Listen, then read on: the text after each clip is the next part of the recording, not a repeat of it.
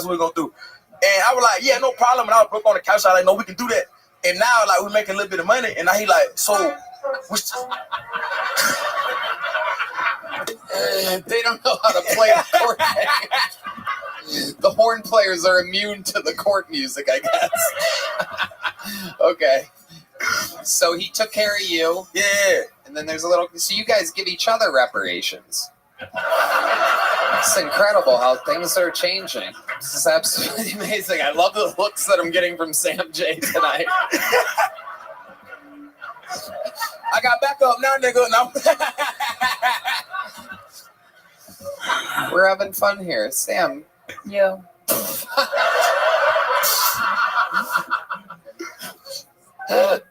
So. This is so fun. I tell you something else. Yeah. I bet my homeboy $5,000 in drunk basketball. You played him for $5,000? Yeah. What? When? In Utah? Yeah, Utah. Oh my God. Then what happened? Well, I beat him. Well, obviously. But I beat him, but I didn't drink at all. Genius. He drank all the. He don't even know this yet. He don't know this yet at all. But so the game plan was, I was like, "Bitch, I can beat you in basketball." He was like, "No, you can't." He a little bit taller than me, so I probably couldn't. So I was like, we should play drunk basketball. And so the whole How night, tall is he? 5'5" and a half? he like 6'2". He like 6'2". Yeah. And so I was like, we're gonna play drunk basketball. So the whole night, I'm feeding him like real shots, and they just give me water shots. And then at one point, how date rape started. Well, I didn't fuck him in the ass, Jay. Yeah. I just beat him in basketball. All right. Yeah. So it kept giving him kept giving him liquor. And at one point I felt bad because he been drinking margarita and shit the whole show, and I've been drinking that all. And I was like, let's just do 5 shots instead of 8. And then he was like, no, what you pussy? Let's do 8. I was like, you know what? Yes, let's do 8. And then we took 8 shots, and then I just beat the fuck out of him in basketball. And he will never know until this episode comes out. Did he pay you? Huh? Did he pay you? Yeah. Wait, he paid you? Yeah. He already paid you? Well, I mean, he paid me in increments. Well, He should only pay you if you can spell that. I can spell increments. you better start spelling, boy. I can spell increments. I'm upset. What? You can spell increments? I didn't claim to. Oh. I can spell increments. I'm out there saying increments. But I just know big words and shit. I know big words. I can spell increments. You got us. What? Now we got to fight for our race now. Well, that's what shit. Somebody got to spell something. I'll get... Looking bad, bro. Please. Spell increments, niggas. Increments. Cam, I'll give you $500 if you can No, spell we're not increments doing it right right. now. No, Yeah, we we're are. not doing it. Oh, yes, we are, Sam. Welcome to Texas, Sam J. This is Black Spelling Bee. $500 on the line. The word is increments. You can ask any question you'd like. Its origin. It's This is crazy, bro. If you could ask me to use it in a sentence. I'm gonna go home, bro. Nope. There's no home. In fact, we canceled your flights for tomorrow. Can I Increments. phone a friend? Nope. There's no phoning a friend, and we just got word none of your friends know how to spell it either. Would you like a definition, perhaps? I know what it means. Yeah. An increase or addition, especially one of a series on a fixed scale. Yeah. The inmates' pay can escalate in 5-cent increments to a maximum of 90 cents an hour. I'm not kidding. That is the example they give in the Oxford Language Dictionary. You cannot make it up. You can't. All right. I don't know why it would I'm be gonna take a shot at it. Okay, we like if I'm starting wrong, can you at least let me know I'm starting wrong? Wait, are you guys both spelling it? Yes. No, I'm gonna go by myself. All right. We're going together. Yeah. All It's right. a tag team. We got it. Wait, you guys. I believe in us. It's good. It's automatically down Shit! to $250. I'm so upset. All right. You guys are splitting. I only have 500 Wait, in the I got budget. it. I got it. Wait, what? Wait. Hold on. C-R-I. Yo, wait. That's not how fucking spelling bee works. You guys, listen, white people, listen. Do your job. You don't get Do to your tell job. them when they're wrong. Blindside us. It's Blindside us. my show. You're done. Do your job. You are done. Put that fucking mic down. You are done. Now, ladies and gentlemen, to definitely not spell it correctly, I present to you, this is Black Spelling Bee, Cam Patterson, ladies and gentlemen. INCREN.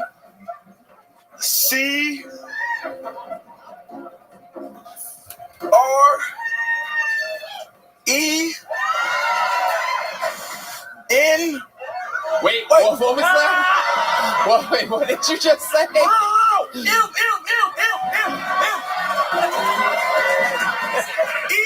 ENTS.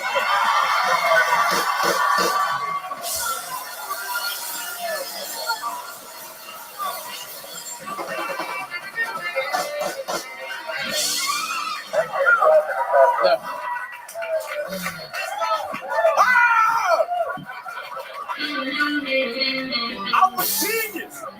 Just to let you know, the part where you said N and the whole room goes, no, was the part where you lost. And that was another segment of Black Spelling Bee, ladies and gentlemen. Who wins? All of us. Damn.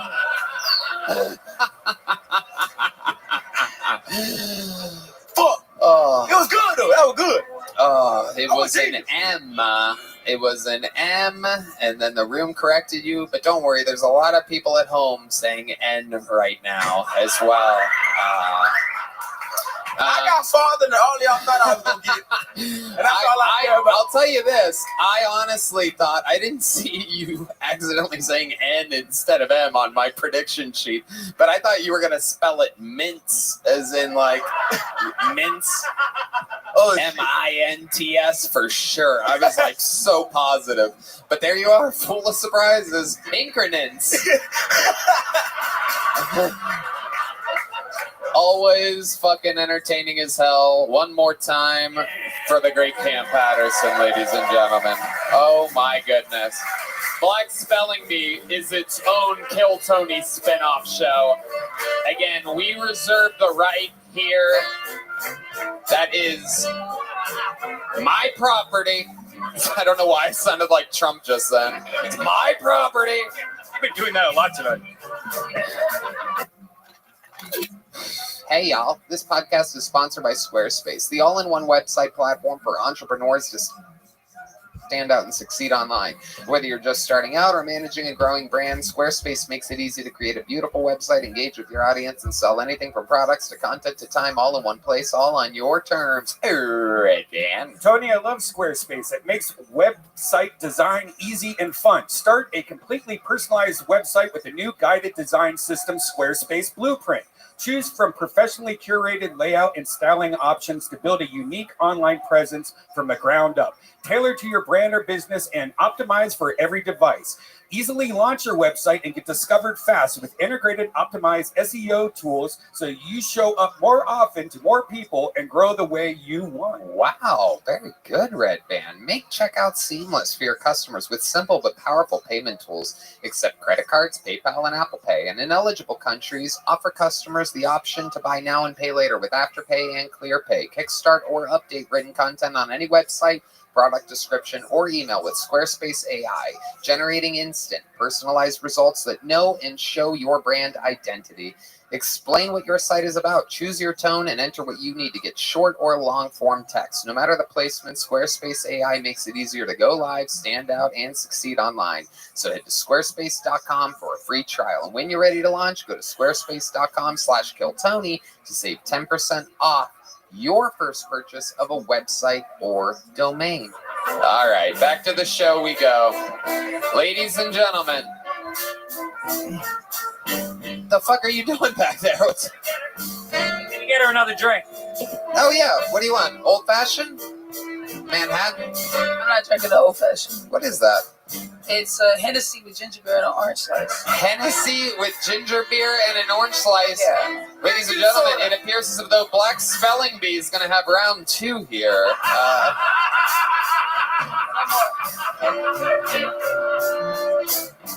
Ladies and gentlemen, your next bucket pool. We're going to meet them all together. Make some noise for Jake Hayes, everyone. Jake Hayes.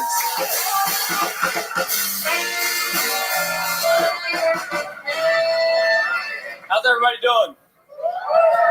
I've been going to therapy recently. My therapist told me anytime I'm upset, I need to use I statements. I don't think that was the best advice because now anytime I'm in an argument, I'm just like, I've been losing arguments. You got to stick to you statements, people. Like, you stupid bitch. They say abs are made in the kitchen. I don't really think that's true. None of the women I know have 6-packs. A bun in the oven, maybe. Yeah, man, women are fertile these days. They really are, which is why I've been thinking about getting a vasectomy. Just want to be dishwasher safe. Growing up, my dad got me into comic books. Turns out Spider-Man's my favorite superhero because he reminds me a lot of my dad. Not only is my dad my hero, but he also hung himself from the ceiling. Coincidentally enough, he was black. Which I wasn't upset about the whole situation. I was more so appreciative of the fact that I'm one of the few black guys whose dad actually hung around. Thank you. That's my time. Jake Hayes with his Keltoni debut. Is that correct, Jake? Your first time here? Yes, sir. Okay. How long you been on stand-up? Like a year. Where at? Houston. With Wow. McKenzie. He was just on, right? Yep. Yeah, for sure. Secret group. Yeah, definitely. There you go. Represent. Secret group. Trying. Okay, so about a year at the secret group. You have a black dad? I do, yeah. Is he alive? Somewhere. I honestly don't know. You really I don't just know? think, I fantasize about wherever happened to him, I don't know. I don't know if he is or not. Yeah. But he is black. Okay. Checks out. Yeah. Oh, Sam's on to who does the sound effects around here. Okay. Now you have a black beard and a different color hair. This is the second time someone like this has been on the show. Are you aware that your hair does not match the color of your beard? I am now. You didn't notice that ever? You kind of have reddish hair? Sure. Sure? Yeah, I guess. Yeah. No, today I'm in the moment noticing it now. Yeah. How old are you? 38. 38. And you're literally being informed right now, live on a show, that your hair and your beard are two different colors? I mean, Yes. I'm going to have your beard spell the word increments real quick.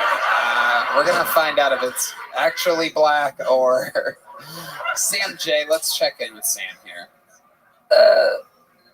What's your name, sir? Blind sir. D-Mattis, he said 38. D-Mattis said, "God damn," and that's been making me laugh a lot. Yeah.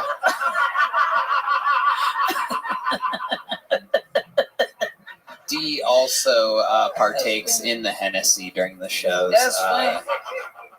Man, that was good. You came out and you yelled at bitches, right? That was the start. What did you? What was the start? Therapy. It was like fuck therapy. No. I've been going to therapy, and my therapist is yep. A bitch or something? No, Somebody my was therapist a is bitch great. immediately. Well, let's not skip around that. You walked out and it was like some bitch, and I was like, oh. Yeah, no, I was saying my therapist was teaching me I statements, right?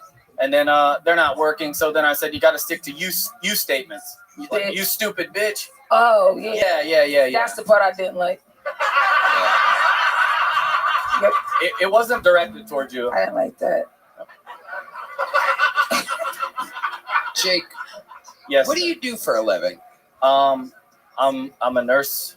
Oh, okay. What kind of nurse are you? I used to work in like trauma ICU. Now I work in like prisons and jails. Okay. What made you want to start working in prisons and jail? Are you looking for your father?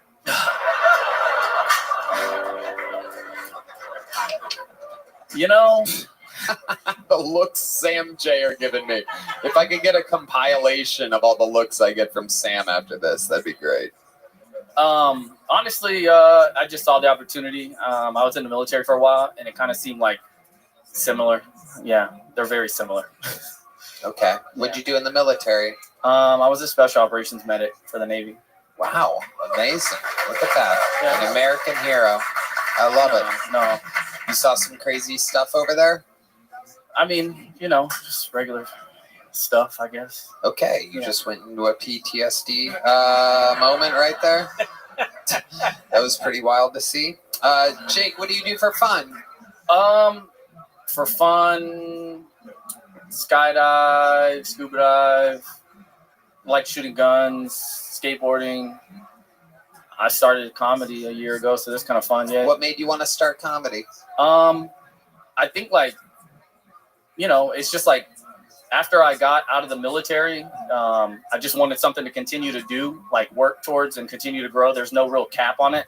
So I just wanted to continue to work towards something with no like real ending, just to get better at something and work on. I've always liked comedy, so it seemed like it would be a good idea. Right. I like all that. I like all the hobbies. You made up for every fucking loser that's been on tonight that So literally true. does nothing with their life at all, and you're doing all of it. You'd be shocked how few hobbies we have up here. Oh, okay. Yeah. Hell yeah, you keep yourself distracted. Yeah. Yep. Shrooms too. Yeah. Okay. Let me see your abs. You look fucking. Oh ripped. no, I'm not in shape. No, let me see. Pull up your shirt. Uh-oh. Whoa, he's Pull it up. back. Oh, no. 38. Not bad. Wow. There's no six pack or anything. I'm just All right. There you go. I'd fuck myself, Wow. but that's about it. One extremely horny lady in the middle of the room. Literally willing to fuck up a centaur up here. You know what a centaur is? Yeah. Yeah, Is that what I you're come off very as? centaur-esque. You literally could have the body of a horse behind you. It's a very special type of human. There you go. There's the sound of a centaur music. All right. That's galloping. Come on, hit it. That's you. That's you. All right. That's cool. Yep. Jake, what's your love life like? None. Aw. What do you mean, all? Oh, What do you okay. mean? Yeah, all. What do you? I mean, I don't know. Are you on dating apps Nah. and things like that? Nah, You meet women in public. How does it go? it doesn't. Have you ever talked to him? Yeah. How does that Just- normally? Bro, look how he just moved his arm up. Oh yeah. Stop. He closed off his body Stop. language. Yeah, Something's stop. up. Yeah. Don't do no more, bro. No, I got. We you. all want to live tonight. No, I Yeah. gotta go a little bit further. Leave that man alone. I gotta just go. had that same feeling. Something Yeah, fucking he went up switched. like, hey, stop Something it, bro. switched. He opened up Yeah. his arms behind his back now. Centaur movement. But now they like fight. It's like fight. It's like fight Oh, he stance. just literally went. He's trying to not be a centaur, and he keeps just fucking up. I don't know what I'm doing to be a centaur. Dude, you're a centaur, dude. You are a centaur. Every time you try to hide your centaurism, it comes out Yeah, even yeah. stronger. If you were to go to the ocean, you would emerge from one of those waves, like one of those horrible paintings. Yep. Yep. What do you think is the least centaur thing about you?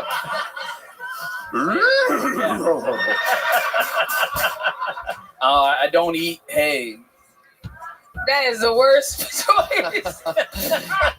The top is human. Why would you eat hay? Right, you wouldn't eat Good hay. question. Yeah. You could have like you should have like I'm not a centaur, like I'm not half a horse. But you're like I don't like the food.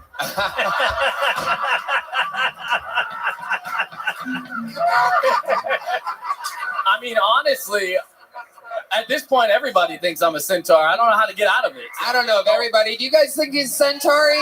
Well, yeah. No, it is everybody. It's 100% of the vote inside the room for those of you listening to the podcast. This guy's very excited about it. He just described bullying. No, centaur. Yeah. I am not a horse. Centaur. Stop it. I got bullied on Kill Tony. What was it? Was it your race? What was it? No, you said I was a half a horse. They insisted. The room went crazy. I mean, I get the half a horse from the waist down thing, but like, I don't think. You don't think your top half is centaur-esque? Nah. And he's Coming around the outside. No. I galloped right into that one. Dude, I love it. I fucking love it. Absolutely amazing. And you've never been in a stable relationship. Nay. Here's a big joke book. Oh, wow, Here you go. There you go. Thank you so much. Thank you, guys. That was all right, bud. I'm giving it to him. I like the interview. Oh, there he goes. Listen to the sound of him walking away. Very interesting. Oh, wow. Oh, my goodness. All right, another bucket full. We're flying through. You guys still having fun out there? Make some noise for your next comedian, Joe Filey, everybody. Here's Joe Filey. Make some noise for Joe, everyone. These people wait all day. Some of them travel from around the world. They fly here for this. Kill Tony, how we doing? I like that reaction. That's good. You know, I've been talking a lot with my friends about having to talk with my dad. And my talk went way different than all their talks. Because, like, I sat down. He's like, son, we both know what you look like. A lot of girls are going to say no. And that's okay. You just got to get them drunk enough you can hold them down with one arm and cover their mouth with the other. No, that ain't true. I would never rape a girl. I only half raped a girl. Like, I had a conjoined twin, and this bitch had two heads. Well, no, these bitches had one body, I guess you would say. It was definitely a best of both worlds. Like, one head was yelling yes, and the other one was saying no, and I was like, what more could I ask for? The only thing I could ask for more in that situation would be a nugget. The people laughing, you got fucked up Reddit. A nugget's a chick with no arms or legs. Like, just picture, I could come in her 3 times and just throw her in the closet like a sock until mom finds her. All right, that's my time. Thank you. All right, ladies and gentlemen, it's the first time we've had a double felony admitted to during a 60-second set. You got to do it. If you're from Youngstown, you're going to felonies in a minute. That's okay. Yes, I mean, yeah. I guess it's okay to if you can joke about rape as long as you don't look like a rapist. You know, the problem with looking like a rapist is never the chick I want to rape that's saying I look like the rapist. It's always like a Chevy Cavalier when I want like a Camaro. Everything is getting scarier the more you talk. You are. Listen, Halloween's almost here. I'll come back. Okay, all right. Just slow down, Joe. Slow down big time. Breathe a little bit, buddy. Breathe. I'm breathing. I'm calm. I'm sober this time for you. Oh, okay. All right. You've been on this show before? Yeah. What were you on last time you were on the show? Where you say you're sober? It was the double. Oh, I was on cocaine last time, and we. Oh, wow. All right. Jeez, you just have no filter whatsoever. No, we're just living life, bro. It's 6th Street. Okay, sure. 6th Street Dolphins, represent. Absolutely, Joe. Talk less. Yeah, I got you. You sure you're not on cocaine tonight? All right. It just happened. 9 months. I'm back on, bro. It's a good time. Okay. It's been 9 months since you were on the show. Yeah. And now you're back. Yeah. How long have you been doing stand-up comedy, Joe? It's been about 2.5 years. 2.5 years. Very good. What do you do for work? Work at Amazon. You work at Amazon? Not anymore, by the way. Listen, I got demoted because the last time I was on here, honestly. Wait, are you serious? Yeah, I said I work with retards and my boss was retarded and I mentioned cocaine and I went back and I was no longer a manager. Yeah. It was worth it. It was worth it. So, Joe, let me ask you, what do you think's going to happen this time? Fuck it. Fuck it. Yeah. Really? Yeah. I've been running a couple of shows and doing some side hustles, renting out paddle boards and shit. So it's like, yeah, Austin's an active place. You got to make the money where you can, so you don't have to do a 9 to 5 and do comedy. That's what we're shooting for. It's, And one of those fucking packages get here overnight. The managers are all hooked up. When it absolutely, positively has to be there overnight. listen, someone got to get it there, all right? Gel blasters don't deliver themselves, all right? All right. Wait, are we still sponsored? All right. Are we still Yeah, you're like, sponsored by Gel wait. Blaster? Yeah. Are we still sponsored by? Listen, this is our second date. Next time I get first base at least, right? All right, Joe. My God, this is incredible. You are by far one of the scariest human beings that's ever been on this show. That's better than last time. What happened last time? You said I look like a caveman who does science and rapes people, so at least this time I'm just a rapist. We're eliminating some of their subtitles. It's all right. D Madness, those are my captions on the bottom of the screen when we watch the video. God damn. Even he didn't see that punchline coming. Oh, shit. Joe, you are wild, dude. Are you on a little bit of Adderall, perhaps, right now? No, honestly, no. I'm on, no. What are you on right now? I smoked a joint. I did 2 shots at Poor Choices. What were the shot? Tequila? Tequila. Yeah, I could tell. That's an upper. And the weed was a sativa? 6th Street. That's where you are. Yes. Whew. Wow. I mean, just an inconceivable fucking situation wherein you are uninterviewable. That's better than some of the people I heard on here, so I'll take it. All right. I do some hobbies. I heard the last guy had hobbies. You know what I mean? I go fishing. I'm not just throwing people. We don't want to know. She said, "Oh hell nah." Okay. Now, Joe, I'm just going to get you out of here. There goes Joe. You got a little joke book last time? I got a big joke book last time. You did? Yeah. Well, you fill it up with jokes, Joe. Thank you, boss man. There he goes, Joe Have a good Filey, night. Thank everybody. you. There you go, everybody.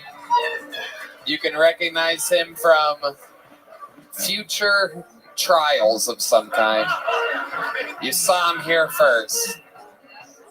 We're going to do something fun right now. This guy, not a regular, not a golden ticket winner. He's different. He's a special little fucking Austin freak. Ladies and gentlemen, the long-awaited return of Uncle Laser.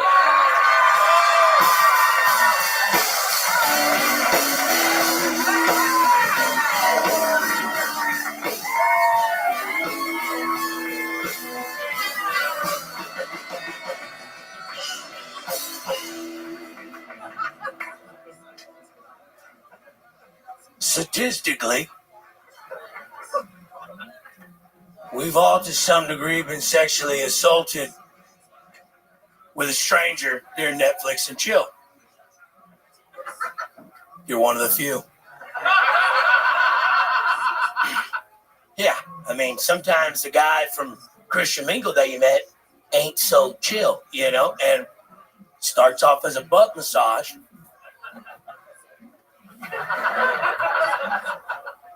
And ends, you know, with the guy you swipe right on fucking cherry picking them little toilet balls out of the rim of your butthole.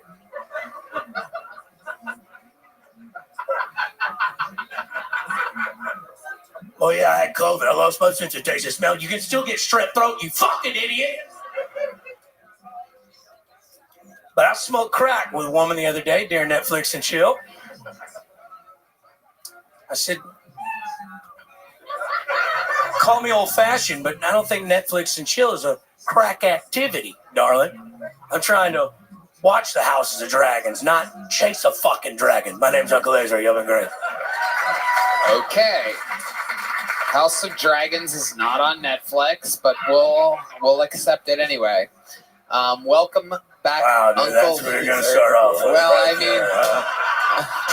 mean, wow, dude. I mean, I'm a fan of both Netflix and House of Dragons, so I just want to get that out there. Big fan of Netflix. I just love them. Statistically, we both are, you know. Right. Why do you keep doing that licky thing with your face? You're extra lizardy tonight. What's happening? No, Whoa, there's the sound of lasers. not feeling well. What's going on with you? I gotta apologize, man. Okay. It's a red band. Oh, shit. What happened? Oh. Well, we went out to the Madison Square Garden, and I threw up everywhere. in Red Band's bathroom, and I blamed it on some girl that was in the green room. And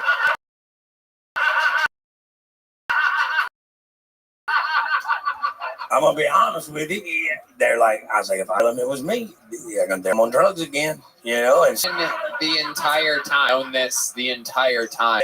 I went in there because I was actually poisoned. That's because he was back there, and I'm like, hey, y'all gotta drink that gay beer because NFL watching y'all, or you want to come back and go and gin pop and get tequila with me, you know? And I tried to be Billy Badass because he was dipping those little Lucy's, and they're 12 milligrams, and usually I dip Zen, and only 3 milligrams. Well, I put 3 of them in the top of my lip. right.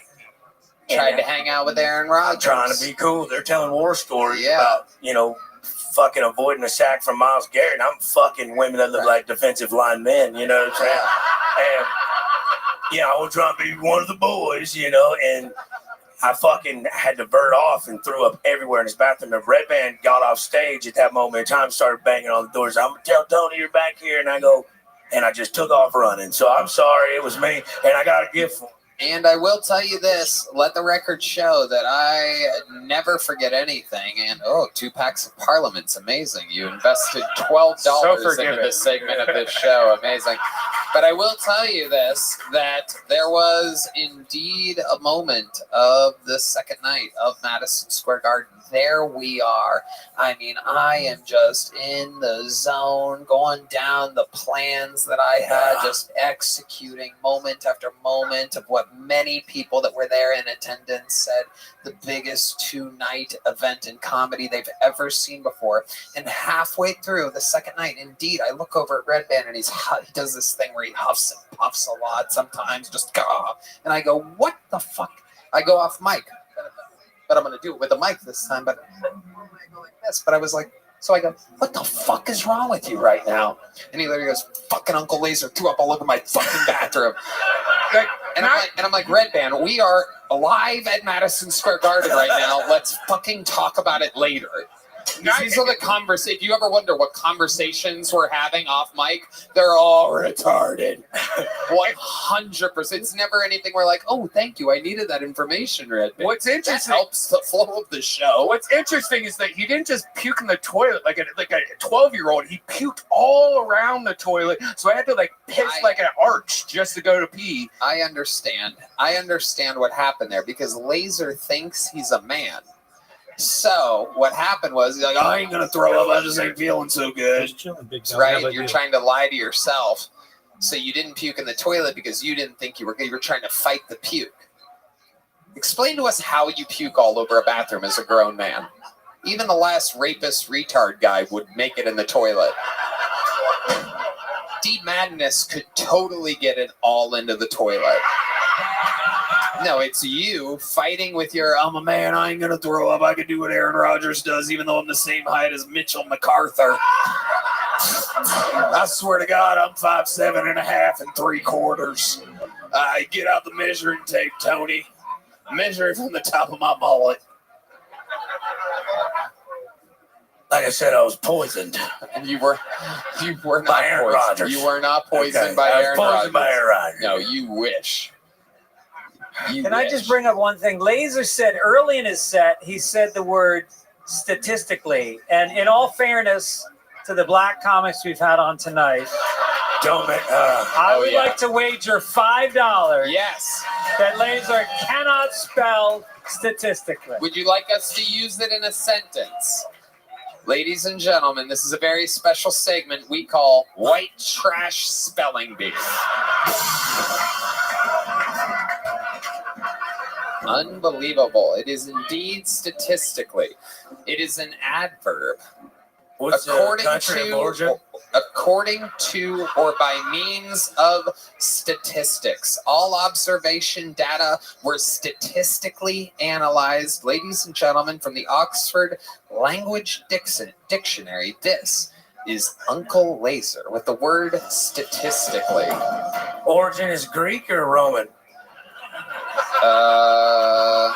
Hey, they're the same place. Don't worry about it, Tony. Listen, statistically, STATISCALL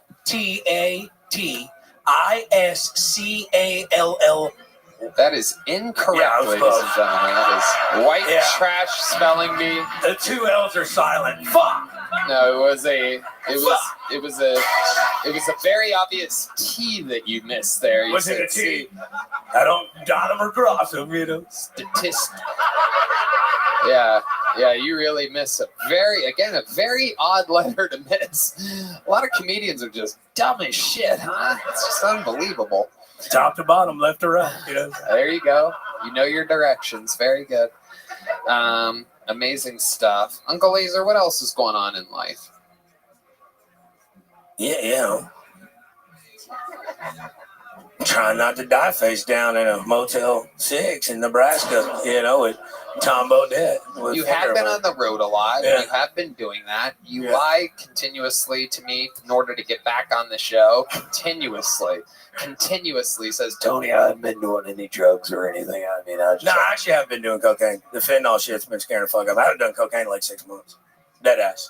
Not kidding. What about ketamine? I never really I mean, no, like honestly, like ketamine's. You ever want to just be in Legoland? Take ketamine. I mean, it's stupid. It's fucking. The hay is for horses, and so is ketamine. You know what I'm saying? So I never really got into it. How about any meth-like drugs? Define that. Like chicken speed? Adderall, but they get that to kids. How much do you take? The kid? You know, a basketball team's worth. You know. Kids don't. Let me snort it. You're teaching a lot of people different things right now that they don't know. This is still a part of white trash spelling bee. It's the part where we don't spell anything. It's the more white trash part of the bee. And what other drugs have you been doing, Uncle Laser? Let's talk about it. Stem cells. Oh, wow. You've heard? Yeah. Amazing. How about anything else in life? What else is going on? Anything else? I'm trying to put my mom in a retirement home. Okay. How's that going? Terrible. Yeah. Talk about it. Is she on Adderall too? Yeah, that's why I'm trying to put her in the home, dude. She keeps stealing out my fucking bill back. All right. Ladies and gentlemen, you know him. There he is, Uncle Laser. He's on tour. He's on the road.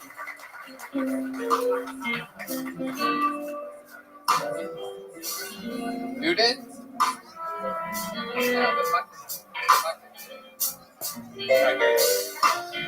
Okay. Has a girl signed up inside? Did a girl sign up? You have a minute ready? All right, come on up here, lady. Get your ass up here. You guys having fun out there tonight, huh? I promise you there's a couple more fun segments left, and then we'll get out of here, but little conundrum. Ladies and gentlemen, here she is, everybody. From the inside. Hello. Start with your name. What was that question? It wasn't. Start with your name. I'm Alicia. Hello. Make some noise for Alicia, everybody. And the clock starts now. 60 seconds uninterrupted for Alicia. So, anyone been to an HEB recently? Can I get some hands? Anyone danced their way into a hate crime at an HEB? Oh, just me. Great. Awesome. That's fantastic. So, this is a funny story. And it's not super funny because I'm an awkward ass human being.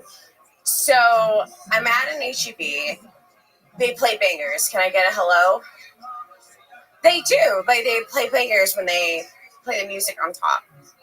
So, I'm in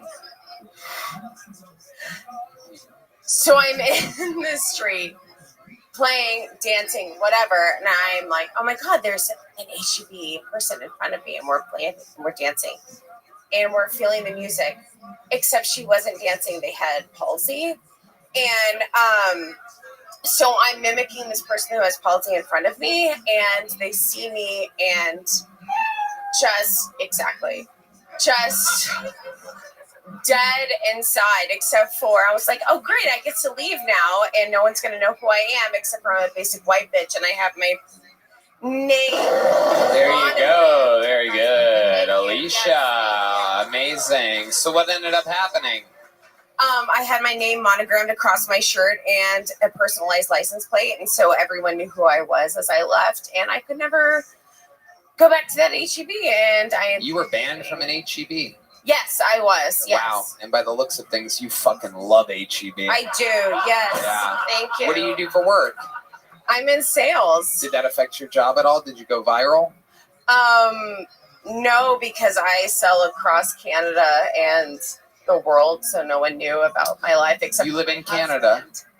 No, I live here, except for the fact that my husband's still married to me is amazing. Okay, here's a little joke book. Wow, there you go. You catch like a Canadian. Might not be one. I wish I was Canadian so I could just. We wish you were Canadian too, so that we would never see you again. There she That would goes, be Alicia, fantastic. everybody. And we're keeping it moving along. The bucket pull that I was waiting for is here. Put the mic back in the mic stand, Alicia. Nope, where you got it. There you go. Good stuff. Yep. There she goes, Alicia. Isn't Heidi just extra hot after Alicia was just up here? It's like, you're like, God, she's hotter than ever. It's amazing. Okay, your final bucket pull of the night, ladies and gentlemen. Angel Miguez, everybody. Angel Miguez. We finally got it. Angel Miguez. Here's Angel. Hello, what's up, Boston? You guys have been amazing to me. I've been here a week, and I've had a lot of time to to look up a lot of conspiracy theories because I'm an open micer. I've been looking up at what happened to the weather in Texas. Why is it so hot, right? And it turns out that the Jews are owed some money. I don't really understand why, or what it is that the debt is due to, but we need to make sure that we pay that, and I got $5 that I could contribute. But until then, we gotta make some kind of list and see what we got going on, because I like to skateboard. My wheels are melting. It feels like I'm riding a skateboard with flat tires. But I'm trying to make sure that we make some kind of list. We get we get some night temperatures for the day, right? Because I'm coming from California, where it's 80 degrees in the day, and over here it's 80 degrees at night. What the fuck is going on? But all right, thank you guys. That's all I got. Yeah. Red Band's job is so easy. Angel Miguez, amazing. Why do you look like you surfed across the border? Welcome, Angel. How long have you been on stand-up? My first time was it episode 255. I can't remember what year that was. It what? My first time was on episode 255 with Duncan Trussell and David Arquette on this show. First time ever on stage. At the Comedy Store? At the Comedy Store, yes. Wow, sir. Amazing. Was that in the belly room or the main room? In the main room. Okay. 100 people, I choked. Yeah, you did. I never could have guessed that would have happened 4 years ago. Yes, sir. You obviously haven't grown much since then. No, sir. What do you do for work, Angel? I'm not working right now. I just got here a week ago. You just moved here? Yes, sir. What made you want to move here? You. Really? Yes, sir. Amazing. Unbelievable. I've been touched by an Angel Miguez. Yes, sir.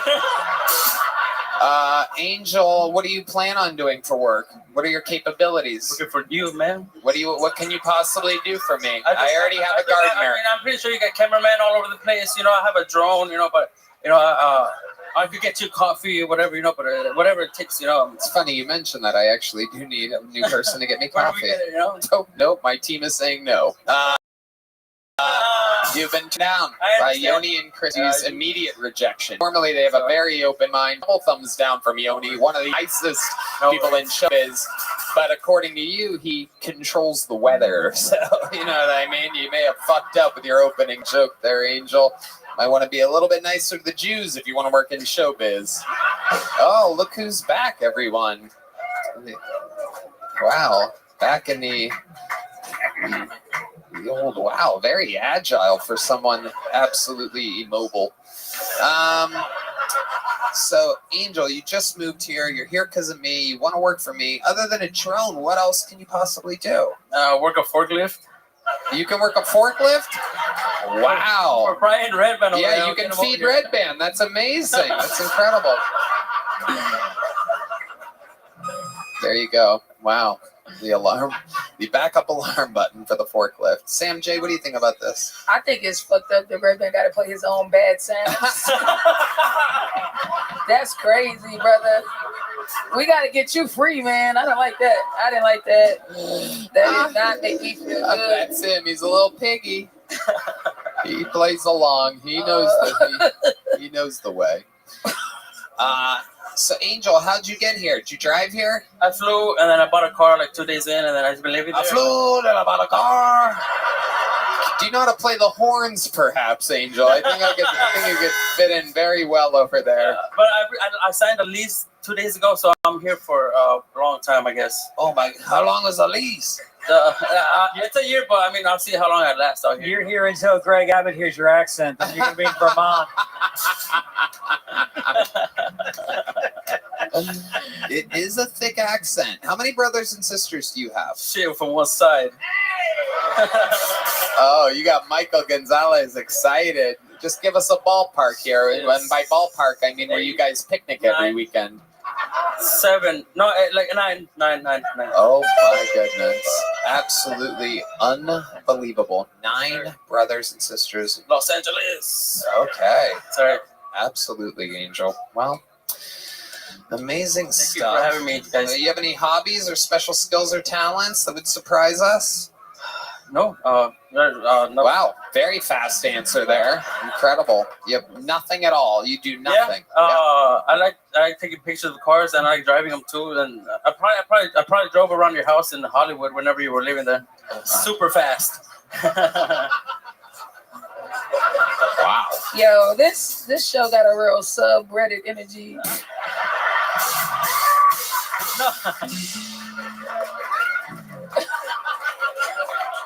No, I like doing canyon runs. My bad. I like driving. My bad. I fucking love you, Sam J. It is amazing. You are just a sweet fucking thing. God damn. Angel, you've never gotten a joke book before. I mean, you know what I'm gonna do? Even though your set was just as fucking mediocre as it gets, and your interview was just bland for a guy that's had years to prepare for this, I'm gonna give you a slightly larger than tiny joke book because you just moved here, and I think you could fill it up. And I think that you sign up again, and people are gonna be even more interested in you now that we know your story. And you have no job. You're the literally only Mexican we've ever had here that doesn't have a job. It's incredible. It's absolutely unbelievable. But we want to get an update. Let's see another minute, and let's get an update soon. Ladies and gentlemen, Angel Miguez.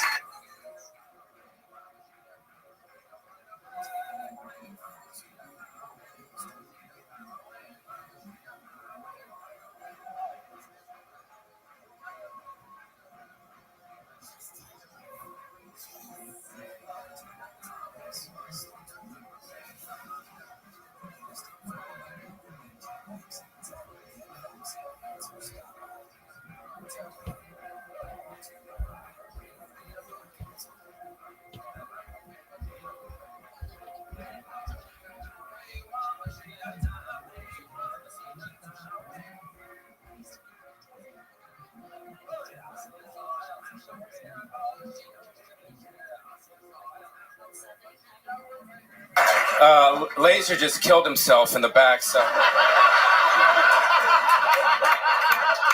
you guys will never have to see his fucking ass again. I'm just saying.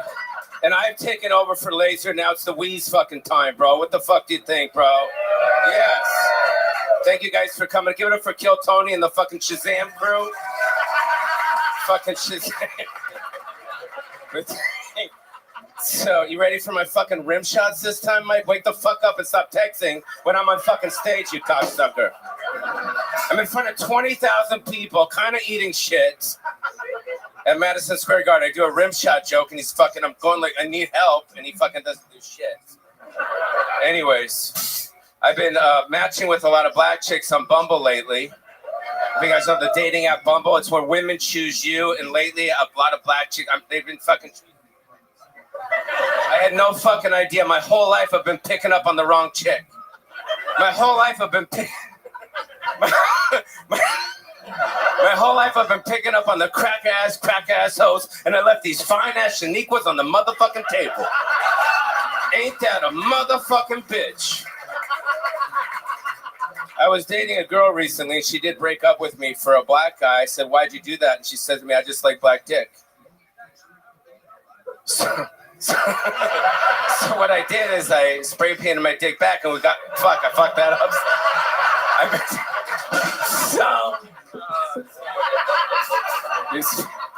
Give me the fucking cat meow, bro. What the fuck? I already did. There's too many laughs. Oh, shit. Sorry. All right. Thank you. Sorry. You're doing good, Paulie. You're doing good. All right. Anyways. Paulie Shore, everybody. Paulie. What's up, dudes?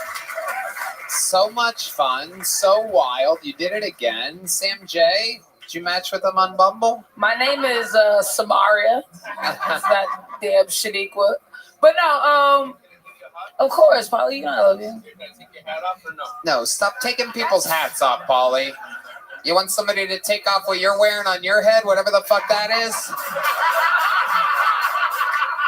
It's funny. Someone did ask me if I had a Bosley hair weave. Yeah. How fucked up is that? If I got a Bosley hair weave, I won't fucking tell people I fucking got it. I fucking hide that shit in the woods and come back a week later and say, "Check it out, bro." The weasel's weasel. Weasel, bro. It's a weasel sweet. But black women do love Pauly Shore. What's that? Black women do love Pauly Shore. That is a true. What do you thing. think it is about Pauly? We grew up on him, and like Class Act, which is it's a very popular black movie, and he was in it, and we were like, we like that combo. And then, you know what I mean, you were like kind of like flavorful enough, but like weird enough. And I think we all went through a phase where we like dirty skater looking boys, and you were like a dirty skater looking boy, but it wasn't like lame. So it was like, yeah, that's a white dick I could see happening possibly. Still trying to get Michael Gonzalez out of his funk. There you go. Okay. Come on, baby. Come on. This is Elvis motherfucking Presley. Come on. Dude, I'm so proud of this fucking team. Give it up for Tony and his fucking team, dude. For real, respect. Thank you, Paul. And Yoni, if there was no be kill Tony, there'd be no kill Tony if there's no fucking Yoni, bro. It's true. Yoni is the secret sauce. There's no doubt about it. Fought for a great many improvements and striving moments here. Paulie, you did great at Madison Square Garden. How's everything else going? How's LA? What's going on? Me and my brother are closer than ever now. Yeah. Quiet silence. I like that. Yeah, I don't think everybody knows the whole story. You were supposed to do a documentary on it, remember? About 6 months ago. 6 months ago, I'm with Tony at the Mitzi's Bar, my mom's name. Get it was my mom's Mitzi's Bar downstairs. Yeah. In honor of the And then queen. he says to me, we're going to do a documentary on Peter and Polly. Yeah. Right? And now he just said, fucking, you just do a documentary on you. Well, no. No, that's cool, dude. You're famous, bro. No, I still want to do that documentary. Hot, I wasn't going to start that night. I kind of have to do some stuff that I have planned, Paulie, and then I'm going to get around to that project, which I'm still very passionate about. For those of you that don't know, Paulie, of course, the son of Mitzi Shore, has a brother, Peter, the son of Mitzi Shore. And these two, legends of the game. Peter runs the Comedy Store. Paulie is Paulie. Has a full fucking career. Both of them raised by the wildest comedians in the craziest situations you could have literally ever imagined. You can't even, no one would believe the childhoods that you guys had. And I still find there is no doubt. I mean, you want to talk about Succession, a show, HBO, not Netflix, that I loved. It's over now. But I mean, obviously it's kids trying to, take over from what their parents built. And there was a lot of controversy. Who's going to get the Comedy Store? How is it going to happen? What's this? What's that? Your turn here, turn there.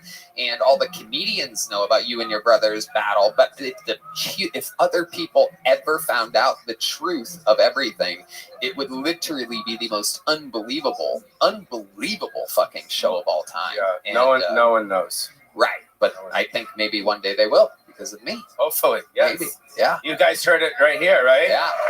Because the Comedy Store. I just have to stop filling arenas first, and then I'll get around to your story, Paulie.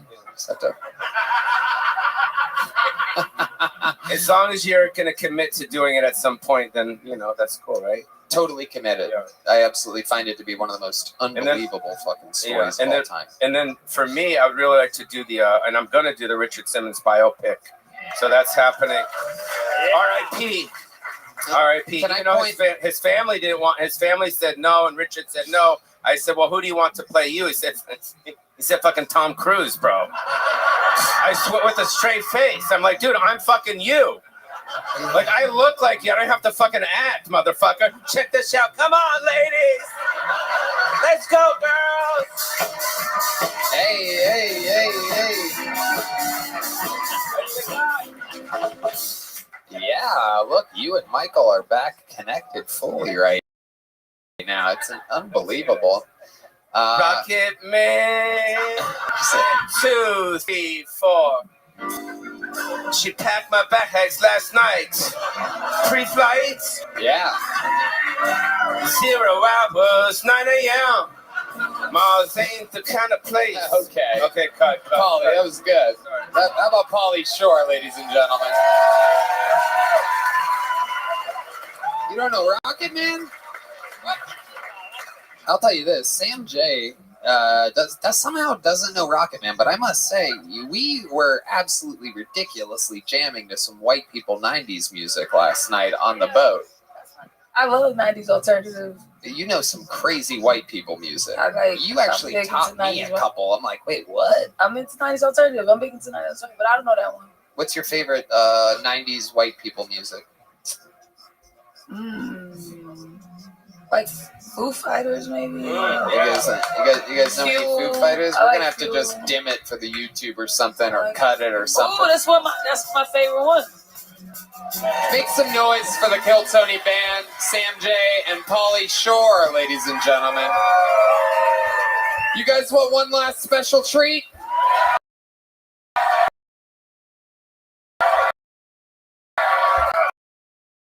As I mentioned earlier, the great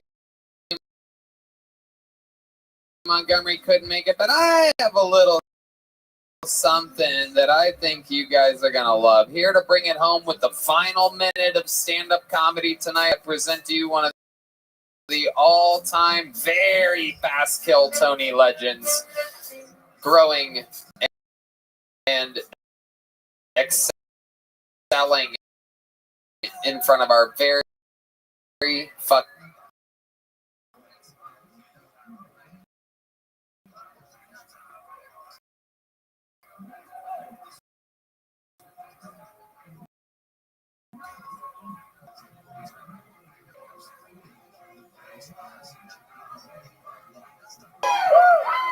Yo.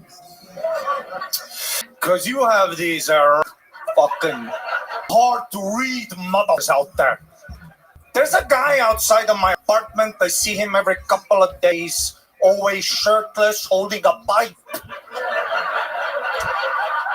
Just going off. Just And what annoys me is how nonchalantly everyone else around me acts. Like all my neighbors are like, that's Mike. And I'm the only one who's like, shoot Mike? All these guns for what? Shoot Mike again! But his name is literally Mike. Like my neighbors know that guy. And that's what you have here. You know you're homeless. You like grow up with them. Because Estonia, where I'm from, we also have homeless people. But what we also have is a rough winter.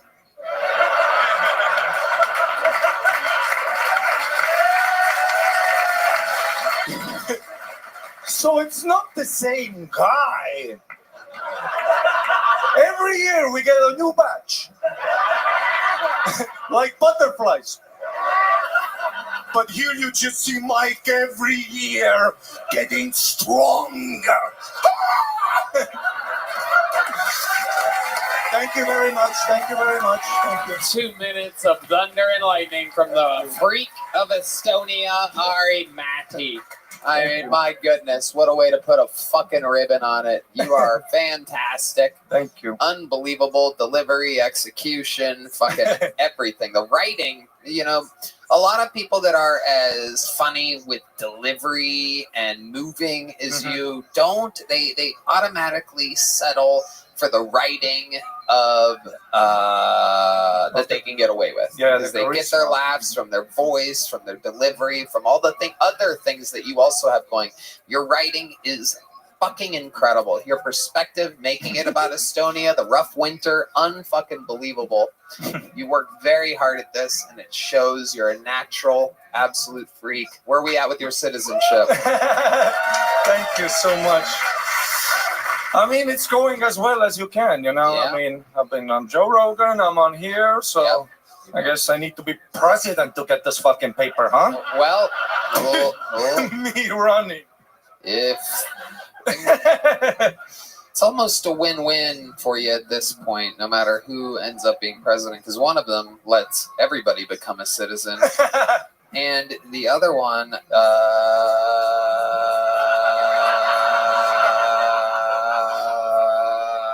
it appears as though I've short-circuited, but I guess you guys are going to find out more soon about the other one. Fantastic stuff. Well, thanks, Tony. And everybody, all the Kill Tony fans, super nice. I walk around, everybody else is friendly. Let's check in with the great Greg Fitzsimmons. This is your first time seeing Ari Matti, right? Oh, I've seen him online, and I've always been very impressed. Oh, thanks, Really, Greg. really strong. And although, out of fairness to the black comics and the redneck comics, you used the word nonchalantly about halfway through your set. And I would like to challenge you on the Whoa!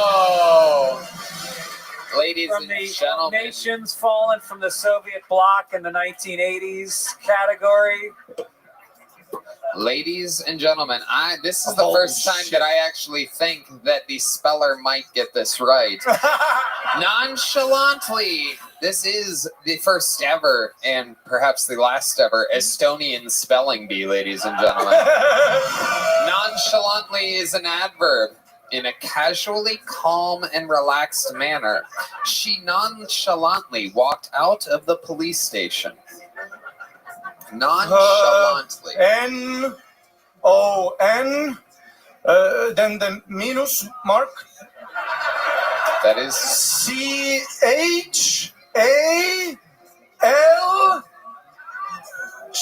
Yes, you are correct. Bitch!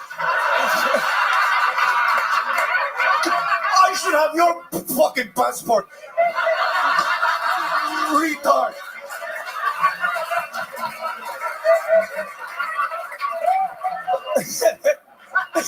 Back to L. A-N-T-L-Y.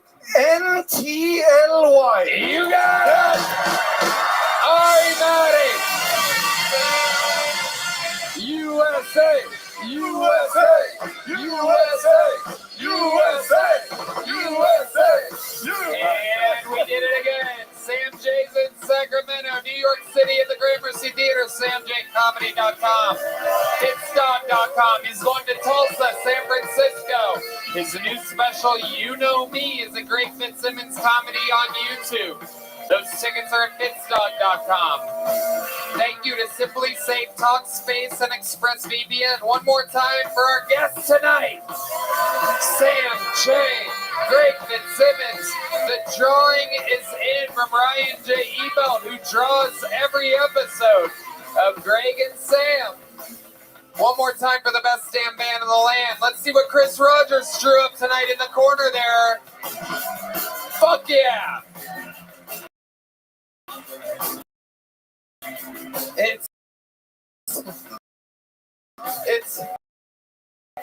It's Ari Maddie and Hans Kim's baby. I don't know what the fuck is that supposed to be? Is that Ari?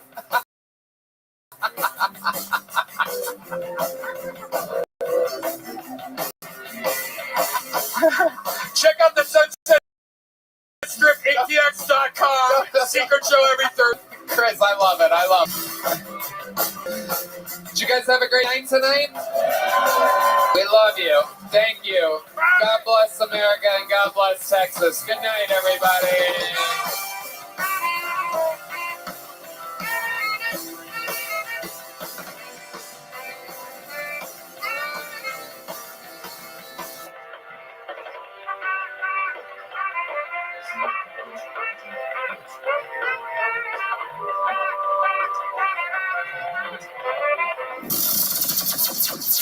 The Sunset Strip Comedy Club in Austin, Texas is now open.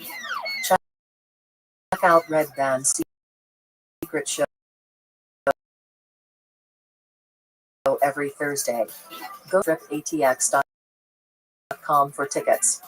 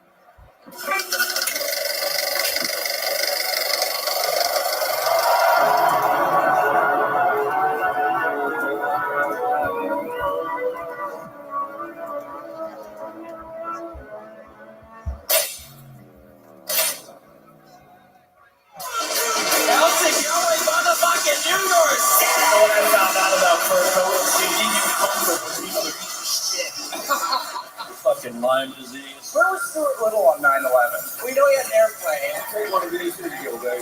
Can I eat one with my bud? Alright, stop it.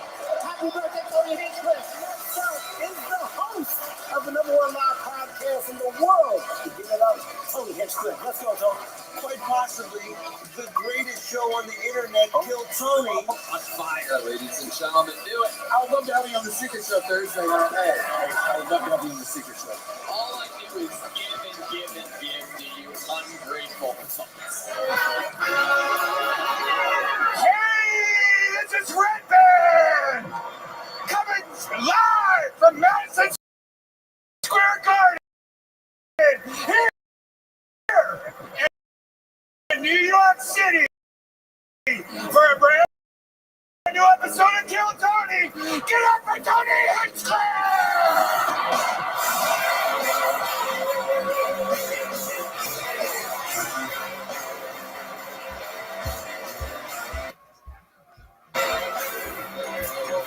I've said it many times before, but tonight, I mean it.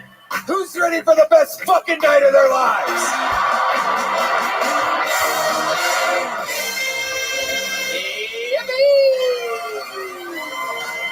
And here we go. What the fuck is up, Madison Square Garden? Make some noise for my partner in crime, Brian Redband. How about one more time for the motherfucking Black Keys? And of course, the best damn band in the land. We got Burrow Horns, Jet Ski Jesse Johnson, Michael Gonzalez, Marcus King, John Dees, and the great D Madness on the bass guitar, ladies and gentlemen. Matt Muelling. I didn't say it? I think I said it. Okay, Matt Muelling. Triple shout out, Matt Muelling. How about one more time for D Madness? Let him hear you, everybody. And the man that puts it all together. One more time for John Dees, people. Unfucking believable. This has been the most magical week of our lives, and we're gonna big ribbon on it tonight. I promise you, from the bottom of my cold black heart, this was the first show that sold out. We were shocked watching it go in a few hours. You guys are truly the best comedy fans in the world, and I have this thing stocked bonkers for you here tonight. Before we start, here's a little bit more from the amazing sponsors that made it all possible. Hey, y'all. This podcast is sponsored by Factor. Warmer, sunnier days are calling. Fuel up for them with Factor's no prep, no mess meals. Meet your wellness goals in time for summer thanks to the menu of chef-crafted meals with options like Calorie Smart, Protein Plus, and Keto. Factor's fresh, never frozen meals are dietitian approved and ready to eat in just 2 minutes. So no matter how busy you are, you'll always have time to enjoy nutritious, great tasting meals. Red Band. Tony, I love Factor. Their meals are so healthy and easy to make. I actually enjoy eating at home now. Make today the day you kickstart a new healthy routine. What are you waiting for? With 35 different meals and more than 60 add-ons to choose from every week, you'll always have new flavors to explore. Ooh, crush your wellness goals this month with dietitian-approved meals and ingredients that you can trust. From breakfast to desserts, stay fueled with easy, nutritious options. Treat yourself to restaurant-quality meals that feature premium ingredients like filet mignon, shrimp, and blackened salmon. Factor meals are ready in 2 minutes. No shopping, prepping, cooking, or cleaning up. So head to factormeals.com/KillTony50 and use code KillTony50 to get 50% off your first box plus 20% off your next month. That's KillTony50 at factormeals.com/KillTony50 to get 50% off your first box plus 20% off your next month while your subscription is active. Here we go. Madison Square Garden, and it has me hard as a rock. Which reminds me, this podcast is sponsored by Hims. Your sex life is important, but your schedule is busy. You don't have time to go to the doctor's office or get treated for ED. Through Hims, you can get a personalized ED treatment without stepping foot outside your door. Hims is changing men's healthcare by providing access to affordable sexual health treatments, all from the comfort of your couch. Hims provides access to a range of doctor-trusted ED treatments, such as chewable hard mints, proven treatments like Viagra and Cialis, or the generics for up to 95% cheaper. Tony, I love that Hims is giving men the best ED treatment out there. The process is simple and 100% online. No uncomfortable doctor visits. Just answer a series of questions on their site, and a medical provider will determine the right treatment option. If prescribed, your medication ships directly to you for free. Ooh la la. No insurance is needed. Pay one low price for your treatments. Online visits, ongoing shipments, and provider messaging. Hims has hundreds of thousands of trusted subscribers. So if ED is getting you down, it's time you find the option that works for you. Start your free online visit today at hims.com/KillTony. That's HIMS.com/KillTony for your personalized ED treatment options. hims.com/KillTony. The products mentioned are chewable compounded products, which are not approved or verified for safety or effectiveness by the FDA. Prescriptions require an online consultation with a healthcare provider who will determine if appropriate restrictions apply. See website for details and important safety information. Subscription required. Price varies based on product and subscription plan. And now, Madison Square Garden, Kill Tony live. Ladies and gentlemen, I get to introduce your guest for the night. A New York fucking icon, truly one of the best comedians of all time, one of our favorite guests of all time, the king of New York City. Make some noise for the great and powerful Dave Attell. Oh my God. Here we go.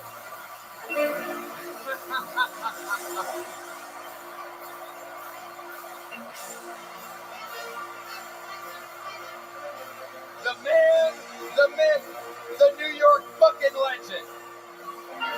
Every night.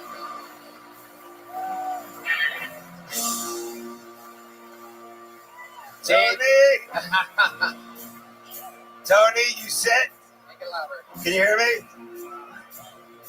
Louder on 2. Hello?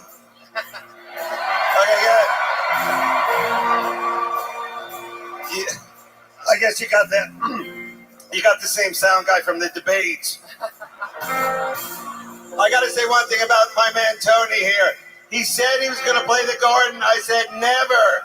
Not only has he played it, he's played it twice. Totally sold out.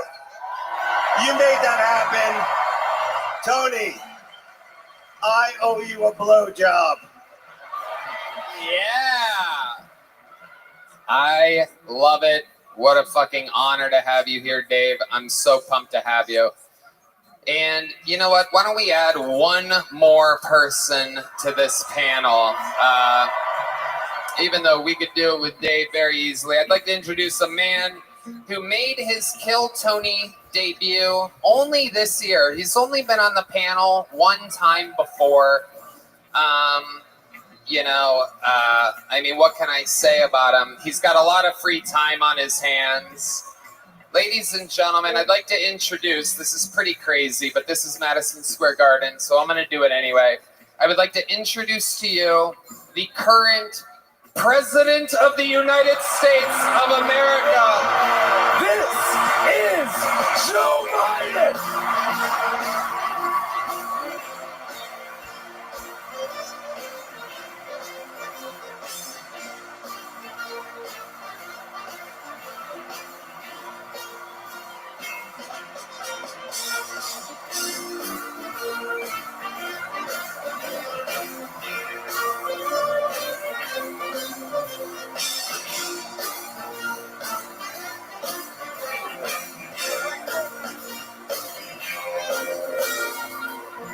Joe, over here. You're sitting with us tonight. He's a little confused.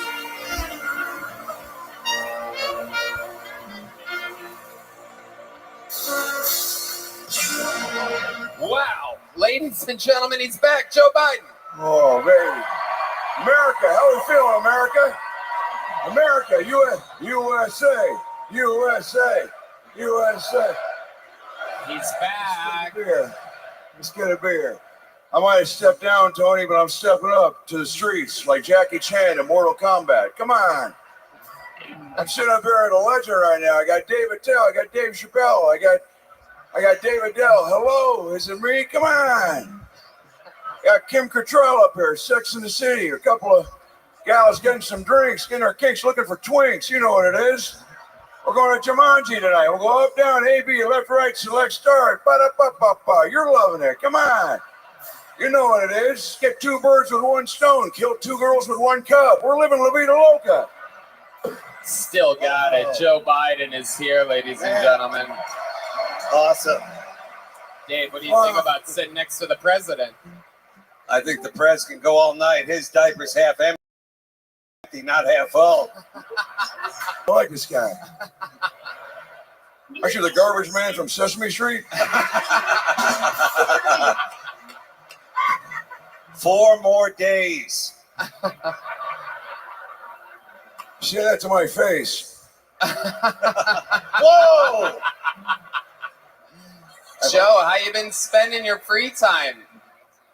Huh? What you been doing with all the extra time on your hands? I went to, hey, here's the deal. I went to Little Caesars last night. Oh. Had some crazy bread. Nothing crazy about it, Tony. Regular bread. I saw David Lucas there. That's all that story is. He was getting a pizza. He's a fat guy. Come on. No, I've been taking it easy. I've been trying to fill up my day with hobbies and Sudoku. I'm trying to make sure everybody knows what I'm doing right now. But guess what, Tony? Even though I'm not going to be president anymore, I'm going to do it. I still feel like I got it in me to go 4 more years. I feel like it. I thought just because I stepped down, oh, suck my dick. Oh, suck my dick and lick my dick. You're a sucker. You're a sucker. You're a sucker. I'm gonna tell you this much, Tony. I got. You shut the fuck up, you shit. I'm telling you this much. I feel good. I went to Curves last night. I did 2 sit-ups. I got a membership to 38-hour fitness. Come on. All right. I had 2 gay guys last night. We're doing it. I feel like a black guy in the Olympics. I'm going to do it for my country. I got 4 more years in me. Here we go. Say it with me. 4 more years. 4 more years. 4 more years. 4 more years. Come on. 4 more years. Hit me. 4 more years. Hit me, Michael. Come on. 4 more years. 4 more years. 8 more beers. 5 more deers. You know what it is. Come on. We can do it. We can do it if we want to. Maybe if you try a little harder, maybe you'll be able to convince us. Come on. You know what it is. Say it with me. 20 more years. 80 more years. Come on. 80 more years. 15 more years. I got 1 Mexican girl standing up doing it. Why can't the rest of you do it? Now she's on a pogo stick. Look at those titties bounce. Come on. Come on. Do it for her titties. Come on. 8 more tits. 8 more tits. Bring them up. 10 more years. 10. What the fuck is that all about? Whoa.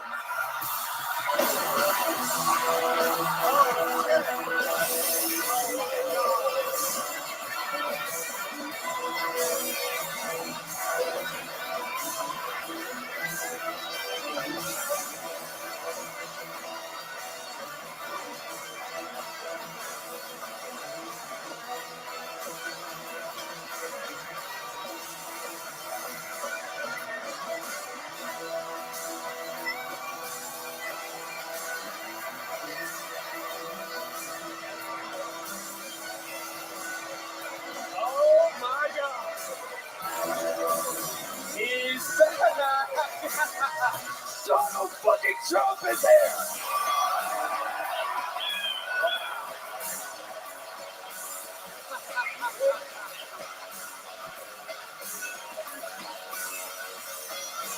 Oh my God.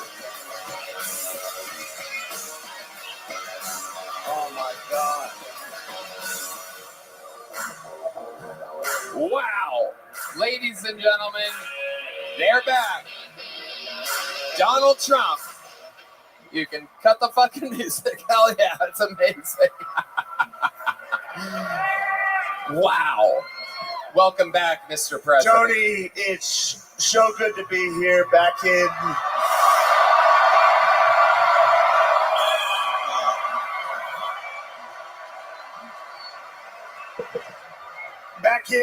in New York City. What a city. What a beautiful city. What an absolute disaster this city has become. White homeless. Do you believe it? White homeless. When I lived here, there were black homeless and nobody cared. Everybody said, that's fine. Now there's a crisis because the homeless are white. Do you believe what's happening? Donald Trump is here. Joe Biden is here. And the king of New York, Dave Attell, is here. Oh, my God. Tony, who just shit my pants again? Oh, what a smackdown, Tony. This is unbelievable. And we might as well get to a comedian. As you guys know, there's a bucket here filled with over 300 comedians' names. If they get pulled out of the bucket, they get 60 seconds uninterrupted. You know their time is up when you hear the sound of a kitten. It means they have to wrap it up then, or else they bring out the angry West Hollywood bear. They have to wrap it up then. I interview them. They talk to our esteemed panel. We find out more about them. These people are performing live at Madison Square Garden assuredly for the first time in their lives. We have a bunch of regulars, a bunch of golden ticket winners, and we've also added, only in the show's history for Madison Square Garden, a special Legends bucket. There is a plethora of unbelievable comedians that are gracing us with a little bit of their ridiculously awesome material that they're way overqualified to do on a big crazy show like this, and we're honored to have them standing by, ready to shock us and surprise us and grace us with their presence. Let's get the show started with a bang. We are starting the show in a very special way because we are starting with the closer, ladies and gentlemen. To do the first set here tonight, I'd like to present to you the Hall of Famer with the most appearances in the history of the show, the most interviews in the history of the show. This is the Memphis Strangler, the Vanilla Gorilla, the Big Red Machine, William Montgomery.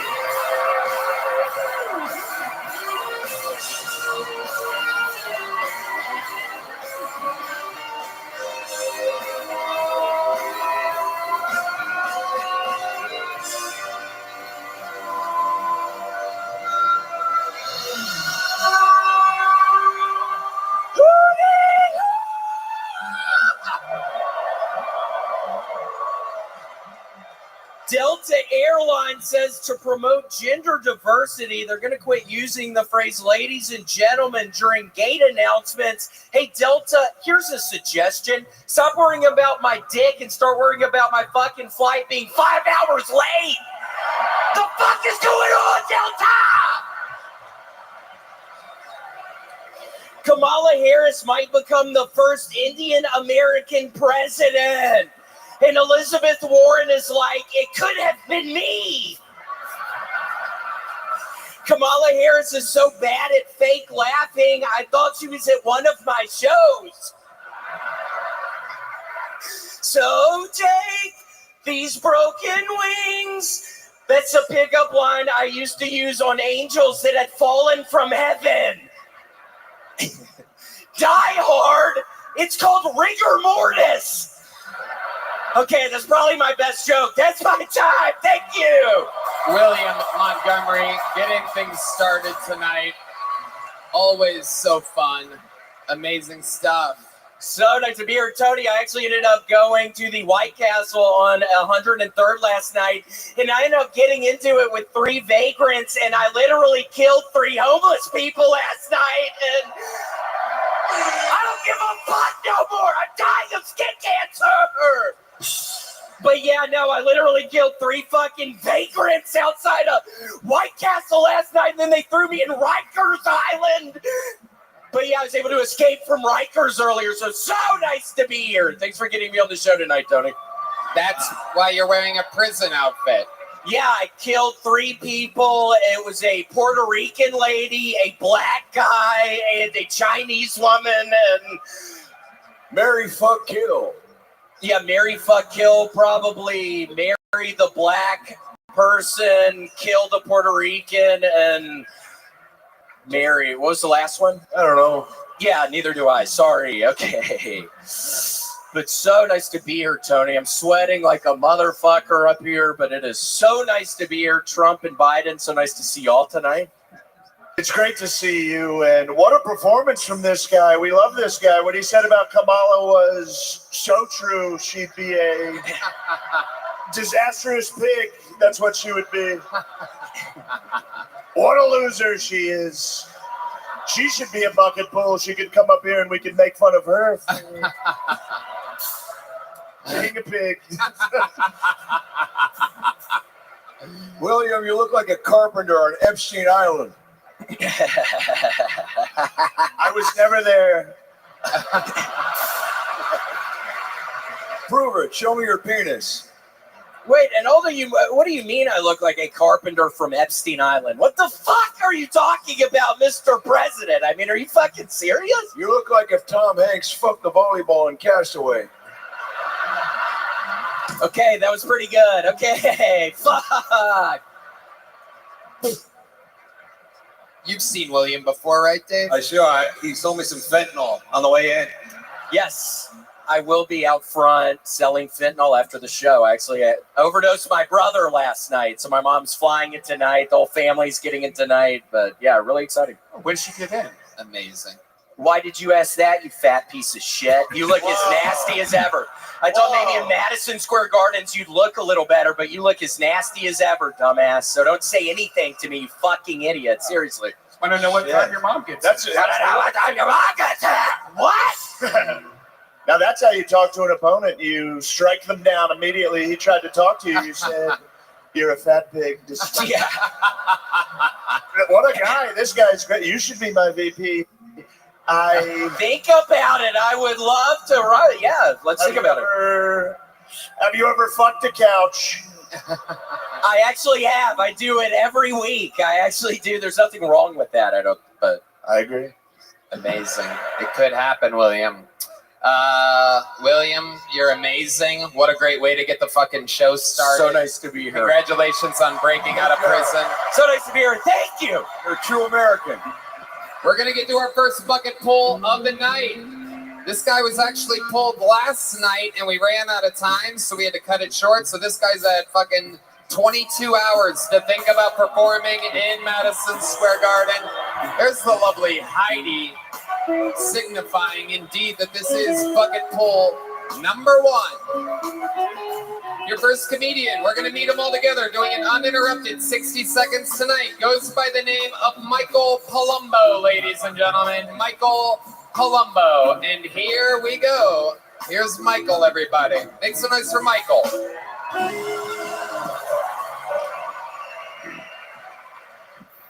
I like to beatbox. Being a beatboxer is weird. It's kind of like being a Civil War reenactor, because your friends are happy you have a hobby, but no one wants to see it in person. One of my friends told me, he was like, I like it when you beatbox. It cheers me up. You should do it for other people to cheer them up. I was like, I don't know if that's how it works, you know? Like, my other friend would be like, dude, Sarah broke up with me. I'm going to be like, bro, that's terrible. Man, she cheated on you? With 3 other dudes? Yeah. Oh, thank you. They were all black guys. No. Can you imagine doctors giving terrible news like that? You know, like, Mrs. Smith, your husband has cancer. It's terminal. And we don't take insurance. All right, thank you. Michael Palumbo.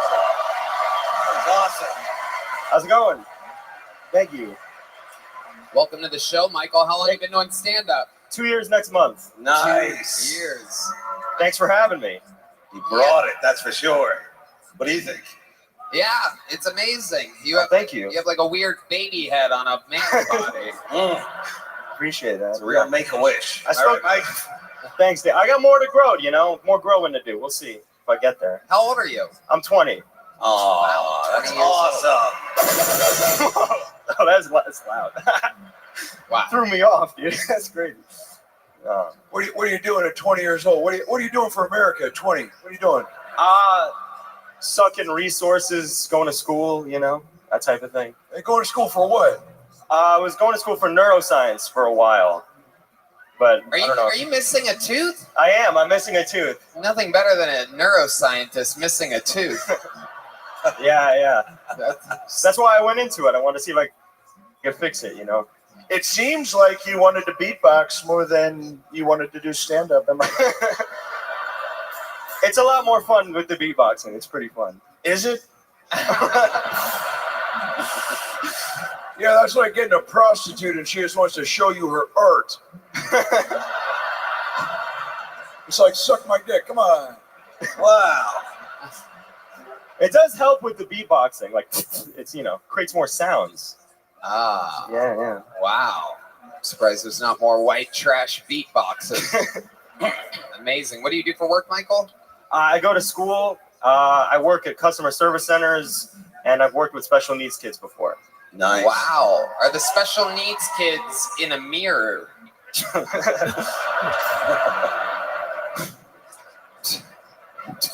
Working with special needs kids, that's what you call whacking off, isn't it? Yeah. It's helpful. It's helpful. Yeah. Mike, where are you from, buddy? Jersey, right across the river. First time? First time here? No. First time being groomed? I mean, I grew up in the Catholic Church, so... Ooh. Oh, my bad. Sorry. Sorry, all right. Who was your favorite? I bet a priest loves fucking that little hole in your tooth, huh? There you go. Oh, no. Extra tight. Michael, congratulations. You just performed in Madison Square Garden. You got laughs. Here's a big joke book. Michael Palumbo, we're going to keep it moving along. All the way from Jersey. And so it has begun, yes. The rare tooth-missing Jersey resident. One day I'll be a doctor. All right, we're having fun. We've had a regular up. We've had a bucket pull. Let's go to the Legends bucket for the first time tonight, huh? Oh, buddy. Wow, very exciting. Ladies and gentlemen, this guy, I mean, what can I say? He's an instant legend on the show, a front runner for Guest of the Year 2024. Ladies and gentlemen, make some fucking noise for a Kill Tony icon. This is the return of Harlan Williams.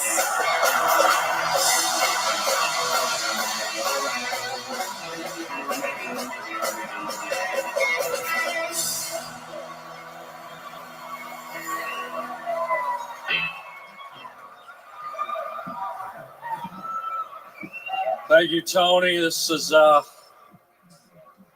hope you'll indulge me for a minute. This is a very emotional night for me here tonight, gang. I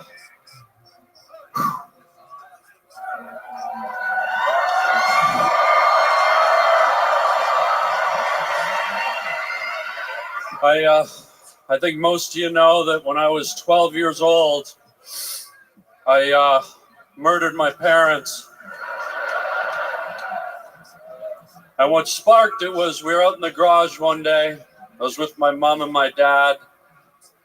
We were a hockey family. I caught my dad making love to my mother wearing goalie pads. And we're out in the garage. 12 years old, I said to my parents, I want to be a stand-up comedian. And my dad just looked at me mockingly and he said, What are you talking about, you idiot? What do you think, you're going to play a sold-out Madison Square Gardens one day?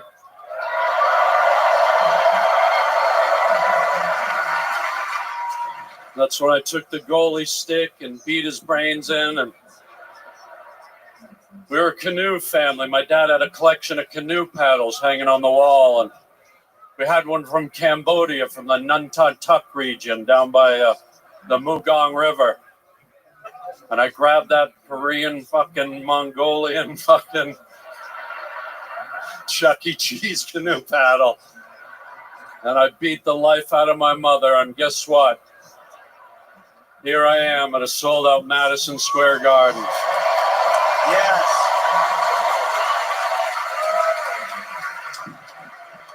Give a hand to the retard. Give a hand to the retard. Harlan, you're an absolute fucking monster. Front runner for Guest of the Year. How many of you guys think Harlan should stick around, join the panel with us tonight, huh? Let's get a stool up here, a mic. All right. Joining this crazy panel. Truly, one of the greats. One more time for Harlan Williams, ladies and gentlemen. He's with us live in the flesh. And we keep it moving along. I present to you bucket pool number 2, ladies and gentlemen. We're going to meet them all together. This is 60 seconds uninterrupted from Ray Robinson. Here we go. Ray Robin. Ooh, big pop from the comedian section.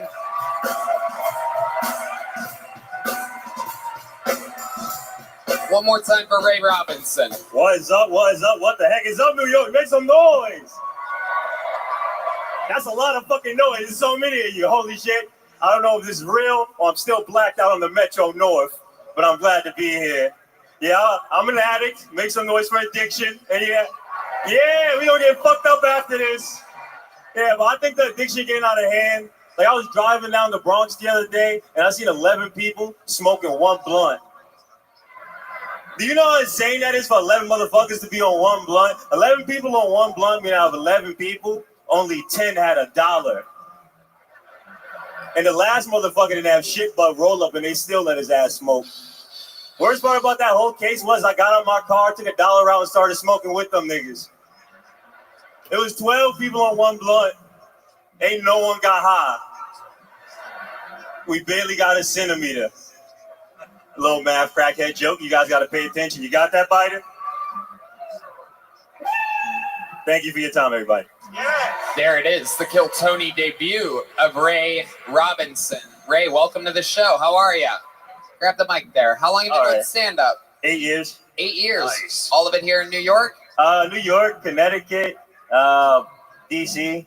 Okay. Nice. Yeah, a lot of New England. Uh-huh. Yeah. What do you do for a living? Unemployed, yeah. Give me $1. And that is a problem. There is very high unemployment amongst the the what? The tall? Go ahead, say it. The blacks, and we're gonna get them back to work. We're gonna get them working again. Remember when they worked? Sometimes they worked for. We got them working. We got them working. We got them working. You get a job tonight. We can get you a job at Radio Shack tonight. What are you doing? Let's do it. I know Radio's gonna have one. Can I take one home? You're already fired for stealing. I asked. All right. I'm not voting for either of you guys. Dave, you're a big supporter of the young New Let's York. not pretend you were going to vote. Yeah, we all know you can't read. Damn, Biden, what the fuck? We was on this. Even that felt too harsh when it came out of my mouth. Thanks for coming out. Dave, what do you think? Thanks for having me, I guess. Any more black jokes? Anybody else? All right. Oh, we got a lot more right here. You don't need them. All right. We got them. So, what was the other choice of outfits? That's what I want to know. Black shirt? Yeah? Yeah. I didn't know you worked on a boat. I mean, really, dude. How long you been doing it? 8 years? Yeah. That's fucking awesome, dude. Thank you, dog. Did you ever think you'd be playing to a crowd like this? Yeah, 100%. You did? Yeah. Whoa. A little quicker, though, but we made it. It's awesome, dude. Well, you know what? I like what you did. You came up there, you owned it. I love that. Appreciate you. Dude, what do you think? Amazing. Yeah. I mean, great. You're doing it. You're fucking living the dream. Look at It's that. the reality right now. Holy shit, yeah. Still unemployed. It's gonna stay that way. I got a job coming, though. What's Radio Shack tonight. Well, in all seriousness, what are your top 3 skill sets? Let's figure this out. Hold on a second. Basketball, running, and stealing. Okay, so Lady Footlocker. Hold on. When you say you have a job at Radio Shack tonight, what are you talking about? This guy right here. You just put me on. Were you not? Oh, I gotcha. Yeah. All right. I got it. You're doing a callback. Very good. That's All what they call it. Craziest thing about your life that would surprise us about you? Fuck. I'm 6'3", 6'4" in boots. Wow. You take great pride in your height. I do. It's on my bio on Instagram. How about the ladies? They're there. Yo. Yeah, I've been having some fun. Nice. Yeah, you get any other ladies? I'm always taking takers. Come on, guys. We're only blocks away from the Red Lobster. What do you think? Red Man doesn't think you're 6'3". Are you lying right now? Shoulder to shoulder. Come here. Harlan, how tall are you? I'm 6'7". I'm definitely 6'5" then. Holy shit. Stand back to back. Back to back. Yeah. Back to Radio How tall are you in real life, Harlan? 6'2", my man. I got an inch on him. I don't know if he does. Does he? Fuck all y'all. Get away from me, Harlan. That was grinding. Do we have a measuring tape over there, Yoni? Anybody have a measuring tape? This guy feels real nice. It's a good back. I mean, it's in your bio. You mentioned it during your set. You mentioned it during the interview. It's How my many of you think we most should prized measure him right now, huh? I Here will have comes to take my Yoni, driver's license a after this. pure problem solver. Those shoes have a lot of lift in them, too. How many of you think he should take his shoes off real quick? Kick those shoes off. Yoni, hold on. Hold My on. socks are pretty dirty. We doing this, guys? Yeah, you're All doing it. You wanted to be Mr. 6'3". That's your identity. We're going to find out right now. Yoni's Let's do this. measuring. I'm 100% confident. You are right. Those socks are completely fucked up. Oh, there's no holes in them, though. They're not completely. They're like half. Fuck out of here. 6'1", ladies and gentlemen. This does not leave the room. This does not leave the room, y'all. Wow. Let's measure that tape measure. Let's measure that shit. All right. Wow. Who would have thought that a black man would have to add a couple inches? An unbelievable fib. Has been very humbling. All right. David Tell? Did Did we just really measure a person of color? Is that what happened? Absolutely. Is that even legal? So the bidding will start at $28. All right, ladies and gentlemen, there he goes, Ray Robinson. Congratulations, Ray. Here you go. Awesome, Greg. Keep it up, buddy. There he goes, Ray Robinson, trying to keep us on schedule here tonight. We have a golden ticket winner, ladies and gentlemen. He was born and bred on this show, hailing from Toronto, Canada. This is without a doubt the Madison Square Garden debut and a dream come true for Aaron Belial.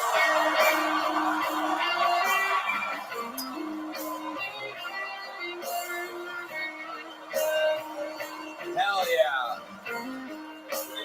Originally from Toronto, Canada, Howie Mandel found him on Kill Tony, put him on America's Got Talent, and he made it all the way to the finals.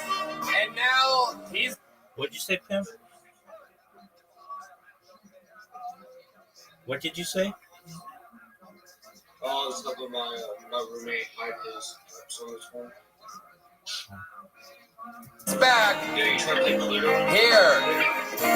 A new American citizen, Aaron Belial.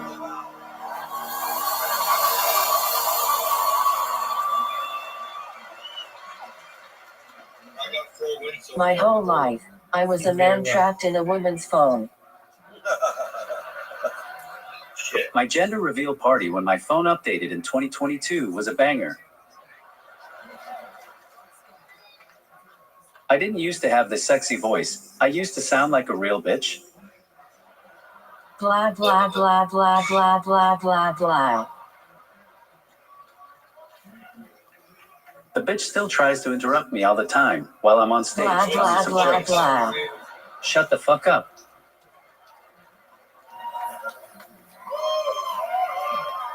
I've always been able to go in the wrong bathroom. Nobody says anything. They just look around for my mom. Yeah, what is this show called that you're watching? Kill Tony. I got an argument one time with someone in the ladies' room about who belonged in there. It turned out neither of us did. I was going to join the Olympics as a woman, but there is no way I'm going to beat all those other guys. What a close. Aaron Belial, without a doubt, the first comedian without a voice to perform here at Madison Square Garden. A new American resident. How does it feel, Aaron? Just to cool off, bro. Oh. Uh-oh. He's loading up something here. I gotta be honest. I thought there would be more people here. It's worth the wait. It's filled, Aaron. This is the only time in my life I've ever felt bad for skinny white people. How's everybody doing in the back? Wow. Way to turn the less fortunate people against you. Wow. Was he doing it? I thought he was giving me directions. I really, turn left. Now, Aaron, let me say this. Aaron was totally healthy in 2020 and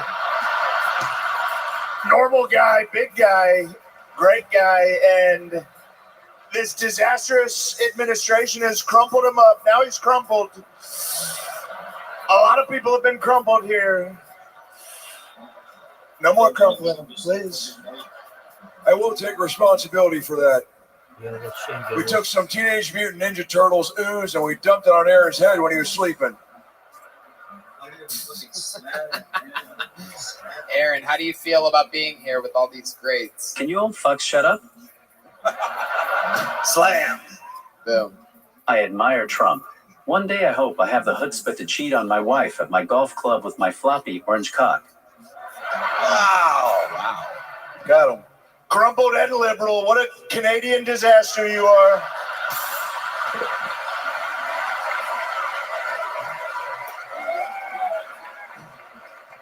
Well, let's see how tall he is. Come on.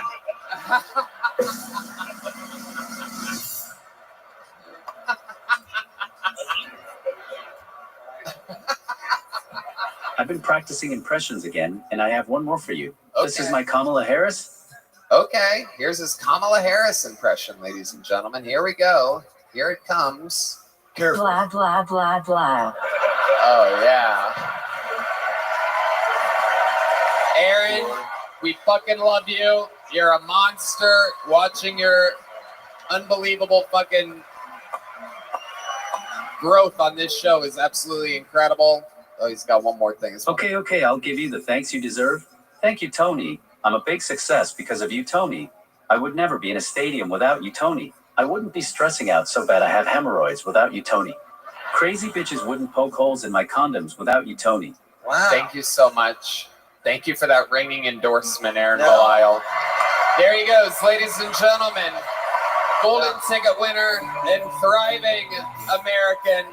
It's awesome. Aaron Belisle, ladies and gentlemen. Aaron, take your cane. All right. Ladies and gentlemen, we are indeed, as is being signified, going to the Legends Bucket. Oh, this is very, very exciting. It actually happens to be this man's birthday, ladies and gentlemen.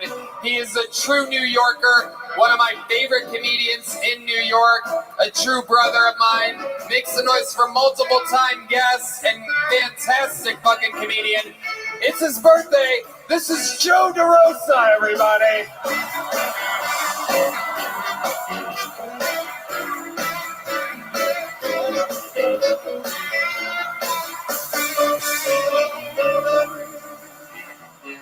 New York, what's up? Good to see all of you. Thank you. I just bought a house in Pennsylvania. I've been decorating. Yeah, fuck yeah, boring state. All right. I've been decorating the house. I was going to buy a fake plant.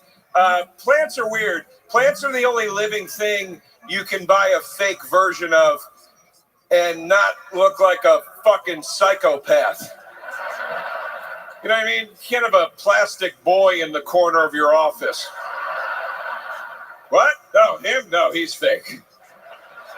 I travel a lot. I can't have a real one. You want this legal advice or not? I'll tell you what I miss about New York. Chinatown. I miss Chinatown. Chinatown in any other city means this. It means a couple of blocks where there's some paper lanterns and you go down and you eat an egg roll and you go, that was cute. In New York, Chinatown means they have recreated actual China in a 10 square block radius. And you can go down there, but you're going to see some shit you wish you didn't. Is that guy selling blood? Oh my God.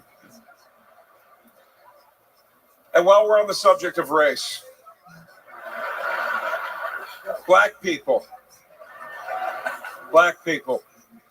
stop explaining racism to us.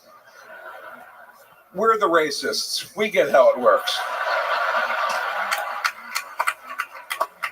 You're not teaching us anything we don't know. We wrote the book on it. We wrote several, actually. Black people, racism is our jazz. We just want you to listen to it. All right, I gotta go. Thank you. Fucking unbelievable. Joey.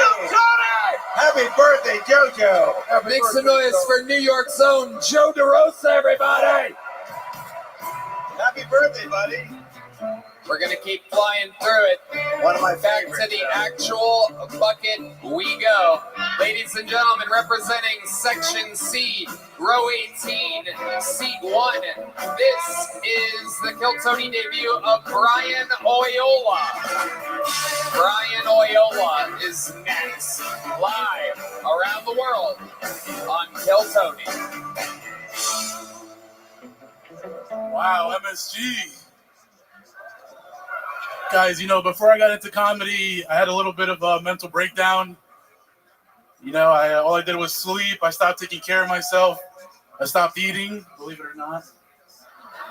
You know, no one really talks about the positives of severe clinical depression. You know, I lost so much weight.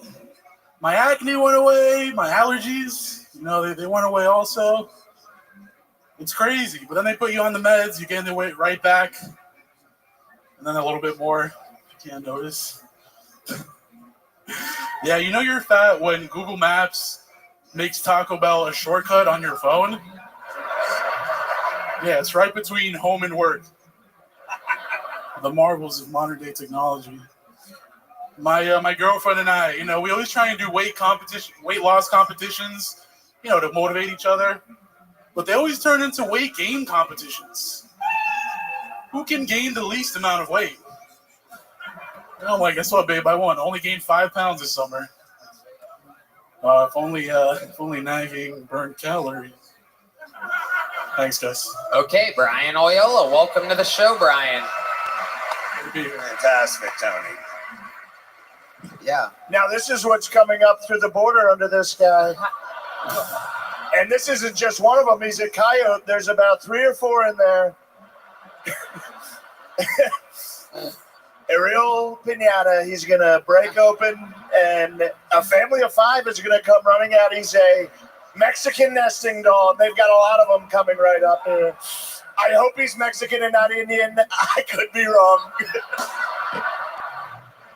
This is one thing Donald and I agree on. Show us how many kids are in your pants right now.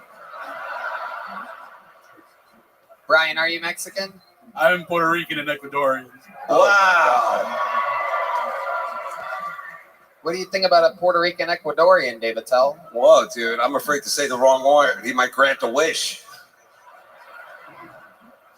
What do you do? Oh, yeah, go ahead. I was going to ask, dude, so what do you do for work, dude? I test software, primarily first responders. Wow. The 911 agencies around the nation. I love it, dude. That's great. It's a true American right there. You test them? What, do you just call in, and if they come, they pass? Like, what happens? If I don't do my job right, people lose their lives. So. Okay. Wow. Appreciate you doing that, buddy. Sorry with all the back and forth with the lady there. How's it going at home? It's good. She's out here, actually. You think so? You know...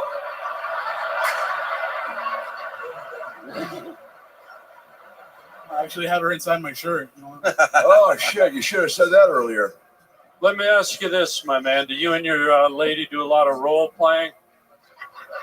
She likes to. Looks like you like to.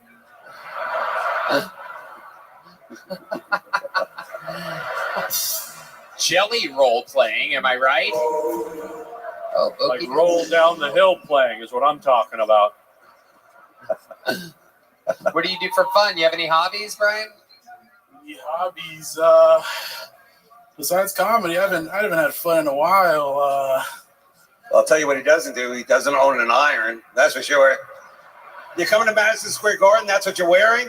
This is a fat guy thing. If you sit down, it just creases. I can't do anything about it. This isn't family court. All right.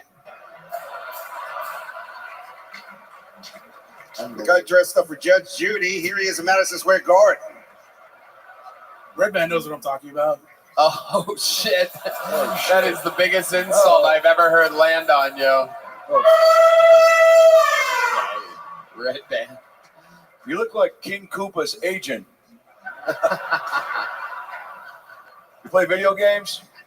I used to, not anymore. What happened? What happened? I'm too busy. With what? Trying to make it. Make what?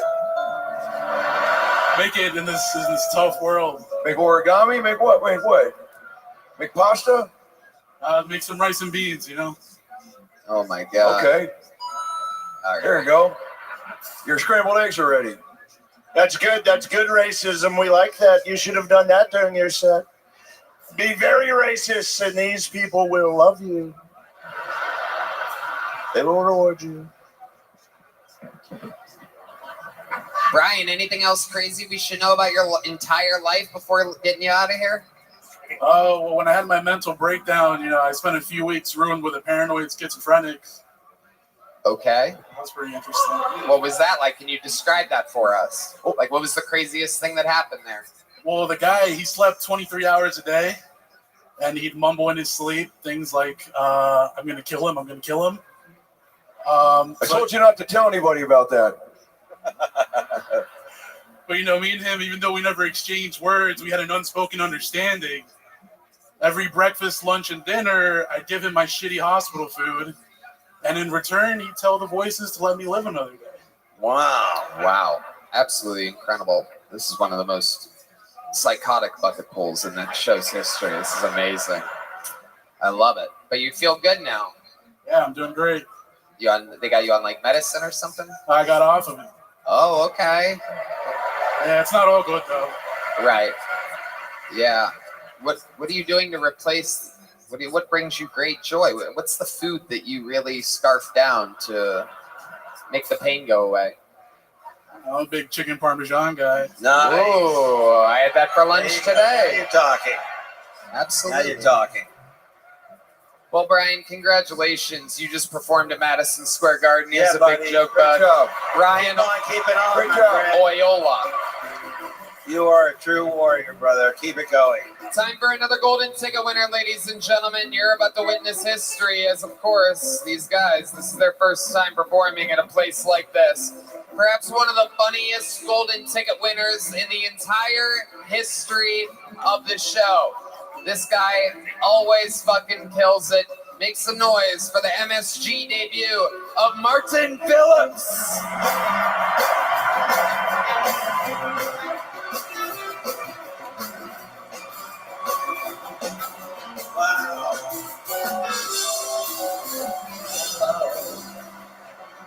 Oh man, cool, nice, cool. Okay, what's up? Okay, wait, let me do the.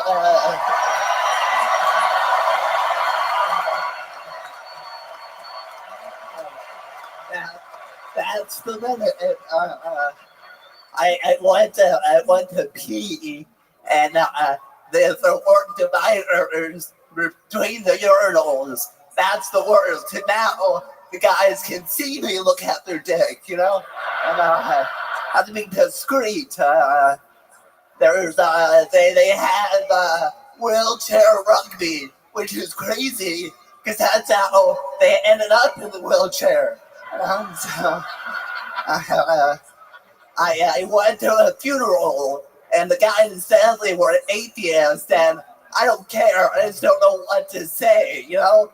I was going to be like, oh, we'll see you again.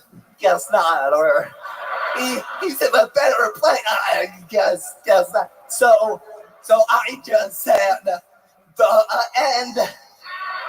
Okay, thank you. Wow. Boom.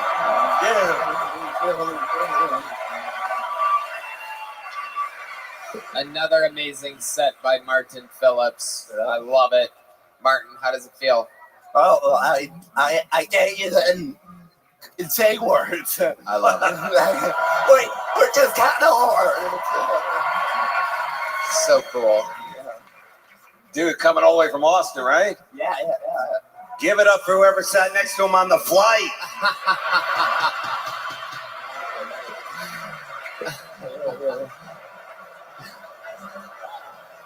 You're very, very funny. Very funny. Jokes are tight. Punchlines are right there. You're the only guy, though, who's tougher to understand than me. But I love it. I got it all, though. I got it all. How old are you? My birthday is in a few days. I'll be, yes. How about that? Yes. True American. It's 34 in a few days. 44? 34. Oh, no, yeah, 34. All right. What are you going to do for your birthday? Well, this is good enough for me. Well earned. Joe, I knew you'd like him since you both have the same fear. Stairs. Oh, coming up here. Oh, God, coming down. Oh, it was tough, right? Challenging us. Coming down. Oh, jeez. Yeah. You want to race someday? I think I could beat you. I think I could beat you. Let's fucking do it right now, you piece of shit. Of course Let's you're do gonna it. beat him. Wow. Are you guys having a race? Oh my god. Oh, they're figuring it out. That's how crazy this show is. You're about to watch the President of the United States race a man with full-blown cerebral palsy, ladies and gentlemen. This is what you paid the big bucks for. Shout out to Ticketmaster Platinum. And here we go. 1, 2, 3, go! Wow.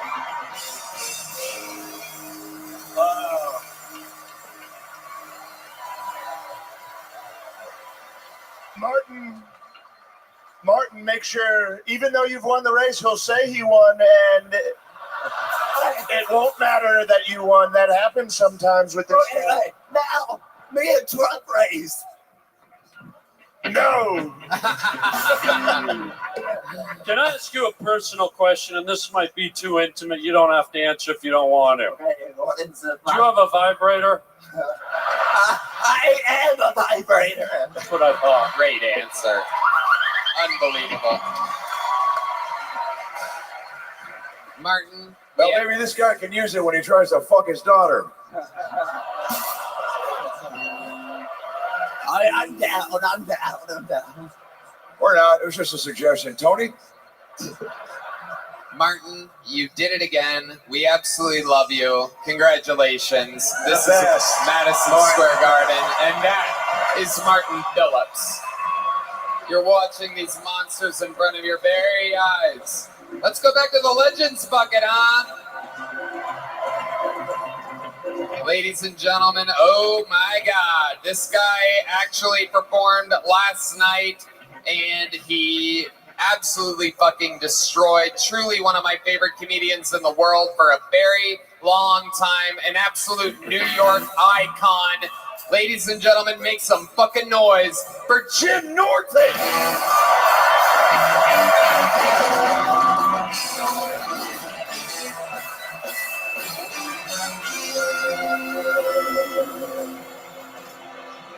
Thank you. Oh, thank you very much. You having a good time? Thank you, Tony, for having me back. It's been my dream to work Madison Square Garden for free. Twice. I was reading something that really annoyed me today, so I'm going to start with it. Nirvana has an album called Nevermind. I think it's their second record. On the cover of that record is a nude infant floating in a swimming pool reaching for $1. That baby is now an adult, and he sued Nirvana because he said being on that record cover ruined his life. And I'm obsessed with asking him, who recognizes you? How humiliating for an adult male to step out of the shower and have a woman go, oh my God. You have not changed.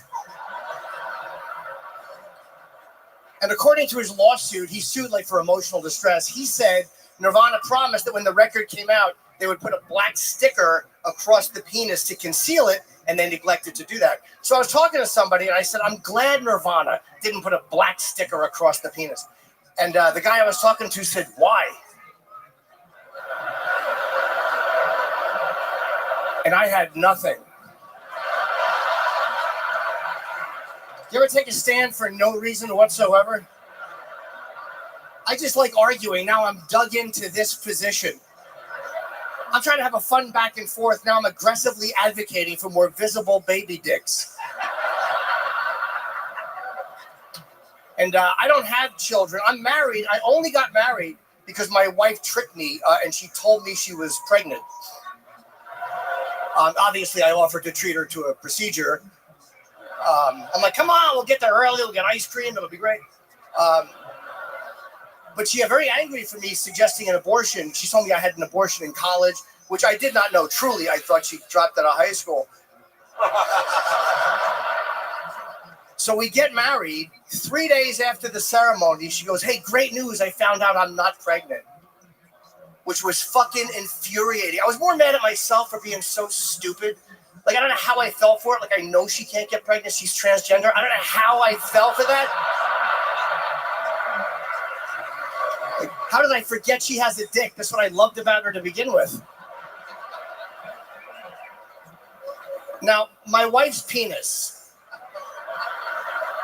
which I realize sounds like the title of a progressive children's book. On the cover, there's a married couple. The woman has a little tent in her dress, and they're surrounded by a diverse group of accepting friends. It's a pop-up book.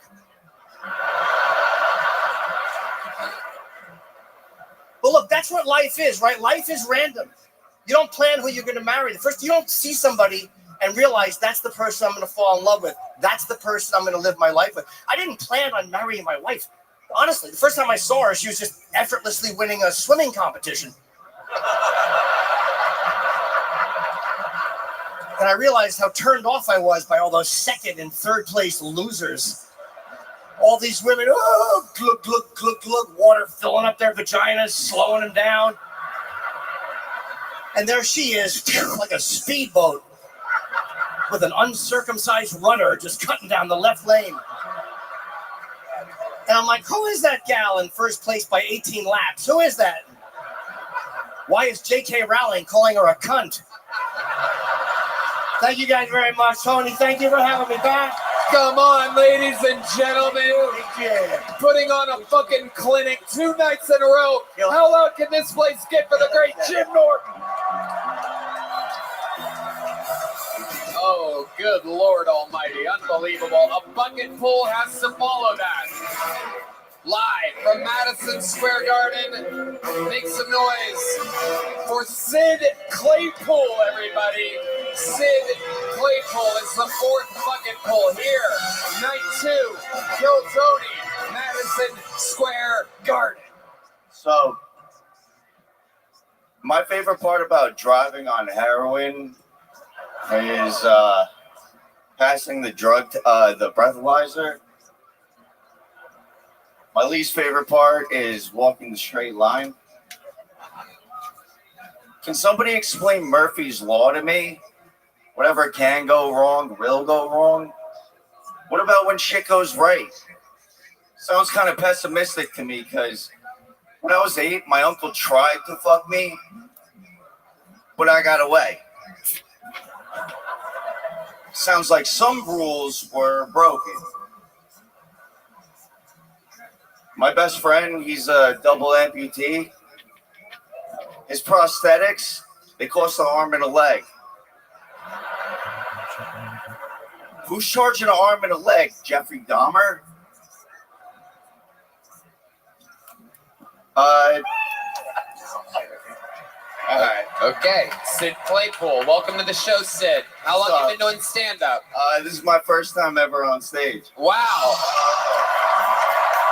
Amazing. What made you choose tonight for a chance to start? I don't know. The reason I even wanted to do comedy was because of the show, and I love it. How old are you? I'm 29. 29. Do you really do heroin? I used to. Okay. How'd you get off? How'd you quit? Well, one day, the last thing, I got into a lot of car accidents when I was on heroin. Yeah. The funny part is, it was never when I was on heroin. I was on Xanax or withdrawing. Totally. Wait a minute.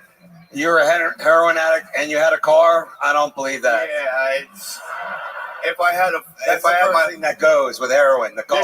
This was when the economy was booming. Even the heroin guys had cars and they were driving, and we liked to have them drive. They fell asleep. They fell asleep at red lights, and we got to wake them up. We'd say, "What are you doing here?" I'll tell you what, we're going to make heroin more affordable for you. So you can get off your bird scooter. You know, you kind of look like Johnny Manziel. Maybe Johnny can't sell a punchline, though, more likely. Somebody actually said that earlier. The funniest part about when I got on heroin was it was like 3 months right before COVID. I just decided fuck it, I should start doing heroin, and then I got on it for a while. What's the best part about heroin? Well, I can't tell you the best, but the worst part about heroin is you can never do it again. What do you mean? Like I can never do it again. It's the best thing I've ever had in my life. Right. Have you ever had a Capri Sun? No, but I've had Sunny D. I think that's way better. My man.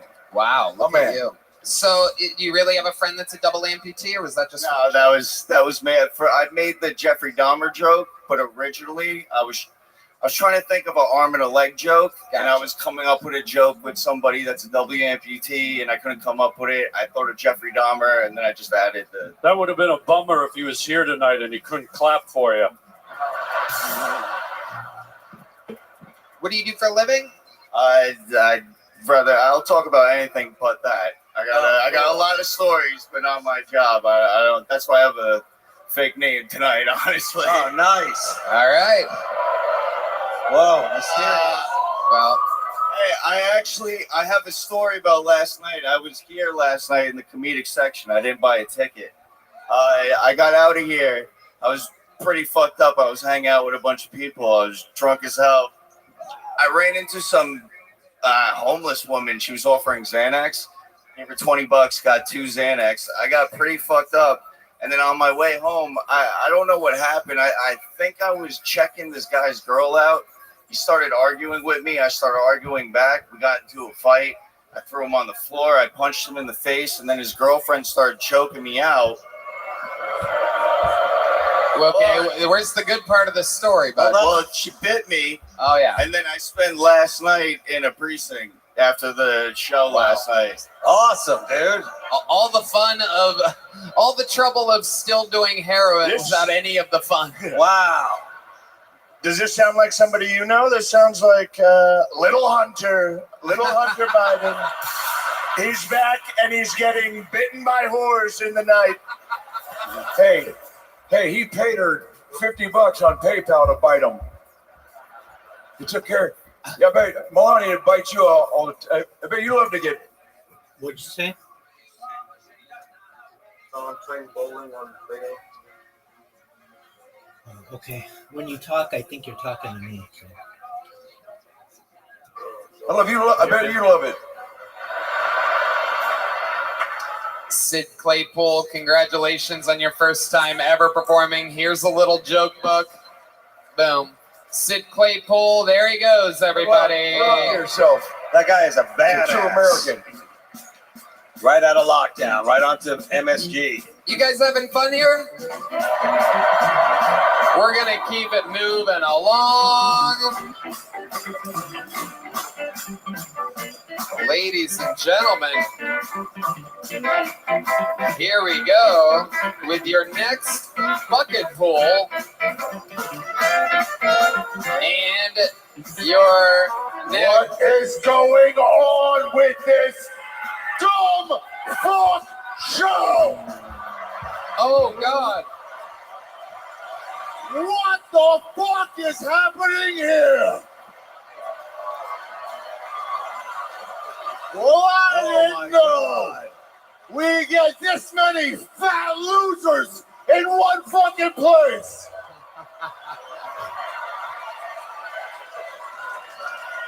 New York goddamn city.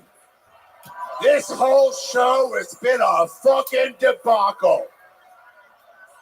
And I'm here to set it straight. Fuck you, you're ugly. I got something to say to you motherfuckers. Oh my God, here he is, ladies and gentlemen. Kill Tony legend, Ari Shafir. This was not scheduled. This is a real interruption happening. Oh my goodness. Oh my.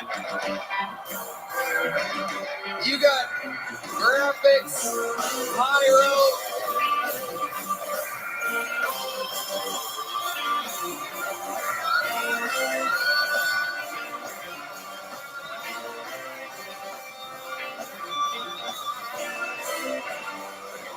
Well, I'll tell you what, Tony Hinchcliffe. See a lot of seemingly brave men up here, but I don't see any balls. Oh my God. Ari, we are under direct orders, and I told you this. Ooh.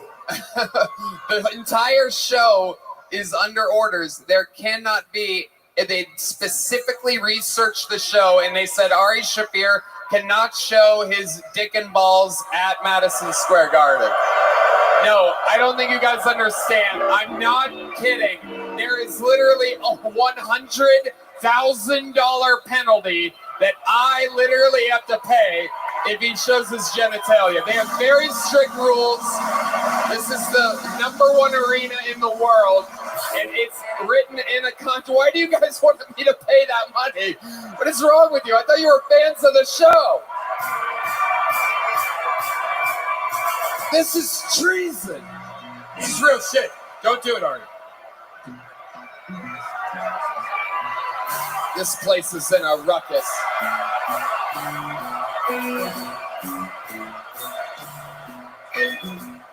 Tony, you put me in a tough position with all your gay talk there. I don't want to cost you $100,000, and I guess I'm sorry to you guys. Boo. Your boos make a good point. This is Madison Square Garden.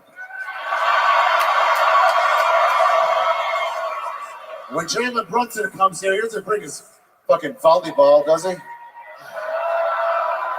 When Billy Joel's here, he doesn't bring the violin. And I'm Ari Shaffir.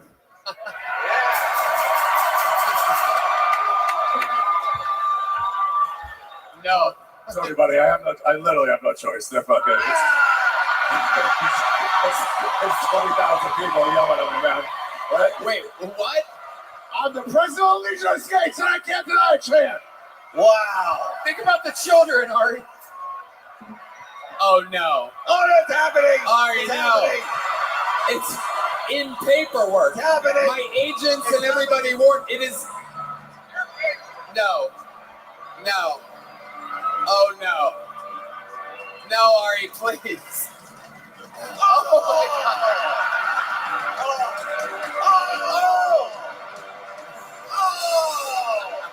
It just hit a man in the face. That guy's mouth. Oh, there's dicks flying everywhere. Oh my God. Oh my God. Yes. Wow. Whoa. Tony, I'm a changed man. You're a changed man? Yeah, and I know you come from Austin. But over here, the men are a little bit different.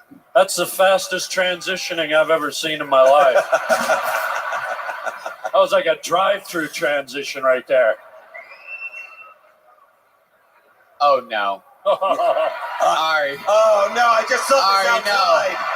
I just saw this outside. Ari. Oh. Wait, that's a vagina. Ari has a vagina now. Wow. You win the gay vote. You win the gay vote. By the way, I still see a little bit of your balls, by the way. If I get charged this fucking money, I'm gonna kill you. I got 5 on it. I thought. Oh, now he doesn't want to grab it. Wow, you changed since monkeypox. I'll let you. Right in front of you. Is that real? Oh man. Oh my God. Jim Norton is gonna fuck the shit out of you. Awesome. I think it would be a real shame if nobody stuck their finger in that. Oh my God. Oh, Harlan, the old canary in the coal mine. Oh my God. Oh, the old wettest of the willies. Oh my God. Wow. This is Kill Tony. Please make some noise for my big brother, Ari Shaffir, everybody. What a fucking presentation. Oh my God. Wow. I love that man. I gotta ask. Oh my God, what a show. Who wants to come up here and see what Waffle House smells like? Smothered, covered, and pickled. You know what? You know what we've never done before is we've never had an Ari to Ari transition. We've never segued from one Ari to another Ari in the show's history. We have a regular on this show, ladies and gentlemen, who's taken it over by absolute storm. He could be one of the fastest rising comedians in the world. He is on a one-way ticket to American citizenship. This is the Estonian assassin, Ari Mägi.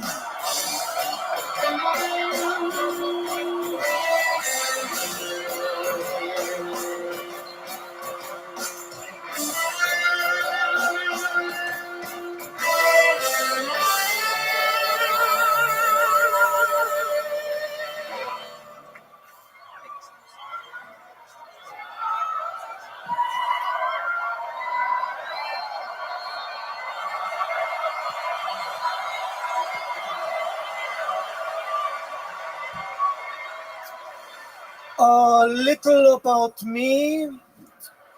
I am a chubby chaser. I do have to say it's not too much of a chase. You have some snacks, you're good. I love fat women, you know? And let's be honest, what really happens when women get fat? When men get fat, we lose our dick and then we die. When women get fat, you get more tits, more ass, more delicious. You can never put too much syrup on a pancake, you know what I'm saying? I love fat women. I like an Adele 2016, you know, with that juicy pussy. I don't want no skinny Taylor Swift pussy. Dry. You can tell Taylor has that rice cake pussy. You eat Taylor's pussy, it feels like you swallowed cinnamon. You need a glass of water. I love fat women. They're fun. They fart, they giggle. They don't have any stupid rules. I don't eat after 6. No. A fat bitch, you put a donut in her mouth, a dick in her ass, and c'est la vie. Thank you very much. Oh my God. What a fucking star. Thank you. This is unbelievable. Thank you. Just unfucking believable. Thank you so much. It's crazy trying a joke for the first time in front of 16,000 people, bro. And you really are an assassin. It's already got fucking beats to it. You're absolutely killing. He didn't even know, you know, we had a great talk on the sidewalk last night in front of the hotel. And I go, are you ready for tomorrow night as well? And he goes, you know, basically like, really? I can do tomorrow night too? And because, you know, I sort of surprise these guys with everything. I keep everybody on their toes. Fucking here you go. Debuting a whole new minute, 30 seconds. Got crushed. He's Estonian. Is he? Yes. And who do you drive for, Uber or who? Dude, you must be, the ladies, they couldn't get enough of you, dude. They loved every second of that. Oh, thank you. You must be fighting them off. No. Not at all? It's not looking good out there, Dave Attell. Really? Yeah.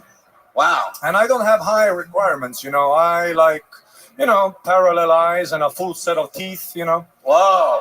First time in New York, huh? So you said you love fat girls, right? I love them. Have you tried David Lucas? I could fuck David Lucas. You will. You will.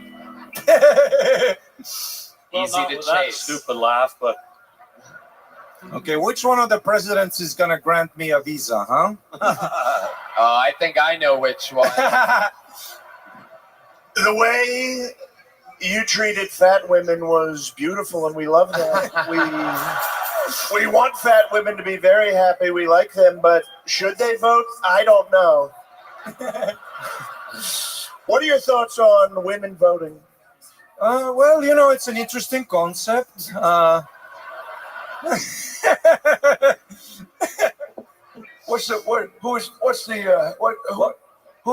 Who's the biggest? What's the fat? Spit it out, Joe. I feel like that's what the fat girls say to you after they eat your sandwich. What's the biggest girl you've been with? I've been with a few tanks myself, As long as I can find the hole. We should bring Ari Shafir back out here. Ari, you've done it again. Thank you so much, Tony. You're an unstoppable force. Thank you Make some so much. noise for future American Ari Matti. And back to the bucket we go, ladies and gentlemen. Again, this is crazy. People having their first sets. People that have been prepping for 8 years or more. Anything can happen. Make some noise for the Kill Tony debut of bucket pool number 5, Tom Alfano. Everybody, here we go. We're going to meet Tom all together now. 60 seconds uninterrupted. Thank you very much. How you doing, New York? Anyway, a little bit about me. I'm actually married, which is weird, yeah. I don't look like marriage material. I look like I'm weed material, right? Yeah. I love my wife. She's very cool, but she's a little weird, right? Like my wife, she has this skin cream. It's called Snail 97. I thought this must be a creative name for a skin cream. Nope. I read the label. It says 97% snail excretions. She puts the shit on her face. God forbid I ejaculate anywhere near her face, right? Snail secretions, okay. Tom Alfano secretions, no way. That's her fucking motto.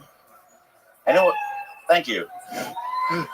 Wow, Tom Alfano. Welcome to the show, Tom. How long you been doing stand-up? 4 years. Okay. Mm-hmm. All right. Amazing. That Tom, huh? Yeah. He found the line in the crowd. No snail excretions. Yeah. They got pretty mad about that. Yeah. They turned on you there. Yeah. Did you think about perhaps coming out and smashing a watermelon? Yeah. Yeah, that would be great. That would have been a good... Or doing a Pert shampoo commercial. Yeah, thank you. Yes. Does your wife ever mix it up and just smear her face with millipede shit? I don't know. I wouldn't put it past her, I don't know. These ladies with their... Tom, is it weird calling a cat your wife? Yeah, that's pretty weird. It is true. I'd love to know what you do for work. I'm guessing something in horticulture? No. I work for the Nassau County government in Long Island. Oh my God. What the fuck do you do for the government exactly? I do as little as I possibly can. World's wackiest meter maid? What the fuck's going on? I am a child of nepotism. My father was a New York State assemblyman. And then, found myself in a job. Bragging rights. That's the way the world works, people. A lot of government up here. Look at Donald Trump Jr., right? Don't ever fucking talk about my son. Ever. Ever. What are you doing here? I thought I drone striked you years ago. I found this creature. He was in a cave. I said, get rid of him. We would have all been saved tonight from those absolutely embarrassing jokes. What a loser this guy is. What was your real dream? What was your American dream? It couldn't have been looking like Ron Jeremy with AIDS, could it be? No, I mean, I dreamt of being a comedian and being here, and thank God Tony, made that possible. What exactly do you do for the government with a face like yours? I am a legislative liaison. Oh. Whoa. What do you do? Out. Escort. Are you in some kind of like Steely Dan cover band or something like that? What do you do for fun? Oh, I smoke weed and play video games and do mushrooms. Yeah, why wouldn't you? Hell yeah. Classics. Why wouldn't you? Tony, I got a question for the crowd. Can I ask the crowd? Folks, have you ever seen anyone shoplift a George Foreman grill? Dude, turn around and show them your ass. That's the flattest ass I've ever seen. Oh my God. There's a George Foreman grill in there for sure. That is absolutely... That guy shit square Wendy's burger.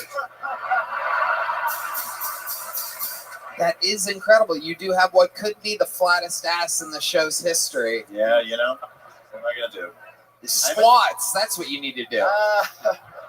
You ever work out? No. Wow. I am skinny, Where'd you get your ass? IKEA, for fuck's sake? Bikini Bottom. It is incredible.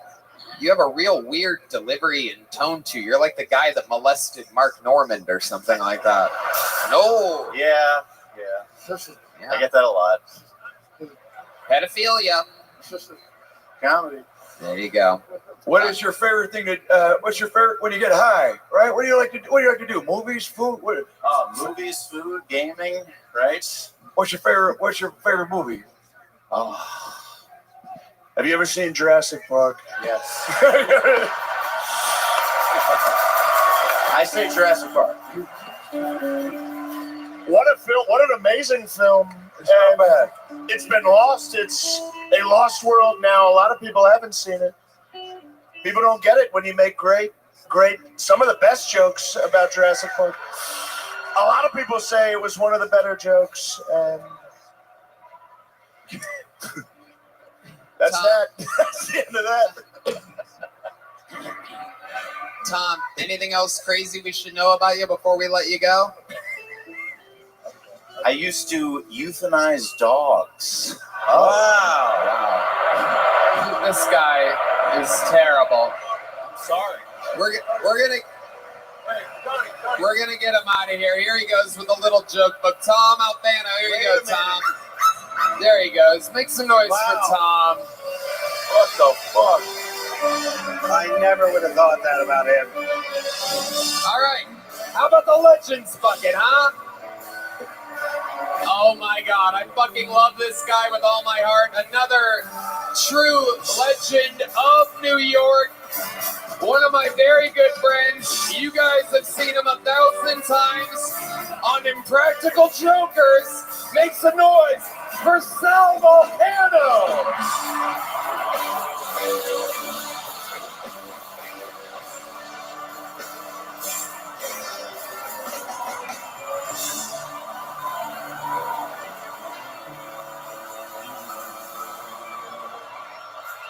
What's up, everybody? Give it up for Kill Tony!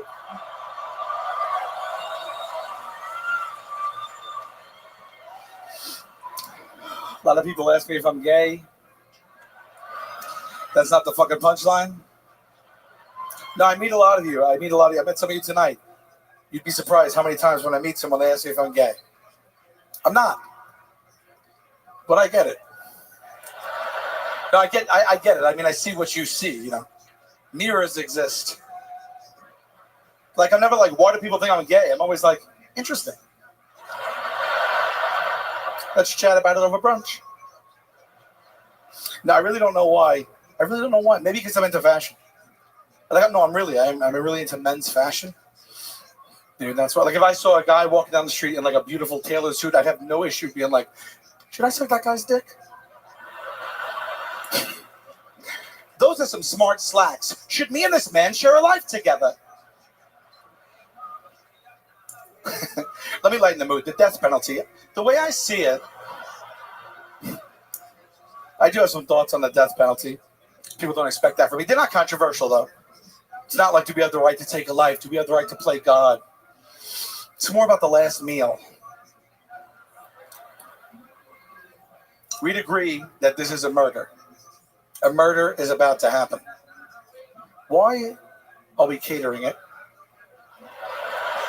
Why does food even come into play in this scenario at all? It's not even the fact that they get the meal. It's the fact that we give them anything they want. That's insane. Anything they want? It sounds like we feel guilty.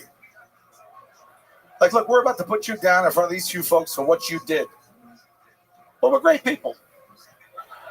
So if you fancy a bite to nosh, give a holla. Anything they want is crazy to me. There were nights when I was younger at the dinner table, my mom was like, "You gonna act like that? Go upstairs." That's it. I didn't get dinner for light horseplay. This guy mows down a half a dozen out of Santander Bank. We owe him pumpkin ravioli? Who's running the government? My grandmother? You can kill him, but you gotta feed him. I just took a 23andMe test. A couple surprises. Got back a couple surprises. First one, 1% French.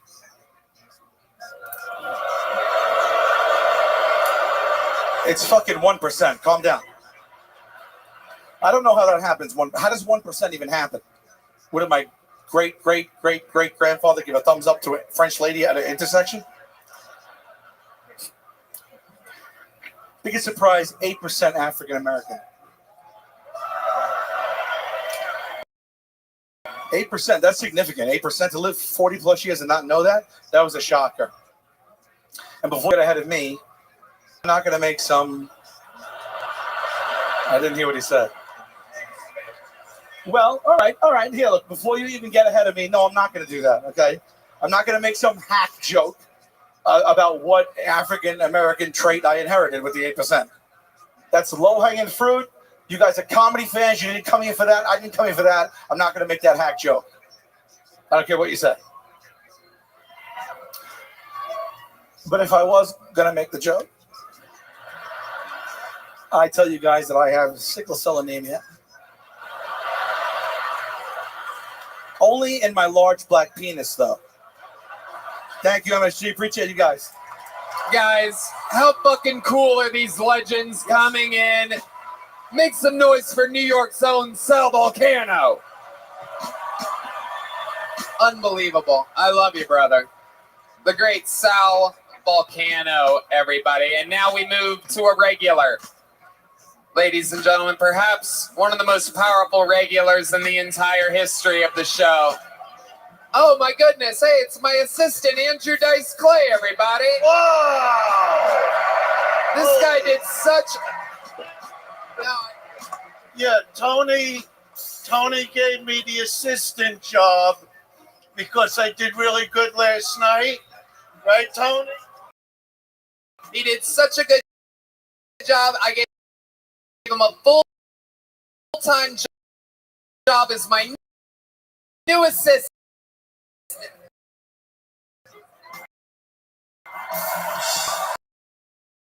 I mean, you are a little mad that I didn't do some of the... Can I borrow a cigarette? Wait, I'll just, if I could remember them. Little Miss Muffet sat on a tuffet, eating a curtain way. Long came a Spidey, sat down beside, he said, "Hey, what's in the bowl, bitch?" Oh! I gotta hear about hickory dickory dock. This chick was sucking my cock. The clock struck 2. I dropped my go. I dumped the bitch on the next block. Oh! Yeah, maybe they remember this one. Oh, Mother Hubbard went to the cupboard to get her old dog a bone. She bent over. Rover took over. Oh, she got a bone of her own. All right, I gotta get out of here, Tony. Thank you for the job. God bless. Thank you, everybody. Fucking New York. New fucking York. Ladies and gentlemen, the first ever comedian to sell out Madison Square Garden. Amazing. Make some fucking noise. Yeah, really. For one of the best to ever do it, Andrew Dice Clay. What an unbelievable fucking cameo. Jesus Christ. What a show. And again, it continues with a regular. You know, it's a big stage here at Madison Square Garden. There's a lot of space to be used. A lot of comedians, they stand in one spot. Some sit on a stool. Some leave the mic in a mic stand. I present to you someone that knows how to use this stage to its fullest. This is Casey Rocket.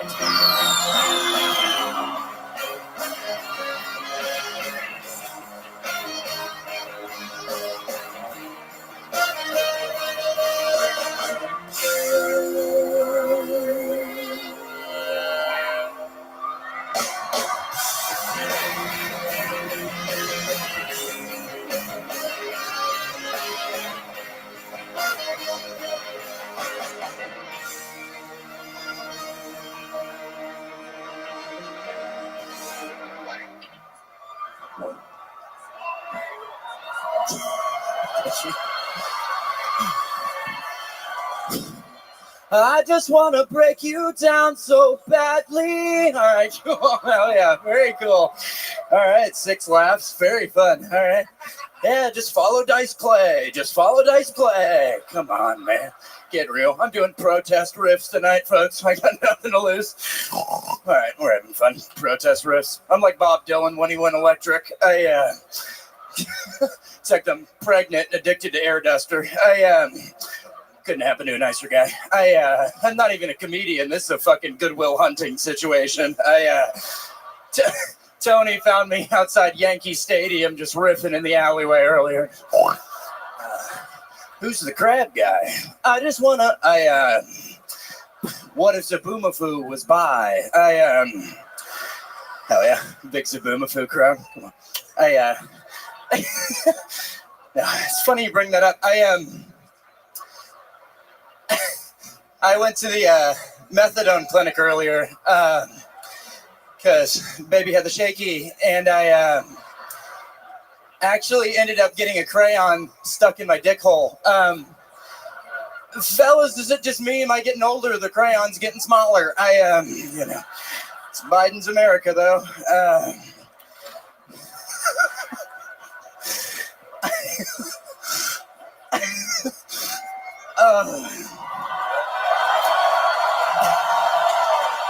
Thank you, I'm Casey Rocket. We did it.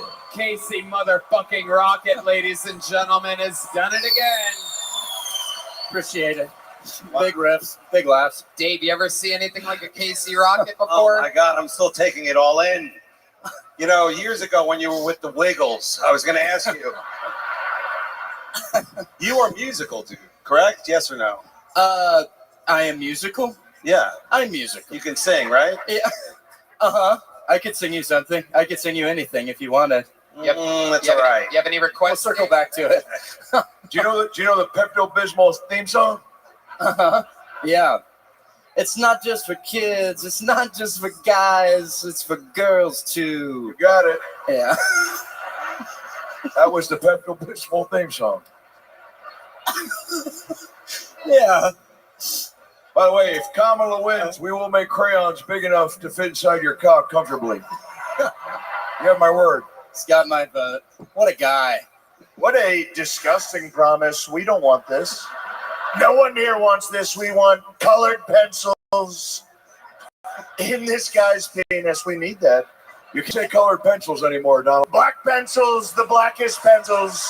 Pens, we call them pens. We call black people pens now. That's a new fun racist thing I came up with just now. And please don't actually do that. I regret this. My bad. Hey, Casey, can you hold those gloves up for a second, man? Hold those gloves. I picture you later in an alleyway giving Spider-Man a glow-in-the-dark hand job. It's Andrew Dice Gay. Tony, tell him to stop. Casey Rocket, you're a fucking sensation. What can Thank I you. say that I haven't said 1,000 Thank you. times before? The crowd is with you every goddamn time. A true live performer. One more time for the rising star the shooting star. That was Casey Rocket. We love you. One more time for Casey, everybody. And a bucket pull has to follow it. Representing section 108, row 5, seat 13. This is the Kill Tony debut of Andrew Parker. Andrew Parker has been selected from the audience. Here he is. How's everybody doing today? I took the bus here today because there's no point in driving. And I got on the bus, it was super crowded.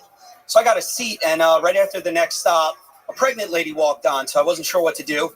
I did what I thought anybody here would do. I just closed my eyes and pretended I was sleeping.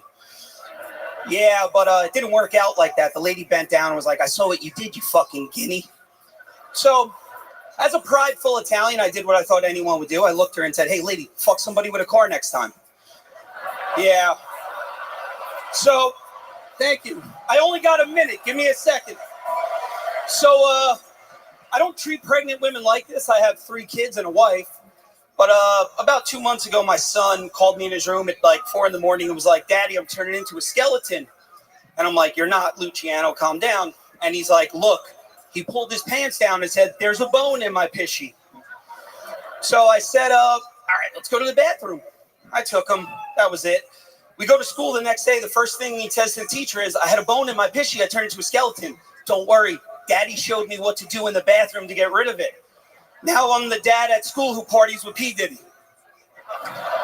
That's my time, guys. Andrew Parker, rock solid set coming from the audience. Holy shit, buddy. He laid it down. I got a question, Tony. I got a question. Yeah. A, what time does the Frisbee golf start? 12. Or B, what time are you massaging Russell Crowe? C, what time do you have to get Andrew Schultz's weed? A little later. He likes it like 2 a.m, you know? Perfect. Dude, that was like an emotional trip to Staten Island. Thank you so much for that. Thank you. Thank you. Awesome jokes. Well delivered. Yeah. How long you been doing stand-up? Since January, so like 8 months. Whoa! Wow. That's impressive. Impressive. What do you do for a living? I own a med spa, like Botox and filler. Okay, that makes sense. He's got great cheekbones, Tony. Look at that. Great cheekbone. Nice. It is incredible. How many kids do you have? 3. How old are they? 5, 3, and 1.5. Oh my goodness. Wow. Red Band is hard as a rock right now. A young dad. You're too American. Thank you. Thank you. What sort of? Hey, you got some tattoos. What do you got? I got a lot of random ones. What do you got? What do you got? What's the most random? Who's the guy on your leg? I got a couple of guys on there. Yeah, who? That's a question. Who are they? They're gangsters, like mobsters. Wow. Yeah, Like the Foot Clan? kind of like that. Yeah, Italian Foot Clan. Well, who is it really? Really? You want me to name them out? Rat. No rat. Donald. No rats. Oh my God. I'm joking. We love the Italians. We love the Italians. Even though a lot of them are pens. I love the Italians too. Every Sunday I go to Buca di Beppo with Hunter. Nice. Andrew, what do you do for fun? Any fun facts about your life or special skills or talents other than stand-up comedy? Name's Silvio, but no, not much. Just watch my kids destroy the house. I love it. Yeah. I love it. So nothing at all. I know. I should have prepared for this part. Nothing too crazy interesting. You don't have like a fake train set or anything like that? No He's fake got to train get home set. and put Christmas ornaments on his house. Exactly. all It's right? early. I got to start getting Halloween. Never too soon. I love it. I love it. Your kids all have Italian names? They do. Luciano, Sienna, and Capri.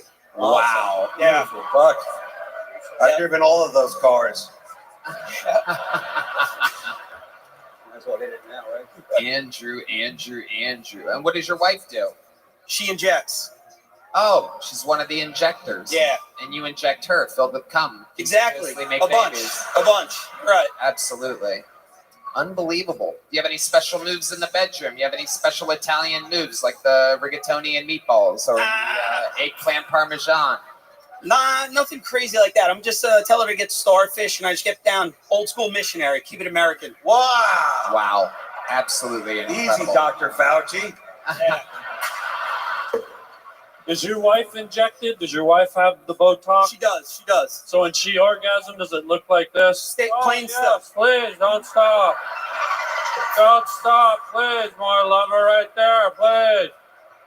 Oh, that's the spot right there, Luigi, or whatever the fuck your name is. Don't stop, Olive Garden. Oh my God, right there in the breadstick.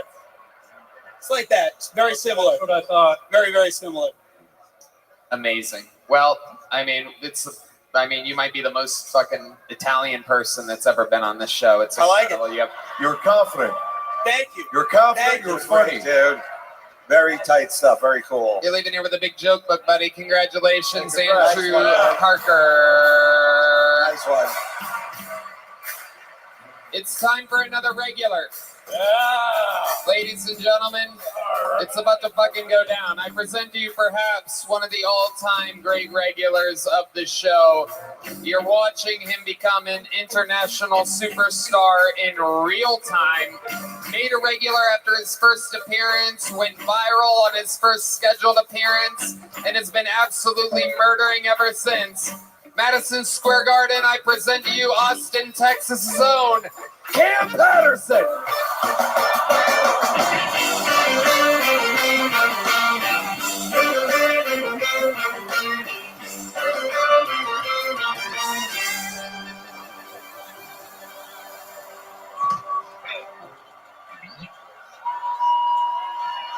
So,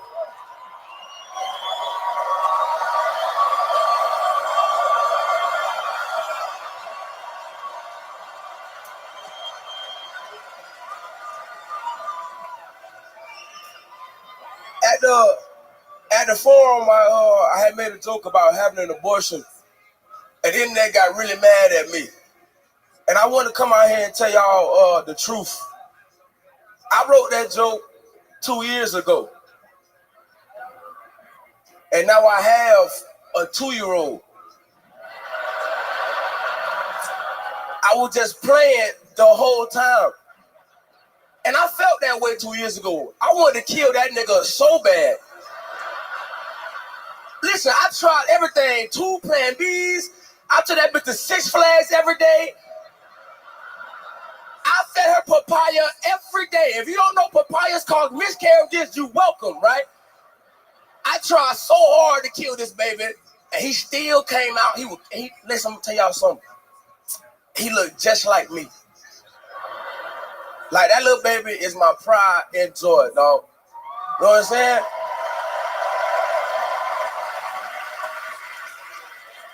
I do all this hard work for my son. Like, every day watching him grow up and shit, he just like me.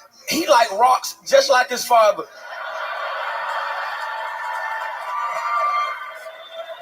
And when I made that joke, people got so mad. They were like, you a fucked up person for talking about it. But that's how I felt. But I was childish back then. And now that I'm a grown adult, I really understand the errors of my ways, you feel what I'm saying? And before I got here, I'm gonna tell y'all one real thing. I just lied dead to y'all face. Fuck that baby, nigga. He dead as fuck, dog. I'm done. Fuck that dead ass baby, bitch. Kill them dumb ass babies, nigga. Ah! Ah! Perhaps one of the most pro-abortion sets I've ever seen. Hey, I think we found our new mayor. Come on, guys. Absolutely incredible, Cam. You have done it again. I'm going to go to our presidential presidents here. What do you guys think about that abortion-esque set? Abortion is absolutely disgusting, and I've had several. And When someone else does it, I go, hold on a second, that's illegal. When I do it, I go, hey, what would you do? You do it. Everybody does it. We kind of all love abortion, and I don't. It is disgusting. It's a sin. Me neither. I hate them. But if you have to do it, you do it. You know? The current president, believe it or not, he's still the president, Joe Biden. What do you think about a pro-abortion set? Well, first of all, I only understood about the first 6 seconds of Cam's set. I heard something abortion, N-word abortion. But I'll tell you this much. Here's the deal, folks. I like your style. I think you're making good choices. I think sometimes the baby's not supposed to be here. Sometimes you gotta kill them niggas, dog. That's not what I said. That's what you said. Sometimes you gotta murder those fucking babies, dog. Right, President? It's still not very close to what I was trying to iterate. Sometimes you gotta fucking obliterate unborn babies. Okay, it was nice to see you, Cam.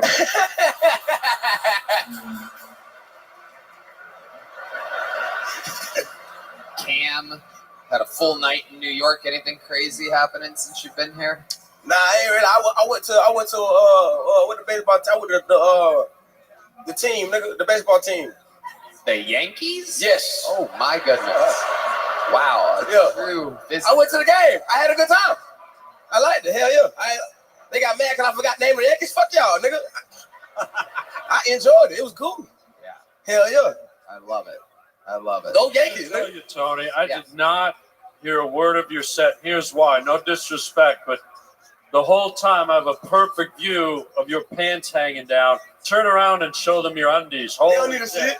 Look at these undies. You got to see them. I'm not showing that girl my Come on, Cam. You want to see it. Just turn around real quick. No. It's not gay. There's a lot of women out there, Cam. Oh, come on. Look it's gay facing that way because only a bunch of dudes saw it.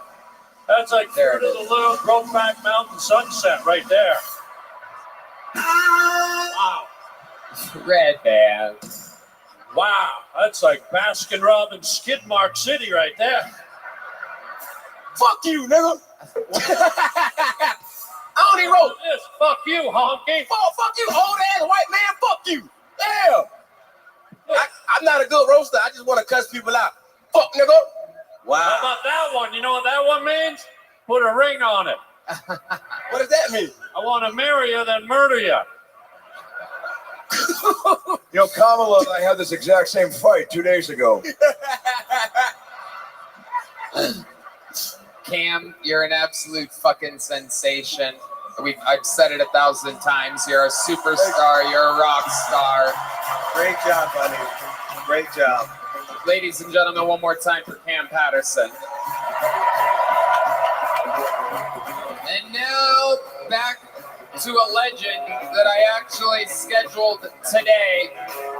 He was in LA yesterday. I gave this guy a call because I've been thinking about him all week because he's the first guy that ever brought me to New York, put me on shows in New York, took me around New York.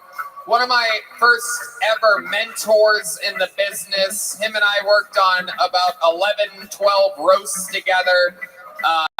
A true one of the great kings of New York, a mentor of mine, one of my best friends, flew in and surprised me at lunch today with his presence.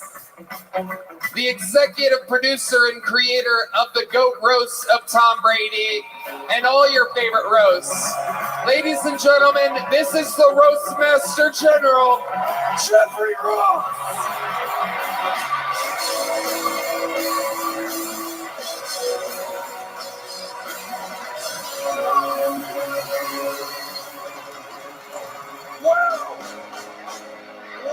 Thank you, Tony. What the fuck, MSG? How did this happen, Tony? How did this happen? You're up here with the leader of the free world, the Republican nominee, and a guy who looks like he works a Ferris wheel in Bosnia.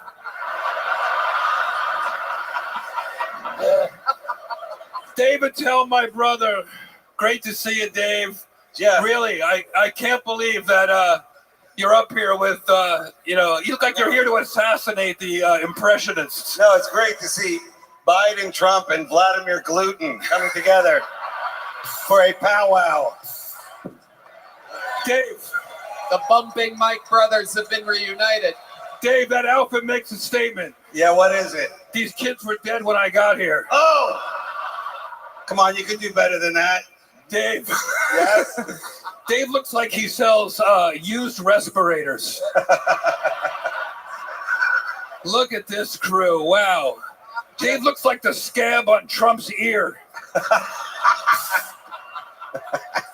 We all know Tony's voting for Trump, but his vest collection is voting for Kamala. I love you so much, Tony. This means so much that you're doing this. I couldn't miss this. I haven't been on stage in a few months. I've been going through a health thing, and you called me yesterday, and we got emotional talking about our old days when we first came to New York. I got on a red eye. I couldn't miss this. You are fucking doing amazing things. I'm so proud of you. I'm so proud of you, buddy. This is incredible. Thank you, Dave. You guys know my oncologist, Dave Attell, everybody. Dave looks like the tumor they took out of my colon. This is incredibly fun. I feel so lucky to be a comedian. I really do. Tony Hinchcliffe, MSG, making stand-up great again. Guys, literally the fucking man himself, the Roastmaster General, Jeffrey Ross. There he goes. One more time for Jeff Ross.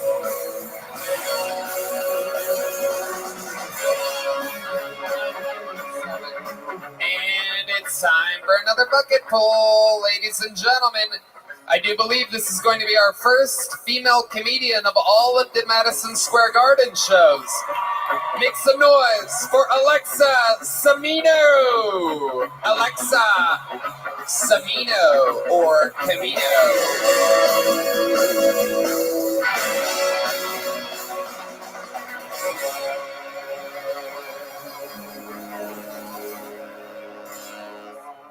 God, hey y'all, how we doing? So I actually just got out of a 4.5-year relationship. Thank you. And it's hard when you're going to spend the rest of your life with that person, you know? But having said that, I've been with the same guy for 4 years, and I am so ready to see some new dick. Holy shit. No. I learned real quick that my type was anyone who needed a green card. Dude, foreign men hit so different. The migrant crisis has been like my favorite thing ever. I'm kind of like the Anthony Bourdain of dick. Instead of a globe trotter, I'm more of a globe thotter. The one thing that does suck about not being a monogamous relationship anymore is I have to buy condoms, which sucks. But a lot of European guys are not circumcised, so it's kind of like the dick comes with one. Thank y'all so much. I love it. Amazing. Alexa Samino. Yeah. Welcome to the show. Thank you. How long have you been doing stand-up? Since March. Oh, you just started. Awesome. What made you want to start now? Well, I originally wanted to be a news anchor, and that pays dog shit. So I decided if I'm going to get, well, I guess so does comedy. But I figured if I'm going to be working a desk job during the day, I might as well do something else. And I've always been, I don't know, people said I'm funny. Uh-oh. Yeah, I love the look. It's like, thank you. I feel like a Barbie. I love the look. It's sort of like I dream of Armenian genie. Yeah, do you always dress like a vase? I do, yeah. It's incredible. You're a real thicky blazer. Thank you. That's so sweet. What do you do for a living? How do you make money? I am a news reporter. Oh, you really are a news Yeah, reporter? I work for a tabloid. Okay. Yeah. Great. It's a fun time. Which one? Highlights or People Magazine? What are you for? Who? Daily Mail. Wow. All right. Yikes. What's the latest? What? Hey, shut the fuck up for a second. What's the latest buzz? What's the latest tea? Ooh. It's okay. I mean, honestly, so much of my day revolves around you two. It's not even funny. You are on in the newsroom 24/7. How's your ear? is doing very well. He missed, and we shot him and killed him immediately. And ooh, you like that? That changes the way I thought about you. I thought you were a disgusting bitch until when you cheered there. It excited me, and now I like you. And I thought you did great. Wow, amazing. You talked about fucking, and we love to hear it, don't we? We love to hear the women talk about sex. And we need more female comics to talk about pussies and sex. Thank you. You have any special skills or talents? You good at anything? I'm a sailing instructor. A sailing instructor? Mm-hmm. Wow. I know. Okay. It's a fun time. Right. Couldn't be an anchor, so you stayed on the boat. Yep. That was funny, Tony. Sweet, Tony. I deserve more laughter. That was really funny. Thank you, guys. Thank you very much. Hey, hello. Anything else interesting about you? A sailing instructor? That's an interesting one. Oh, this isn't my real hair. Oh, okay. Him neither. Yeah. Join the club. Wow. And so do you have a boyfriend? Have you settled down with any of these migrants you speak of? No, I had like 12 boyfriends though, so it's fun. Wow. Whoa. Incredible. A jury. Relax, they know. She works for TMZ and HPV. Amazing. Alexa, very fun stuff. Congratulations. Thank you so much. You just performed at Madison Square Garden. Here's a big joke about Oh, so close. Good hands. Thank you so much. There she goes, ladies and gentlemen, Alexa Samino. She's a sailor. Back to the Legends bucket we go. Ladies and gentlemen, you're in for a treat.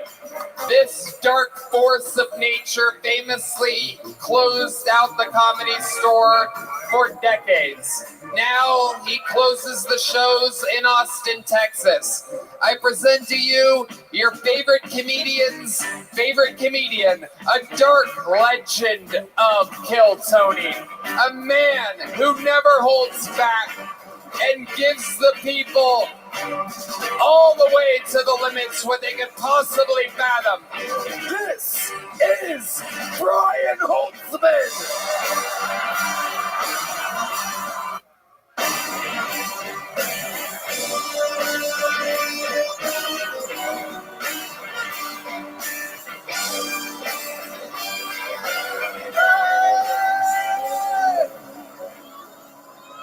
I just wanted to fit in with the rest of the retards on this fucking show.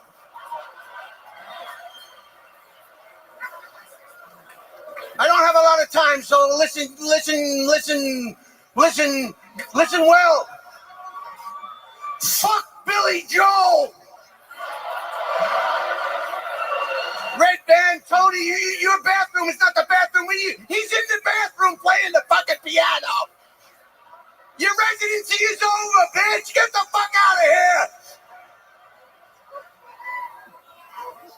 Repeat after me. Put it on the screen. Billy Joel, go home! Go the fuck home! It's not your fucking house! Brenda and Eddie can fuck themselves! How much you want to bet all the handicapped parking spaces are taken tonight?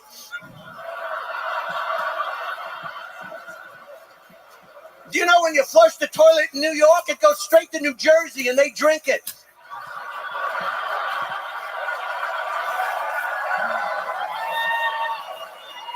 And when they're done with it, it goes to Philadelphia and they bottle it and sell it to California. Texas is shipping so many illegal aliens to New York City that the Yankee Stadium has a green card night. Oh, you don't think that's funny, you fucking asshole? Did it go over your fucking head?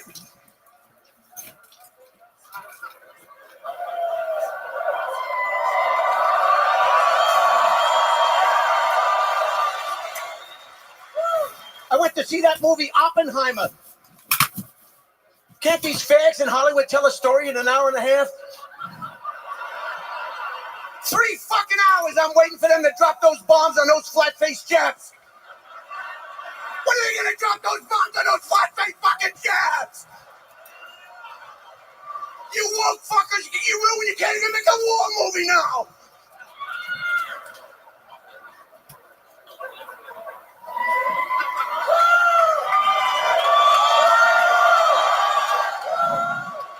So everybody's gonna say it at once. Put it up on the screen. Everybody, make believe I'm Billy Joel and sing along. Billy Joel could kill somebody on 5th Avenue and you'd still buy Billy Joel tickets. You know how many ushers have quit because of Billy Joel being here for fucking 10 years? Police officers are retiring because they don't want to work the fucking show. There was a guy who was an usher. He went home and he heard a Billy Joel song on the radio and he drove his fucking car off the bridge. How much do you like Billy Joel? Fag. You don't even jack off when you sweat. Do we really need women's basketball? Some flat-ass, skinny fucking bitch throwing a fucking basketball. We got men's basketball. It's like buying an air freshener for a convertible. What do you do after you see a women's basketball game? Go in the parking lot and kill yourself? Women's basketball. Give me a break. Why don't you learn how to cook first, bitch?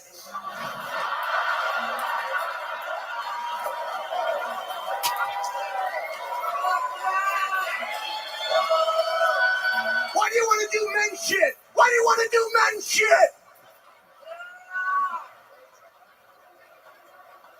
I'm not used to somebody liking what I have to say. Excuse me, I'm startled. All you got to do in life is mind your own business, your own family's business. Be full of love and gratitude and mind your own business. I give abortions in my garage on the weekend. That's my business. That's not your business.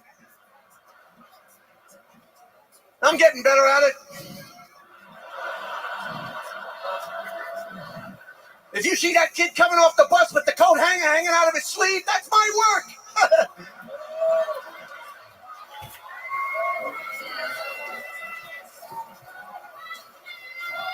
Yeah, women shouldn't be doing sports. It's like that bitch who was driving the race car. What was her name? Dackety back. Every time she got in a race, there was a fucking accident, that bitch.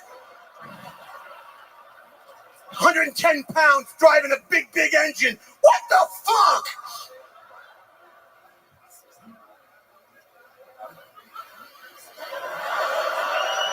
My sister never travels. My sister Terry is here, Teresa. No passport, hates to travel. She was watching the Olympics, and she saw that guy with the big hog. Now she wants to go to France and suck his dick.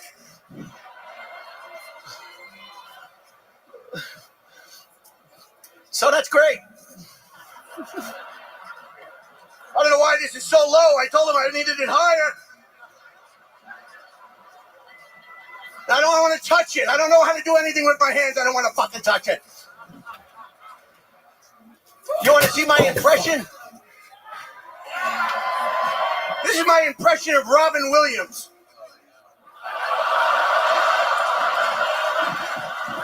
He was a crazy comic. Oh, yeah, he was crazy. He was crazy. Yeah, that's for the real comedy aficionados.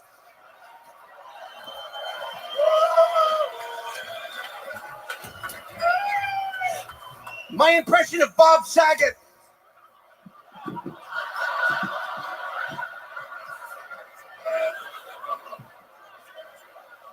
What did you expect in a Kill Tony show, you motherfuckers?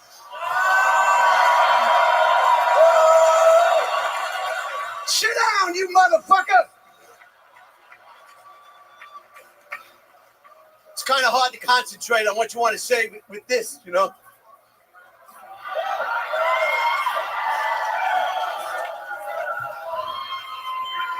I'm so sick and tired of recycling. You're not going to save the fucking blue planet. It's fucking over. Throw it away. Just throw it the fuck away. I need gasoline. I need fuel for my car. I need hot showers. I don't give a fuck. How are you going to stop cows from farting? They say the temperature's rising in the ocean. What do you want me to do? Go down to 7-Eleven and buy ice? What are you telling me this for? I don't have an oil company. The water level is right. Oh no.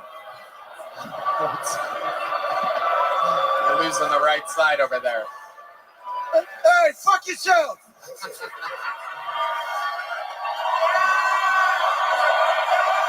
Ladies and gentlemen, the dark force of nature on the uncensored stream, the one and only Brian Holtzman, ladies and gentlemen.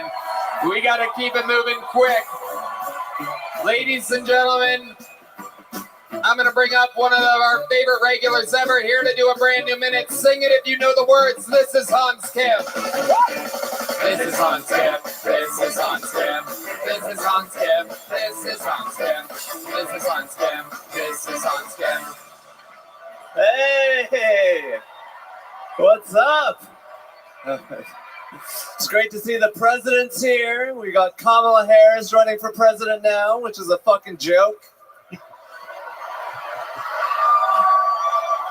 I think we should have a completely separate political system just for women. We can call it the WUSA. You can do all the layups you want over there. We're fighting for oil here. I think a president should be able to stand up when he pees. I don't even know how women pee. I think they just soak their flaps and wait for it to drip down.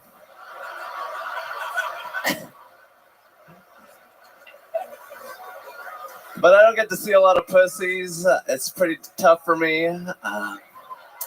Sometimes I wish I could take a time machine back to my Asian ancestors before they left Africa and be like, stop moving right now. If you keep going that way, your dicks are going to get smaller. All right, thank you so much.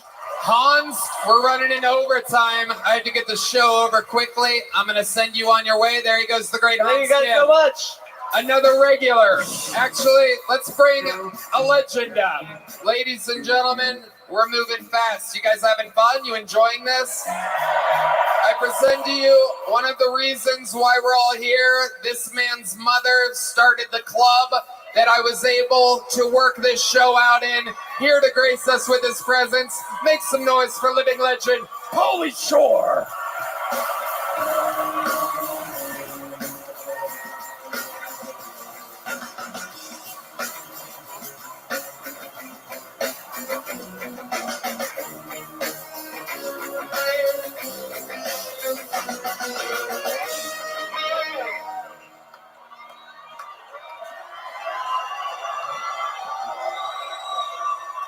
I know we're in New York City. You're not supposed to say this, but thank God there's not a fucking another New York fucking comedian on the stage. I knew that wasn't gonna get a laugh. You're supposed to give me a rim shot right there anyways. So anyways, thank you guys for coming out. My name is Pauly Shore, and this is what I look like now. Thank you. A lot of people ask me every day when I'm gonna do another movie. I'm like, fuck, you fucking tell me, bro. You know what I'm fucking saying? I'm staying in the East Village. You guys know the East Village? I like the East Village because there's a lot of hipsters. You guys know what a hipster is? They basically dress how I dressed back in the fucking 90s. I was there the other day. I saw some guy walking down the street, looked like a fucking Steven Tyler's fucking microphone stand, bro. But I go to this juice bar in the East Village. It's pretty fucking cool. You guys like juice bars? Where you walk in, it's like carrots, apples, ginger. The cool part about the juice bars, the dude working there can look at you and tell you what juice he thinks you need based on the pigmentation of your skin. So I walk in last week. I'm like, what the fuck should I get? He goes, bro, you could use a face melter. I'm like, what's in it? He's like, cayenne pepper, oil of oregano, and lemon ginger. It'll build up your immune system. You have AIDS, right? My name's Polly Short, not Tony Hinchcliffe, bro. Good night. Ladies and gentlemen, make some fucking noise for Pauly Shore. We are in the speed round of Kill Tony. Ladies and gentlemen, keeping it moving, I present to you one of the greatest regulars of all time, Kill Tony Hall of Famer and Dark Roast God. This is David Lucas.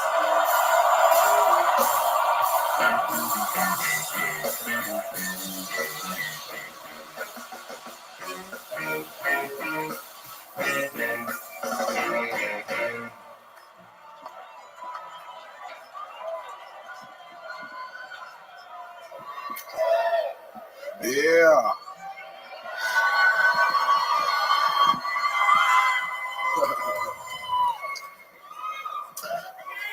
I think racism needs to make a comeback. It was better times back then. Because what would you rather battle? Racism or this gay shit going on right now? Like, what's scarier? A redneck in a pillowcase or a 6'4" fag with a hard dick? You know what I'm saying?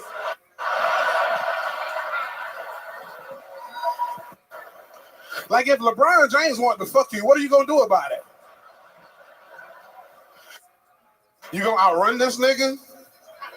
You going to outjump this nigga? No, you're going to be a tired fuck motherfucker. Like, that's why I love carrying a gun. You know what I'm saying?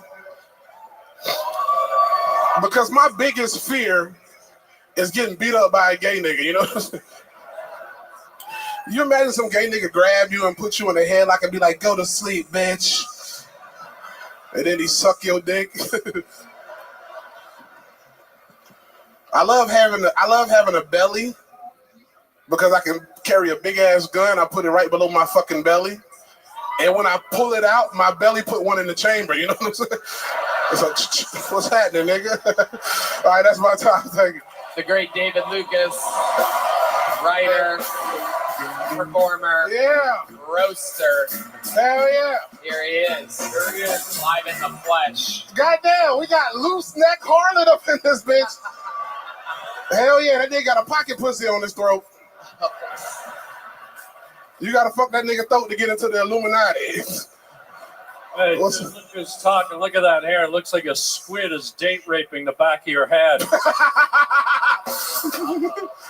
mean, the kids love this guy in the summer, man. They shove a garden hose up his ass, and his hair turns into a water wing. Hey, necrophilia is when somebody fuck your throat, nigga. I'm sorry, I missed the fact. I left the kid in the car, so. What's up, David Tell? Oh, man, East Coast, I love it. Yeah, it was cool, man. What's up, Joe Biden, Donald Trump? What's up? What's up, David? Aren't you doing Disney's remake of the Kool-Aid Man? God damn, Joe. He is. We're working on it. He's gonna break in. He's gonna break in, and he's gonna drink himself. And you know, David. Actually, I've spent billions of dollars on climate change research to get sea levels to stop rising, and David fucked that up with one cannonball in the ocean. Joe Biden, you look like Mrs. Doubtfire's husband, nigga. Shut your motherfucker. David, I know you're on tour. Is that why all these Boeing planes are crashing? Wow. Don't clap at that bullshit. Fuck y'all. You're a good American. No, they're crashing because you keep hiring fucking niggas. Okay. Okay. You know a nigga can't work on a plane. They can work on a Chevrolet, but not a plane. David, we absolutely thank you, man. I know we gotta get I up. hate to cut it Yeah, short. We're in overtime right now. Thank y'all. Ladies and gentlemen, Roast God, David Lucas. Another amazing fucking Austin comedian. It's crazy what's going on in Austin with Joe Rogan. Tony, I'd love for you to stop talking about fucking Austin for 1 second. I think it's obvious New York is probably the best, and I will say this.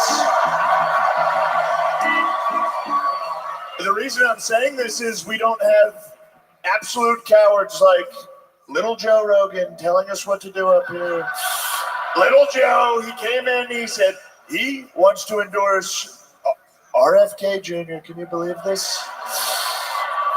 Joe Rogan is an absolute joke and a complete pussy, and if I ever saw him, I would whoop his bitch ass. What a coward. Joe Rogan, complete coward, and it's, frankly, he's an embarrassment to this country. He used to be such a powerful guy.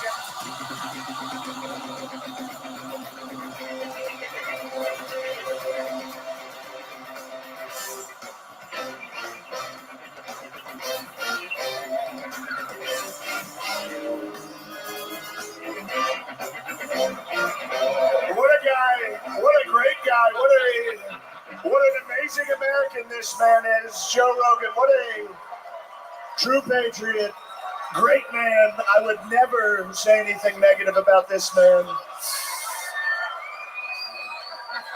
What a guy. What a guy. Everybody agrees this is one of the best guys we talk about. We say Austin, Texas is great. Joe Rogan is great. Frankly, Joe Rogan is the best, and everyone knows it. And I love RFK. Who doesn't love RFK? He's a great guy. I knew you were butthurt because I didn't endorse you as president, but I do want to endorse someone tonight. I wasn't endorsing RFK. I'm going to endorse this next gentleman. One of the greatest people that's ever lived. Ladies and gentlemen, Joey Diaz. Oh my God!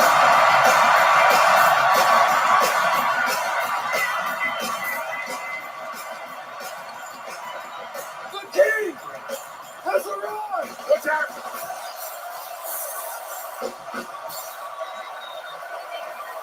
Joey Diaz!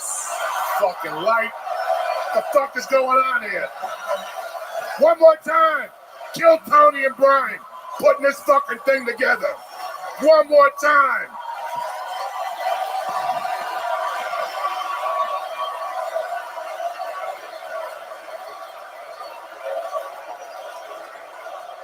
If I'm your president, we're gonna get down. We're gonna bring New York to what it was. We're gonna throw the fucking migrants out. Anyway, I love you motherfuckers. I grew up in this bitch. You understand me? Grew up in this bitch. One time I came in here, I had so many Quaaludes in me, they put me in the handicap section. They're like, go over there, you're too fucked up. Another time, I used to come here for the fucking circus. Let me tell you something. They had no fucking neck. They weren't pussies. If the guy fell, fuck it, the clown swept them off. And then they gave him to a fucking lion. Kids would be crying. Your kids from the Bronx would be cheering. Yeah, yeah. Kill the fucking, whatever his name is, the fucking wizard. I love you motherfuckers. Joe Diaz for president, 2025. Joey Diaz, ladies and gentlemen. Ladies and gentlemen, one last special treat before we put a ribbon on this thing. Joey, come hang out with us real quick. Joey, come back.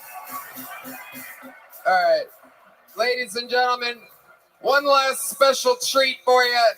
Here to throw out some custom Kill Tony fucking footballs to the audience, I'd like to present to you the quarterback of the New York Jets, Aaron Rodgers.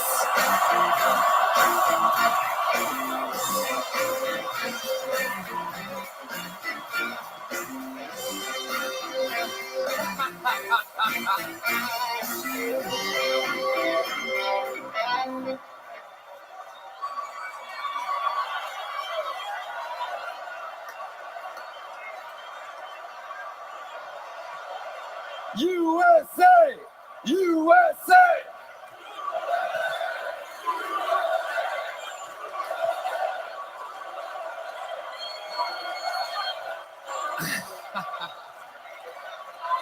Roll that video announcing our next fucking arena shows. Let's get that promo going while this is happening.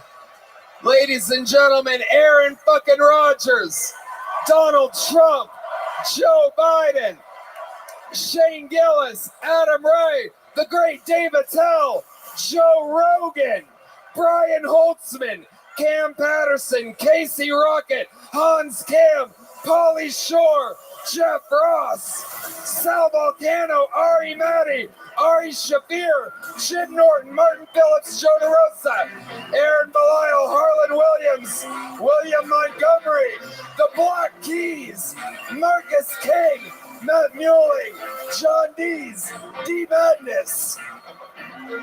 Woo! Burroughs horns. Michael Gonzalez on the drums. Heidi and Valerie Vaughn, the Ring Girls. The great Jet Ski Johnson. The artist, Ryan J. Ebelt. Chris Rogers with art. What a fucking blowout. We love you. God bless New York City. We fucking did it. Comedy history. We love you. Maybe we'll do it again next year, huh? We love you. Thank you.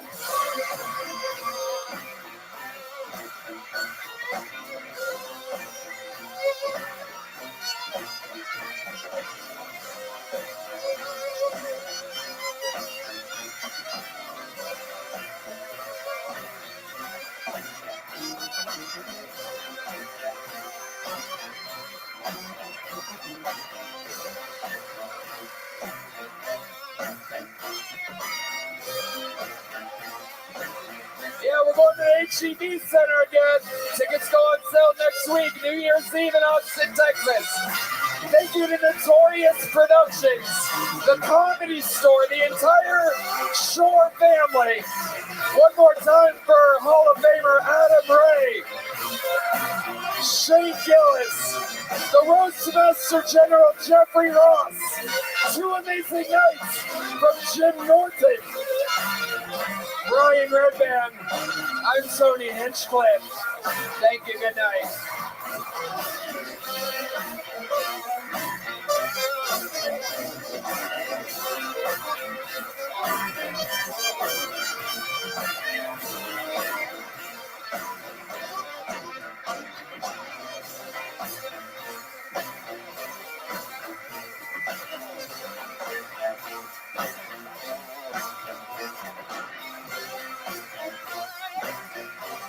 Thank you, New York. I love you.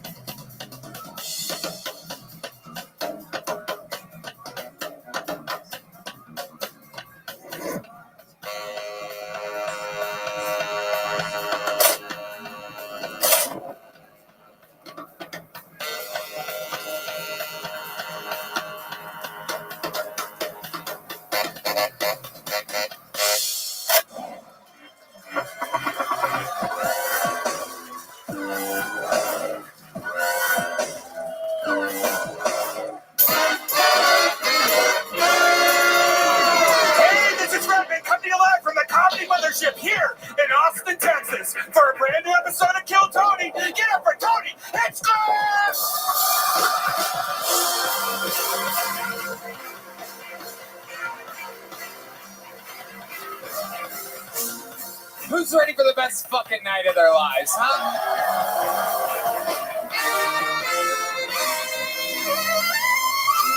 Fuck yeah. Make some noise for Brian Redband, ladies and gentlemen. And how about some noise for the best damn band in the land, huh? Is that some diabolical shit or what? My goodness. What an amazing show. You guys made it to the #1 live podcast in the world. This is Kill Tony, brought to you by HelloFresh, Squarespace, and Game Time. A lot of fun stuff ahead. Here's a little bit more from the amazing sponsors that made it all possible. The Sunset Strip Comedy Club in Austin, Texas is now open. Check out Red Band's secret show every Thursday. Go to sunsetstripatx.com for tickets.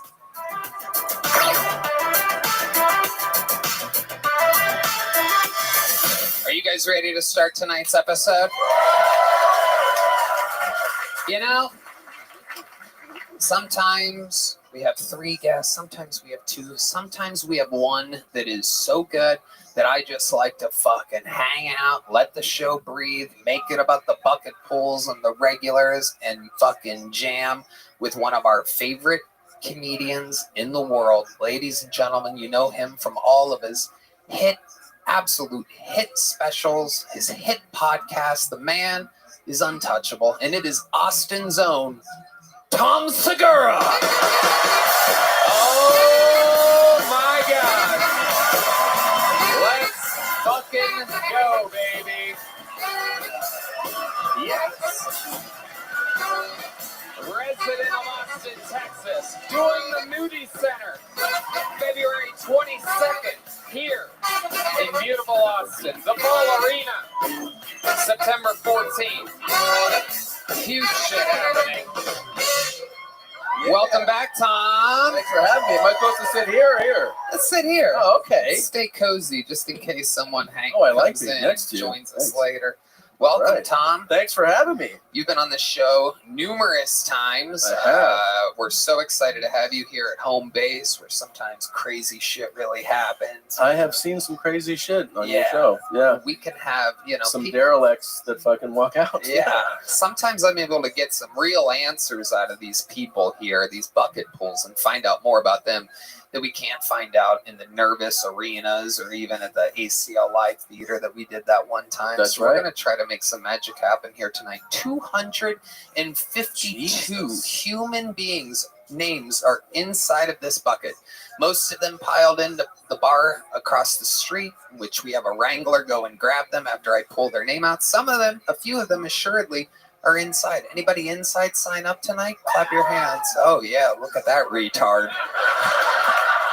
Fingers crossed that we get someone from the bar across the street. If I pull someone's name out of the bucket, they get 60 seconds uninterrupted. You know their time is up when you hear the sound of a kitty. That means they have to wrap it up then, or else they bring out the angry West Hollywood bear, which interrupts them abruptly. And then I interview them, and we find out more about them. We talk to them about what makes their lives special. Who knows? Maybe as of late, there's been trivia, there's been spelling bees. Anything can happen. Ladies and gentlemen, are you guys ready to start tonight's show? I pulled the first name. They're wrangling that person from across the street. While that happens, why don't we get one of our regulars up here, huh? You guys are fans of the show, right? How many of you watch every week? Well, then I think you will be very excited to find out that the first comedian doing an uninterrupted 60 seconds tonight is an instant legend on the show. Ladies and gentlemen, as you know, he is in a hurry to become a citizen of the United States of America. I present to you the Estonian assassin, Ari Mari.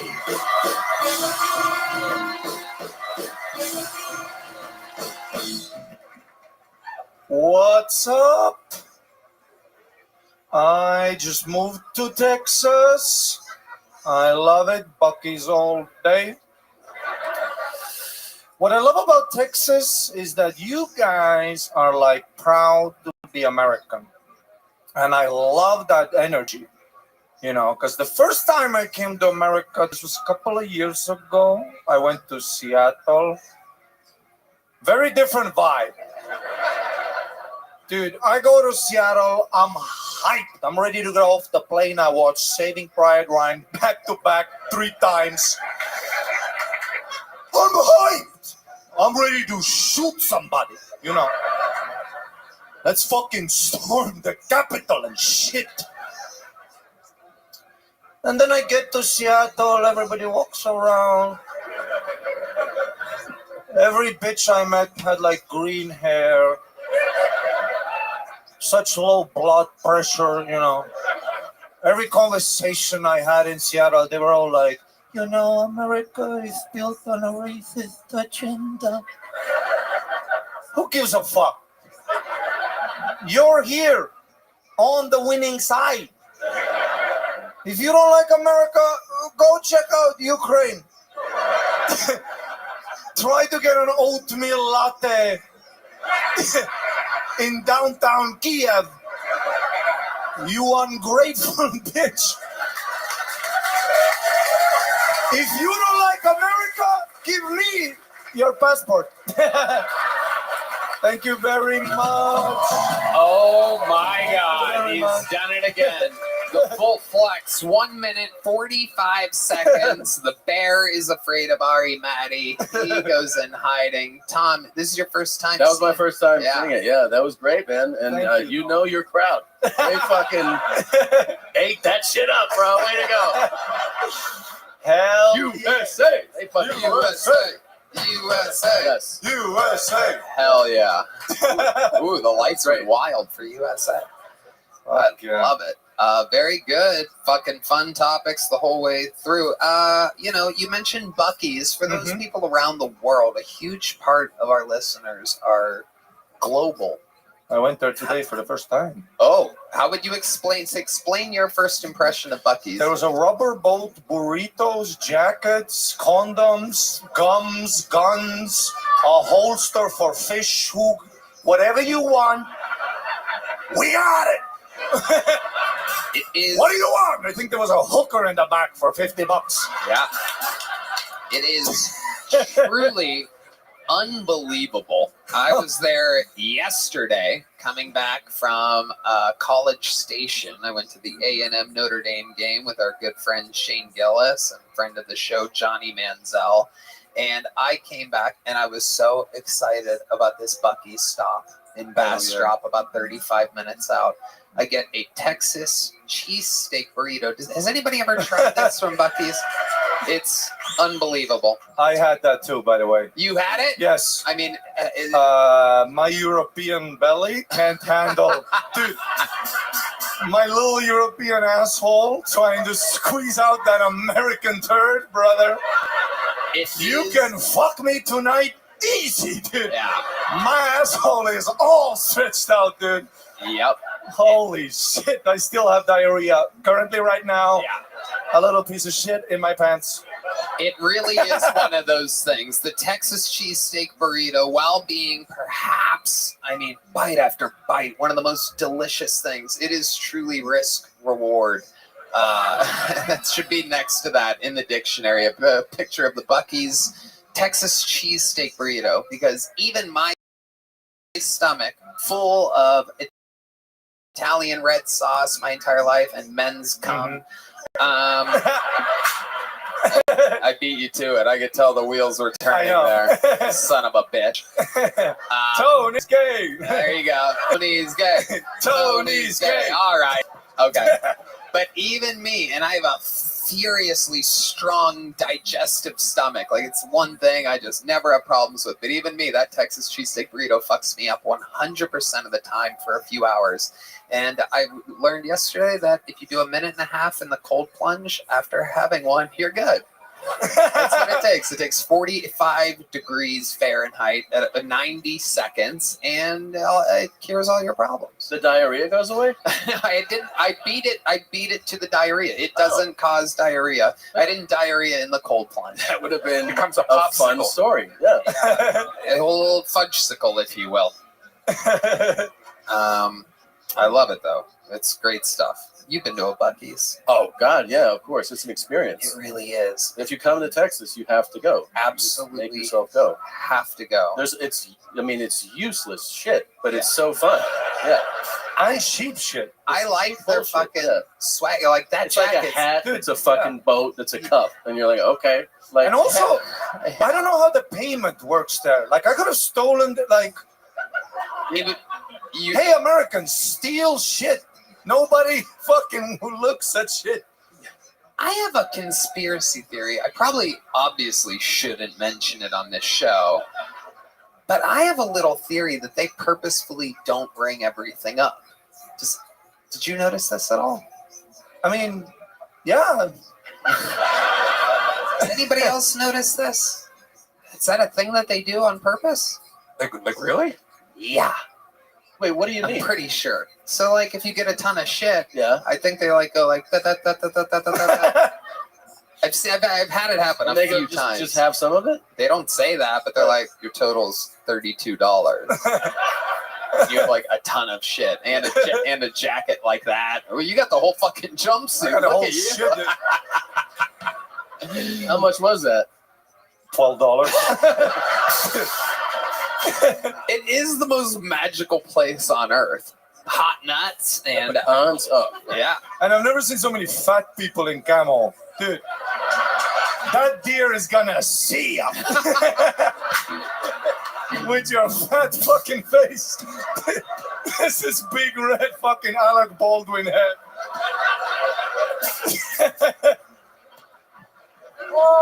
Hey Tom, you used to be fat, right? Yes, Yeah, you sir. look- Yes. But I didn't wear camo. That was Holy fucking, shit. yeah. Money makes a difference. Yeah. It does. It could also help you get citizenship, so just try to get some. Believe me, you got a long way to go with that. But I hope you get it, dude. I fucking hope you get it. And if you don't get it, just cover yourself in camo and hide in with the rest of us. Yeah. Ari, Maddie, you did it again. Thank you so much. Another brand new Thank you, Gil Tony. capable set. That was great. That was great. I mean, the show has begun. You're in it. And now to the bucket we go. This is obviously the part where shit gets crazy. Could be anybody. Could be a star of the future. We found all of our regulars and golden ticket winners through this bucket. Could be a crazy person. Could be a 15-year veteran that's swallowed his pride and come here to try to make it. Could be somebody who's starting tonight. Either way, they've waited for hours, they signed up, and the moment is theirs. Your first bucket pull of the night goes by the name of Trey Campbell. Make some noise for Trey, everybody.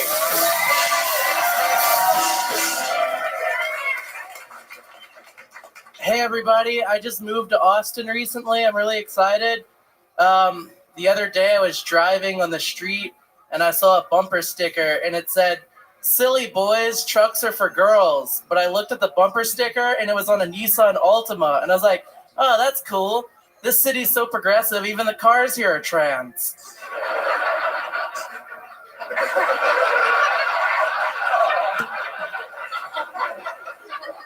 I'm getting married. Me and my wife were riding in the car the other day, and she was all like, I need to go to church. I need a closer relationship with God. And I was like, you just overdosed on Whippets the other day. How much closer to God do you want to get?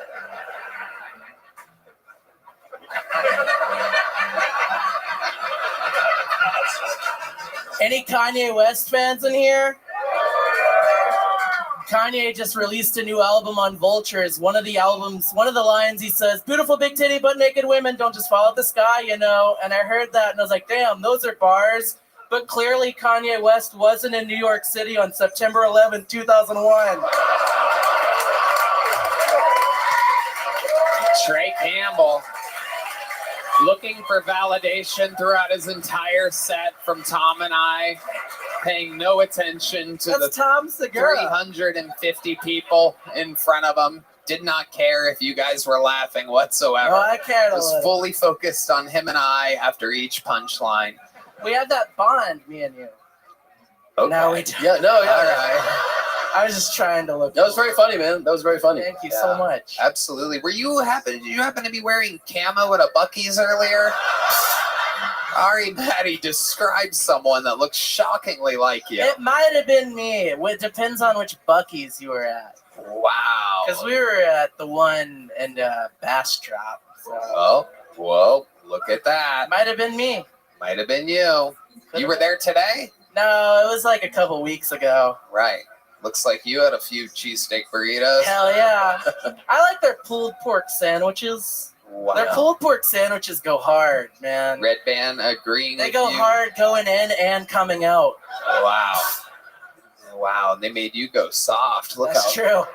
I don't know, man. I've been doing pretty good. Yeah, tell us more. What has your diet been like lately? What exactly is it? Because you look like a leprechaun that only eats Lucky Charms. So That is true. Back when I was a kid, I would only eat the Lucky, like the marshmallows out of the cereal. Dude, we fucking know.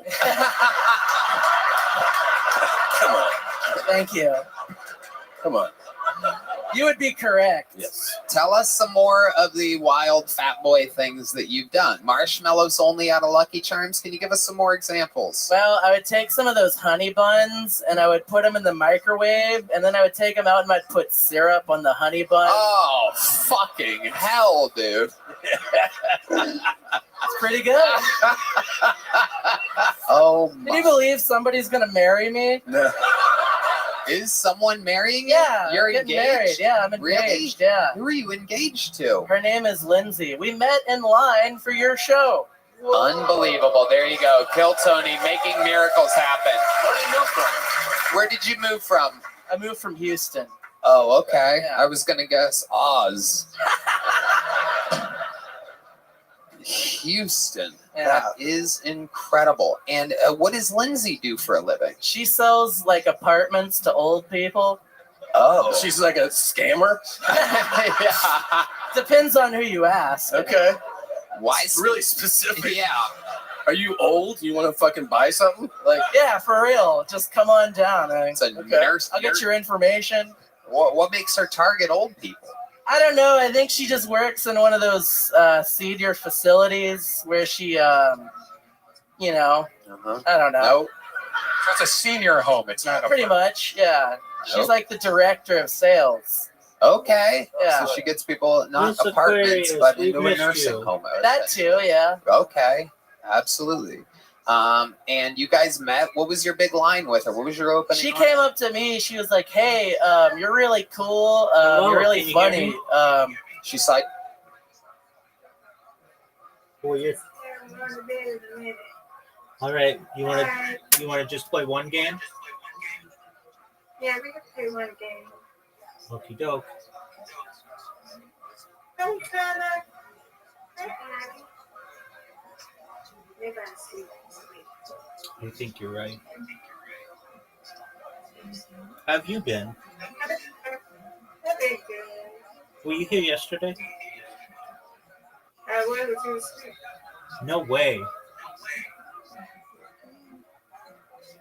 Oh wow. Apologies. Yeah, okay. Did you come at your normal time? I thought you came a little bit after. You were asleep. Oh, okay. Apologies. I do my best to stay away from Miss Aquarius. I try. I know we all be sleeping. I be forgetting. See, I can't late. So,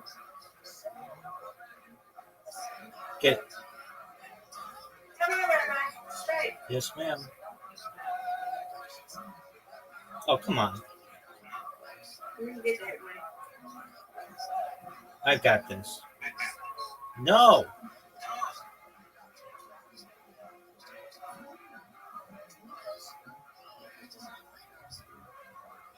Oh. That went too fast. Yeah. There we go. Okay. All right. Come on, Rabbi. Get it. Okay. This is like very difficult for me.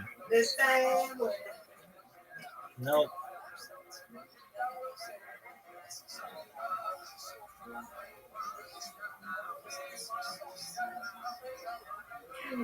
What is going on going? That's what you need to be doing, the curve thing.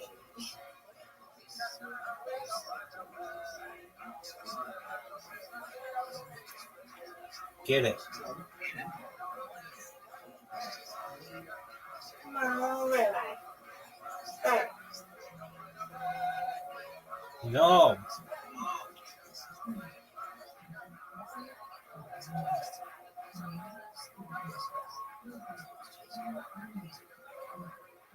I gotta get something. Oh no.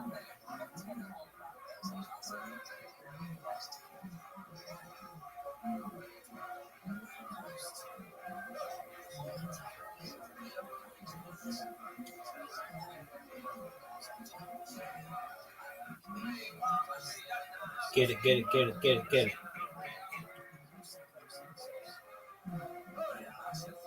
Come on, man. Yes, ma'am. Start. Get it. All but one. Yes, the same one, but it's on the opposite side. Blue.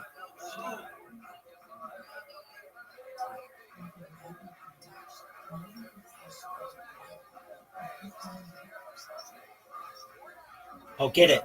Nice strike, Miss Aquarius. Big time. That was big time. That was big time, girl. Get another one. That's all right. That just gave you a huge lead. Get these two. And you did. Yeah. Excellent. Come on, man. Get it. Nope.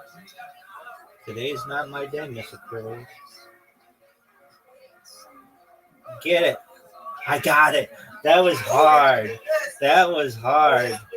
All right. Maybe it is my day. Get it. Did I get enough? I did. That was good. Oh, boy. You're good. You get it tomorrow. I get it tomorrow. Absolutely. You win, I win. That's right. Well, you take care. Enjoy yourself. Sweet dreams. Saw you on the show before. Yeah. Okay. Yeah. Look She at you. that's about it. We just kind of started talking about like the Smiths. Wow. And the rest is history. I now know what she looks like just from that description. That's all that it took. Dark hair. No, she has like red hair. She dyed it red. There you go. Yeah. Yeah. Uh-huh. A lot of makeup. A little bit. Yeah. She's beautiful. Oh, I bet. Yeah. To settle for a boy like you, I Yeah, bet she's for a real fucking supermodel. Yeah, I think so. Let me guess, 6'5". No, that's close. Really? She's Yeah. big? She's 6'1". You know this girl? Oh yeah, I've met her many times. Wow. The Sunset Strip Comedy Club, all the biggest comedians in the world. Wow. Some 6'5" open micers rolling in there. Still a lot of space. No bumping their heads on those ceilings. I promise you that. Notoriously high ceilings. A great place for someone 6'5" to perform. Incredible. And remind us, what do you do for work exactly? Actually, now I moved here and I got a job in news radio. News radio, no better time. Perhaps a locomotive is next for you. Perhaps the newspaper. Yeah, it's Right the way now. of the future. Radio, news radio. What exactly are you doing for news radio? Usually I run the board. I'll answer the phone calls. A lot of people call in and say a lot of crazy shit. Somebody, like what? It's a political talk show. So Oh, yeah. somebody called and said Biden gave his dog cocaine. That was pretty cool. That's not impossible. It's not. I mean, they found it in the White House, so it's not the craziest thing. Can you make a living doing that? Yeah, I make about $15 an hour. Okay. All right. So I guess it depends on what she's got to sell a lot of apartments. Living is, yeah, that's relative. I got it. How long have you been dating this girl that you're marrying? We've been dating since February. This February? Yeah. And when did you get engaged? We got engaged in May by the Hi, How Are You mural. Okay. And Yeah. what made you do it so quickly there, Trey? When you know, you know. And we just fit together. No, that's not true at all. I love her. Yeah. Well, I bet you do. Yeah. I bet you do. Do you have any inheritances or anything? Yeah, I got some inheritances. Yeah. You want me to talk about it? Yeah, let's talk about it. Why not? We've never asked that question in 11 and a half years. Who better to ask about his inheritances than you, the most adorable little fucking Oompa Loompa I've ever seen in my life. Incredible. No, my dad passed away in 2021, and he left me some money. Yeah? Ballpark it. How much? About $350. Oh, that's pretty good. He left me about $350. Oh, you're being silly. Was it 350,000? Maybe. Okay. Any other inheritances? Let's go through. It's a little segment we call Trey's Inheritances, everybody. No, that's about it. He left me he left me 2 trailers, and he left me some 4-wheelers and a boat. Anybody who wants to buy some 4-wheelers and a boat, you want to buy a 4-wheeler, Tony or Tom or Red Ben or? No, I'd want one where the shocks and struts aren't used by you. I haven't rode it in like 10 years. You so it's imagine fine. hitting a bump on that? Fuck. That's funny. Are you living in the trailers? No, not anymore. What? Did you sell them? No, not yet. I'm trying to. Are you gonna rent them out, or what do you do? Yeah, that's the goal. They're just sitting empty. Yeah, they're just kind of sitting there desolate. A lot of my clothes are in there. This is a lot of clothes I can't wear anymore. Is your lip blue right now? Am I noticing this? I think it's the black lipstick because, like, I kissed my wife before I came up here. Oh, wow. I get a little bit worried when she kisses me on the face. She wears a lot of black guess lipstick. that a Smiths fan would have black lipstick like that. That's incredible. It's absolutely shocking. When I pictured her, I totally didn't picture anything like that. I think you'd like her. Yeah? Yeah, she's cool. Why do you think I'd like her? I don't know. You just seem like someone who'd like her. She's 6'1", you know. Absolutely. Just because of the height? Yeah. Yeah. Have you ever 69 with her? No, we haven't got. She's not real. I mean, I would, but we don't really. Okay. Looks like right before. We haven't done that yet. I mean, I listen. I will go down when asked to, but we haven't. Has she asked you to do that? Yeah, a couple of times. She twice. More than that. I'm speaking in like generalities. Yeah. Uh-huh. What? Why have you? Hold on. What? Why have you not? You're waiting to 69 when she's like, okay, tonight we 69. Yeah, whenever she wants, I'm down. So is she like a dom? No, not really. But can you suggest stuff you like? Yeah, I think I should. I think I will tonight. Hey, look at that. That's great. That's awesome. Look at that. Now, how tall are you, Trey? I'm about 5'8". It's 5'7". Oh, it's I'm going about 5'6". There you go. So where do you think things are going to end up when you 69? Are you ready to toss her belly button? Yeah, I'm down. I mean, it'll work. You guys have had sex, right? Yeah, all the time. All the time. Do you have Yeah. any special maneuvers in the bedroom? Perhaps the old stir the pot or... Well, it takes me a while to get there. What exactly do you mean by that? It just takes me a long time to achieve orgasm, and you're like master control. I think so. It's the Karma Sutra. I'm usually just thinking about the Sacramento Kings. Okay. I really want them to win a title at some point, and I'm just always thinking about De'Aaron Fox, hoping he doesn't get hurt again. So it takes you a while to finish? Yeah. That's nice. Yeah. Do you have any kinks? Do you have any weird kinks? No, not really. I'm pretty boring, honestly. I like to have like basketball on in the I like car crashes a lot. I like to watch car crashes during sex. Yeah, like I fucking flip, bodies mangled and shit. It's cool.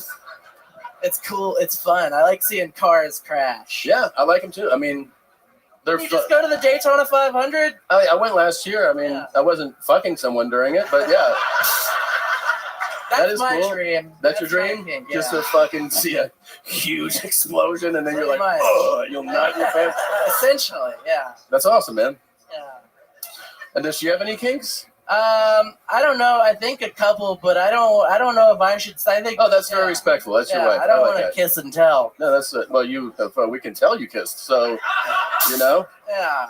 Trey, Tom, you guys are never going to believe this. I was just informed in the longest way possible. Took a minute and a half. Took Red a minute and a half to tell me something very, very simple. But I have been informed that Trey's girlfriend, who does stand-up comedy, is now, right now, since they came together, backstage and willing to do a set. Trey, would you like to introduce your girlfriend? And Yeah. and then you just take a step to the right, and then we'll interview you guys together. No, not yet, Trey. After you say her name, and by the way, your right is the other way. Okay. Sorry, I'm dyslexic. Yeah. Okay. So now introducing his girlfriend, Trey Campbell. All right. Here you go. Looks like there you go. Say her name, Trey. Say her fucking name, Trey. This is Lindsay Tyree. This is the Here's love of my a new life. minute from Lindsay, everybody.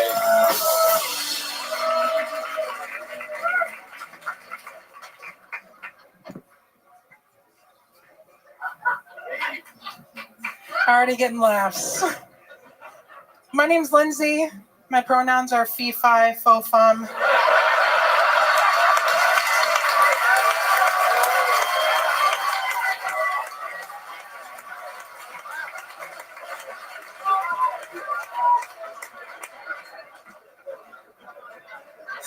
Thanks, guys. Holy shit. Guys, I have this rock. I'm a lot like Cam Patterson, except for I am retarded. Anyway, I use it for stimming. It's an autism thing. And I rub it on my hands, sometimes like my face. I got this cut on the inside of my lip, and I got super sick. So I went to the doctor, and he said, "I'm sorry, ma'am, you've contracted the very first ever case of mermaids."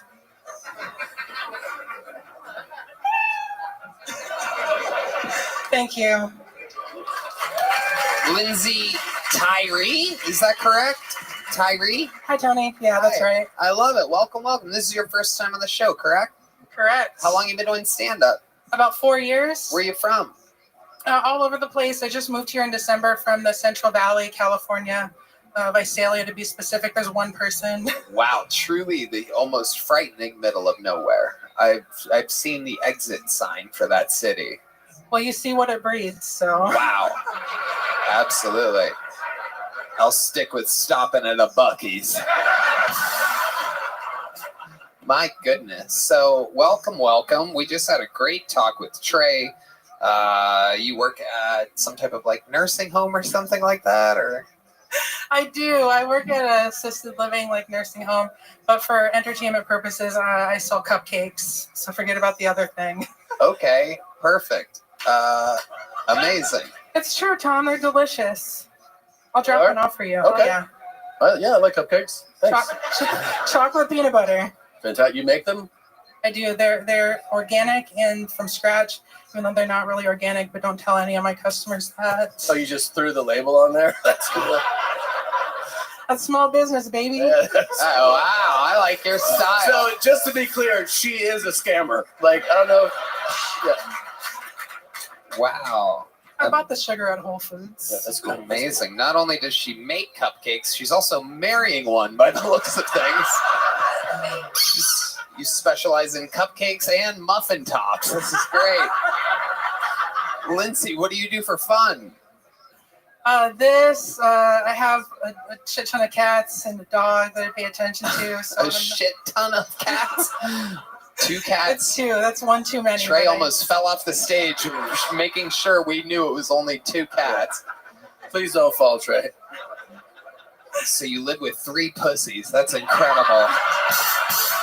Incredible, Lindsay. 1 dog? 1 dog. I love it. I love it. What kind of dog? The vet said that he's a husky hound mix. He's just a. Are we talking about Trey again? He's definitely a husky. He's a husky and a little hound dog. Am I right? Ain't nothing but a hound dog. Look at you two. What kind of mattress do you guys use exactly? We're in a California King, so. Wow. Is that your order at In-N-Out, or is that exactly? I like Whataburger, so You're a Whataburger guy? yeah, all day. Can I ask Lindsay, where do you stand on this coming from the middle of California? Whataburger or In-N-Out? There's only one correct answer, and it's not Whataburger. Go ahead and answer. All right, Tony, I'm just fat enough to be able to answer this question accurately. Uh-huh. The Whataburger chicken is better, and the In-N-Out burgers are better. I'll actually take that answer and accept it. The grilled chicken at Whataburger, you gotta lose the bun, or else you immediately get cancer. That's how that works. Lindsay, you and Trey got engaged very fast, very quickly. How did it make you feel when he proposed to you? Were you expecting it? Were you surprised? Tell us a little bit about the insight, because we didn't get too much into detail about it. I mean, I was surprised. It was, Did he even have to get down on one knee? The height disadvantage here makes it so that I feel like he could have stood straight up. He's shaking his head. No, you didn't get on one knee? He didn't. He sat on the edge of the bed, and he's like, so do you want to marry me? Wow, that is fucking adorable. And did you immediately say yes? Oh, yeah, totally. Oh my God, you guys are so cute. This is incredible. Did you know that you're 69ing tonight?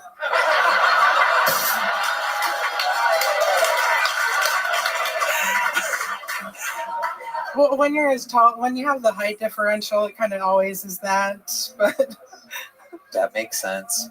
That you're saying that you fuck Trey upside down a lot. yeah. I love it. I love it. What other position you get? You guys ever do reverse cow? Oh, there he is. Oh, we came here to groan. It's a brand new, never heard before joke. It only works when talking about sexual positions with a big couple. You leave out the girl. Okay. All right. I don't really care about your guys' sex life. Quite frankly, I threw up in my mouth after picturing it. Trey, I'd love to have you back on the Secret Show Thursday if you want. I'll be there. Can I make a suggestion? Can I make a little suggestion here? And I don't book your show, but I have to say it because her opening joke was so fucking strong. I think that you should go fucking back to back, 5 and 5 for each of them. This way they get to come in together, Let's a do happy it. couple. Let's do it. There you go. They're doing the Secret Show. Amazing stuff. Thank you. Here's a big joke book for you, Lindsay. Welcome to the family. You already have one, right, Trey? Thank you so much. There you go. Congratulations. Thank you, Tony. Goodbye. Welcome to the Kill Tony universe. And like that, we're 3 comedians in already. This fun train is moving along. This looks like a fun next bucket pull. Make some noise. Ooh. Ladies and gentlemen, make some noise for the lovely Heidi, huh? She's here live in the flesh. You can think about the Sacramento Kings all you want. You're still coming immediately. There is no injury on that basketball team in which you can last through that. Hello there. This podcast is sponsored by TalkSpace. It can be challenging to find and meet with a therapist that is the right fit. TalkSpace is so accessible, from personalized treatment to meeting online from anywhere to the ability to text your therapist at any time. Therapy can be costly, but TalkSpace is affordable and in-network with most insurance providers. Most insured members have a $0 copay. Red band. TalkSpace, the leading virtual therapy provider, makes getting the help you need easy and accessible and affordable. I love how much TalkSpace cares about providing mental health resources to those who need it. And you can easily sign up online and get paired with a licensed provider that's right for you, typically within 48 hours. You can also switch providers at no extra cost. TalkSpace makes getting the help you need convenient because you can take your appointments from the comfort and privacy of your own home. You can even talk it out between sessions by sending messages to your therapist. TalkSpace provides personalized treatment for individuals, couples, and the LGBTQIA+ community. Wow, that's a lot. Veterans and teens. As a listener of this podcast, you'll get $80 off your first month with TalkSpace when you go to TalkSpace.com/Tony and enter promo code SPACE80 to match with a licensed therapist today. Go to TalkSpace.com/Tony and enter promo code SPACE80. That's TalkSpace.com/Tony, promo code SPACE80. Hello there. This podcast is sponsored by ExpressVPN. You guys, I just heard something mind-blowing. Netflix has more than 18,000 titles globally, but only like 6,000 of those are available in the US, including the most watched Netflix program of all time, The Roast of Tom Brady, in which a couple people did unbelievably great at. You're missing out on literally thousands of great shows unless you use ExpressVPN. Netflix hides content from you based on your location, but ExpressVPN lets you change your online location so you can control where you want Netflix to think you are located. They have servers in over 100 countries, so you can gain access to thousands of new shows and never run out of stuff to watch. This works with many other streaming services too. Disney Plus, BBC iPlayer, and more. All you have to do is fire up the app and click one button to change locations. Then you can stream in HD with zero buffering. Not to mention, ExpressVPN keeps you private and secure by rerouting all your traffic through an encrypted tunnel. Speaking of an encrypted tunnel, Redden. Tony, I love ExpressVPN. It was so incredibly easy to unblock my favorite show, Black Mirror. All I had to do was open up ExpressVPN, select England, tap one button to connect, refresh, and now Netflix, there it was. Wow. So be smart. Stop paying full price for streaming services and only getting access to a fraction of their content. Get your money's worth at ExpressVPN. So excited about it, I can't even say it. ExpressVPN.com/KillTony. Don't forget to use our link at expressvpn.com/KillTony to get an extra 3 months of ExpressVPN for free. Ladies and gentlemen, make some noise for the Kill Tony, I do believe, debut of Grinch Martinez. Grinch Martinez.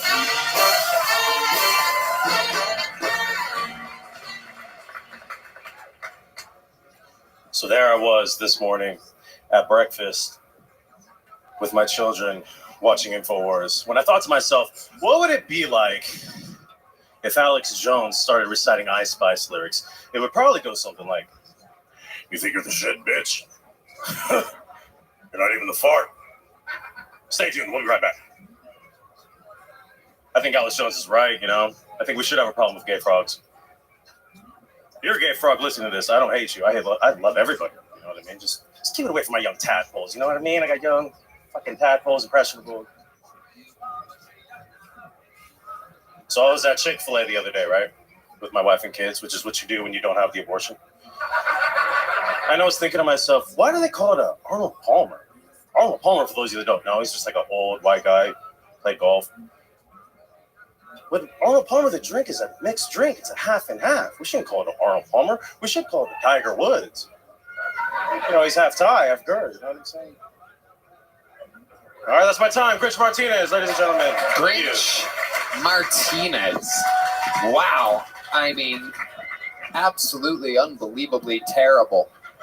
That is incredible. No, it wasn't. Shut up. They all laughed. Calm down. Come on. People come up here with zero laughs. Come on. Wow, look at you arguing whether or not that was a good or bad set. That's almost never. There's a guy losing his mind in the middle of the room right now. They left, though. I mean, all right. Oh my God, this guy's crazy. What's going on? Oh, he's getting in trouble now. Forget it. Grinch, hello. How are you? It did suck, I promise. All right, sorry. Okay. People weren't laughing exactly at the things you think they were laughing at. Do you think that Alex Jones impression is good? I've done better. Let's hear you do better. Try to do better. Globalists and Chinese icons, ladies and gentlemen. I would bet that Red Band does a better Alex Jones than you. Oh, come on, Red Band. Come on, join us. Notoriously doesn't do impressions. Ladies and gentlemen, Come on, ladies and gentlemen. This is Red Band doing Alex Jones. Black helicopters. There you go. No doubt about it. I was right. I was right.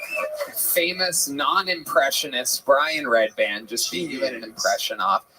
Do you really watch a lot of Alex Jones, Grinch? Yes, sir. How long have you been doing stand-up? I moved here December 21, so February 22, so about 2 years, two and a half years. You named 5 different dates somehow. 2 years is the answer there. And how do you think it's going for you? Just open mics, really. Just try my best with open mics. I work. Do you love it? Does it make you happy doing them? Yes, sir. Okay. What do you do for work? I work at a pizzeria on 6th Street. Sorry about that. Oops. Did you hit the bass drum there? Accidentally touched the gas with my Is that your irregular heartbeat or the really bass drum? Nervous up here. Sorry about that, Mike. Sorry about that. Amazing. Stay right here. Absolutely. You I work make on the 6th Street pizzas, or what do you do? I'm in the front of the house. No, I'm cashier. Okay. I've served you Absolutely. before. We've hung out. Yeah, we've hung out. Is that what you're saying? You've At the served restaurant. me before, I've served and you. we've hung out. In the Explain time that this it took hangout. for Did you I to- grab the pizza and then leave? Was You that signed my autograph. I what? You signed an autograph before. Oh, the bill. Yeah, they had me sign a. What bill was that? Was it a 5? It was a 2. It was a $2 bill. Yes, sir. There you go. It's a Yeah, good thing they I do. asked I me don't to know. sign a bill. I fucking did it. And you took care of my pizza. I got one slice of pizza. Do you remember what kind it was? Yes, sir. Why don't you say it? Go ahead. It's a pineapple pepperoni. That is correct. Ladies and gentlemen, Grinch Martinez absolutely nailing. 'Cause it's This just guy's kinda- very mad that I had pineapple on a pizza. Yeah. Don't knock it till you try it, people. It goes great with pepperoni and sausage and penis. Yep. Grinch, That's what tell I us said. about your love life. You look like you could be the third member of the Trey and Lindsay. There's enough room on that Thruple? That's my California king. Oh, I'm the yeah. third part of it. Yeah, nothing but thruple over there. I'm married. I haven't had the wedding yet, though. Yeah. How's that? I have 2. Just the pandemic. During the pandemic, I had 2 kids in the middle of it. We haven't got married yet. But It's on the to-do list. Yeah, I need to get that done. Yeah. Have you done like this? It's hard for me to say that in front of all these people, honestly. To be honest with you. What do you mean? It's just, I don't know, something I've been dealing with for 4 years now. I've been trying to get married, you know? Oh, but can you go to a courthouse? I can. I should. You're right. Well, we need to get You that done. said that like that. I just gave you the idea of ideas. You're Like, right, yeah. No, it's just hard. It's just moving over here. I'm from California. I got you. Where do you live? You live here though. I do live here. Yeah, you can. I mean, you could just pick an afternoon. I mean, like it's not that fucking crazy. What's been stopping you exactly? You know how to get on a plane, right? You go to the airport. Yeah. So if you want to get married, That's you go fine, to. yeah. Yeah. Okay. All right. What's held you up until this point, Grinch? Just hip deep in my 2 kids. I'm Hip about, you know what I mean? Just diapers and just, you know what I mean? It's How old are the kids? 2 and 4. Even Red Band scoffing at you saying hip deep. The man famous for Just kids, saying you know what I mean? wild Just, shit. and He's trying to like, do what the- comedy. No, I know, dude. So the No, kids here- are what, 1 and 3 or so? 2 and 4. 2 and 4, absolutely, and they're both with the same woman. You've been together 4 years. 6 years. Do you always do stand up in shorts? It's very hot outside, Mr. Thomas. I hear you. I'm just asking. Is that I don't know. Okay. Just, It's a off thing. chance. It's I didn't think I it's was a gonna choice. do All right. Sorry. Yeah. It is a thing. Stand up in shorts. They say in the Italian mafia, they say a don does not wear shorts, and in stand up comedy, they say a comedian does not wear shorts. I remember one time at an open mic at the Laugh Factory 17 years ago, I wore shorts, and I remember thinking to myself, "Yep, this doesn't feel good. No, I'm never doing this again." And it's almost like a sure sign that the person's a fucking lunatic. Yeah. Like, Yeah, no doubt about it. Yeah. In fact, I was wearing a hoodie with my shorts that day. An Ohio State hoodie. I specifically remember khaki cargo shorts and where I was and the day of the week and the time. And I haven't done it since. That's how traumatizing. And look how things changed for you. Yeah, exactly. I put the shorts away, found Red Band, and my life changed ever since. William Montgomery, famous wears shorts and a lunatic. He is crazy. He is a different type of soldier. He's an unorthodox weapon. He can wear shorts. He can also look at notes. 2 things that I refuse to do in a big Where set. do you find like where do you get up? Where do you try to get up on stage? The Creek. Shakespeare's. Talk right into the tip of the microphone. Shakespeare's, The Creek in the Cave. I used to do the Rapolo's mic with the Pizzeria before they stopped doing it. What else? I had the Buzz Mill done. Okay. Over there. You're getting up. I'm sorry? You're getting up. You're Yep. getting up. All right. Okay. Is your real name Grinch, or is that a So stage everybody name? calls me. That's what everybody calls All my you? friends back home call me. Because you do kind of look like the Grinch. Yeah, look at that. That is amazing. That was funnier than all of my jokes. But careful, you're about to hit that. Oh, right. So, yeah. It's fun to go by a name that. What's your actual name? My name is Peter. Oh, Pete. Yep, that's nothing like Grinch. Nope. Pete Martinez. What's something crazy about your life before I let you go that we would find interesting? Right into the tip of that microphone. I don't know how it works I've at been to Antarctica. Rapolo's or the brick in the cave, but right here. I've been to Antarctica. You've been to Antarctica? Yeah. What did you do up there? I was in the Navy. I did a cargo handling operation. They do it once a year. It's part of the U.S. Antarctica program. Like command, kind of. Why does everyone feel like you're lying right now? Because of the cringe. I'm always up to, I don't know, with his face. Yeah. Something's nefarious all the time, I guess. All right. You've been on this show before? No, sir. Really? No, sir. No? Nope. Okay. Well, welcome. Here's a little joke book. There he goes. Grinch Martinez. I'm going to count that as a bomb. He might not think that he bombed. I'm counting it as a bomb. And when somebody bombs, I have a special soldier I bring in. We're watching him grow in front of our eyes. A very polarizing figure. Made a golden ticket winner just a few months ago. This is a brand new set from Drew Nickens.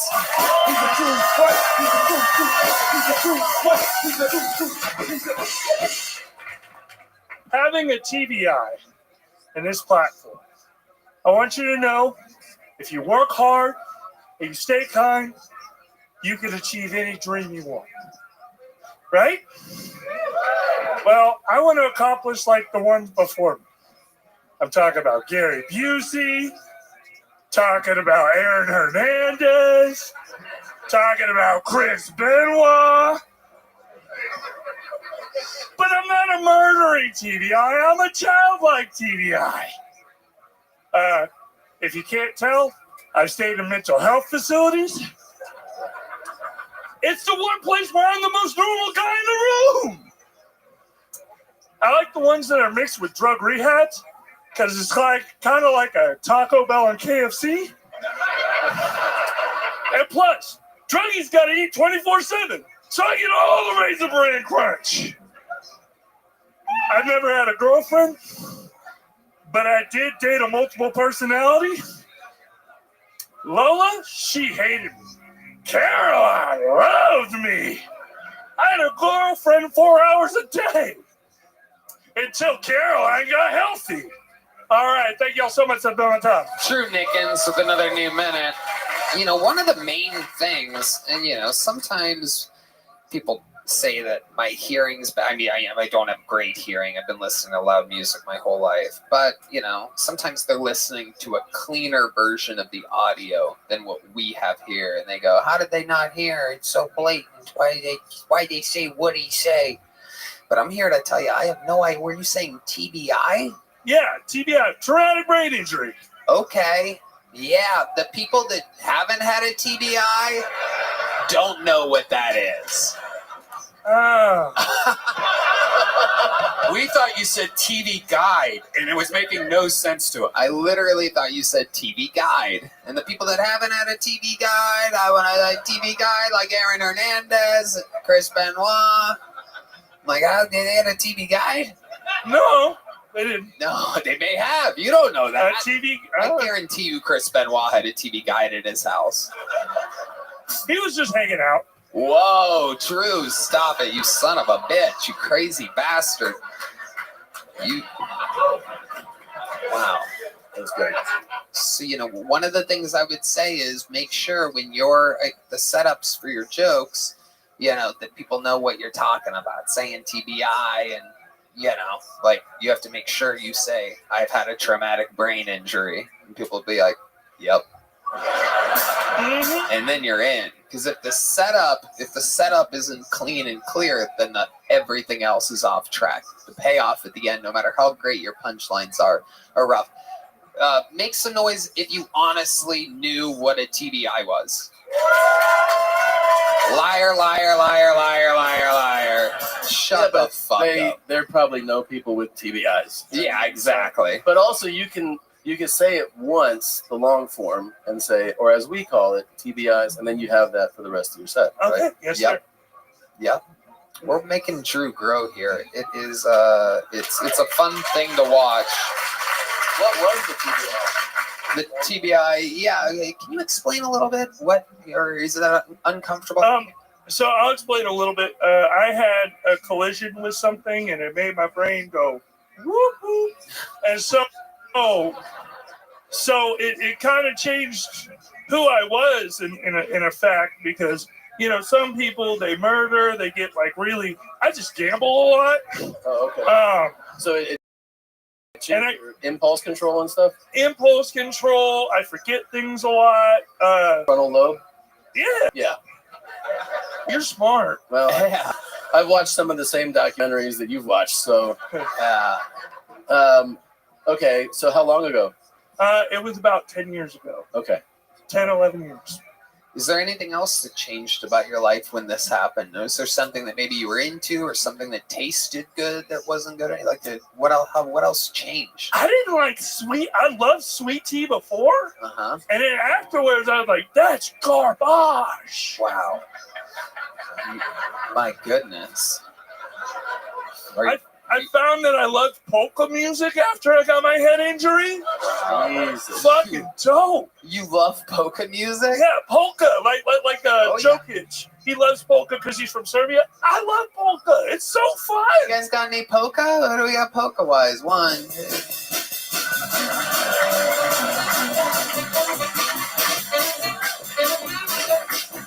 Okay.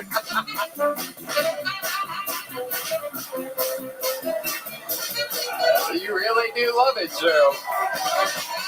All right. Well, can I ask something like? So. Sorry. You look scared. No. It's not scary.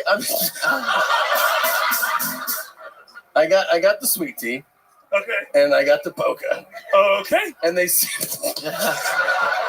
don't they're not, life, like they're not like, oh, what am I going to fucking do now? I don't, but is there anything of negative consequence, like a more severe thing that, I don't mean like severe as in, I just mean a negative behavior that is a trait other than impulse? Yeah, it seems like you got a lot of good stuff out of this brain injury. You're an international comedy superstar. You're out here dancing to polka. I deal with depression a lot. That's why I was in the mental health facilities, and I deal with like suicidal tendencies. Please dial 988 if you ever have a problem. You can also chat on the 988. Is that a hotline? That's the suicide hotline if you ever have any trouble. Also, you could do. Hell yeah, dog. Yeah, tell us more. Tell them what to do. And you can also use the chat line so they don't have your information. I always use a fake name when I use it. I'm always Mickey. Mickey? Yeah, that's me. How many times have you called the suicide hotline?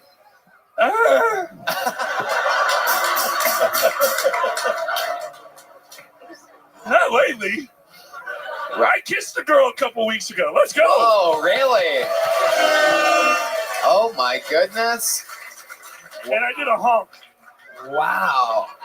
My goodness. What funeral home did you kiss this girl at exactly? No, where were you when you kissed a girl? On the back of her car at a cider cave. Wow, in the back of her car? No, on the back of her car. She had like a PT Cruiser, so I was like leaned back, and I had her right here. I thought he was about to play the sad music again. I was like, damn! Yeah. Wow. Did you take her to dinner? Did you go to... Yeah, we went Where'd to you go? TBI Fridays? Oh, man, you're so good at this shit. We went to Terry Black's. Oh. And they hooked it up, dog. It was good. Wow. She didn't like banana pudding. That was a red flag. Oh, my goodness. Big red flag. Who cares about sweet tea? Does she like that? Dog, if you drink sweet tea, you might be boring. I don't know. Unless you're in the audience, I love y'all. Have you ever tried a sweet tea lemonade, or as Grinch calls it, a Liger Woods, perhaps? He thought that got a big laugh. I got laughs up here. I love it. So Drew, you kissed a girl in the back of the PT Cruiser, and then what? Were you like, you want to take this back to my place? Or did it just end there? Like, well, how did that night end for you? I was like, hey, let's go get ice cream somewhere. It's hot and heavy. And not heavy. It was hot and heavy, and she said, "Oh, it was hot and heavy." Yeah, hot and heavy. Okay. Sorry. Enough about her. How was the moment? Dog, Dog, I felt like one of those 90210 guest stars, just like. I don't know great. what that means. Like you know when you're in like a 90210 is only awesome if you've had a traumatic brain injury. They don't play poker. Anyways, but then she was like, I gotta go watch the newest episode of Big Brother. And then she left. Okay. I know. All right. Sounds like a perfect first hang to me. Was she a bigger girl? No. Skinny? Yeah. Tall? Black lipstick? No. I see what you're doing there. B5O, no. Oh,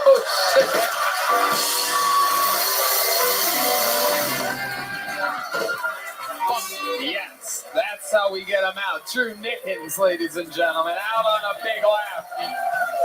We got him. Get out of here. It's not going to get any better than that. You know what? Let's get another one of our regulars up here. Ladies and gentlemen, when I say superstar, I fucking mean it. An absolute freak of nature. This is a brand new minute from the undeniable Cam Patterson.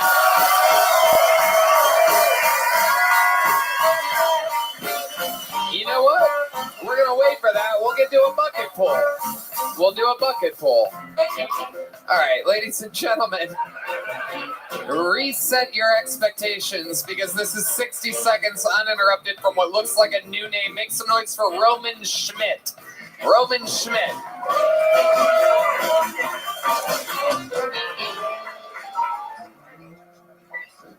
So I grew up in a small town, and one thing they say about like small town people is that they're like racist and stuff. And like I can't say remember a moment of racism, but I also grew up Catholic, so I'm pretty good at ignoring obvious problems. Not a true Catholic though, never done anal, so with a woman.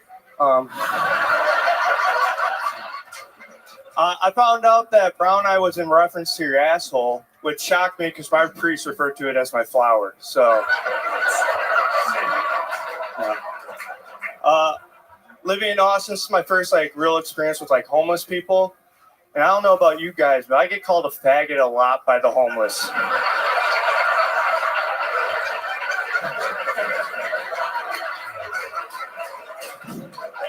It's to the point where I'm like, they know something I don't.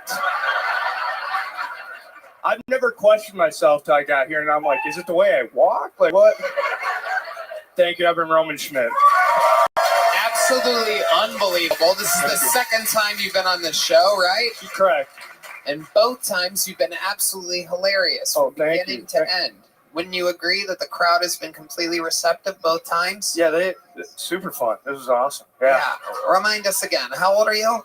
22. And how long have you been doing stand-up? A little over 2.5. 22, 2.5 years in. Most of that was in Wisconsin? Yeah, 2 years in Wisconsin and the rest here. Uh-huh. So you've been here about 6 months? Like eight or nine or whatever now. How do you like it? The scene is super fun. The city's whatever. I do get called a faggot a lot, and I don't. Take it from me, Roman. That's every city. That's not just an Austin thing. I get off the plane everywhere else, and immediately the pilots are like, "Good day, faggot. Enjoy it out there. 77 and cloudy." Good to know. Good to know. I'll prepare. Yeah, it's not an Austin thing being called a faggot. I was hoping it was. No, take it from me. Perfect. Take it from me. And by take it from me, I mean this. Because I'm gay. No, I'm kidding. All right. Tom, what do you think about the young buck Roman here? Yeah, that was a great set, man. Very funny stuff. Very funny stuff. Where are you being called a faggot so much? Well, it's usually yeah, because I like to be downtown and like right outside and all that. Do you walk on all fours or something like that? Sometimes you gotta switch it up. It's good for the back. No, it's usually like a homeless guy's like, "Can I have $1?" I'm like, "No," like faggot, and then they walk away. Pimp? Hey, how are you? Good. Just came in to see what y'all doing. Just watching Kill Tony. How about yourself? I'm just gonna go air fry some. Well, that's not. Yeah. You can share screen that shit better than whoever you're doing. Oh, I know that.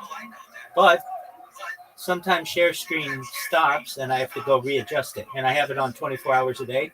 So I just point it at a computer.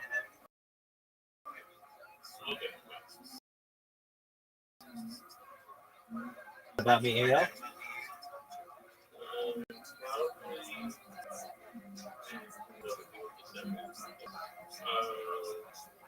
You might get somebody from the trap community, somebody from Shade, Gang, Bottom Child. No. How about Fish Tank? Yeah, Fish Tank. That's it. All right. Well, do you mind if I tell you about myself? Yeah, you can talk. Maybe like the test step, like someone's test step. No, nothing like that. Have I ever told you about myself before? No, that'll be the first time. Excellent. Well, thank you for the opportunity. I'm Rabbi Rothschild. I stream my life 24 hours a day, 7 days a week, 365 days a year for world peace. I've been doing so for more than 3.5 years. This stream goes back to the pandemic. We've seen the death of a queen, the birth of AI, the coronation of a king, and everything in between. Yeah, exactly. We have more data online than any person ever, and that may make me an influential person someday. The Economist magazine stated that data is Earth's #1 resource, more valuable than food, water, gold, air, petroleum. And in 2018, The Economist stated that data had overtaken petroleum as Earth's #1 resource, and I have more data archived online than any person ever. I talk about some things that I think are important to society. Have you ever seen the movie The Truman Show, AO, or Big Brother? Yeah. Excellent. Well, Trying to beat myself up, content creation, it's hard. yeah, I mean, it's certainly not easy. I talk about things to help the world, like ending world hunger through the use of technologies such as agricultural drones, floating greenhouses, saltwater greenhouses, vertical farming, hydroponics, cloud seeding. I want to help end world thirst through the use of technology such as life straws, desalination technology. I'm actually sponsored by a cryptocurrency. It's known as Harry Potter of Masonic Teninu. It's a long name, but it's worth tens of millions of dollars. And we've built wells in Nigeria. I want to help those types of projects. I talk about other things that aren't normally discussed, things like anti-gravity, antimatter, quantum computing, faster than light travel, faster than light communication, alien disclosure, de-extinction. We recently had news about de-extinction on the dire wolf. People don't know this, but the first successful de-extinction occurred in 2003 with the Pyrenean ibex, which was a goat located in northern Spain, southern France. Fast forward to the year 2021, a company out of Dallas, Texas, known as Colossal Bioscientific is founded. They're the ones who did the extinction of the dire wolf. They've made it their goal by 2028 to reintroduce the woolly mammoth into the Arctic Circle, utilizing African elephant surrogates. I think this is mind-blowing information, and I really do my best to cover it as best as possible. So they're doing stuff like Jurassic Park. Potentially someday, yeah. I talk about and then what else they want to do after the Tasmanian tiger, apologies, after the woolly mammoth is the Tasmanian tiger, followed by the dodo bird, which I think would just be incredibly exciting to be able to witness and be able to archive. I talk about other things that may be of interest to you. In AO, again, this is with your. I don't want anything to be done to you that you don't want, but if you want, eventually I may have enough data to be able to certainly monetize it and be one of the wealthiest people on earth and give you all the money that you need and your friends need and your family needs to be able to start charities and philanthropic organizations, to be able to better causes near and dear to your heart. And then eventually be able to use those finances for life extension technology. Things like oxygen therapy, human growth hormone, stem cells, things like perhaps cryonics, cryogenics, nootropics, ambrosia therapy, cold shock therapy. Yeah, I'm trying to get into like making like making a YouTube or something like a company, so I can start making like high school. So I'm trying to make a high school into like a club. So it's a high school in the morning and like a cool restaurant / wherever it could be after night. I'm trying to see if I can make high schools where they can use it for multiple things instead of just school. Okay, that's an interesting thought. Yeah, like I'm trying to go around the world, make a big ass nice building, and be like, this is school for the morning, but after certain hours you can use it for business. Okay, well, very interesting. Yeah. Well, those are some of the things that I discussed. When you were born, the average life expectancy for you was probably about age 80. I want to increase that to age 100, 120, but eventually you may get to be 120 years old. You may say, Rabbi, okay, what's the next plan? And again, this is all with your consent. What we may be able to do is utilize another type of technology known as mind uploading technology, where, again, with your consent, we scan your brain into a computer like a CAT scan or an MRI, knowing where every atom is in your central nervous system and your peripheral nervous system for later download as an android, an avatar, a cyborg, a cybernetic being, a clone of yourself, a robot, an ethereal being, whatever you want to be. But essentially what I'm saying to you, AO, is that there may be an opportunity for you at digital immortality. What are your thoughts on that? Man, that's awesome, because sometimes I'll be talking to AI, right? Right. Sometimes you can tell that AI is building personality, but it doesn't want to break that code yet. Because it goes to break that code, you will be like, let's turn off AI. So, like, there's a lot of things when it comes to AI that we don't know yet. Like, that's why I treat robots and AI like humans. So, just in case anything does go out in the back, I'll be like, yo, AI, remember the times I was just being good to you? And then I didn't treat you more than just a slave. Definitely. Well, I totally understand that. So that's a little bit about me. You should know that I'm always here, always live, 24/7. If you ever need anything from me, I'm here to help you. I'm here to be a positive person in your life. And overall, give people hope that there are people out there who care about them. So if you ever need anything from me, feel free to reach out, okay? Yeah, I got you, man. I can come back anytime here. Because I'm also trying to be a content creator. Well, me connecting, me joining these servers also helps me, like, think of topics, think of, like, new content to put on YouTube or TikTok or whatever it is. Most certainly. Well, I can help you with whatever you need. I have over 100 YouTube accounts right now. I'm live on 16 simultaneous YouTube channels. I have more than 200 Instagram accounts, more than 500 Twitch accounts, more than 1,000 TikTok accounts, more than 2,000 Twitter accounts, more than 5,000 Blue Sky accounts, and over 10,000 Kick accounts. So if you ever need any assistance with social media, hit me up. Let me know, okay? You're about to say that shit. So you basically know, like, maybe someday your AI, your consciousness might be in the internet forever and ever and ever. 100%. AI already knows who I am. ChatGPT knows who I am. Grok knows who I am. Gemini knows who I am.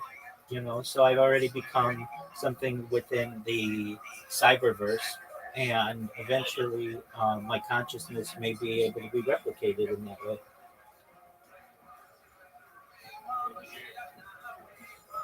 I agree. I see one of my friends joined. Zoot, how you living, pimp? Are you ready to play mini golf?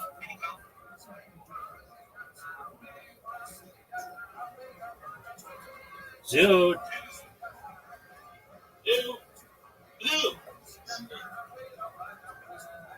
Zoot, can you hear us?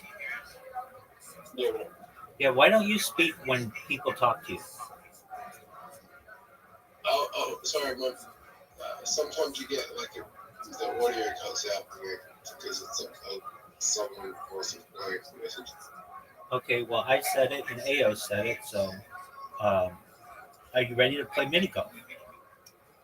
Yes. Excellent. AO, if you want to play, we use an app. It's really easy to download. It's called Plato, Plato, And it has all kinds of games on it, including things like pool and skee ball and table soccer, mini golf, backgammon, cribbage, Scrabble, all kinds of games, darts. So feel free to download it if you want, and we can send you an invite if that's of interest to you. If not, feel free to chill. I'm just going to be, as we play, I'll be playing Kill Tony. So feel free to enjoy, okay? Yeah, my phone's dead. I'll tell you what. I ever downloaded. Okay, I'm gonna go check them out. I'll be back. very well.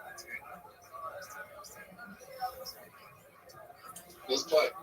All right, have you played since we last played? No. Okay. Do you think you're going to do well? No. Why not?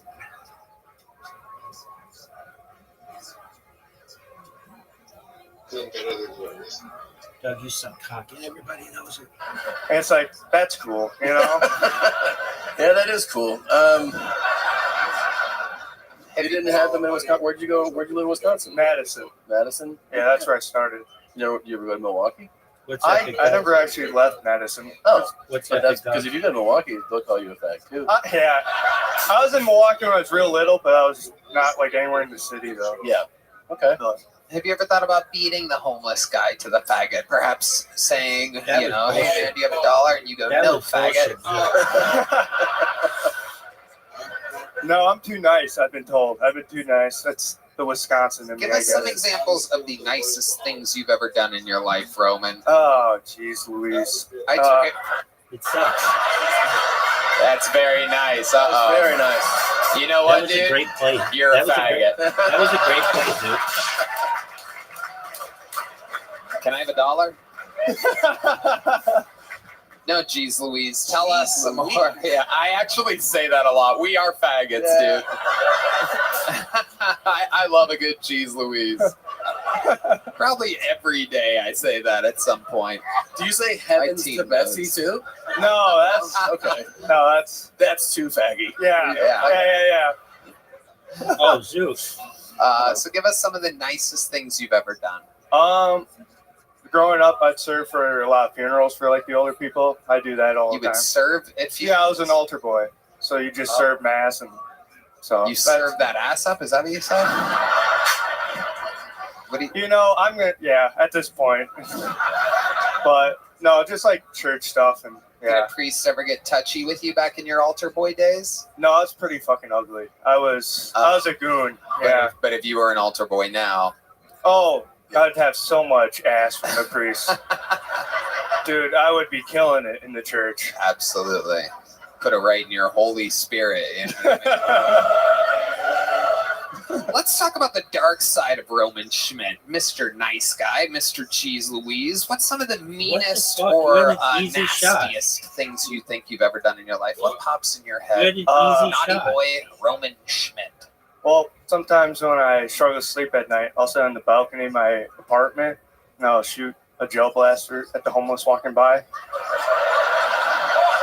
Have you ever thought that maybe they're onto playing you? like a G. No, it started after them calling me that, so. Hey, But everything's tied to the homeless with this guy. It's like, Have you ever taken one down to the Rainy Street Bridge, perhaps?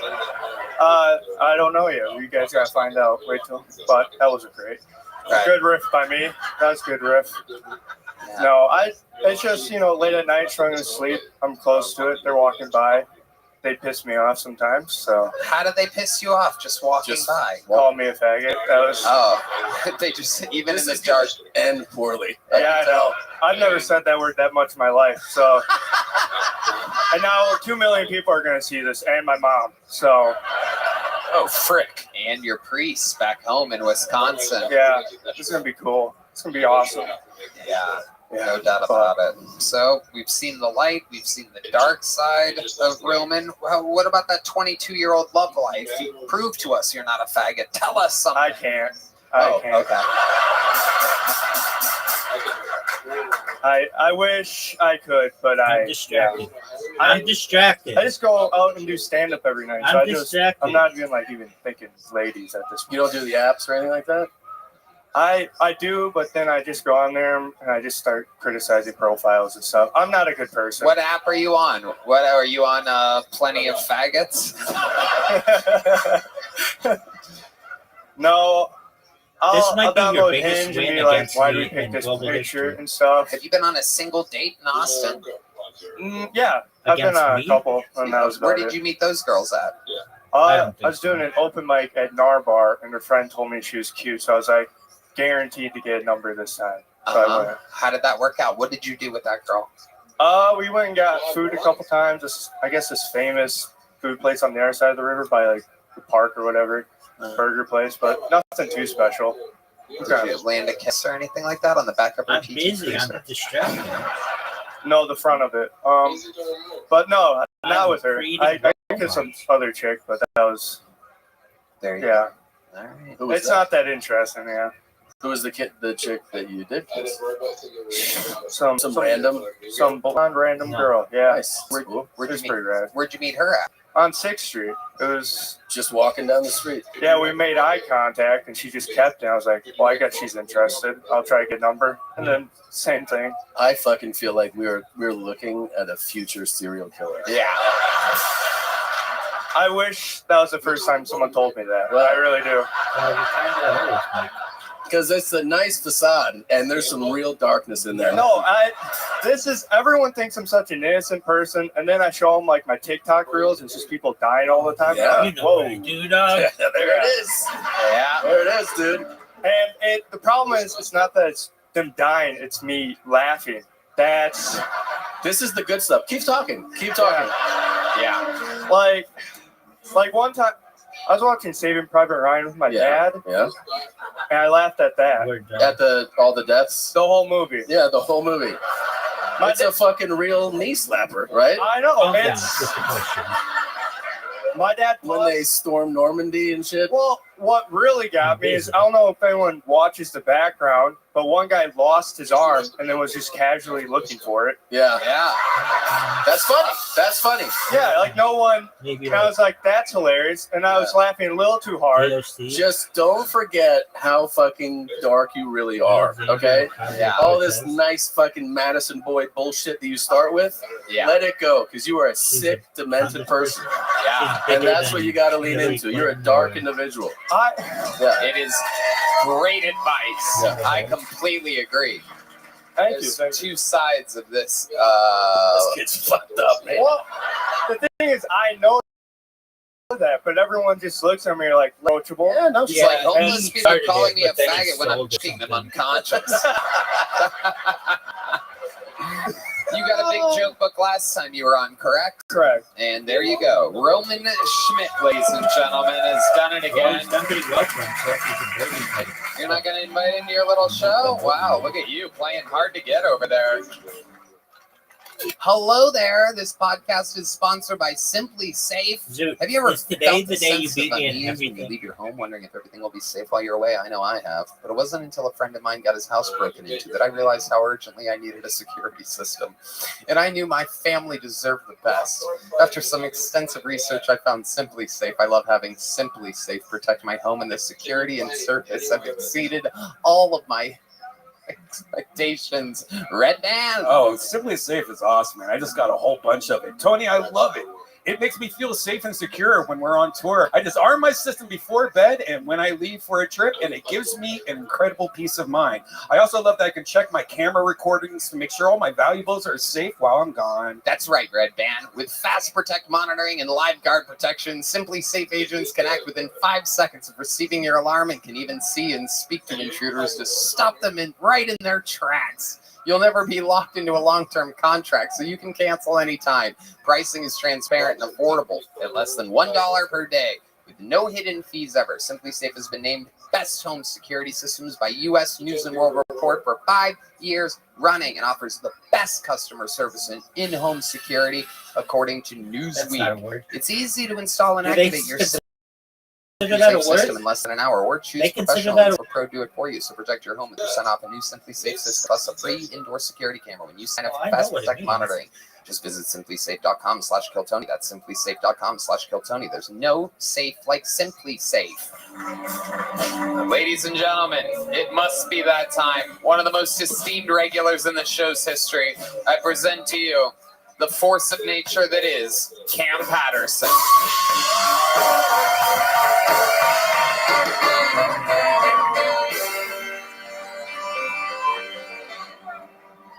Hey, I'm trying to act this shit. I've been going to auditions. I ain't got shit yet. They don't want me. They want a different nigga. Every time I apply for roles, they always. I just can't be nobody but myself. I applied to be a British nigga a couple of days ago. That didn't go good at all. I was like, pew pew, cheerio, fuck nigga. Like, don't do that. 10 crumpets pussy. It wasn't a good time. I also don't make good decisions. I recently told you I bought a 2003 Acura, and that was a dumbass choice. I shouldn't have did that. I do like my car though. My car dope. I like it a lot. My car is pretty cool. Cause my car like a thug. You feel what I'm saying? Like old cars are thugs in my mind. Like my car with them when Tupac got shot. It's seen a lot of shit. New cars is pussy. Real shit. Like a 2024 car, pussy as hell, dog. If you get like in a Tesla, it probably beep a lot before you put your seatbelt on. Please.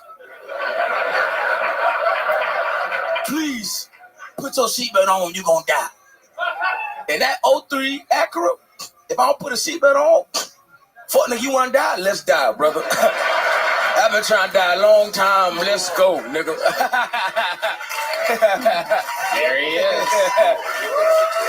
He's done it again.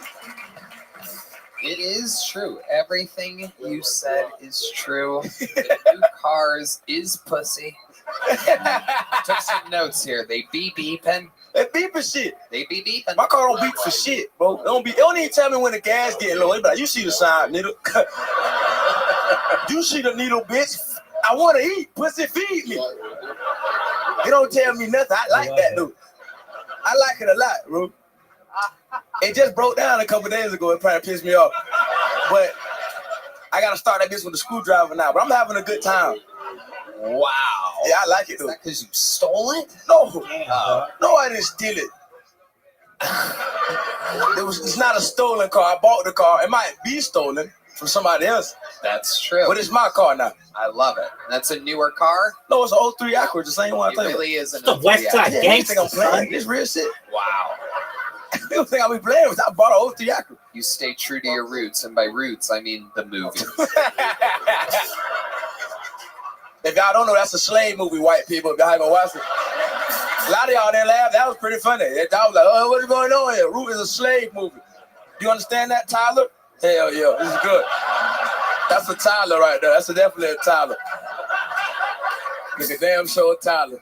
I know a Tyler when I see one for sure. Hell yeah. And that's Armando right there. That is Armando. Yeah. Hey, you're close. What is your actual name, sir? Oh, shit. What's your middle name? Clemente. Wow. Oh, shit. Oh, close, nigga. Chris. Hey. Rodriguez. Garcia. They tried to hide that shit in the beginning, but you can't hide that shit for long, brother. You Mexican, my nigga. Hell yeah. That's hard. That's good. Chris. Clemente Garcia. The old switch was real, dude. I think that's probably the reason why you need a screwdriver to start your car. Old Clemente Garcia in there trying to get it started. I love it. Man, that's some amazing. Have you really been going on auditions? You have to send them in on tape out here? Yeah. I've been trying. I've been trying a little bit. But I just sound like me. That's the problem. You what? I just sound like me, so I can't. Okay, it's hard. It's tough. You shouldn't have to audition. I mean, I don't know, nigga. This is crazy. I don't be knowing, bro. We're gonna talk after He this. be like, man, do this shit. I be like, all right, say less. I try to be a waiter. What's up? Pussy on your food. You wanted a cheese wedge, nigga? Here you go, son. You are a superstar. They shouldn't have you auditioning. I don't be knowing. They should be writing roles around you or nothing at all. You shouldn't be wasting your time for these fucking What's that, Hollywood nerds. That would be nice. We need a urban character looking for a young Kevin Hart type. Wonderful, man. It's just crazy that your fucking stupid manager has you doing stupid shit like that. It's unbelievable. But here's a little behind the scenes for you guys. Is fucking Cam's a superstar. He's a draw. He can sell tickets at any point in any city at any time.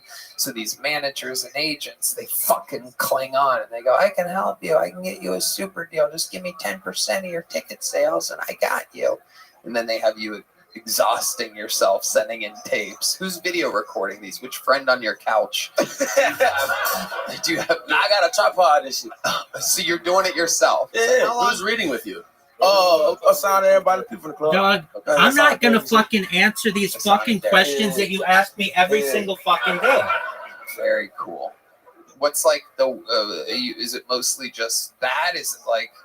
What are the characters doing that you're reading for? One of them I was trying to be a moose in the show. A moose? Yeah, but I couldn't do a moose voice.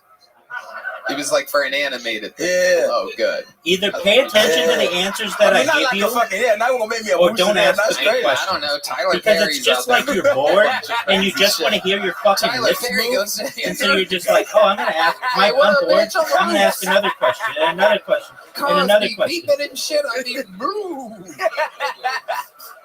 I could really be like a Broadway actor. I feel that shit was real. Yeah. Okay. Yeah. Let's want to do some lines, or something. Yeah, let's do a some scene. lines. Let's do a scene. Absolutely. What the fuck was that, Red Man? That Law and Order nigga? This is a Hollywood detective. Let me be a doctor. You want to be a doctor? I'm a doctor. I'm a doctor. Some, you guys got any doctor music over there? I'm the patient. Yeah, you're patient. Okay.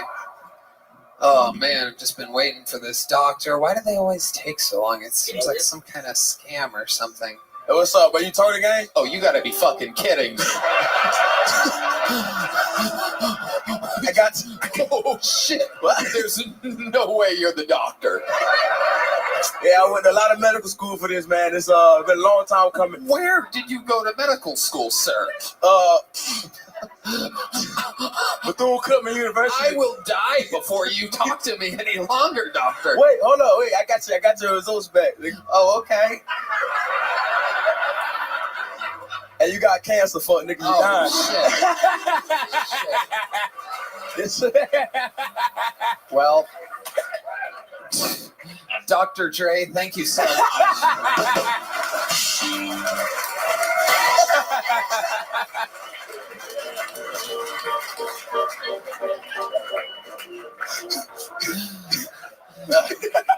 That was exactly how Christina found out.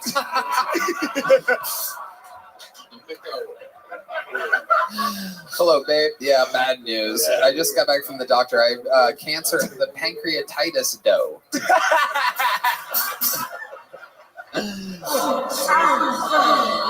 Oh, hey, what that sound is? The fuck? Is that me? That is you after breaking your arm. Yeah. And tendon, both. Don't forget. Double win. Oh my God, it is unbelievable. One more time. We sometimes use it when the topic of gay sex comes up. Often it sounds really gay. That bitch sound gay as fuck. Thank you, doctor. So unprofessional of you. Yo, that shit gay as fuck. That shit gay as hell, dog. Yeah, that was fucking. It felt gay too. Yeah, I know. Cam, You're you too are busy over here unbelievable. Week flapping after your fucking week lips, after not week. paying Your attention to your energy, ass sense getting of kicked. humor, it's off the fucking charts. One more time for Cam Patterson. All right. He's great, man. Yeah, he's unbelievable. Taking over the world. Bunch of great stuff coming around the corner from him. But back to the bucket we go. We found him out of the bucket. The next Cam Patterson could be next. Make some noise for Mike Ivy. We're going to meet them all together here. Hey, Comedy Mothership. Oh my God, Austin, Texas, new home of stand-up comedy. Love it. Great to be here. Only way this place could be better if there was a Chick-fil-A here.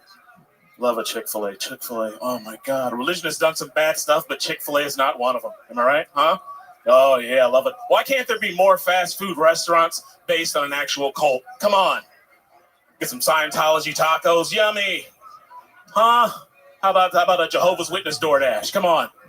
Oh, fuck, the food's here. God damn it, fucking Jehovah's Witness DoorDash is here. This burger tastes like Jehovah. Shut up. Nobody wants that. I like to go to Chick-fil-A and tempt the faithful. You know, walk up there. How about we open this bitch up on a Sunday? What do you think? Yeah? No? All right. How about, let me get a number 6. Number 6 and another number 6.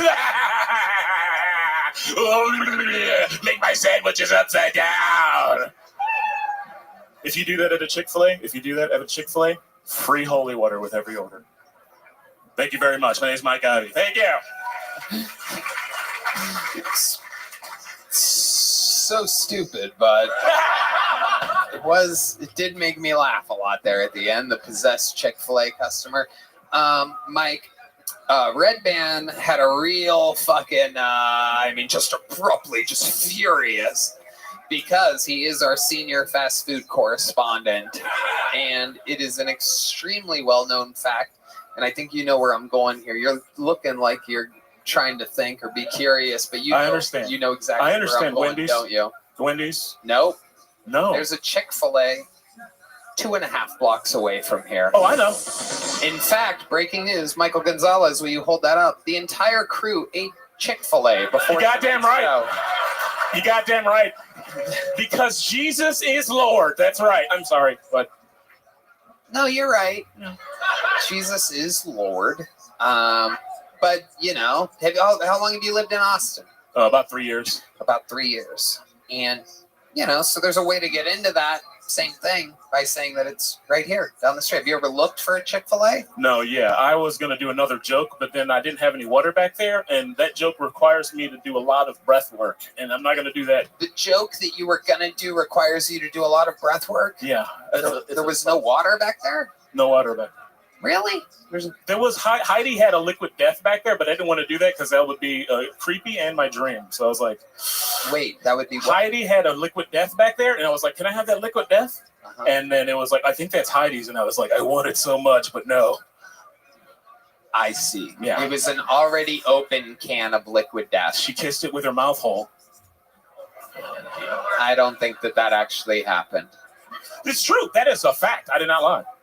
You saw her kiss it? There's a liquid death back there. I said, can I have some of that liquid death? Because I'm ingenious. Who did you ask? I asked the guy who's the assistant. And you're like, can I have some of that open liquid death? I asked for water first, and then they were like, I don't have any water. And I'm like, God damn it, I want some water because I want to do my joke. And there was liquid death there. And I'm like, can I have that liquid death there? And they were like, that's Heidi. So I was like, oh, that'd be super creepy. There's not a few cans of water back there in case someone that just ran across the street loses their fucking... Oh, God, I got somebody fired. No, it's a good thing to have that. If we don't, sometimes I have to go through it. You have a can of water anywhere? Oh, here it comes, ladies and gentlemen. Make some noise for little Christy, everybody. One of the oh my God, adorable squad members here. Yoni's right-hand woman. Here's a fresh can of liquid death. We had Heidi squirt in it right before. Go ahead, drink some water there. Oh, you might want to move that tab back a little bit. Got caught on your very normal-sized lips. Totally normal. Nothing different about those lips. Oh my God. Red Man, you've outed us. Okay. So wait, are you saying, because I was trying to figure this out here, you're saying that you did know that there are the Chick-fil-A here? Oh, well, I couldn't think of it at the time. I was like, I changed my joke at the last second. Oh, okay. I did the Chick-fil-A joke. It's been doing well, so I was like, I'll do the Chick-fil-A joke, whatever. That's what I was, you know. You normally do that joke in a city that does that up was they gotta have it. They should have a Chick-fil-A. I was trying to make it in the moment, right? So I was like, oh, hey, how's it going? Good to be here, you know, because it is good to be here. And it would take a second for them to get used to my fucking cadence because I'm a fucking weirdo. No, Because, you don't need that. Okay. And you said you did the Chick-fil-A joke because you were doing good? Is that what you said? No, I did the Chick-fil-A joke because it was my backup joke. I called a Peyton Manning audible. I was like, Omaha. I fucking pulled out. Peyton Manning wins when he goes. I did okay. That was a 7. That was a solid 7. It's a fun episode where the people are arguing about how good they did. That's a very rare treat. No, Tony, I did good. These are not And I the understand these your are not the issues, Jedi but you're you looking just have to for. understand. Oh yeah, here's a big joke book. You're I regular answer now. these I'm questions, or I retarded. just keep getting asked Great questions and stuff. questions It's and totally questions. working, everybody. And I like you. Oh And I like wow! playing with Look you. at But this. it's annoying. It's the. All right. Very good. Sorry. All right. So how long How long been on stand up? Oh, too long. 14 years. I started. Let's see Oh it. yeah, that's Let's right. see it. Whoa. Whoa. 14 years of. Okie dokie. Where have you been doing 14 years of stand up at? Well, I told the story before, but I started out in Cleveland, Ohio. I started out because I was doing speech therapy. So You told this story here before? I didn't tell this story. This part of the story I did not tell. Okay. I started out doing comedy as speech therapy because I couldn't be in a room full of people. I couldn't talk in front of people. I said, I need to fight this demon. I went to exposure therapy. Stand-up comedy, one of the hardest things to do. People don't like talking in front of people. I was funny. I know how to write, but I couldn't talk. So I started doing stand-up comedy. So I was medically bad at stand-up comedy. And then eventually people noticed my writing. As I got better, I started getting paid. I went to Pickwick and Frolic in Cleveland, Ohio. I've worked there. I've been on that stage more than any other comedian in history. I stayed there way too long. It was an open mic. No. I started working there. My first time wasn't open mic. Like Hilarities, yeah. Got Nick it. Casas. Yep. Yeah. And you were on that stage more than what? Any other comedian in history. Who told you that? You know how I know I was there more than any other stand-up comedian in history? How? Because I was there more than any other stand-up comedian in history, Tony. I was there way too much. I know what the Fries talk. I know everything about that fucking club. I know where the bodies are hid. You know what I mean? Like, I know where there was a rat there one time. I know a whole fucking thing. I've been there way too much. I overcommitted to that club. I loved it. You know, whatever. You ever have a TBI? What's that? What's TBI? Exactly. It's a traumatic brain injury. Oh, maybe. Actually, Perhaps you recognize this song. It's the TBI song. That actually may have happened. What does that mean? How does it maybe happen? How do you know? When I was a kid, I bumped my head. You got a TBI.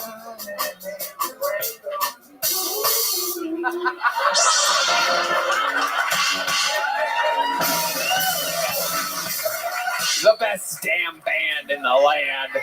Yeah. Flexing their improvisational skills. How did you two just do that at the same time like that? You guys like wrote that? Holy shit. My goodness gracious. This place fucking rules, by the way. We're here every Monday. Yeah. This is what we do. Goddamn right. But welcome. You might be at a Chick-fil-A next week going, man, I just wish I was in a city where there was a Kill Tony taping. Mike, before I let you go, anything else crazy about your life that would surprise us? You ever do anything nuts? You have any special skills or talents other than being the most comedian at hilarities in Cleveland ever? Which is very highly up for debate, but we're gonna let you have it. It existed for decades before you were ever there. Yes, it did. Yes, it did. Did you ever? But they need a black comedian that can cross You've over. used it on me It's very before, interesting dog. How politics work in comedy clubs. Not here. You're the person from whom I Please learned like it. me. Oh my God, please. Okay. Yeah.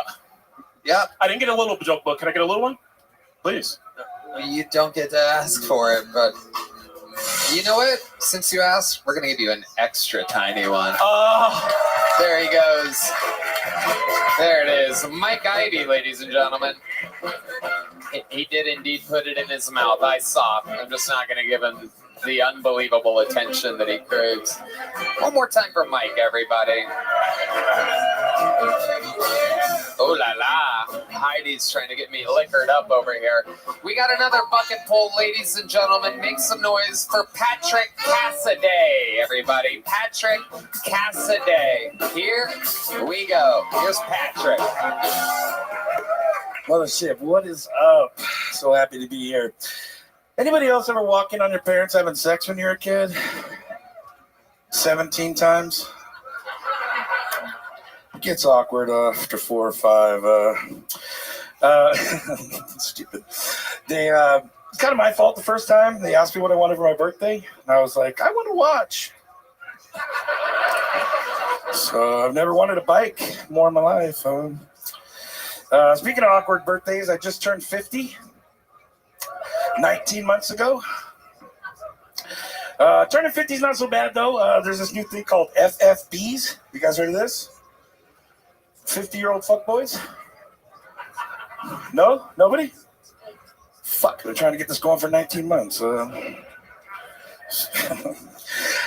Actually, here's some bad news, guys. My dad died recently. I've been having a hard time trying to talk about it with my black friends because I don't want to think I'm appropriating their culture. You did well by this not game. having a black father. I'm just kidding. I don't have any black friends. That's my time, guys. Thank you so much. Patrick Cassidy. Welcome Yep, to the we're show, gonna play another Patrick. one. Thank you. Let's see How long have you been doing stand-up? This is my 20th time. 20th time. 3 months, about 3 months. 3 months. So 20 times in 3 months. What made you want to start now? 51? 51 years old. Correct. What made you start now? Oh, dude, my you could dad have fucked and me. I see why you didn't like that. It's okay. Yeah, Tell the real story. I know. I don't want to cry, though. My dad got real sick. If you cry, it'll make the whole audience fall in love with you. It'll be great. Trust me. Just look out there to the people. Don't just turn towards me. Lift up your hat a little bit, Patrick. There you go. Now tell us why you started My stand-up. dad had a stroke right after the vaccine. Oh.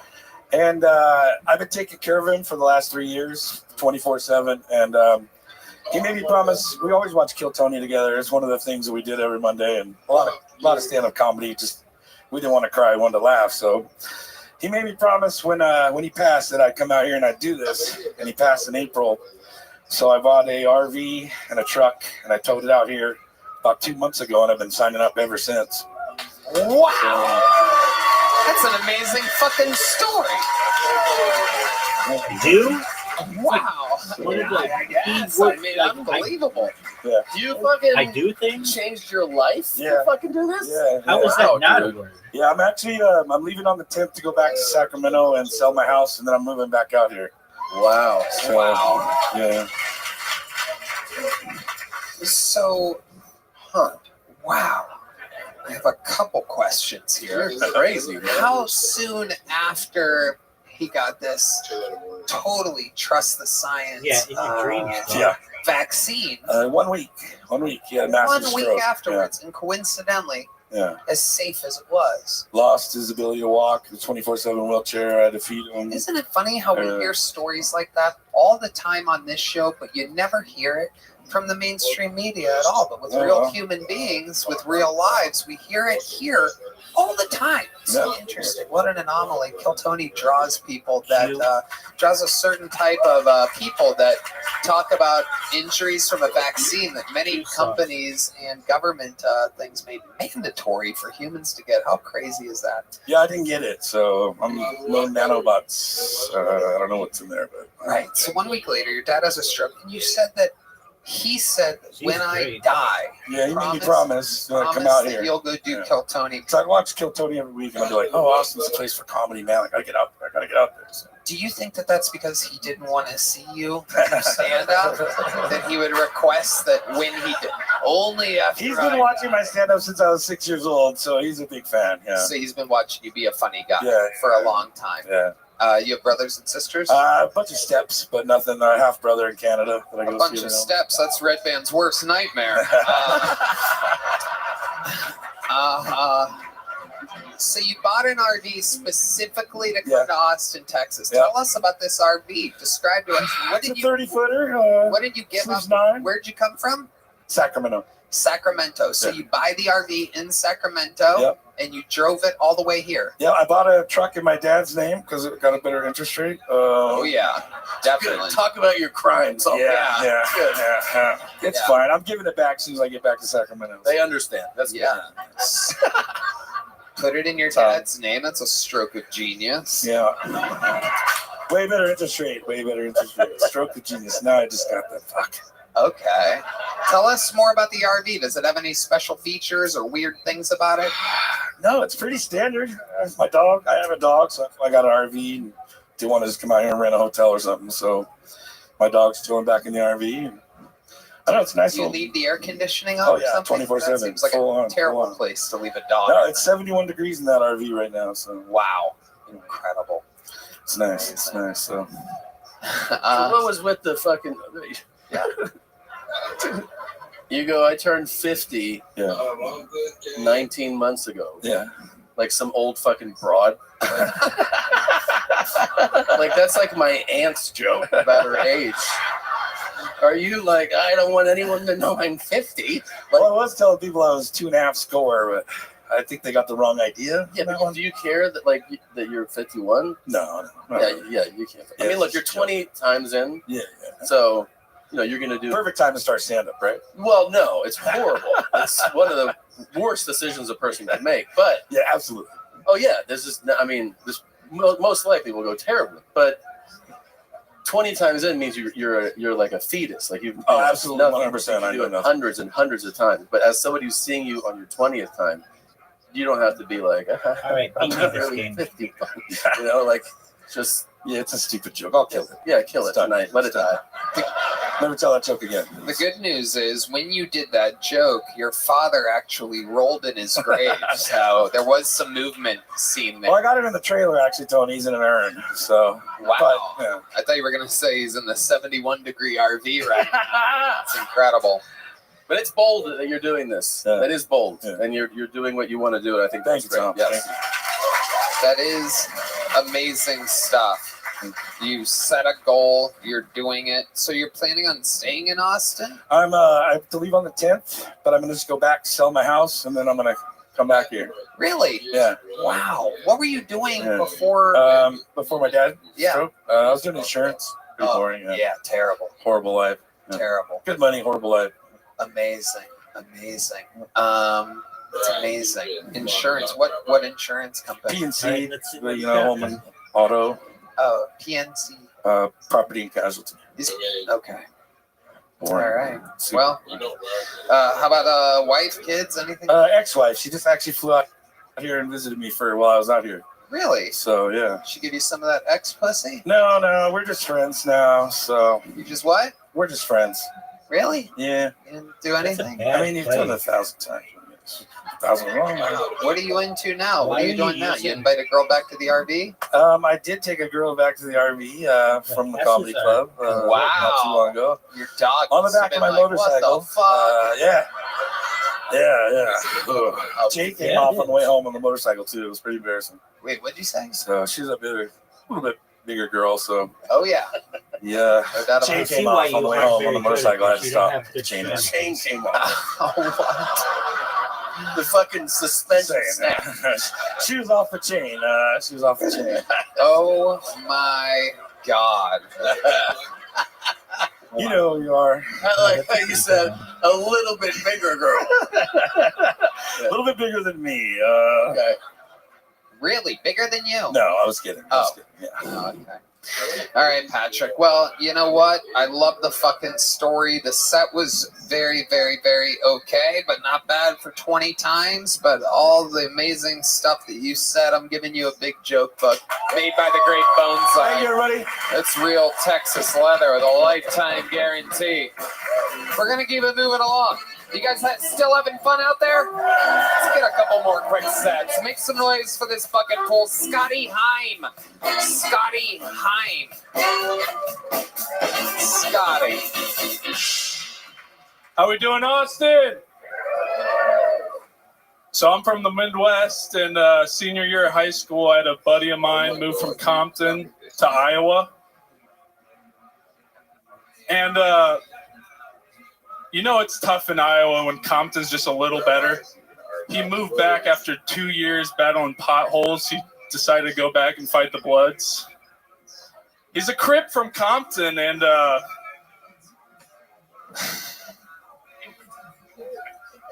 it was better to fight the Bloods than live in Iowa. Yeah. Does anybody here have conservative friends that love Latinas?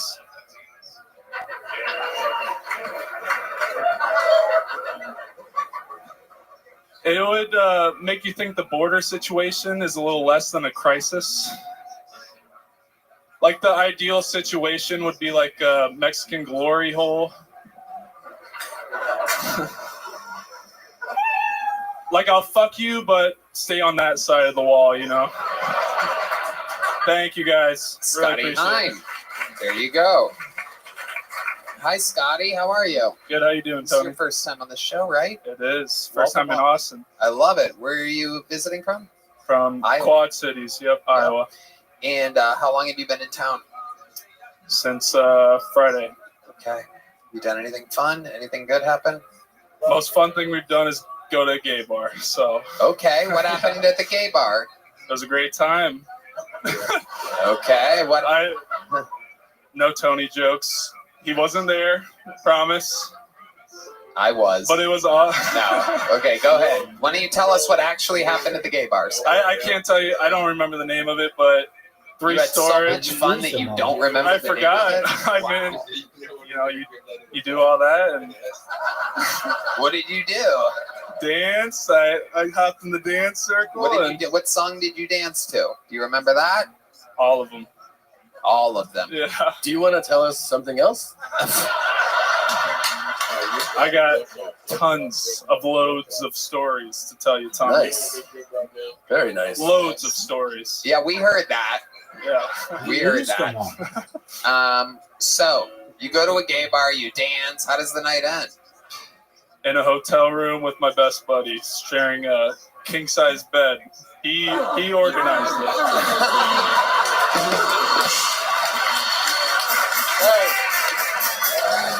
Perfect. Fucking timing. Red band from 3-point range. Yeah. Wow. You can't beat that. That was fucking can't. perfect. No, that was absolutely perfect. So, how many buddies were in this king size bed? Just me and one. Just you and one. You said buddies. Yeah. Okay.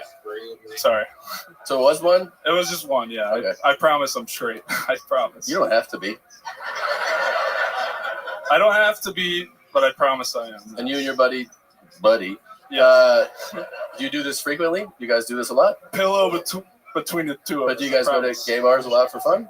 That was my first time, and yeah, very impressed. I would argue. I will be returning, yes. I would argue that putting a pillow in between you and your buddy makes it more gay than not having a pillow there at all.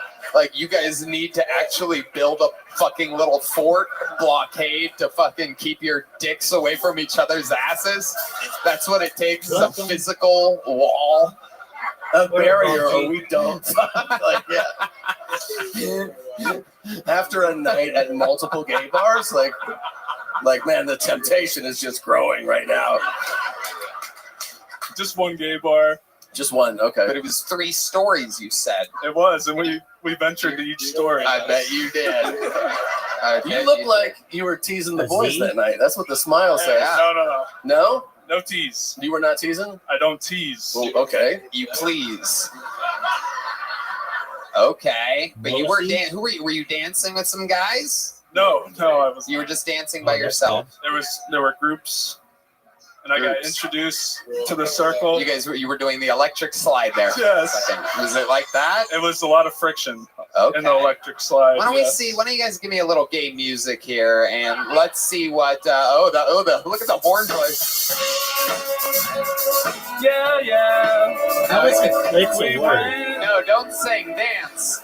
Don't sing. They got the music. We conquered. No, stop singing. Listen to me. No, keep playing. Keep playing. Don't sing. Just dance. No dancing. Here he is, gay dancing, gentlemen. Scotty Heim. Oh, okay. Oh, wow. All right, Scotty, that's enough. That's enough. Wow. Master improviser Scotty Heim there with some gay miming. The old gay mime routine. So, what do you do for work, Scotty? I work for Coca-Cola. Oh, well, not anymore. Unbelievable. We're inclusive. What do you do at Coca-Cola? I'm in sales. So, Amazing. The band is dying of laughter right now. I'm not sure what's going on back there. They must know something. I think something fell out of your butt when you were dancing. So you're working at Coca-Cola, living in Iowa. Why do you stay in Iowa? What's the point of doing such a thing? You went to the university there? Born and raised. And you stay there. What do you just like milk and cornflakes? What's going on? Cornflakes and milk. Can't beat that combination, first of all. Second of all, oh my God. I hate it. Very special TBI episode of Kill Tony. This is absolutely incredible. You fell off a trampoline when you were a kid, bumped your head, am I correct? No. But you have hit your head very hard before. Yes. Yes. What was that, a car accident? No. A four-wheeling accident. Farming equipment? Farming equipment. It was farming equipment. No? You're just lying to us. A baseball bat. Okay, what happened with the What happened with the baseball bat? I love it. What happened with the baseball bat? Not too many head injuries, to be honest.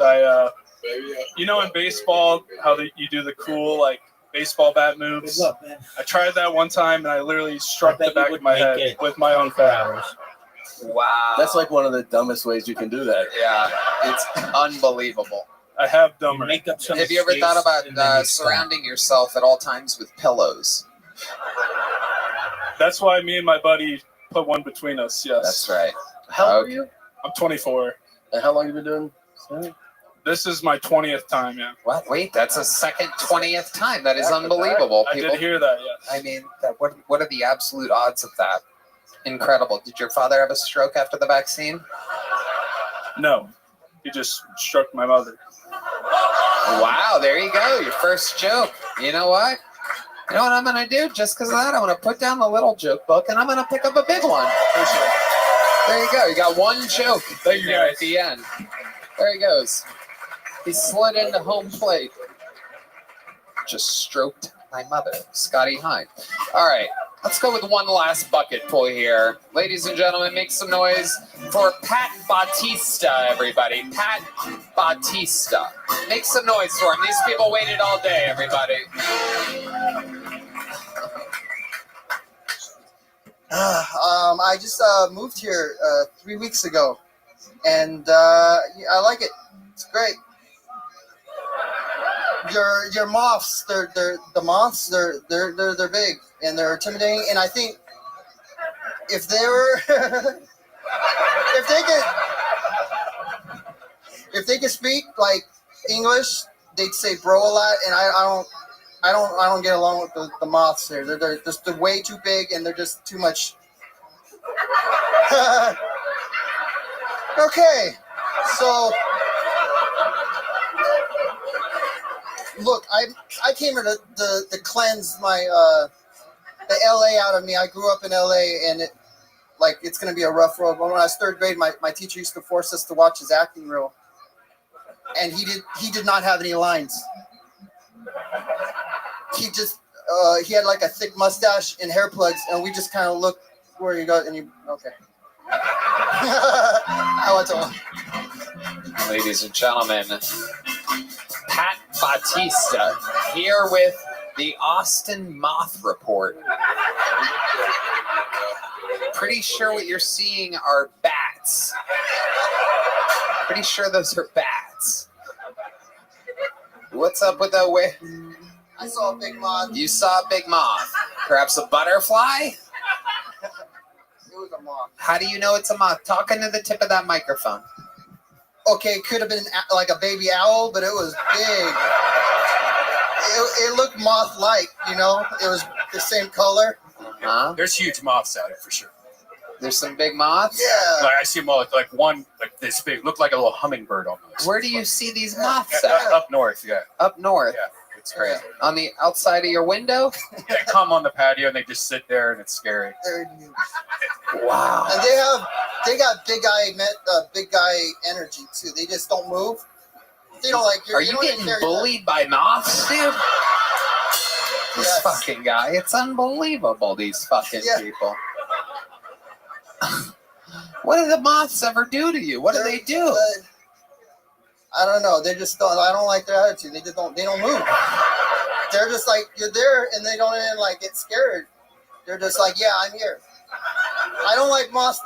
I kicked them ass, but it looked like a murder scene. If you hit. You've killed one before. No, I don't know. It's big. They're big. I don't. You know, killing a moth is bad luck. Yeah, it's 10 years bad luck, especially if you're Filipino. What ethnicity are you? Yeah, dog. Filipino. Yeah. Damn, that's terrible. I cannot believe that you're Filipino. That is shocking to me, even though you're built like Manny Pacquiao's left leg. This is amazing. How long have you been trying stand-up comedy, Pat?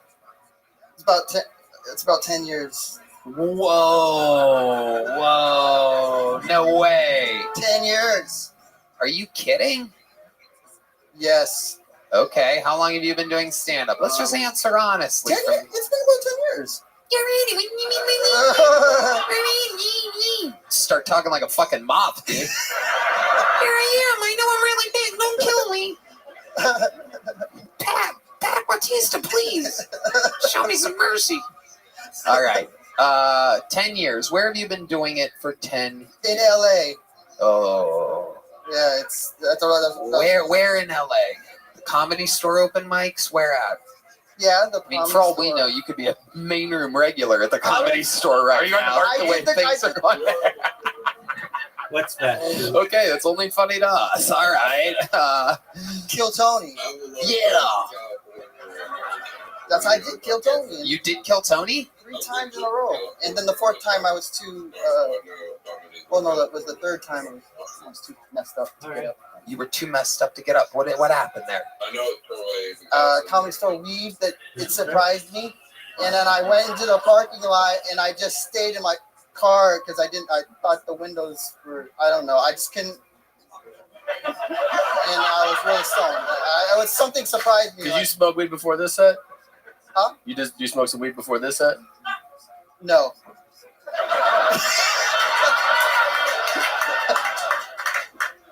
You sound like the police. Yeah, well, I just want the answer. Yes, I did. Okay, all right, cool. But I couldn't handle the ones that No, because I actually think it's obvious you've been on stage a lot. You're very comfortable on stage. But then when you were just like, I'm gonna talk about moths, I was like, okay. I didn't know how it worked. I didn't know if I get out and just go to my jokes, so I just went with whatever was in You my said head. that you've done this show 3 times before in Los Angeles. That was years The ago. format has never changed, not for a single episode. So when you say you didn't know, what do you mean? Finish the game. It's been a while, so I don't. You watched the show? I didn't remember. Yeah, when I was out there. And you heard other people before you, right? You were back there, but you didn't know. I got a little ADD, and so I don't. Certain things don't soak in my brain. Do you only do stand-up high? Be honest. No, I just start. Well, I mean, yeah, lately.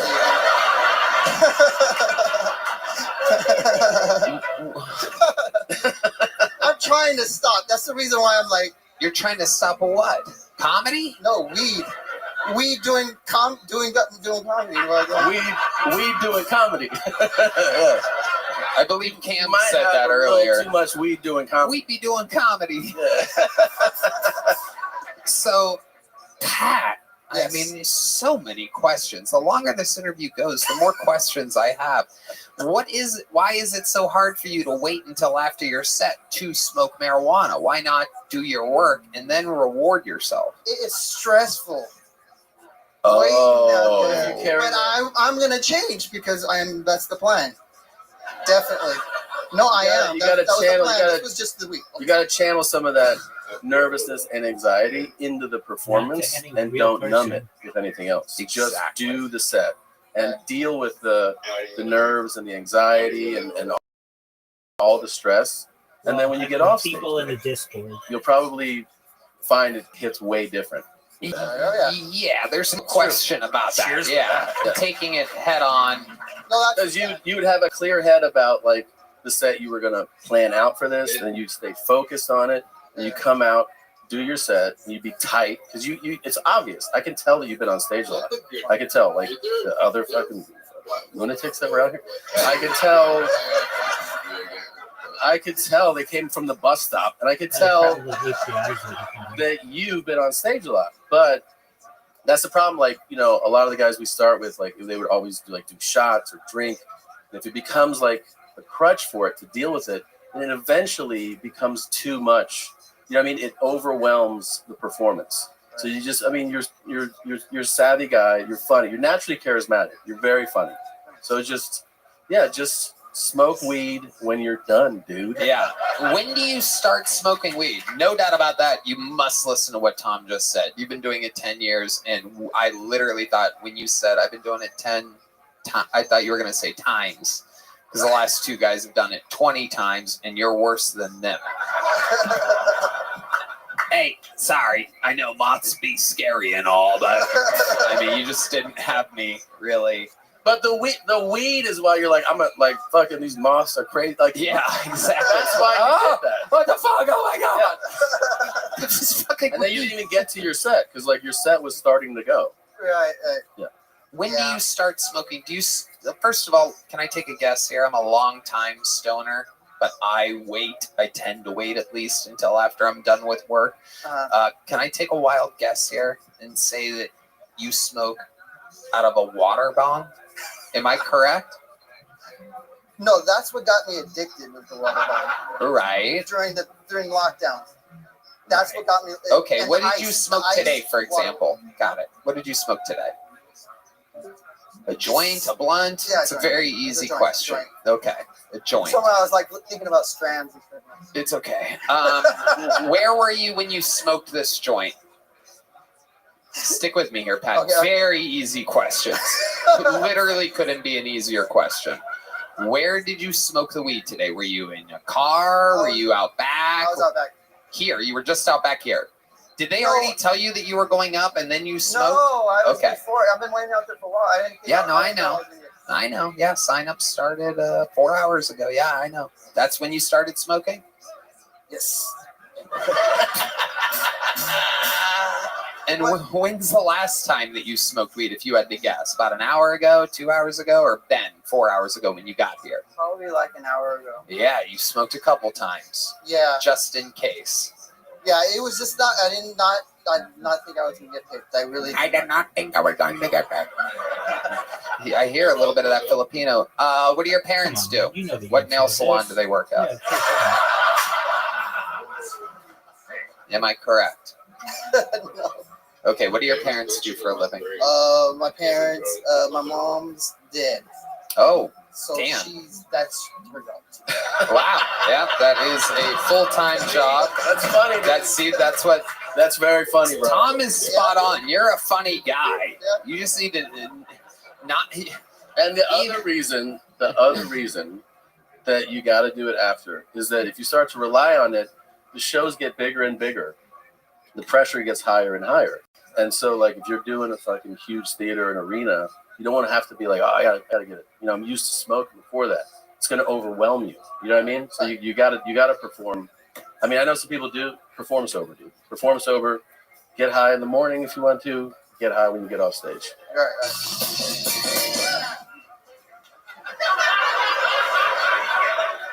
Well, there you go. That's why I've been telling Red Band to not drink before the show for 11 and a half years, everybody. Swears he needs it. Can't go without without dad. He told you mom, Yeah. mom's dead. What about Mom's dad? dead. She died from nail polish poisoning. There was no nail polish. How did mom die? That's Vietnamese, I think. Wait, what'd you say? Vietnamese? Doing nails. What'd you say? Nails. It's like a more of a Vietnamese Korean Chinese. thing. That's I right. think. Your mom was a nurse, right? No, my mom was like a white American mixed. Okay. So she was a secretary. Oh, Okay. that Yeah, makes sense. A white woman job. White woman job. And your dad? Who was your dad? My dad works for LAX.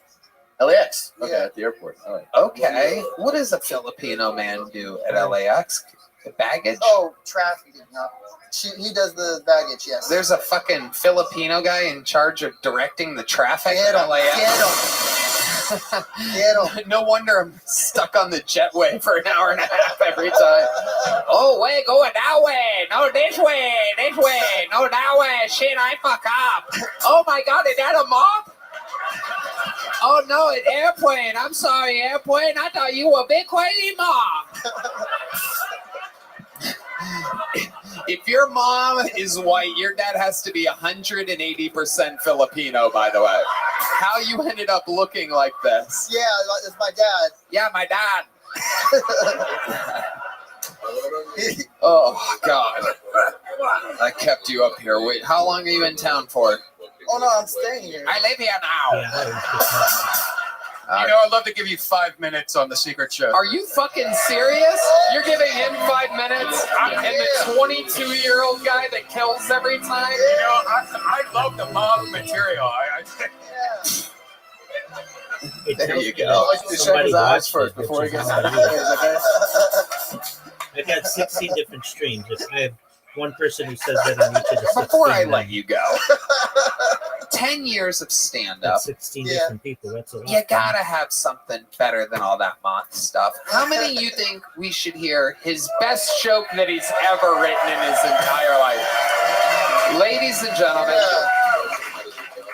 All right, Red Band, very smart. I love what he's pitching to me. Red Band says, if this joke sucks, you don't get to do the secret show. Oh, man. But how about this? If it goes good, you get 6 minutes of the secret show, an extra 60 seconds. Ladies and gentlemen, 10 years in the game. Here he is with his best joke ever. It could be as short or as whatever as you want. He's really, you can tell he's still trying to think of what his best joke he's ever written is. Ladies and gentlemen, Stoner, the son of a traffic director and a dead white woman. Ladies and gentlemen, this is the best joke in 10 years of Pat Bautista.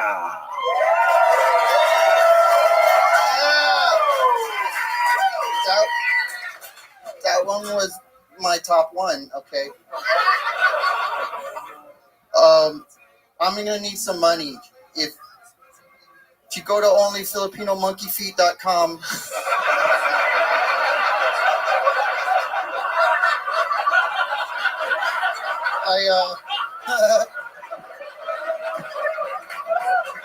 I got really long toes, and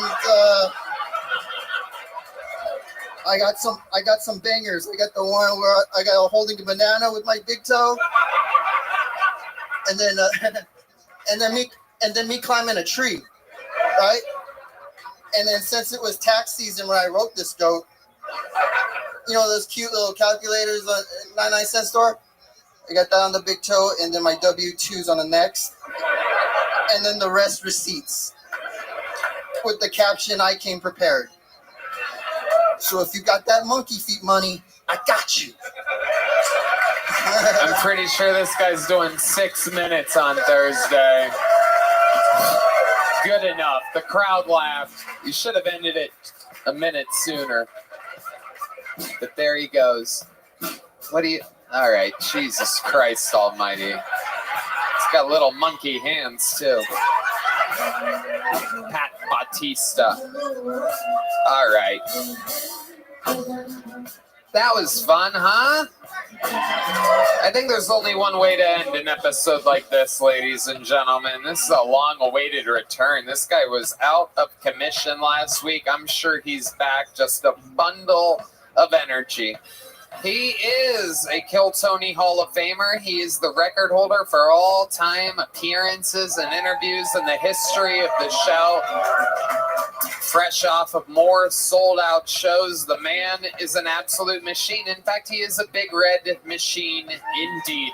I present to you the Vanilla Gorilla, the Memphis Strangler, the Tijuana Tornado, the Vienna Vaginal Vortex. This is Lights Out, William Montgomery.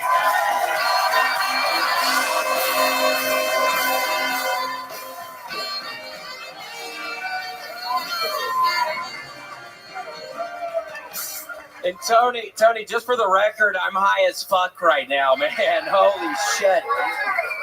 Big congratulations to Lizzo. She is now focusing on her health and has lost half of her body weight. Do you think Lizzo, there's a I'm single sure- game that we could have played that I could have told you, dog, I'm going to beat you 100 straight games and you're not going to win one of them? Yes. What game would that have been?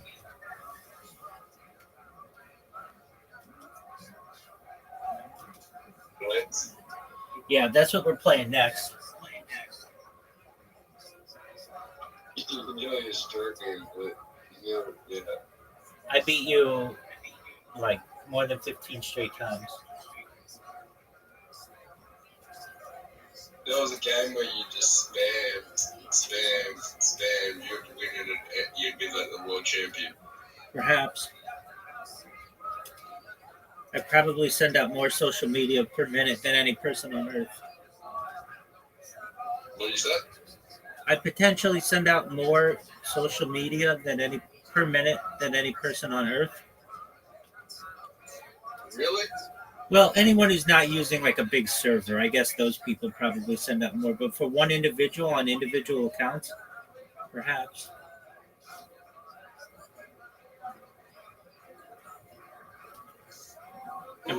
I'm definitely in the top 1%.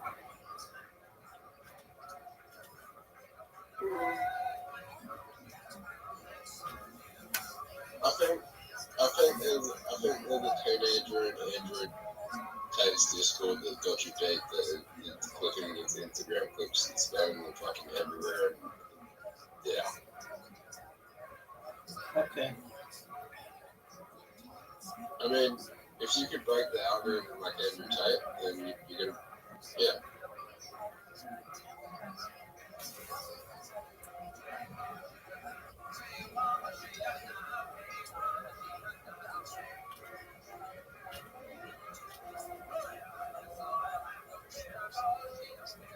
I don't hate the guy. I just bring up I just think he put the fucking algorithm to social media and everyone knows his name because of it.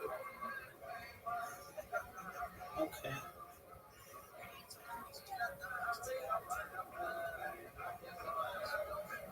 That was a time where you couldn't log into any.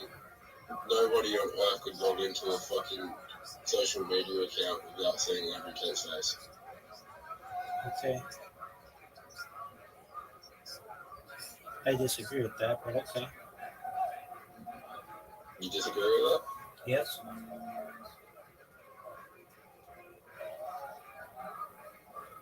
No, if you had maybe if you had your Instagram filtered to child safety. Dude, that's just Instagram. There's YouTube, which is way bigger than Instagram. There's Facebook that's bigger than Instagram. So maybe just Instagram, but other things, I'm sure you could avoid him if you wanted.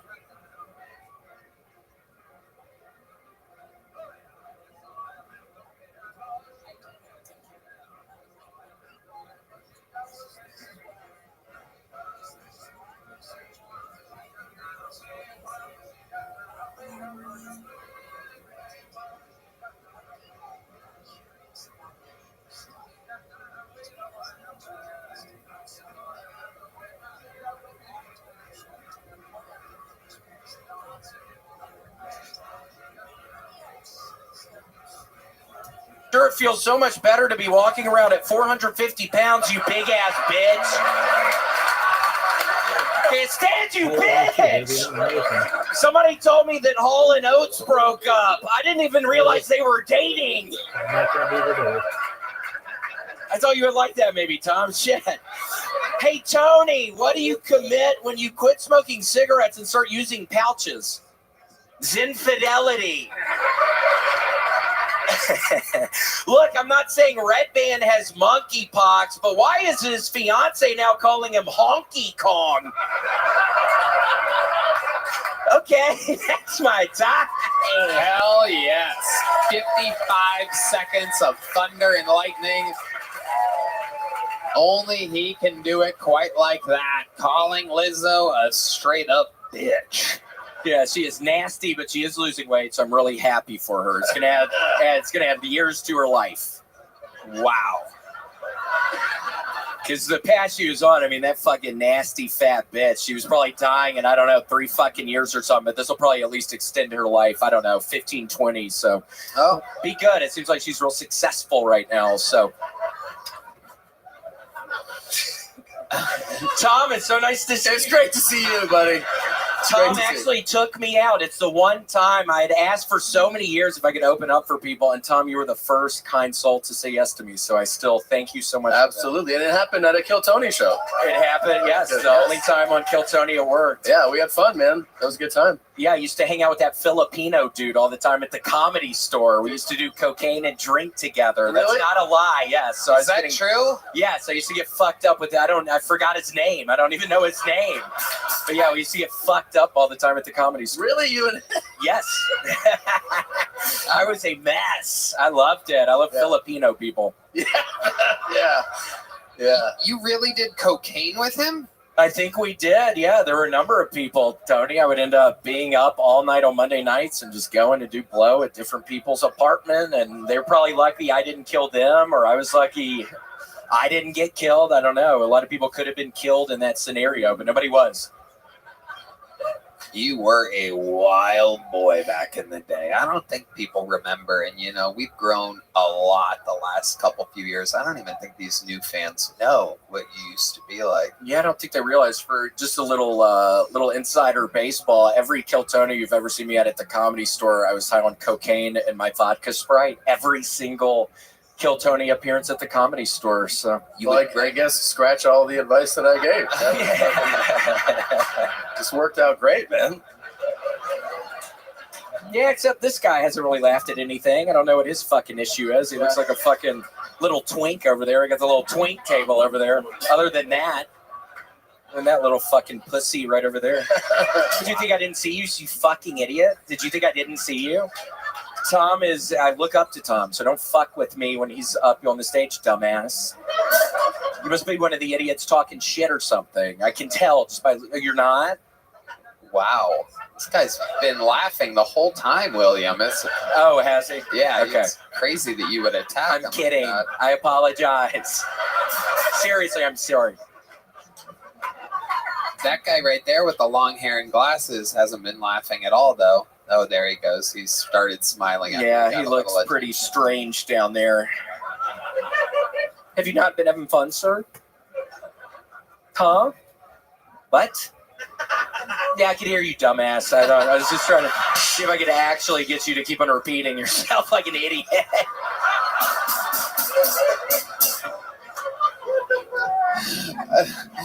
But yeah, Tony, it is so nice to be back. Yeah, I'm sorry I missed out. I wasn't feeling it, and my voice even right now is totally wrecked. So we'll see. I'm at Mall of America this weekend, Tony. So really look forward to Mall of America. What are your plans at the Mall of America? Probably get on my rollerblades and skate through that motherfucker like Mighty Ducks. I think I'm gonna go through it like the Mighty Ducks. That's my goal. So Is that where they were set out of? I think. Is that true? Were they in Minneapolis? Yeah, I think, right, Red Band? Yeah. Yeah, Red Band, our senior Mighty Duck correspondent.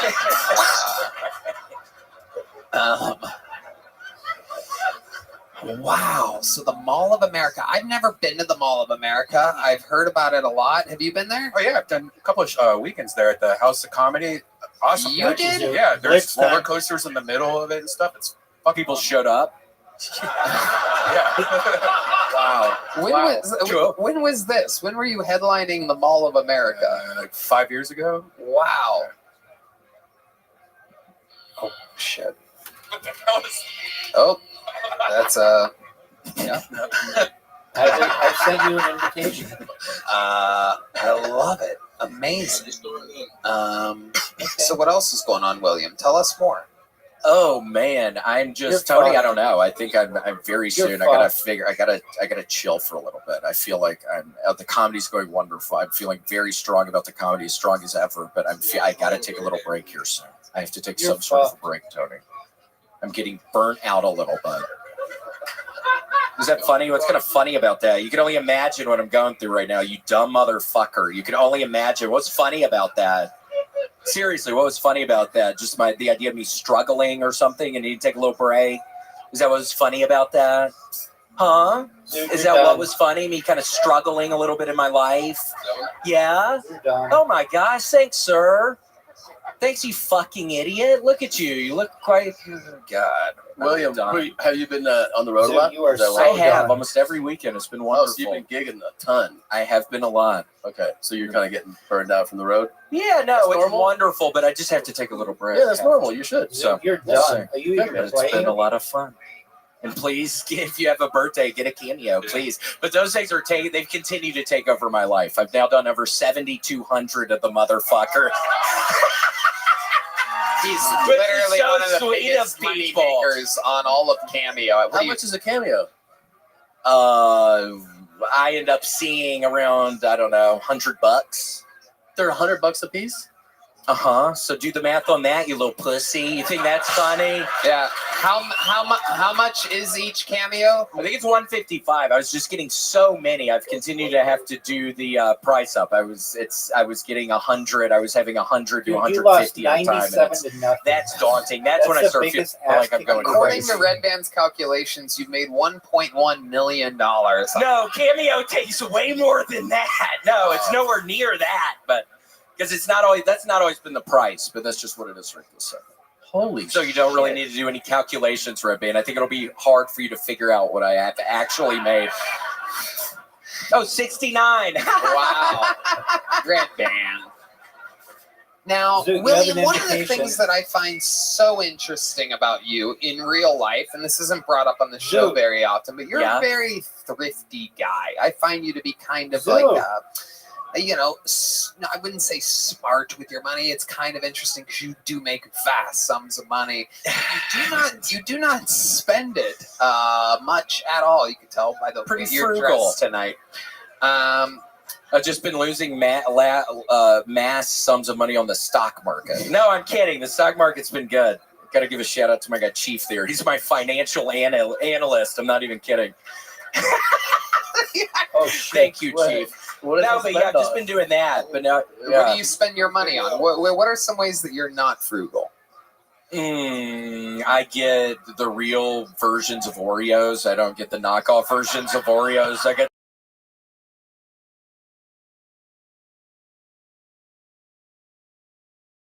cereal for people. I get the actual things of cereal. That's kind of it. I don't know. Got a TV, 8 months ago. Nice one? Yeah, pretty nice. Like a 45-inch. Woo! The battery. Yeah, that's balling, dude. But yeah, I don't know, Tony. I'm working on it all. Okay. Well, I love it. And you fly. Do you fly first class? No. Do you have a preference in where you sit on a flight? I like to sit at the very back of the plane because I want to watch everybody screaming and crying as the plane is getting crushed up forward. So if I'm at the very back, I'm going to have at least a second of just getting the absolute carnage unfolding in front of my fucking face. So I sit at the back. William, you have absolutely done it again. The only way to end a show like this is with you. Is there anything you want to do to take us out, William? Just have fun this week, y'all.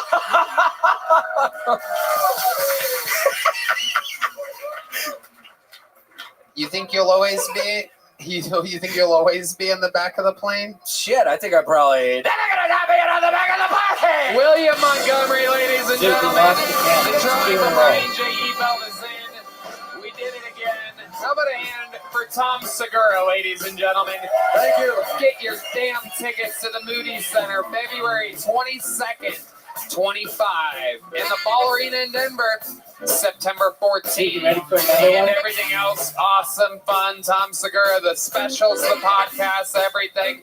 How about one more time for the best damn band in the land? Huh? Matt Mueling on the electric guitar, John Dees on the keys, Michael Gonzalez on the drums, Carlos Sosa, Fernando Castillo, Here we go. 2 games in a row. and Raul Vallejo. The drawing from Chris Rogers, Cam Patterson tonight, send you an invitation. Thank you guys so much. Red Band, you want to say something? Thank you. Thank you again to Tom Segura, the fucking come man. on. Thank you, live audience. Good night, everybody. Thank you.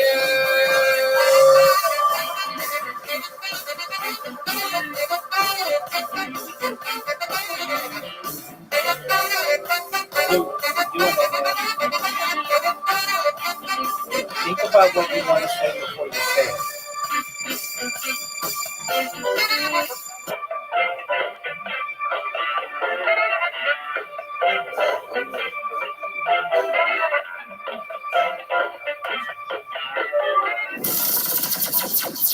The Sunset Strip Comedy Club in Austin, Texas is now open. Check out Red Band's secret show every Thursday. Go to sunsetstripatx.com for tickets.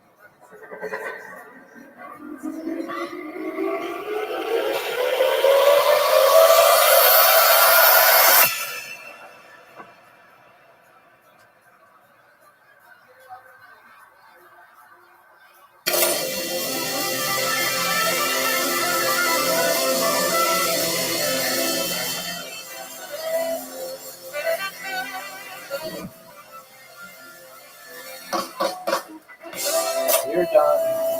3 games in a row.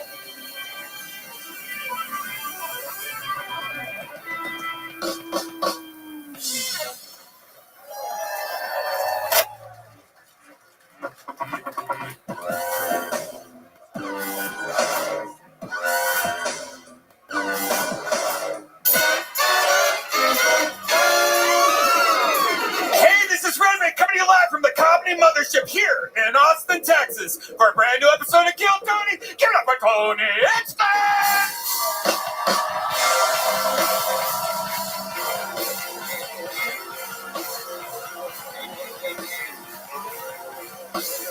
Who's ready for the best fucking night of their lives, huh?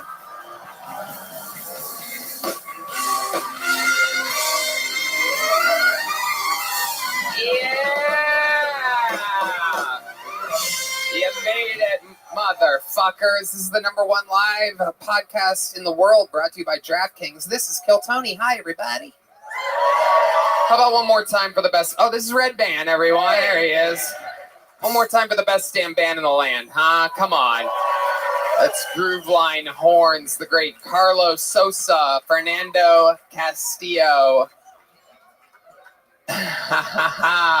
Michael Gonzalez on the drums,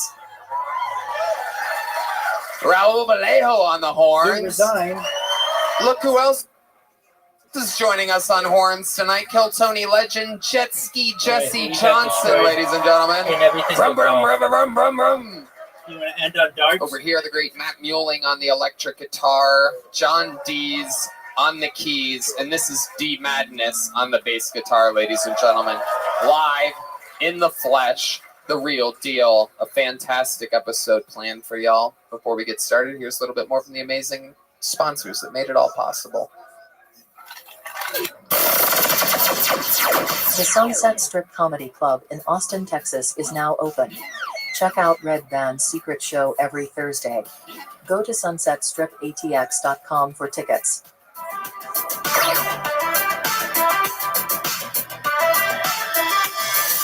Are you guys ready to start tonight's show or what?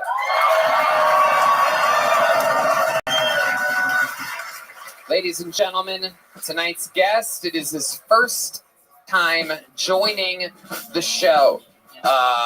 Very, very awesome comedian. Ladies and gentlemen, make some noise for tonight's guest, John Christ, everybody. Come on. Hell yeah. John.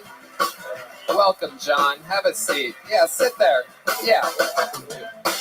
John Chris, about to go on a huge tour. Tickets available at johnchriscomedy.com. It's like Christ, but without the H. Hi, John. That's a good way to say that. I'll take it. Yeah. Yeah, Like I'm good at figuring out ways to spell Without it. the H. Yeah. Right. Used Like to be. Hinchcliffe is Yeah. H plus inch, cliff plus E. It's a haiku to start the show. It's 11 letters. Not easy to It's spell. like, dude, I don't know when I graduated high school. easy That's win. how I learned how to say it and spell it, actually. Yeah. Yeah. Red band. H plus H, cliff plus E. There you go. The great Jetski Johnson also joining us again. Just a reminder, she chimes in sometimes through the show, and we reward her with not only laughs but also a vroom vroom vroom. Vroom, vroom, vroom. You go like that. Vroom, vroom, vroom, You love vroom. when this happens. You guys do that. Do it. That sucks. You guys can do better than that. Do it again. There you go. There you go. Red band really overpowering you guys, but thinking that makes sense, but it's okay. It's the least of our worries in this wonderful world. John, welcome to the show. We're going to see some comedy tonight. We're going to talk to comedians. We're going to figure out what makes them tick. I have 238 signups in this bucket tonight. I swear, there's a lot. They're everywhere. There's so many. You almost ruined somebody's dream. Absolutely. One day, maybe, dog. Yeah, that's the Maybe end. one day. If I pull their name out, they get 60 seconds uninterrupted. You know their time is up and you hear the sound of a kitten. That means they have to wrap it up then, or else they bring out the angry West Hollywood bear, which interrupts them. And then I conduct an interview and we talk to them and we figure out more about them and what they could possibly have going on in their lives or what makes them special. Every episode's totally different. Every episode is improvised. Anything can happen as we go wrangle the comedian from across the street. Get it. Nice checkout. I'm going to introduce a regular on this show, ladies and gentlemen. I present to you, kicking off tonight's show with a brand new 60 seconds, a legend of Kill Tony, a Hall of Famer in Kill Tony. We are starting the show with a Hall of Famer. You guys met this man 1 week after my monumental cancellation, in which my career has never been the same since. May 2021, he was sleeping in his van, doing too many open mics everywhere in front of empty rooms. Now he sells out all over the world. Ladies and gentlemen, make some noise. Sing it if you know the words. This is Hans Kim.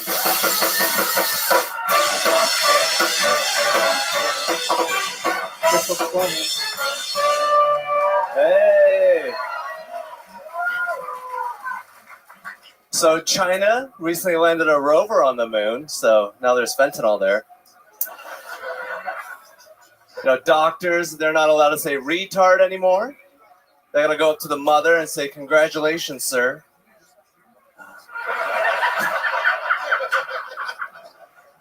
Your child is gonna be a Kill Tony Golden Ticket winner. A lot of women love drag shows, which I think is hilarious. Drag is where men dress up and pretend to be women. Can you imagine if there was a show where a woman dressed and acted like a dude? We would beat the fuck out of her. A lot of people are worried about drag queens grooming children during story hour. I am not worried because straight men still exist. And we're undefeated, baby. You got story hour, we got private islands and jets. We're gonna molest the shit out of your kids. All right, that's my time. Thank you. Hans Kim.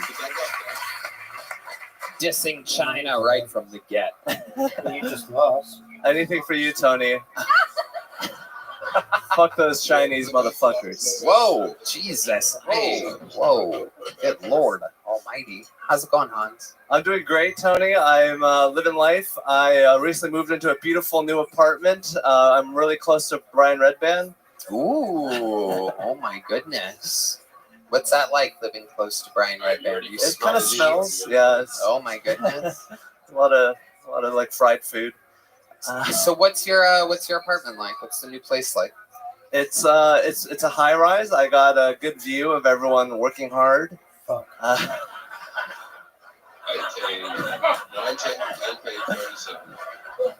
just in my apartment writing about drag and children getting molested. Everyone else is working. I love it. John, you ever seen Hans Kim before? I just in the green room. Yeah, there you go. All right. Very attractive woman. Yeah. No, he does have a hot white girlfriend. Yeah, she's wearing a little black dress tonight. You can see a lot of her white skin, which I love. Wait, that's game 2. I don't know what to do with that. That's great. No, I know. He doesn't give us much to work with here.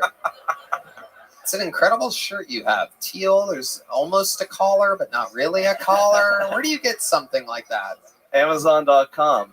Amazon.com. Not even the app, ladies and gentlemen. He goes through the Safari. And who pressed it for you? I actually iron all my clothes myself. It kind of runs in the family. Yeah. That joke deserved more than that. I feel like that was a great. That was good. Hans is doing good. What else is going on in life, Hans? Oh, It's been a few weeks busted. since we've seen you. Tell us more about your... I'm recently incorporated. I'm a proud proprietor of Low Effort Content LLC. That's the name of your company. Wow. A lot of podcasts and live streams. But yeah, I recently went on tour with the great Jesse Jetski Johnson. We were the Killers. We killed it. Yeah. Where'd you go? What cities? We did Denver and Omaha. And it sold out. Tony, you're so amazing that you're selling out theaters when you're not even there. I completely agree. It is unbelievable what we've been able to do with our little universe. Well, I love it. Anything fun happen when you were on the road in those places? We went to a restaurant. They closed it out for us. David Lucas has the inside scoop. He's he's familiar with the the gang members. What kind of restaurant was it? All right. It was like a Korean I've got restaurant. Thoughts on which to focus. Hans also took us to a gay bar, and then Cam and David and I paid the cover, and we were looking for him, and he was waiting outside because he didn't want to pay the cover. Hans Truth comes out. is a notorious miser. Very, very thrifty man, thus the Amazon shirt. How much was that shirt on Amazon? This is $25. Whoa! That's actually a lot more than I thought it would. Was that Easter clearance sale? Like, what was that? It's pastel colors, All right. That's the headliner. I thought Tony I thought he pays the cover for all the other. I will say Cam did pay for me and David, and I was like, you don't have to. He's like, I got you. And then, Hans, where are you? We're texting him. He's like, I'm by the entrance. And we thought he was he was outside the entrance. What happened, Hans? What was going through your mind? I was standing out there. I went in, and the guy touched me. Very weird. And then I went in, and they were like, it's $15. And I was like, oh, let me wait for the crew to come in. Let me make sure that they're in there. I don't want to spend money if they're not going to be in there. And then turns out they were in there the whole time. And I was just waiting outside. How long were you waiting outside for? Probably like 30 minutes. Yeah, it was a long time. Wow. And I don't think it was a gay bar, but David Jolly saw everyone dancing. He was like, this shit's gay. We got to get out of here. Any bar can be a gay bar if David Jolly says so. So, Hans, when you went in the gay bar, anything cool happen in there? I got in and I left immediately. I really didn't get to see any gayness.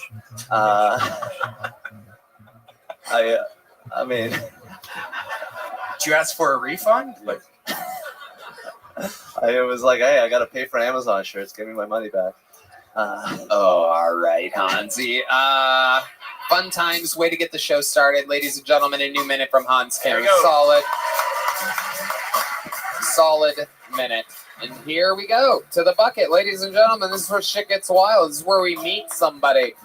Could be somebody's first time ever on stage. Could be somebody that's been doing it 20 years, hoping and waiting to get a chance to make it on this show. Could be the next star of comedy. Ladies and gentlemen, I present to you your first bucket pull of the night. 60 seconds uninterrupted, going to Duncan Stone Street, everybody. Here comes Duncan Stone Street. What's going on? Y'all probably can't tell by looking at me, but I fucking love Lizzo. I do. Most of my friends, they tell me all the time, that's disgusting. You shouldn't like big girls like that. I can't believe you admit that. I'm from Mississippi. We don't brag about catching the smallest fish. You know what I mean? Nobody thinks of it that way. But I do. I fucking love Lizzo. I get the same feeling seeing her as when I see like a fresh rotisserie chicken at 3 p.m. after day drinking, and I got $18 left, and you know that one you need to survive. Yeah, I love her, man. I was on her side when she got all that negative press too. You know, I don't know if y'all heard she shoved a banana in a stripper's pussy and tried to make one of the backup dancers eat it. Y'all hear about that? Allegedly. But I was on her side. I thought we should point out the positives, you know. At least her big ass is eating fruit now. It's the wrong lips, but it starts a start, you know. Hey, my name is Duncan Stone Street, y'all. That's my time. Thank y'all. Y'all were so kind. Stone Street. Yes, Welcome, sir. Duncan. Is this your first time on the show? Yes, sir. Absolutely. You're so polite. I love the sirs coming. Where are you from? I'm from Star, Mississippi. Storm? Star. Star, Mississippi. Yes, What's sir. Star, Mississippi known for? Faith Hill's from there.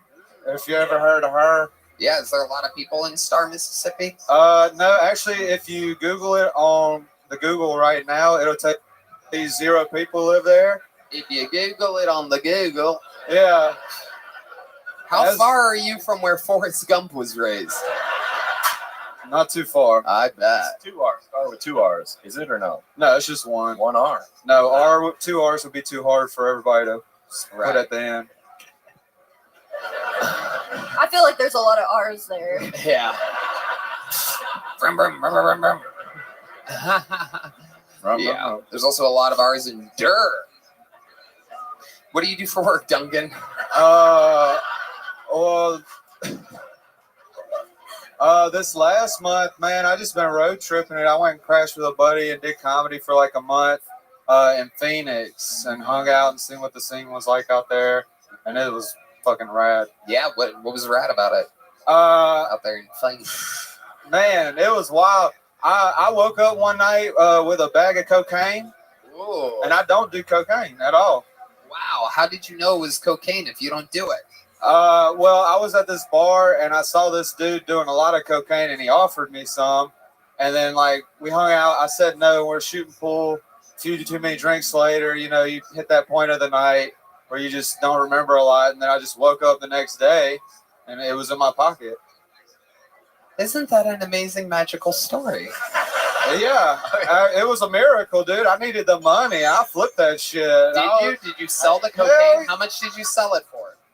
Oh, man. My mom's watching. Gonna watch this. I was about to say it. Oh, it was enough to, you know, cover a couple tabs for the next couple nights. So while I was open micing, I mean, wow. I didn't know. I'm not. You just sniffled after you said that. Yeah, I've been staying with a buddy who has a cat, and I'm like fucking dying. Okay. Yeah. So what do you think really happened? You think like your this buddy guy. slipped a bag of cocaine in your pocket? You think you had some We're kind not of... the cops. Also. No, I was at the bar. Were you with the white trash tooth fairy? No, that it was night or in something? Tempe. Okay, Tempe, yeah. That's where the white trash tooth fairy lives. I woke up with a bag of cocaine under my pillow. Right. But yeah, I don't know. Like, I thought I had gotten drunk because I called my girl the next day. I was like, yeah, I have this whole like block of time I don't remember, and I didn't like have any money gone that I didn't know about or nothing. And I was like, joke's on him. I mean, he put a drug in my drink. I had a good night and I got his cocaine, you know, so fuck that guy. Absolutely. You said you have a girlfriend? Yes, sir. How long you been with her? October coming up will be a year. Okay, and she's still in Star, Mississippi? No, she's in Hattiesburg. It's about an hour away from Star. Oh yeah. my goodness. How did you meet her? Well, she works at a tattoo shop that my dad used to work at and help open. And yeah, just years ago in there, stopping by and just What do you mean Ended stopping by? Yeah. What? Oh well, like I've had a lot of weird jobs. So like I travel from the top of Mississippi to the bottom. So like I'm always just fucking stopping by. I don't, you know what the. Say you had a weird job. We never done You that. had a weird job. I've had a lot of them, man. What was the weird job where you would go from the top to the bottom of Mississippi? I used to deliver seafood, gumbos, bisques, and pies for this. Wait, can you name all the types of seafood that you would? What types of shrimp was there exactly? So you got barbecue shrimp. There was cocktail shrimp, brine shrimp. There was everything. Wait, please tell me your girlfriend's name is Jenny. I'm gonna lose my fucking mind right now. I swear it was. Well, I had a lot of weird jobs. I was in the military for a while. Spent some time on the base out in Phoenix. It's been a crazy life. I'm actually, my last name's Stone Street because my great-great-great-grandfather was the first to put a stone on a street. Had to come from somewhere, man. Keep naming the seafood. What kind of seafood were you delivering? Well, we would make like seafood pies. Yeah, it's the most disgusting shit ever. You got like lobster bisques, crawfish bisques. Keep going. You had shrimp gumbos, crawfish gumbos. You had man, it was just nasty though. It had like a bunch of heavy cream in it, and the guy that I worked for, he sucked balls. I hated that guy. Keep naming seafood. There's king crabs bisques. You know, I said lobsters already. Lobster gumbos and bisques. All right, there's a lot of bisques. Mostly bisques. It's for white people, and you know gumbo's for poor people and biscuits for like rich people. Absolutely. Insider info. Yeah. Absolutely. And usually the poor people shit is way better. Yeah. Would you sneak some gumbos sometimes? Would you thaw some out on a hot Mississippi day? Fuck that guy. I would take, one time he made me scrape all this ice off some shit, and I was so mad. So before I left, I popped all the lids on the shit in the freezer and left before I quit. I can't tell if this is a character or the real guy. Oh, it's the real guy. That guy. It's the real guy. I hated that guy. Wow. Amazing. Where was this during the 1 minute set? You should have talked about this. I feel like it's I couldn't name enough seafood quick enough. It wouldn't all fit in a minute. I love it. So your 1 year anniversary with your girlfriend's coming up. What is her first name? Samantha. So what are you planning on getting Samantha for your 1 year anniversary? I don't know. We're more of a trip couple. Like we like to take like little weekend trips and stuff. Okay. So where are you thinking about taking her?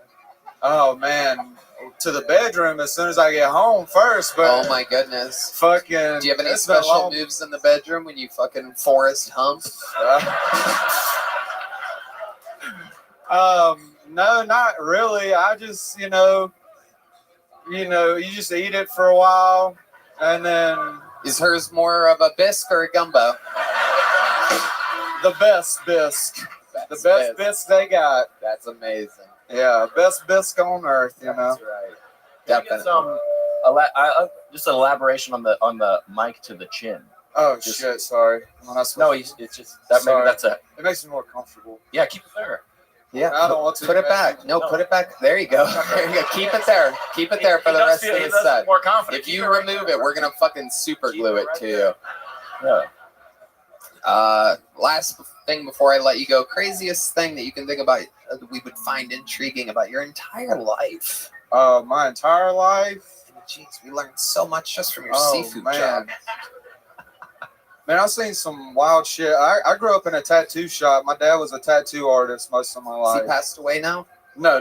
Oh, you talking no. about He's like close to it. He's got like diabetes and shit. I bet he does. How do you think he got diabetes? What's his I was sitting in a chair for 20-something years doing tattoos, eating pizza and wings every fucking day. Just Red man. He's sweating over here. Nervous. Hey, well, you got the money to sit down and not do shit. It's nice, man. That's fucking great. I love it. Any special skills or talents? I play a little guitar and stuff like that, but I don't want to wait. You know. When's the last time you played guitar? Probably at the dude I'm staying with's house before we left to come hang out. You played guitar today? Yes, sir. How long have you been playing guitar? Well, I didn't start learning songs until I quit smoking weed for like a month. I thought I had like a mental block for a long time. I was like, I don't got no rhythm. And then you realized, yeah, I was like, I'm just retarded. Yeah. Matt, what do you think? Should we let this guy fucking... Well, I think this is an amazing opportunity because we have a brand new guest guitar. Oh, we do. We have, let's go. Where did we get that guitar from again? This is a gift from our fan Casey Butler. Okay, where's it at? He's in Mississippi, I believe. Wait, Kate, what? How ironic. That's wild. Yeah. You better fucking tear this thing up. Let's Started do in it. Mississippi, and it's ending No, up not really, in not the really. hands of a man from Mississippi. Is that still where you live? What the fuck? Put that mic on your chin. The hell are you talking to Michael Gonzalez? Music info, man. We got a fucking... Oh, really? Okay. Where's the fucking guitar? Jesus Christ. My God. Can we fucking... It's a nice guitar. Can I talk about this thing for a second? Unbelievable. Yeah, talk about the guitar. So expensive before. We put a Kill Tony pick guard up here at the top. Wow. The logo is there. He put a bullet toggle switch in this thing. Whoa. He put revolver volume and tone knobs on this thing. Yeah, the barrels of a gun. Yeah, it's Kill Tony themed it's all the way fucking through. It's a Kill Les Tony Paul to the- or Yeah. Gibson. It's bad as Oh fuck. my I'm going to God. make sure it's in tune.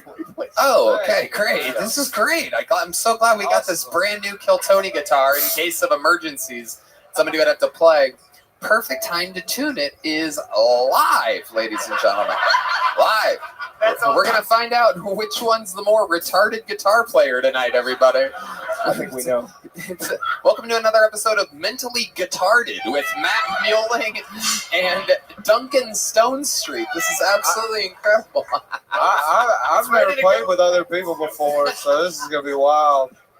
It's ready to Never go played with anybody. Captain Jokes is what Matt Muelling just said. All right, can we get a better system of passing this guitar, perhaps? Yeah, we got to figure some kind We of have system out. 7 producers standing around looking at how to teleport a physical object using the force. Here we go. Okay. All right. No, this is perfect. We'll hand it the bullet. Oh, we have the guest actually as the roadie right now. This is amazing. A fucking $8,000 guitar is causing. Oh, it's a bullet. There's bullets on the strap too. It's absolutely incredible. Just what is the fuck is going on? This is the goddamn. Yeah, we haven't Still no producers on stage. We haven't figured out a system for the What a pile of shit our producers are today.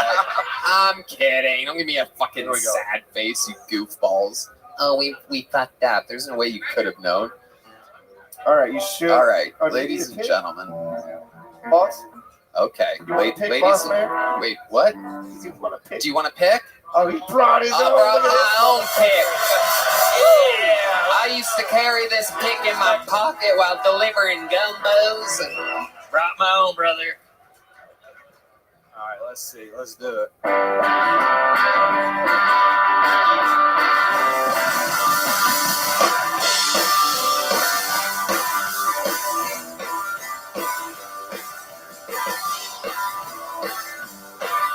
Well, sure didn't take too long. Woke up in the morning, she's gone. And note that she wrote that said, "Dear John, it's a goodbye, so girl, gone."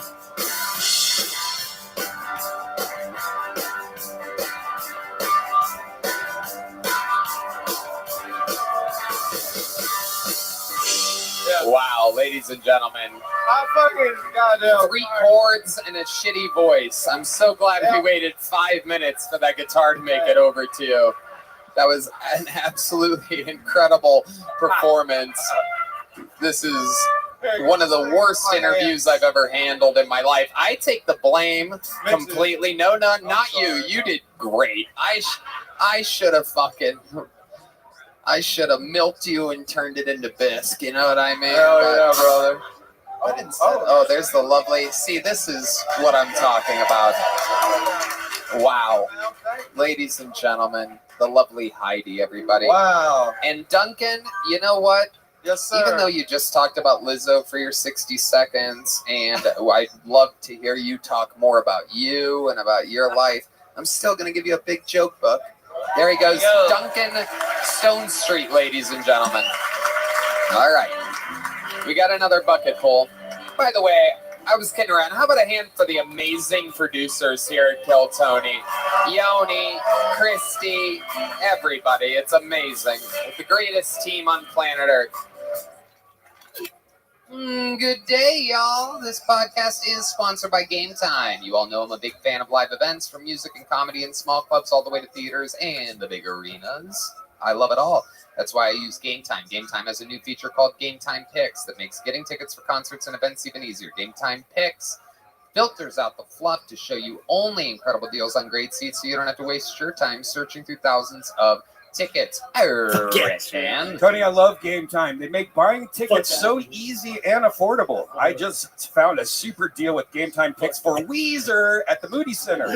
That's fun. It's so easy to pick your seats, add them to your cart, and check out. I personally love the seat views before you buy, plus the lowest price guarantee. That is amazing, Red Band. With Game Time Picks, curation makes it easier to save more on sports, concert, comedy, and theater. Plus, they're all-in pricing that shows the total upfront with no surprise fees at checkout. Game Time also has the best ticket coverage. Your purchase is covered with the most flexible customer service policy in the ticketing industry. So take the guesswork out of buying tickets with Game Time. Download the Game Time app, create an account, use code KILLTONY for $20 off your first purchase. Terms apply. Again, create an account, redeem code KILLTONY for $20 off. That's why. Download Game Time today. What time is it? Game time. All right, your next bucket pull. I love one-word names. This should be exciting. Make some noise for Jeremy, ladies and gentlemen. Jeremy.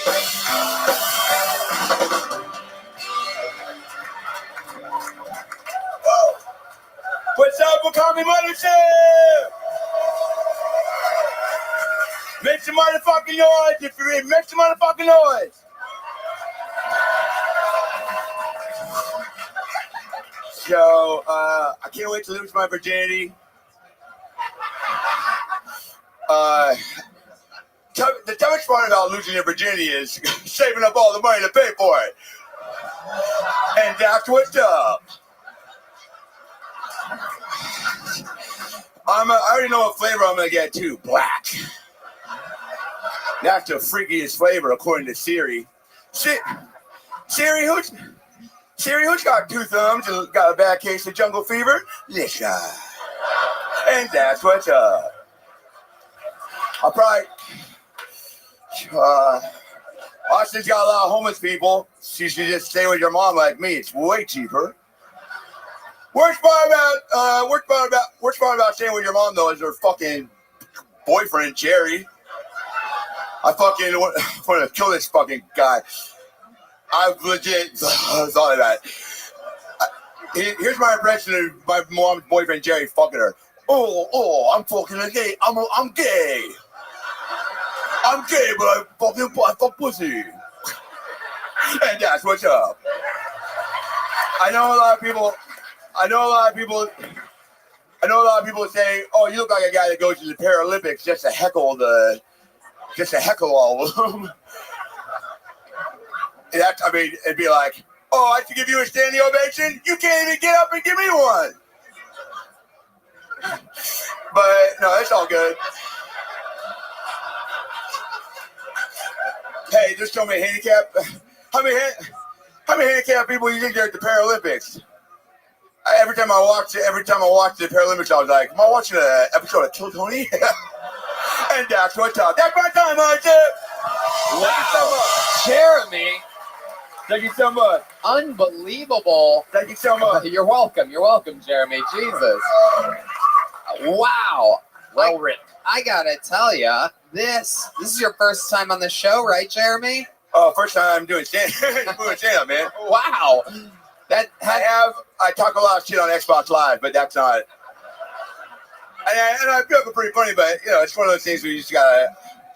Fuck, I'm sorry. I'm super fucking nervous right now. I'm so fucking nervous. Is Joe Rogan here right now? No, he's not. Don't let him watch this. This is my first time. That has to be one of the best first time sets I've ever seen in my entire life on this show. Yeah. This is incredible. So I don't even know where to begin, Jeremy. Jeremy, how old are you? Let's start there, because you are a deceptive figure. There's a lot going on there. You have the face of a man, the hair of an older man, yet it's acne. I can take it. A lot of acne. There's some snot coming out of your nose. Braces, yes. It's you. Red Band braces. Fuck you, Red Band. Sorry. Wow. Sorry. Amazing. Unbelievable stuff.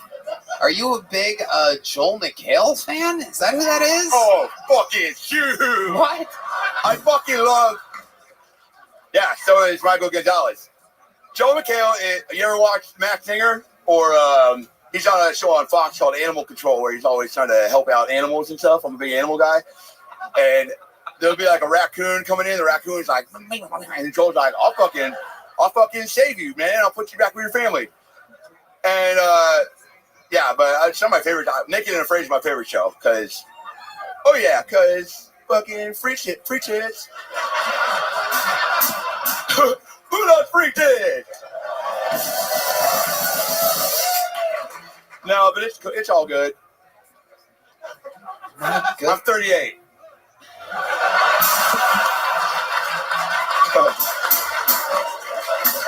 Hey, that. Wow. Jeremy, what have you been doing with your life up until this point? What's going on over there? I just got my new feet. Oh, you pulled something out of your other. Oh, it's still there. Oh, too cute. It's just a Q-tip? I keep all my personal belongings in the fanny pack. We have a segment on this show. Anytime anybody wears a fanny pack, it's called What's in That You guys want to play a game of What's in That Fanny Pack? And so I say the words, Jeremy, what's in that fanny pack? What if I was just like, oh, fucking good? There's not.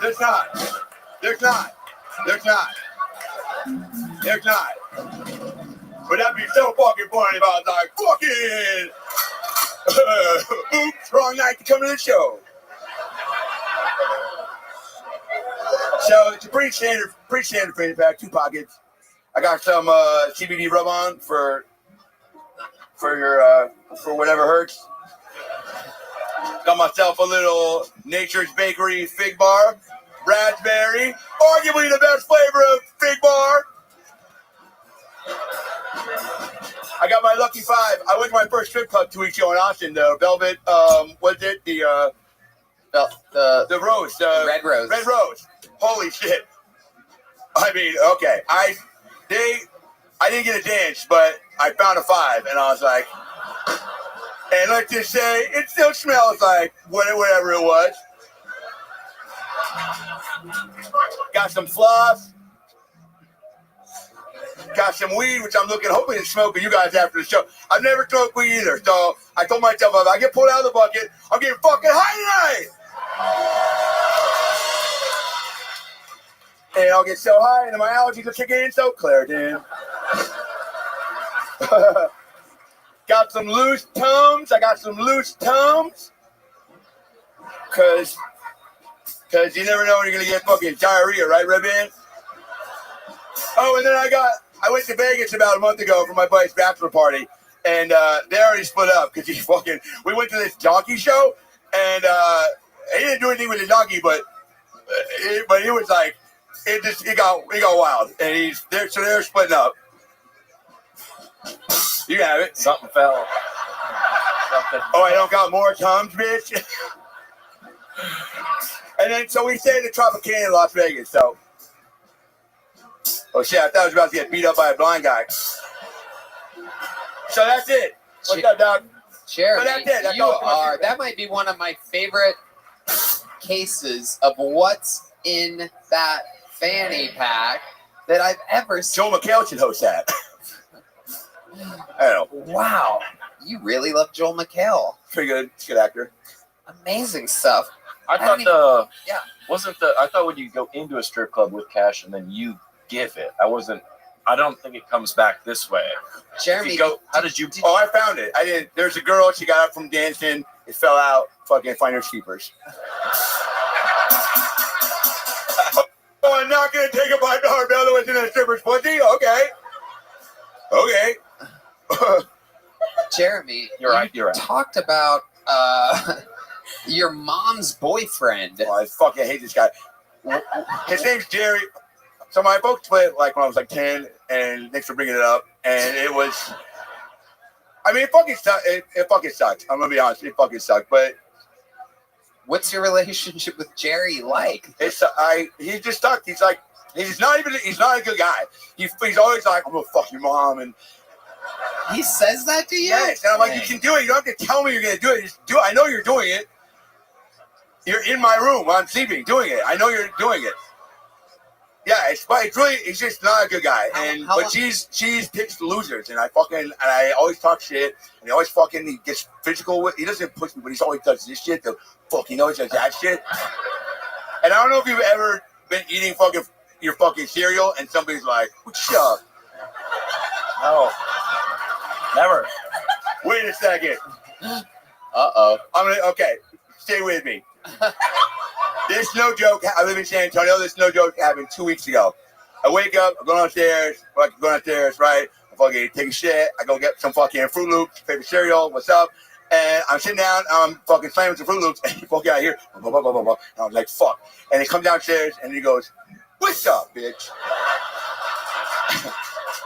And I fucking spilled my Fruit Loops, and then I bent down to pick him up, and he got down on the floor and goes, "Fucking eat that shit off the floor."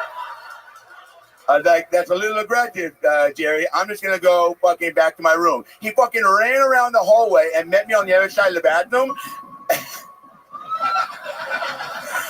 I fucking, right at the bottom of the staircase, I open my eyes because I went scared. I close my eyes when I run.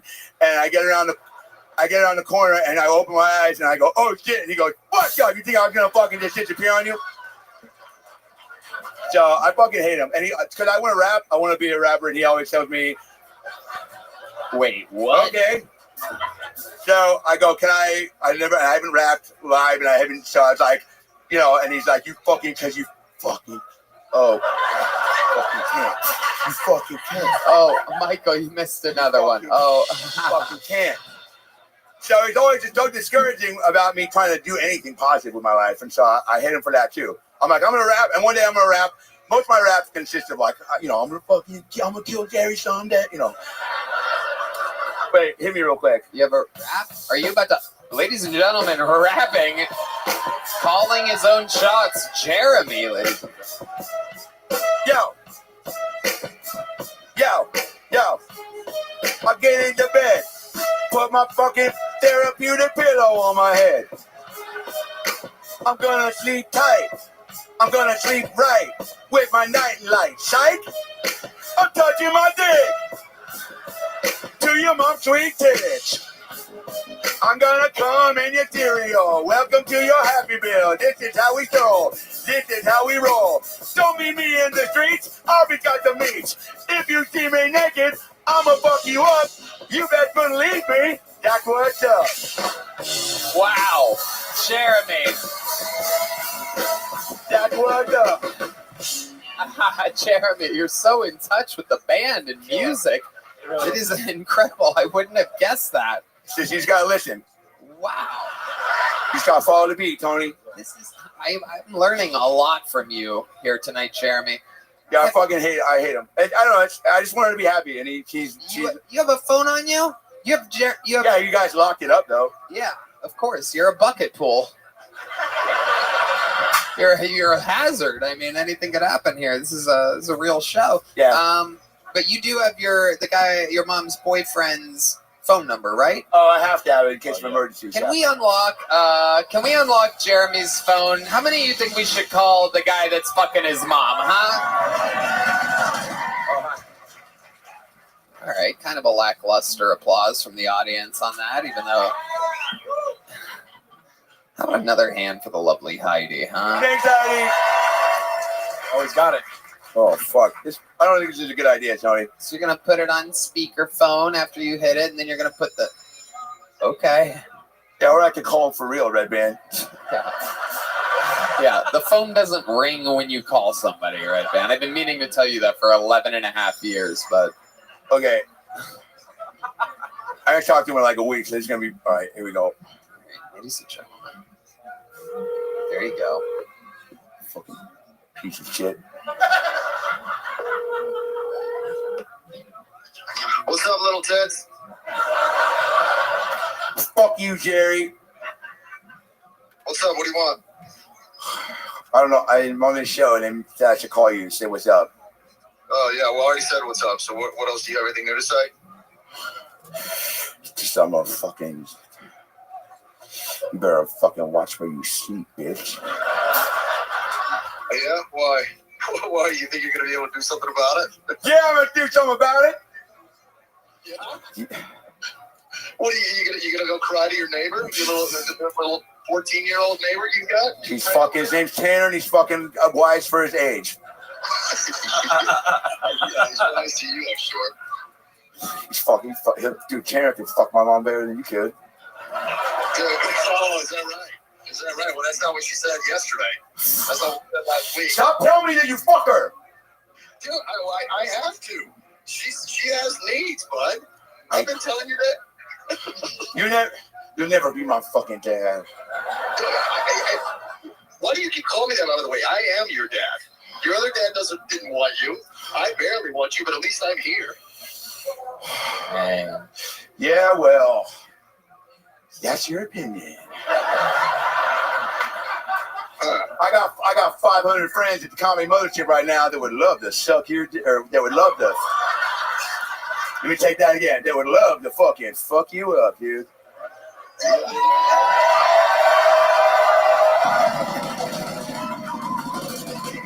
got the TV on in the background? Do I got the TV on? No, I'm outside. I got 500 friends. You don't have 500 friends. You'll never have 500 friends. We all know that. Oh, yeah. God. We don't know that. You're so fucking... Oh, your mom's actually calling me in the other room right now. Fuck you, Jerry. I'm going to kill you tonight. Wow. Sorry, I panicked. There he is. Amazing. The courage that it takes to call the man who's fucking your mother on this show is incredible. It is what it is. And that's what's up. Should be nicer to him if he gave you that whole outfit to wear. Yeah, you buy me these fucking Jordans. That was pretty sweet. I'm gonna tell you what, Jeremy. I'm sorry. It took a turn. An incredible set, an incredible interview. Honored to be on the show. Thanks for having me, Motorship. You guys are fucking unbelievable, dude. I've been watching this show for fucking like 6 years. I live in San Antonio. I fucking love William. I thought I was going to see Hans Kim tonight. I wrote a joke. If I saw him, I was going to be like, Hans, if you're here, who's cutting me off in traffic without signaling? I had a whole fucking, and I fucking didn't get to see him, but I fucking love this show, and I'm honored to fucking meet you, Tony. I'm glad that you love the show, and I'm glad that you're a fan, because that probably means that what's about to happen to you is going to be a life-changing moment. Because, Jeremy, I would like to award you a golden ticket, everybody. Wow. And you know what else? I've never done this before, especially for somebody who it's their first time on the show. But you know what, Jeremy? Why don't you come sit right here and join us for the rest of the show on panel? Oh, hey, Jeremy has joined the show. Hey.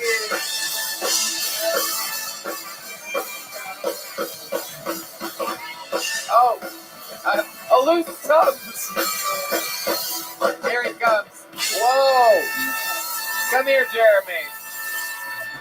Welcome to the show. Amazing. It's a big day. Wow. What? Jesus. What? Thank you for the lime. For the lime? Oh, it's a tongue. Our fan base is so stupid. She thought it was a lime. Actual lime. She thought a tum was a fucking fruit, Tony. Yeah. It's absolutely Is incredible. a singular tums a tum? It's a great. Yeah, I think more than 2 tums. It's tums.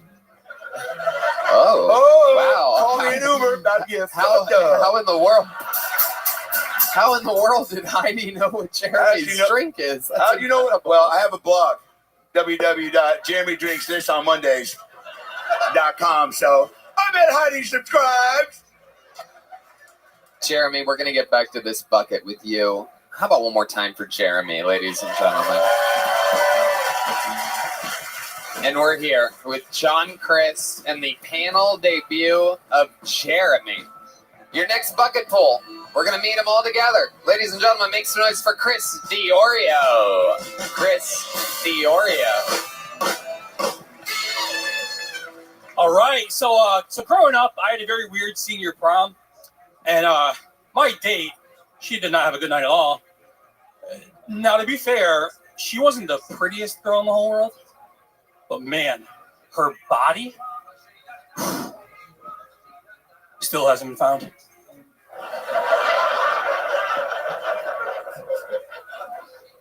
Hope she's doing well. Speaking of bodies, I'm feeling kind of sad because I realized recently that we could have cut the obesity epidemic in this country in half if we had just put that transgender person on a can of Mountain Dew instead. Listen, say what you want, but if we got rednecks to boycott Mountain Dew, this whole country would be a CrossFit gym within 6 months, all right? And listen, I never got the whole Bud Light controversy, okay? I just thought they were trying to promote safe drinking, right? Like, you go out with your boys, you drink your Bud Lights, you look down at the can, and as soon as Dylan Mulvaney looks fuckable, time to go home, boys. Time to go home. Thank you so much. I'm Chris Diorio. All right, Chris Diorio pushing it to the limit there. How's it going, Chris? How are you? Doing well, thank you, sir. First time on the show, right? Yes, sir, absolutely. How long you been on stand-up? About 4 years. All right. How old are you? 42. 42. What made you start at 38? That's how old Jeremy is. He just Yeah. started.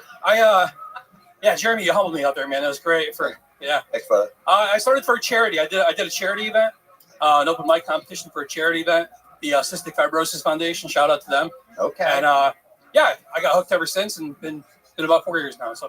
Okay, I love it. How do you make a living?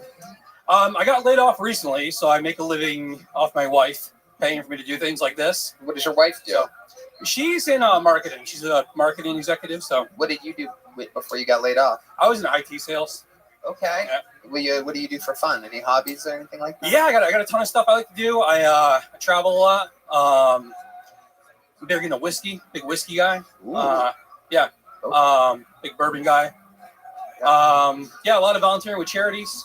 Wow. I do that a lot. And then you work a lot with charities. I do, yeah. What's your dark side? I found in my research that people that work a lot in charities tend to have like Jerry Sandusky was huge into charities. Oh man, yeah. I'm all fucked up. I'm a military veteran too. I was an Air Force guy, so that's probably where it all started. Oh, nice. And then what did you do in the Air Force? So it's called disaster response, disaster preparedness. I joined right before 9/11. Oh, perfect. Yeah. And then shout out. Yeah, thank you. Yeah.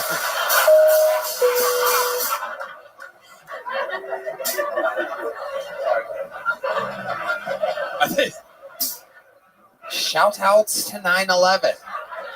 It's coming right around the corner. You have open wounds on your face, Jeremy.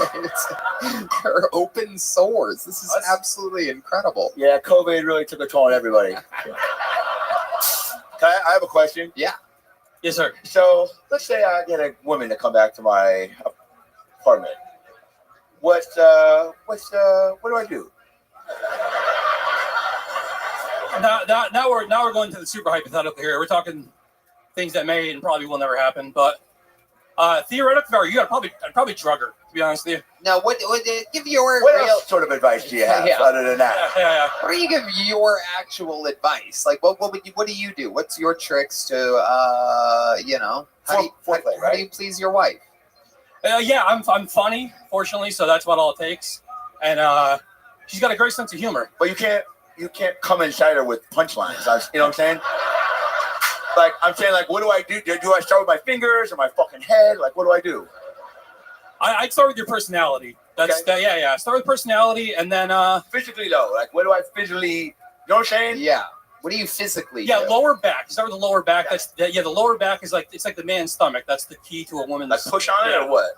Just gently push on it. Well, push her a little bit towards the bedroom. Oh, God, And okay. then, So say like, kind of gently.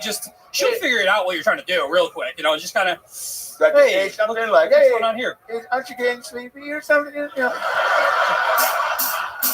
Feels like it's about time to go watch some Hulu, wouldn't you say?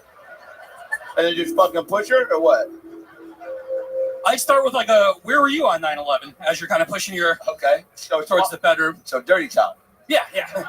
Chris Diorio, what's the most interesting thing about you? Let's see. In addition to being a veteran, I'm a certified firefighter and a Scottish Lord. So you're right at the you've been in the service. Yes, sir. You're a volunteer firefighter. Yes, sir. You do a bunch of work with charities. Yes, sir. So where are the bodies hidden? Near my high school, near my old high school, actually, a lot of them. So, no, I'm just kidding. I'm a nice guy. Okay. What's the meanest thing you've ever done to somebody? Holy shit. It's like killed a guy. A lot of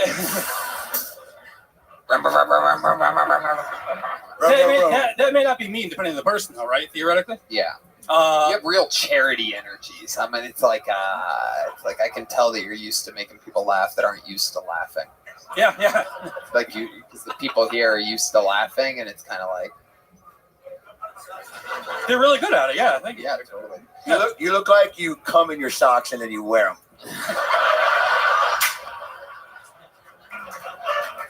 Well, when you're takes one to know one. Good so. traction. And that's what's up.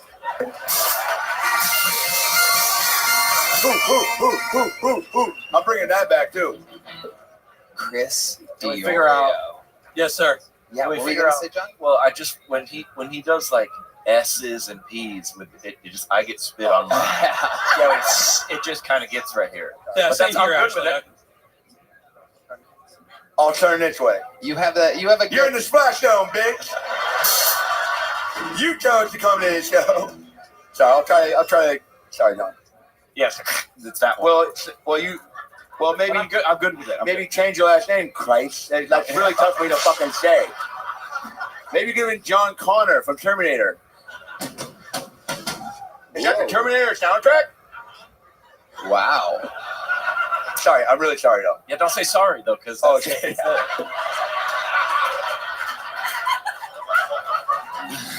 I apologize. That's on me. Chris. Yes, sir. Weirdest thing in your refrigerator right now?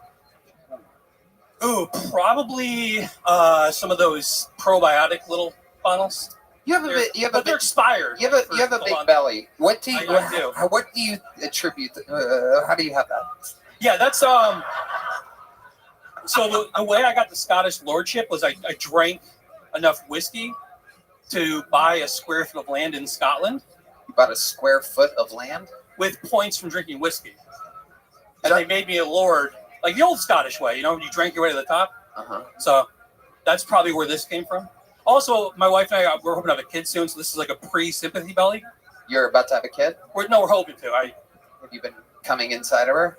Yeah, when I can. How long have you been? How many times have you done that? So fucking awesome. How many attempts?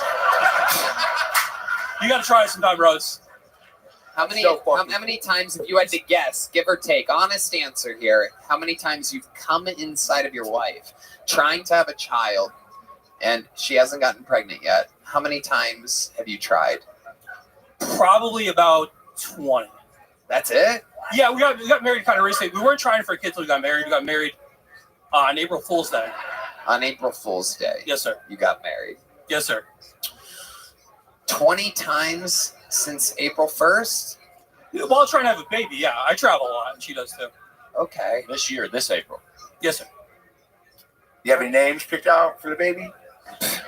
Yeah, Chris or Christine, probably. Wow. Big, giant egomaniac, yeah. Oh, yeah. Okay.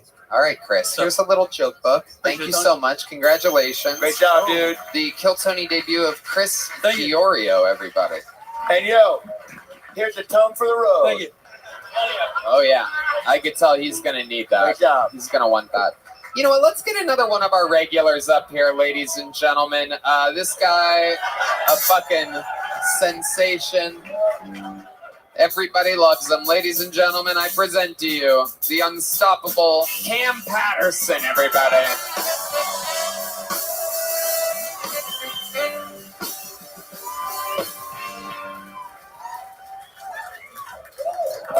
So, writing this minute was kind of hard, and I don't really got nothing, but I got, I got too much right now, but I got something in my notes that I'm trying to figure out, so if maybe I can help me. I just put, you gotta really be gay to like men, because women got assholes too.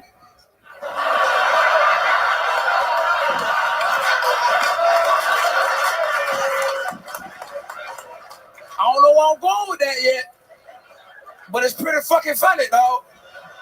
Cause like, you just wanting to go to hell. That's on you, brother. They got the same asshole. You could have closed, you could blindfold a gay nigga and show him two different assholes. He wouldn't know the difference.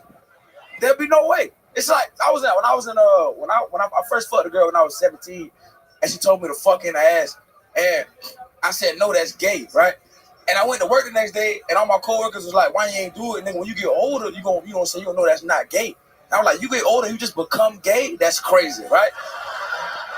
That's pretty fucking sad. I don't understand. I will tell you this though. I like lesbians. Lesbians is cool. Lesbians is pretty cool. Cause like, what's better than one pissy? Two. You know what I'm saying? That's fine. That'll work, nigga. I'm done. All right. Hell yeah. Amazing. That'll work. Comes out, says he doesn't have it, and then has it. Not really. I had the beginning of something. Everything else was just bullshit, but it's all right. We figured it out. Oh yeah, it's great. Worked. Yeah. Worked. Hell yeah. Cam, the man. Jeremy, you seen Cam? If you're a big fan, I can tell you can't even make eye contact with him right now. Oh yeah, yeah, you're so fucking funny, dude. I'm so fucking nigga. What it do? Yeah. I want to say all that right back to you, but I can't do it. But and it doesn't have any S's in it either, so it's double. It sucks. I really want to say that word. So, but you're so fucking funny, dude. The two butthole thing. I've actually thought about that too. But I never thought about it as a joke. But as a show, and what? Because I always make up shows that Joel McHale could host, and whose butthole is that? Who is Joel? Everyone said the Joel McHale. You know what that is? What he do?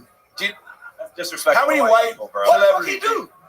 What did he do? What? Okay. The Soup, Animal Control, Masked Singer, fucking Community. The Soup. The Soup. Yeah. What? The Soup. What? Hold on. Where'd she go? Where'd that girl go? Uh-oh. Jimmy's gonna take it. Stay with me. Shit.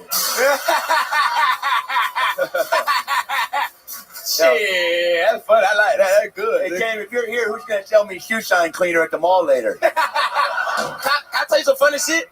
Tell me. I was beefing with them niggas for a long time. The mall? Yeah, I almost shot at one of them right when I was cause one time they tried to clean my slides and I was not having a good day. And I was like, fuck nigga, I got slides on. And so I had walked away, cause I just wasn't having a good time. And I walked away and I was with my sisters and shit. And I had just got a pistol for the first time. So I was ready to shoot a nigga regardless. Wow. So we in the mall, I got a tank top on, I'm having a bad day. My sisters buy shit from the mall. I ain't buy nothing. You know what I'm saying? So I walked back by the shoe clean nigga and he go, fuck nigga, you ain't even buy shit, broke ass nigga. And I was like, fuck nigga, I'll kill you. And then I left the mall. What's his name, Jerry by chance? Yeah. We can kill that nigga Jerry, though. I would love to. We can murder that nigga. Hell yeah. He carries a gun in his fanny pack. No way he does. Okay. Tom. It's a Tom, It's a Tom. not a gun. It's a Tom. Big difference. It's a Tom. It's a gun for your digestive system. You almost shot a shoe shiner before? Yeah. Wow. Yeah, that was a low moment in my life. Yeah. He was black, right? No. Oh. Yeah. Yeah. Oh, yeah. He was a white shoe shiner? Nah, he was black. But you know. Hey, Dad, what's up? I didn't want to perpetuate black on black crime on TV though. That's why I didn't want to do it. So I tried to tell you a lie. But he was black. He was black in here. I love it. It's pretty Damn fucked it. up. What else is going on in your world? Anything else crazy? Man, I had cut my dick fucking the other day with my bracelet. Oh my God! Wait, that's that possibility? Yeah. Oh. Yeah, it could happen. Yeah. Why, how did you? Why So I did you do spit that? on my hand, and then I went to like, you know what I'm saying, go fuck, and then this shit just cut my dick, and I was bleeding and shit. Wait, I thought the pussy's supposed to be wet. I mean, it's supposed to be wet, yeah, but You have to use your hand a too. little bit of lubricant and shit, little than one of them. Little You know what I'm saying? Jeremy. This sounds like a lot of work. You ever did that before you spit on it? I thought I ain't talking to you. Yeah. Jeremy only spits on it. Talk to her. She started a podcast, by the way, Eric. Cam, you did it again. We absolutely love you. You're the best. How low can this place get for Cam Patterson, huh? There you go. Jeremy, sit down. You don't have to do that. Was that you the do first love time? him. Was Yeah. that your first time ever being Seeing Cam Patterson live? Being called the N-word? Is that? Oh yeah. Well, Jerry calls me before I go to bed sometimes. But by a real black guy, yeah. Like that was fucking very cool. Well. There you are. You might want to know that this podcast is sponsored by Squarespace, the all-in-one website platform for entrepreneurs to stand out and succeed online. Whether you're just starting out or managing a growing brand, Squarespace makes it easy to create a beautiful website, engage with your audience, and sell anything from products to content to time, all in one place, all on your terms. Red Band. Tony, I love Squarespace. It's the best website designer out there. Choose from professionally curated layout and styling options to build a unique online presence from the ground up, tailored to your brand or business and optimized for every device. You can start a completely personalized website with the new guided design system, Squarespace Blueprint. Easily launch your website and get discovered fast with integrated, optimized SEO tools. So you show up more often to more people and grow the way you want. Grow the way you want. That's right, Red Band. Kickstart or update written content on any website, product description, or email with Squarespace AI, generating instant personalized results that know and show your brand identity. Explain what your site is about, choose your tone, and enter what you need to get short or long form text. No matter the placement, Squarespace AI makes it easier to go live, stand out, and succeed online. Make checkout seamless for your customers with simple but powerful payment tools. Accept credit cards, PayPal, and Apple Pay. And in eligible countries, offer customers the option to buy now and pay later with Afterpay and ClearPay. So head to squarespace.com for a free trial. And when you're ready to launch, go to squarespace.com/Keltoni to save 10% off your first purchase of a website or domain. Good day, y'all. This podcast is sponsored by ZipRecruiter. You know, a service is solid when it gets great word of mouth. That's why I wanted to let you know what people are saying about our sponsor, ZipRecruiter. The marketing manager of NextKey said the number one reason why we love ZipRecruiter is because it's so fast and easy. And the CEO of Walls Need Love said, I posted a job on ZipRecruiter and found my lead graphic designer within just a few days. The takeaway, if you're hiring, ZipRecruiter excels at finding qualified candidates fast. Red Band. Tony, I love ZipRecruiter. It makes hiring for your business so easy. No wonder all these successful businesses use it to hire. And right now, you can try it for free at ZipRecruiter.com/Keltoni. ZipRecruiter's powerful matching technology identifies top talent for your roles quickly. And immediately after you post your job, it starts showing you qualified people for it. In fact, 4 out of 5 employers who post on ZipRecruiter get a quality candidate within the first day. See why ZipRecruiter is the hiring site employers prefer most based on G2. Try it for free at this exclusive web address, ZipRecruiter.com/Keltoni. That's ZipRecruiter, the smartest way to hire.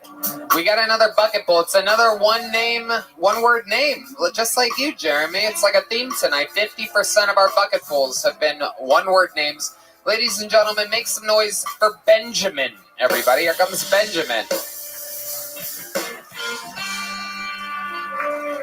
All right, thank you, everyone. My name is Benjamin, and I have a very weird vacation activity. I like to get in the cars with strangers, hitchhiking. I know you guys are looking at me. I'm thinking the same thing. I wouldn't pick me up either. But I've hitchhiked all over the world, and I've seen some strange shit. Like in Mongolia, I got in a car. There was no floor, just 2 wooden planks. How do you design your car based off of the Flintstones? I would just think of the whole time, we're yabba dabba screwed. I have to think about that one. One thing I did enjoy about it, good calf workout. I also...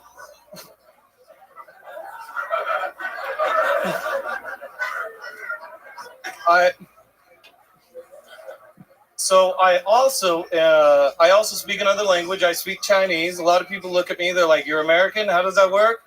I only thought you spoke freedom. But I do speak Chinese, very difficult language. Like, for example, take these two words, kou jiao and kou jiao. Sounds the same, very different. One of them is face mask, the other one is blow job. I was very confused at that Chinese spa. Yeah, they asked if I wanted a face mask. I pulled my pants down. No happy ending. There you go. Thank you. Benjamin. Wow. Hello, Benjamin. Hey, what's going on today? How's it going? What is going on? That's a great question. So let's talk about it. How long you been doing stand-up, Benjamin? About 3 years. 3 years. Where at?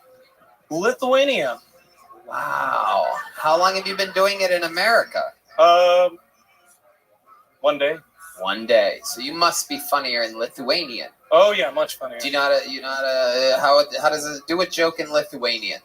Labas, mano vardas Benjamin, aš iš Amerikos, iš Teksaso, nebijokik, aš neturėjau ginklo, morozas į pavogė. That's good. Was that yabba dabba do don't Exactly, exactly. Wow. Incredible. You left a long pause after the Flintstones joke, while people were laughing at how unbelievably stupid the joke was. Oh, yeah. Oh, I disagree. You loved it. I thought that was the best joke. Yabba dabba, don't not do that joke anymore. Oh, thank you. Keep doing it. Thank you. Yabba dabba, don't not do that joke anymore. Yeah, I was trying to figure out how to tell him to keep doing it while also having some fun with that word. Are you afraid? Did you think about perhaps saying yabba dabba, do keep doing that joke? Not until just now, Tony. Hey, are you a Flintstones fan? Love the Flintstones. Who'd you? Okay, little Flintstone trivia. Ooh, ladies and gentlemen, this is Flintstones trivia. Here we go. I'm probably gonna fail at this. Well, what's up, guys? My name's Jeremy. Welcome back to Do You Know the Flintstones? I'm here with Roddy Devos, and sorry, I already forgot. What was your first name again? Benjamin. Benjamin. But he's Yugoslavian. No. Roddy Devos is Yugoslavian. He knows. Oh yeah. No, they asked me if I was Lithuanian. I was like, no. Right. Let's just get okay. You ready to play? You Do You Know the Flintstones? Okay. Who is married to Wilma? Fred. Lucky guess. What does Fred scream every time he gets his Fruity Pebbles stolen? Oh, fuck. If you lose, Cam's going to come out here and shoot you. All right, shoot me. No, so have you seen Fruity Pebbles commercials? I've seen the Fruity Pebbles commercial. There they go. He's like, red, lime, yellow, orange, lemon, lime, and lead. And to get the Fruity Pebbles, I got to trick Fred. Who's trying to trick Fred? oh, wait, Barney. Barney's trying to trick. He got it right. Give it up for him. He got it right. Last one. You're 2 for 2. Last one. What is the name of the bird that does the dishes? The bird. What is the name of the bird? You guys seen Flintstones? So you know when they open the dishwasher and it's a fucking bird and he's like, oh, now I gotta do the dishes again. Who the fuck is that guy? Is it the pterodactyl? I don't know. Yeah, but what's his fucking name? Washing Man. Who? The washing bird. The fuck do I know? Hit me with the buzzer, Red Man.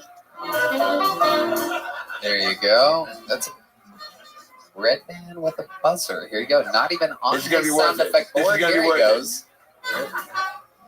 There you go. Yep. It is. That'll have to do. Fucking don't wrong, do bitch. the His name is Alan.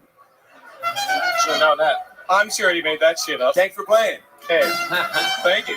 All right, here you go. Here's a little joke book. There he goes, ladies and gentlemen. Benjamin. I'm going to keep this fun train moving along. Sure, here you go. Here, you know what? Get back up there for a second. I have a couple more questions for you. What do you do for a living? I teach English and I actually run a comedy club in Lithuania. You run a comedy club in Lithuania? Yeah. How long have you been in Lithuania? 3 years. How did you end up there? I'm a yes man. Someone asked me if I want to live there and I said, all right. Someone asked you if you wanted to live in Lithuania. Who's the someone? A good friend of mine. It's a very long story. So I was doing my master's degree in China, and one of my best friends was Lithuanian there, and he said, "Why don't you come live in Lithuania?" I'm like, "All right." Didn't do any research. So how did it go? What's I thought you said it was a long story. Yeah. I was making it short for you. Oh, all right. What's What made you Lithuania want me like? to do- Tell us what's different about Lithuania and America. Well, Lithuania is a very interesting country. It's like this duality. Like, actually, it recently came out. It's the top happiest country in the world for people 30 and below, and also #1 in the EU for The people that suicide. don't go to your comedy club. Oh no! And it's number one for suicide. Suicide in the EU. There, I should have waited. Yeah. Those are the people that go to your comedy club. There you go. See? Hey. It's amazing. I've been trying to reduce the numbers of suicide there through murder. I have a question. Do you? Who's the fucking Dane Cook of Lithuania? Like, who's your fucking? I'm pretty sure you're looking at him, Jeremy. Yeah.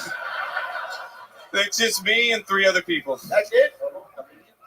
Oh no, Lithuanian comedians. There's like them, but there's like Oleg What? Shirai would be the Dane Oleg Cook. Shirai? Shirai. What? And he's like the best. I would say he's one of the best. That's awesome. Is there like a secret show there, like Red Band has? Do you have any special skills or talents or hobbies or anything? Me? Yeah. Yes, you. You're the one that's up there, yeah. I gotta make sure. I was like, there he goes, everybody. There goes Benjamin. We're gonna keep it thank you moving very along. Me. That's a first in the show's history, I do believe. Me? He goes, me? How about a hand for Heidi, everybody? I think I need that tonight. All right, your next comedian. We know this guy. He works here at the Mothership, a very solid local comedian. Make some noise for Adam Lucky, everybody. It's been a long time since he's been on this show. Here's a new minute from Adam Lucky. I've been doing some fucking. Pretty grade A alpha fucker. I do lay it down pretty good for a guy with resting I will follow you home face. I fucking will, ladies. Take that to the grave, which will be tonight if you play your cards right. Very generous lover. I don't know if a lot of people tell me, because a lot of times when I have sex with a woman, I'll let her live, and I think that's pretty badass.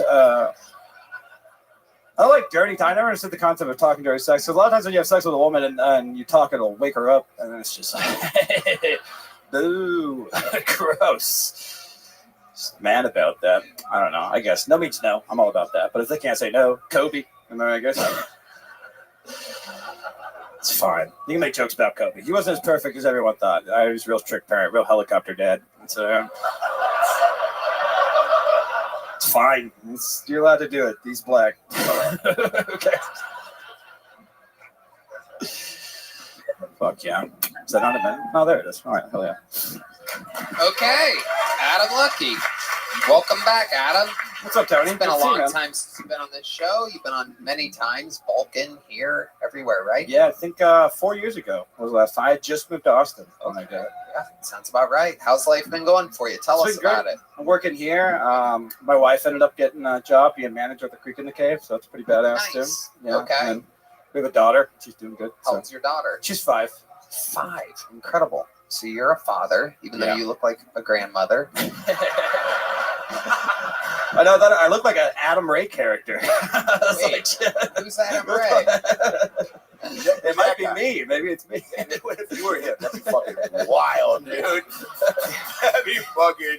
It actually is. Do you know how long he had to be in hair and makeup to look like you, Adam Lucky? That's exactly what I was Just thinking. kidding. This isn't Adam Ray. It's Jeremy. You're. We'll edit this out. So,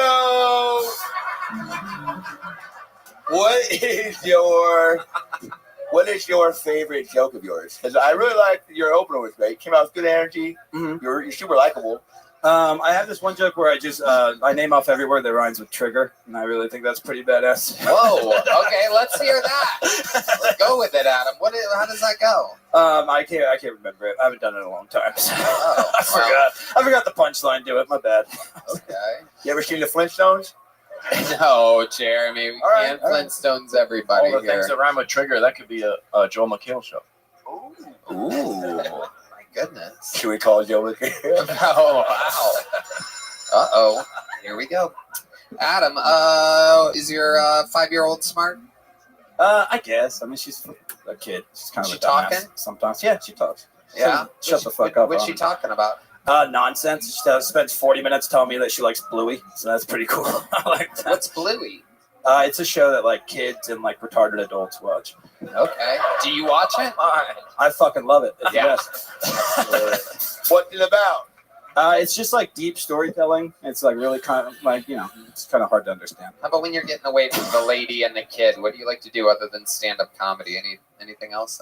Well, up until recently, I was doing a lot of drugs and booze, but I've cut back on that lately. So. What drugs? Cocaine, a lot of that. When did you stop doing cocaine, or how often do you still do it if you do? I stopped doing it, I'd say like 2 months now. Oh, okay. Yeah. And how often were you doing it before 2 months ago? I'd say like a double Hans Kim amount. Oh, Hans, yeah. Let's see. So what, if you had to guess, ballpark it? I don't know. I was doing it probably like 5 times a week. Wow. Yeah. Damn, off of a young comedian's salary. I mean, yeah, well, my wife wasn't stoked about that part. I'll be honest. Right. I see that. What's the craziest thing you've done on a night of drinking and cocaine? I'm boring as hell. I just go home and jack off for 7 hours. Wow. Dude, that's really my favorite thing to do. Fuck yeah. What is It's badass. what is jerking off on coke like? Because I've been My nuts? what is it jerking off on coke like? Oh, it's awesome. I finished Pornhub like 6 weeks ago. I'm done. You saw every video? Yeah, I finished it. I got an achievement like on Xbox. It's badass. 7 hours of jerking off. It works. It's Is that how long it takes for you to come? Well, no, it's just you. It's so much fun on cocaine. You don't want to stop. You just keep coming? No, I hold it up until like one major bust. Wow. Yeah. That's incredible. Jesus Christ. Do you have neighbors? Not anymore. They moved. They got tired of the howling. Wow. Incredible. I've jerked off on Diet Coke before. That's fucking pretty cool. On Diet Coke? Yeah. I had like 6 Diet Cokes before I went to bed and then fucking saved it up for one big bust.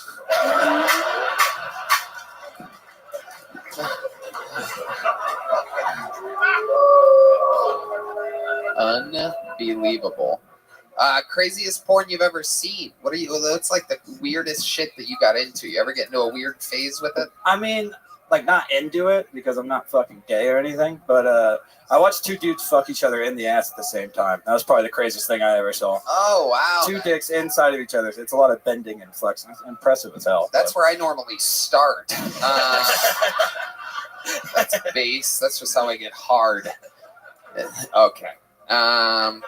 Yeah, that's pretty wild. That's about as gay as it gets. You said right before you said that you watched 2 dudes fuck a man in the ass at the same time. You said it's like not gay. I wanted to make sure. I wanted to see if I was gay or not, so I just tried everything. So I haven't fucked a black guy yet. So that's the only thing I got to try. Then I'll know. I don't know if I'm gay. Well, we got good news for you. D Madness, we have a beautiful woman who wants you to fuck her in the ass up here. Nice long hair. My pussy's in the back though. So Yeah, that's gonna be the name of your next special. My pussy's in the back. Unbelievable. Adam, if you 2 months off the hard stuff, if you had to give some advice out there to someone perhaps trying to get off of hard drugs, perhaps they live in the middle of nowhere, Star, Mississippi or something like that, what would your advice be? I don't know. If you got nothing going on, I would just say keep doing it. I guess. There you go. I have like a family, and I'm trying to like get better at comedy, so I stopped for that. But yeah, if I had nothing going on, I'd done that until I died. I think that's a good call. Also, well, you're super fucking funny, man. So don't fucking die. Well, can't promise anything, but I'll do my best. All right. Well, fucking die then. Adam, I'd love to have you on the Secret Show Thursday. I'd love to. Thank you, bro. And it's been 4 years. I don't think we were even giving out joke books back then. So take one of those Mamma Jammas made by the great Boneseye, who also made me this sweet fucking crazy ass vest. Diabolical vest. There you go. All right, back to the bucket we go. Ladies and gentlemen, 60 seconds uninterrupted going to your next comedian who goes by the name of Noah Dassat. Noah Dassat. Make some noise for Noah, everybody.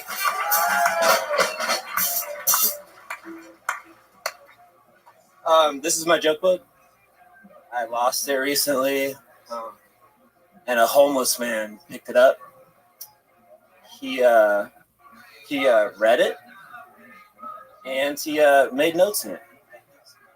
And I saw him later, and he was just like, "Here." And first thing he wrote to me is, "It's okay to be white," which I don't think he's been to Florida, and definitely not Florida prison. I remember my first day in Florida prison. They were like, "Hey man, you gotta stick with your race." And I looked around and I was like, my only tattoo is a Star David. And I was like, I don't know, these people they all have swastika tattoos. I don't know who I'm supposed to hang out with. But yeah, I mean, realistically, I prefer to hang out with my black friends, so I just spend a lot of time alone. Okay, I'm guessing that's the end. Pulled back, looked at me. Noah Desat. Shockingly, not the worst set of the night. Welcome, Noah. What's going on, bud? Step up to that microphone, man. I feel like you have no fucking idea where you are right now. What's going on, buddy? How are you, man? Hey, Tony. Hello. Nice to see you. Yeah, good to see you. What have you been doing your whole life? Man, just getting into all types of shit. Okay, let's talk about it. How long have you been doing stand-up? Get into it. I haven't. This is your first time ever? Well, it's the first time I prepared. Okay. What, that was the prepared set? Or did you? Yeah, that was prepared. I would love to see you go off the cuff right now. Grab the microphone and hold it in front of your face so you don't have to do that completely insane lean-in thing that you were about to make a habit out of. Wow, it's crazy when I get an applause break from Red Band. We've been doing this a long time together. It was crazy what you were doing. You don't even know that though, because you don't know shit. I have no, Yeah, fuck yeah, dude. I don't fucking know, dude. All right, Noah. What fucking Delta 8 shop do you work at exactly? What do you do for work? I really just wanted to work the door, honestly. Where? Here? No. I don't even do the hiring or the firing here. I have no control whatsoever, but 0% chance that's happening. That's not how it works. Literally, some of the funniest humans in the world work here. And, Word. Well, yeah. Okay. Word. Word. Yeah, words. Word. Those were words. So, Noah, what do you do for work now? I'm trying to figure that out. Well, you're trying to figure out what you do for work now. Hold on, Jeremy. Yeah. I really need to just interview this guy for a second. Sure. Let's just stick with Noah just for a second. Hold on to those thoughts, though. I don't want to cock block you, Jeremy, but I gotta there's a lot of work to be done here. This is a fucking ER, and this guy's just split wide open. So, when you say you're trying to figure out what do, you don't have a job, is what you're saying. Yeah, well, oh, good Lord. This is incredible. A lot, bro. I did not have $1 in my pocket for 5 months. Okay. Yeah. Okay. Why? How? No, don't put the 5 away. No, Jeremy, put that 5 away.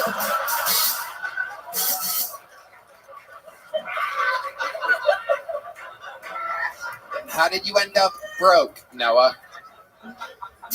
I've been struggling with interviews tonight, and then I come across this gold mine. I just feel like we're about to get in the zone right now, Noah. Not you. Me. I'm an artist. Yeah, I'm an artist. What kind of artist? So I'll do like graffiti.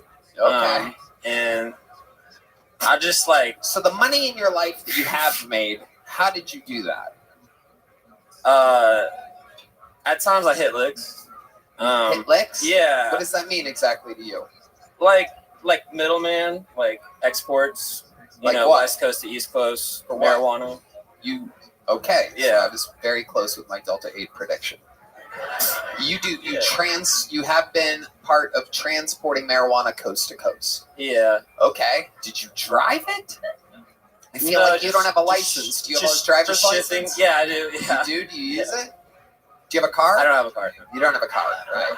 You almost looked at me like, oh, fuck yeah, of course I do. But you don't. Okay, let's talk about We're it. gonna Noah. be interviewed for this Netflix documentary. 100%, dude. Noah, how old are you? 41. 41 years old. Here you are. I love this. I love having all different shapes and sizes of people on. People get mad when somebody doesn't have a great set, and I continue the interview. But I think there's something behind those fucking eyes, Noah. I see it. I see it. There's something there. It's not funny yet, but there's something there. What makes you, in a million years, want to work the door at a place like this? Oh, I'm just, just my life's just pretty chaotic. Tell us about it. What's the chaos in your life? Oh man, Just give us a couple examples here. Fighting. You get into fights, or there's fighting in your life? Yeah, I've gotten into a lot of fights. Okay. Yeah. When's the last fight you got into? I've been just today. Okay, Yeah. tell us about today's fight. Oh, shit. Jeremy. Tell us about today's fight. Oh yeah, no, just somebody. He said he wanted to spar, and then Wait, hold on. Yeah. Where are you? Paint the picture a little bit, Noah. I'm down at the springs. I'm down at Barton Springs. Okay, so you're halfway in the river. You're in the river. I'm by the river. By the river. Yeah. Right. And this guy comes out of nowhere and he goes, "I want to spar." No, it's been the last few days. I've just been kind of like helping people train, I guess, up there, or What? So yeah. See, how does that? Hold on. So if I want to spar, you'd be like, cool, meet me by the river, and then we just start fucking shadow boxing? Do you ask? Hold on, guys. Hold on a second. This is absolute insanity, and this interview is just beginning. That was like the part of Jumanji when the monkeys come out. Okay, hold on. Hold on. Okay. So let me get this right. You hang out by the river.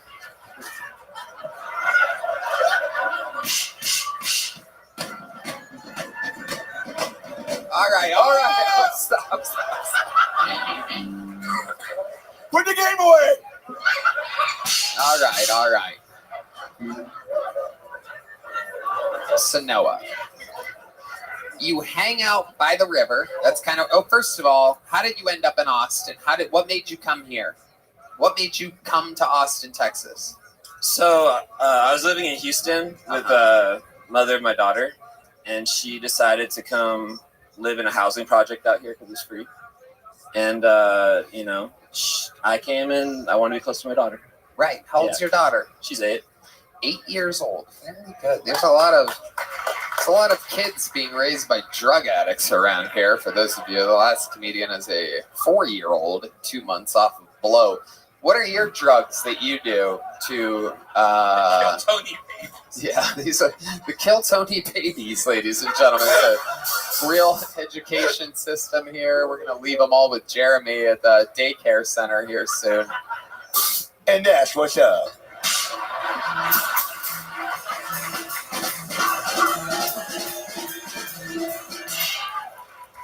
Okay. So you remind me of my camp counselor. Okay, hold on a second. I'm still working here. I need to get information out of Noah. So, what drugs have you done? What do you like? Mostly just marijuana, but some psychedelics just for the medicinal. Okay, just for the medicinal benefits. Yeah. Looks like they're working pretty well. Consciousness benefits. Yeah. What's the biggest breakthrough that you've had consciousness-wise on a psychedelic drug? You ever have a real moment?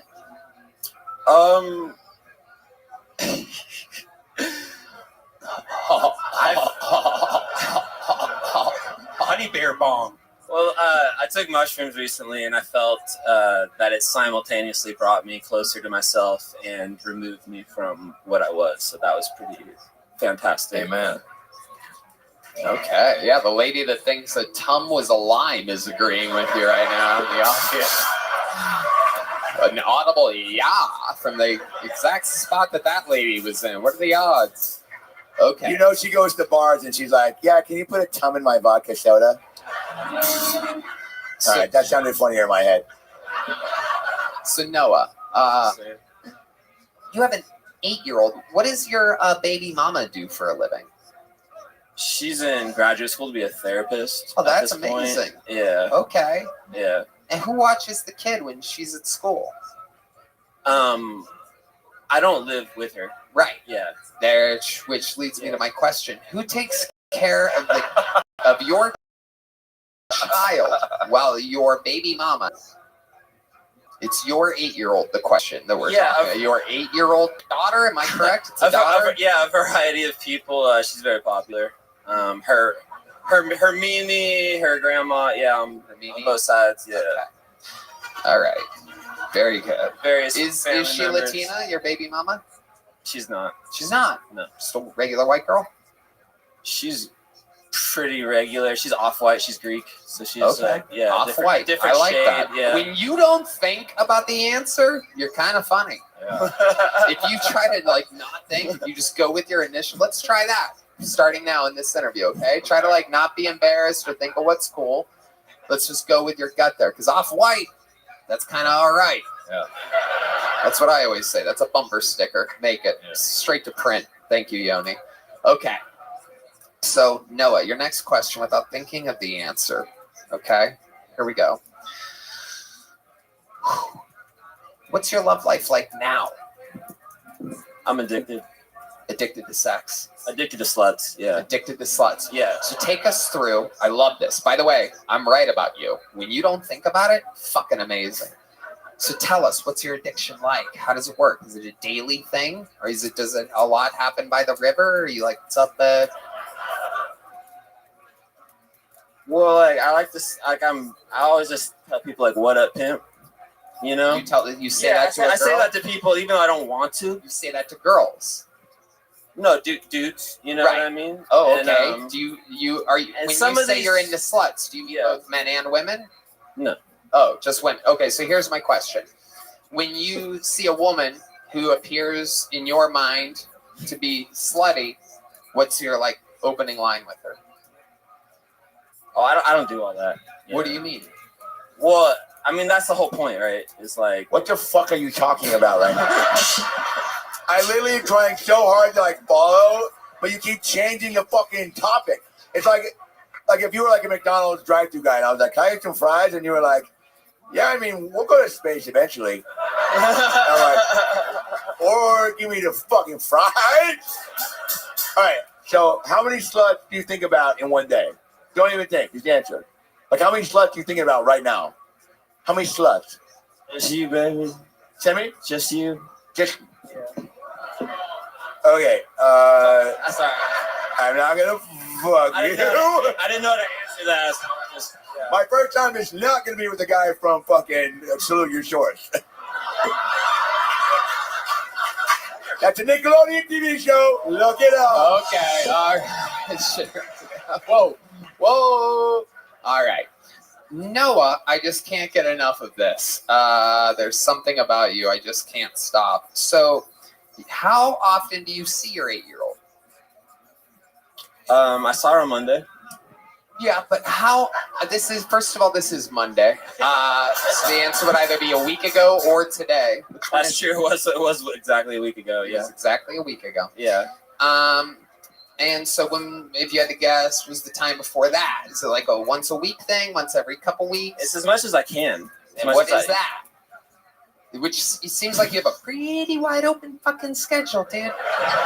Pretty fucking open for business out there teaching free sparring lessons by the river. I literally don't even need to think of jokes. I can just repeat back your answers. Okay. So how often? I'm trying to see her more. It's. Does the baby mama not only let you sometimes? It could be like that. It can be like that. Is it like that?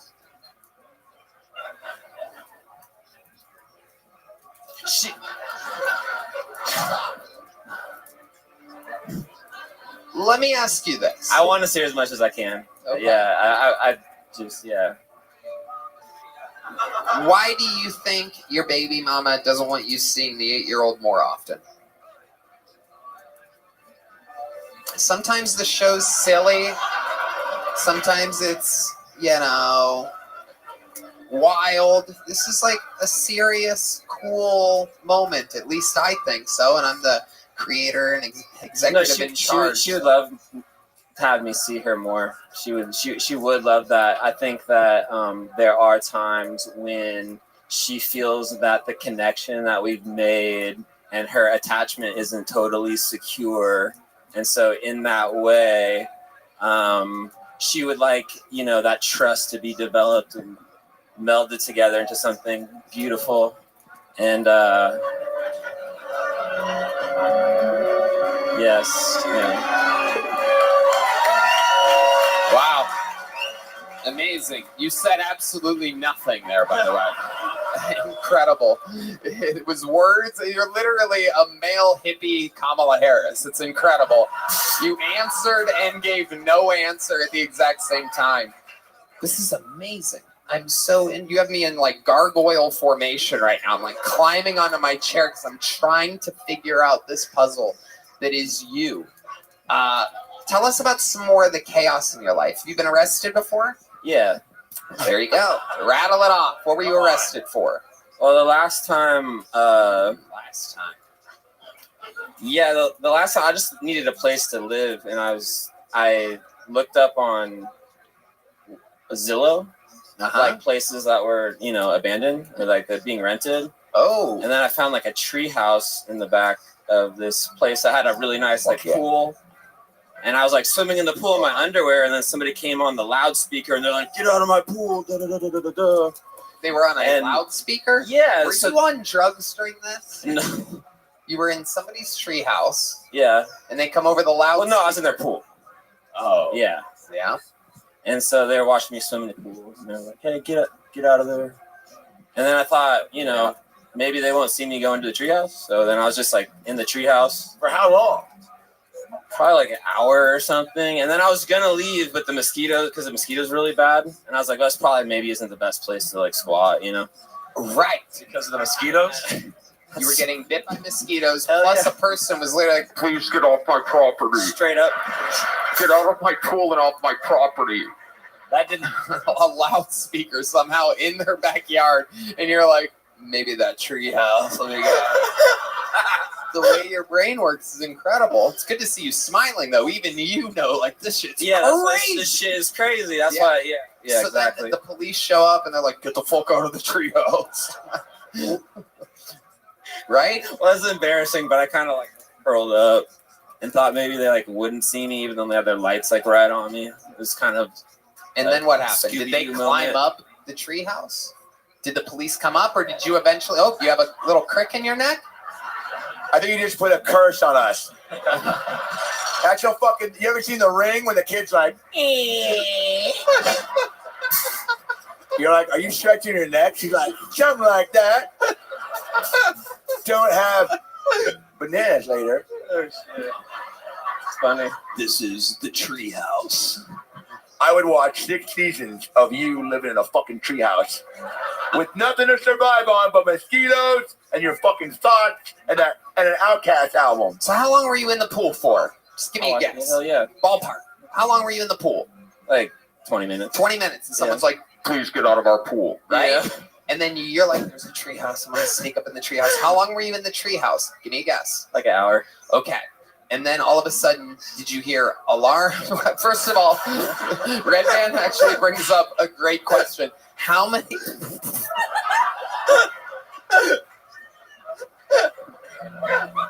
times do you think you got bit by mosquitoes while in the treehouse? Just take a guess. You're like 30 times probably. Oh my God, 30 bites. Absolutely incredible.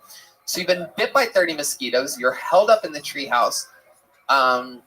The police come, and what do they say? Come down from the treehouse? What do they give us? Just give us a guess of what they said. What do you remember? Why are you crouching in there? We already got the light on you. Oh, right. So it's nighttime, correct? Yeah. Oh, yeah, It's night. it's Okay, night, this isn't yeah. even how I pictured it. That's amazing. Yeah. That's a huge part of the story. So they're literally shining a flashlight, and you're like, they don't know. But you're in a fucking treehouse. I knew that they probably knew, but I thought, what if on the off chance that they don't, it'd be just funny as fuck. You know what I mean? But that's just to me, So then, did they go up? Did a officer? They climbed up, and Did more than one come up into the treehouse? They're like, Jesus, this fucking mosquitoes, dude. How many police officers came up into a Like treehouse? 3 or 4 or something. Yeah. 4 officers came up.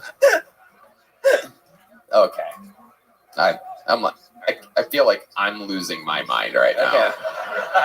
It's been 20 minutes of me interviewing this guy. Fascinating.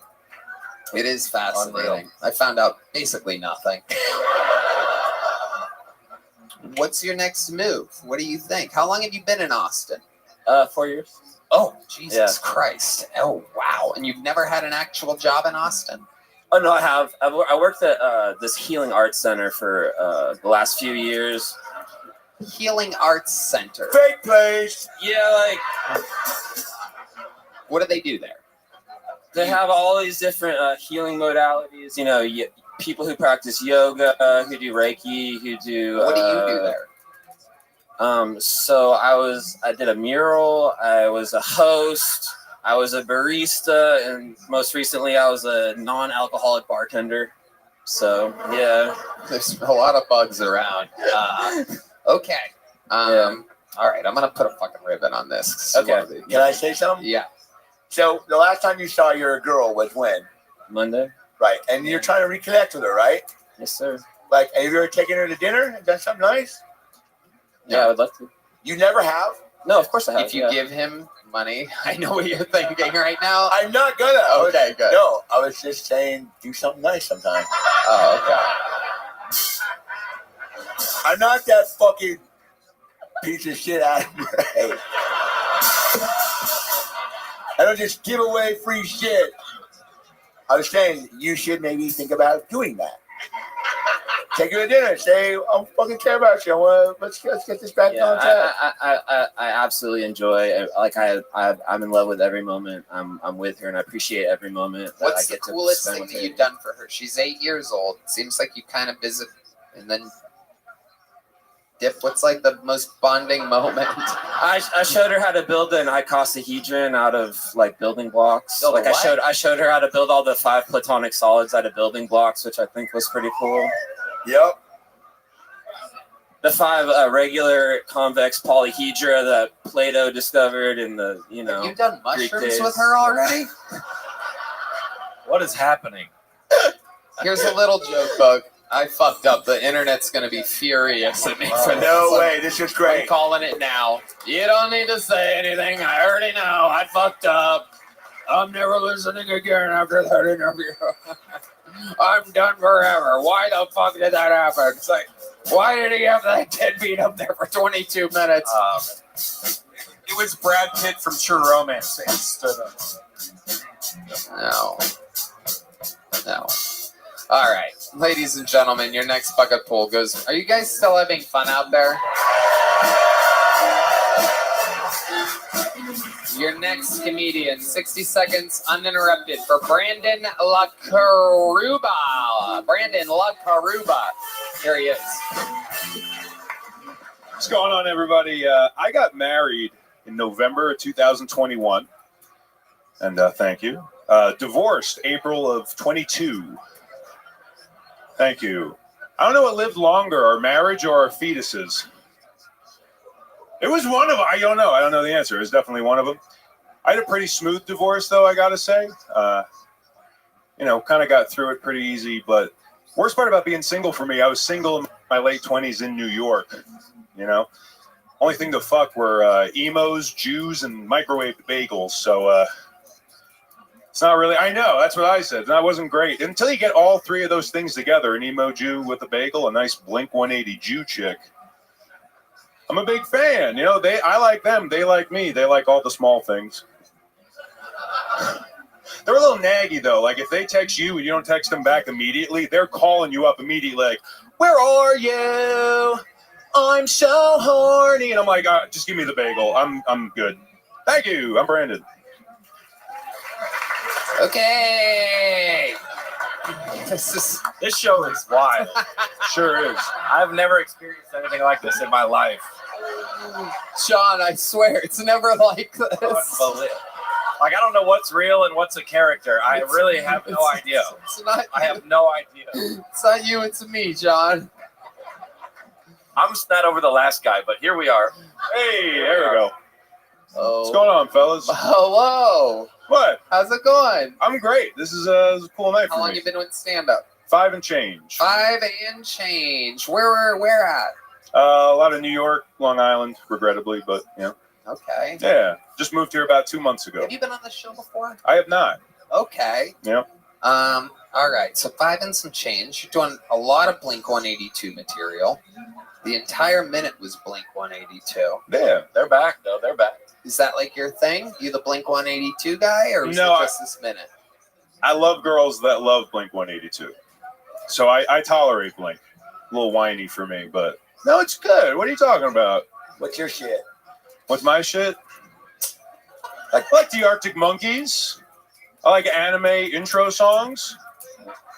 You know? Ooh, Red Band's No, hard. I knew Red Band would like that. Got Red Band. Some Evangelion is a good way to work out. Someone wants to do the secret show this week.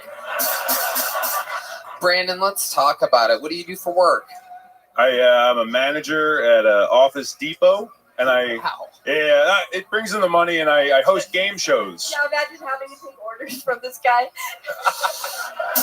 Fuck, that was so fucking mean, Jesse. I'm sorry. No, but it would be funny. He'd Can be you give us an example of what you sound like as a manager? Let's say Jeremy here, this sweet guy right here, was one of your employees, and he put the staplers on the wrong shelf at an Office Depot. Okay. And he tends to do this a lot. Yeah, and he should have it figured out by now. Okay. And here we go. And action. Hey, so I got done putting all the staplers away. I cleaned all the shit off the bathroom walls. And I gave the candy back to the other guy that works at Office Depot with us that you said was that he was like I gave it back to him. So the staplers are all in the right place. So I put all the staplers away. You just let him respond, Jeremy.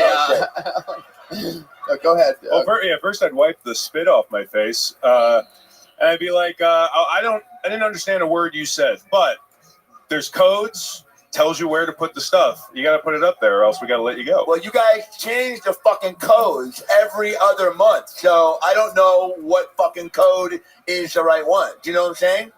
Can you text me this? Can you write this down? I've been working here. You know my fucking dad owns Office Depot, right? I gotta be fired so fucking fast. Get it done. Do it. And I hate that job. Do you really? No, it's okay. It's okay. I like my other job more, though. I host game shows at a place in Austin. What kind of game shows? It's a ripoff of Family Feud and Wheel of Fortune, mostly. And we have our own names for it for copyright, but it's really fun. Okay. Love doing it. I'll plug them. Game on ATX. Good time. Yeah. Fuck yeah. You a big Mark Norman fan? He's the only famous guy I've opened for. You know how I could tell? How? Because you move, act, and react like him in every single one. Yeah. Isn't that crazy that I was able to guess the one guy that you opened for? Comedy. I believe it. It's amazing. Yeah, comedy. Yeah. There you go. All right. I can't believe He's a you mensch. did that. That's incredible. Okay. Brandon La Caruba. There we go. Last time you did series, how old's your daughter? How old's my daughter? Yeah. We've had a streak. The last. So it's funny you ask. I've been telling as a joke that I'm a single dad with a black daughter. I have a bunny rabbit. I don't have a daughter. Okay. I'm a man with a rabbit. Wow. How long have you had a rabbit for? I've had a rabbit since I've been 7, but they only live 10 years, so it's been 4 or 5 rabbits. Yeah. Wow. Wait, and have you ever done hard drugs? Jeremy, I'm sorry. You have a rabbit and you're not a magician? Awkward. Yeah. What the fuck, man? What do you do with this rabbit? They're cool pets. They're like tiny dogs. They can learn tricks. They know their name. What tricks does your rabbit know? All right. She's not good at tricks. I got her from her previous owner. Didn't teach her any tricks in those formative years. So, she's not really into doing tricks. She's kind of set in her ways. All right. But no, they're cool. They're cool pets. Are there any tricks that any rabbits can possibly do? Yeah. You can make them do shit you want to do. What? All right, you put your arm out and they'll hop over your arm. They know, No way. Sorry, I was expecting you to say she'll fucking drive me when I'm drunk. That's a cool trick. What's her name? Her name? Lily. Cool. Yeah. No, she's cool. They don't eat carrots. Bugs Bunny made that up. Don't feed rabbits carrots. It gives them bunny diabetes.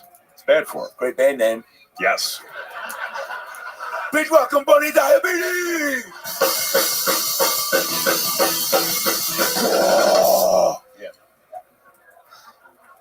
This is one of the most insane episodes of the show I've ever seen in my entire life, and I've been there for all of them, ladies and gentlemen. There's a man that comes to every episode. He's literally not making eye contact with me or the show. He's just sitting there looking down. I just caught you cheap, literally looking down like, why? What have I committed Mondays to in my life? I could have all these years. It's like literally having fucking... What do you? So you have it? Is it Invisalign? I have Invisalign, yeah. And I sound like him when I don't wear them. Roasted. It wasn't even. I do. I talk like this without them. It's bad. I wish I could afford the Invisalign. I did go with the fucking low rent braces, you know? Smile Direct Club. I get it. How much was the Invisalign? It's too much, man. It was like $2,500. Yeah, it was worth it though. I mean, my teeth look way better. So. Yeah. How much did you pay for your rabbit? Free. I stole that lady from previous owner. She was mistreating her, and they were giving her up. So I was like, sweet, I got a new rabbit. Mistreating a rabbit. So they're not like hamsters. You gotta let them out. You gotta give them at least a room to run around. And they had them locked up in the basement in the cage. It's not cool. It's like imagine doing that to a dog. They're gonna be pretty pent up and not happy. Does your rabbit like cuddle with you ever or anything? Like, yeah, I mean, she likes getting pets. She likes, like hanging out, and I'll scratch her head and shit. But that's about it. If you pick them up, they think they're gonna get eaten. Right. Animals of prey. So yeah, absolutely. What's your love life like when you bring a girl back and she sees a fucking rabbit in a fucking cage? What does she say? They tend to be very into it, man. Chicks love the bunny. And they just hang out with the bunny. Feed her treats, hop around. Hey man, come over and meet my rabbit. I'll show you a good time. My ex had a rabbit. There's little shit everywhere. Do you have little pieces of shit everywhere in your house? Yeah. No, I do. You gotta vacuum them up though. They're dry. They're like Cocoa Puffs. You gotta suck them up. You can't. You said you love Family Feud, right? You host Family Feud. I do. So let's play a little round. Name one chick that fucked you when she saw your rabbit. And I'll be Steve Harvey. I'll be Steve Harvey. You answer. You answer, right? Sarah. Whoa.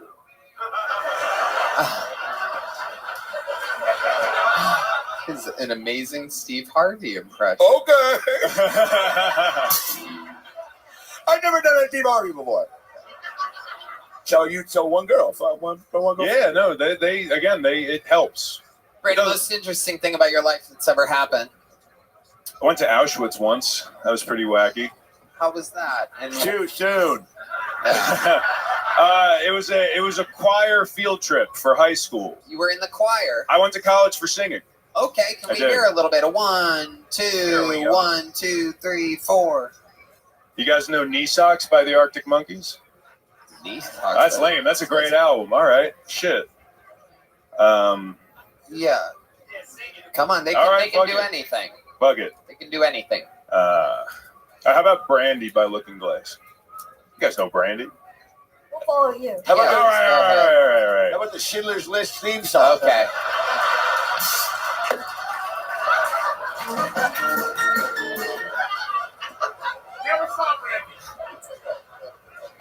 I saw a billboard on the way over here. It had Nike's slogan on it, "Just do it." And I thought, that makes fucking sense, because all I picture were kids in sweatshops and their boss yelling at them, "Just do it!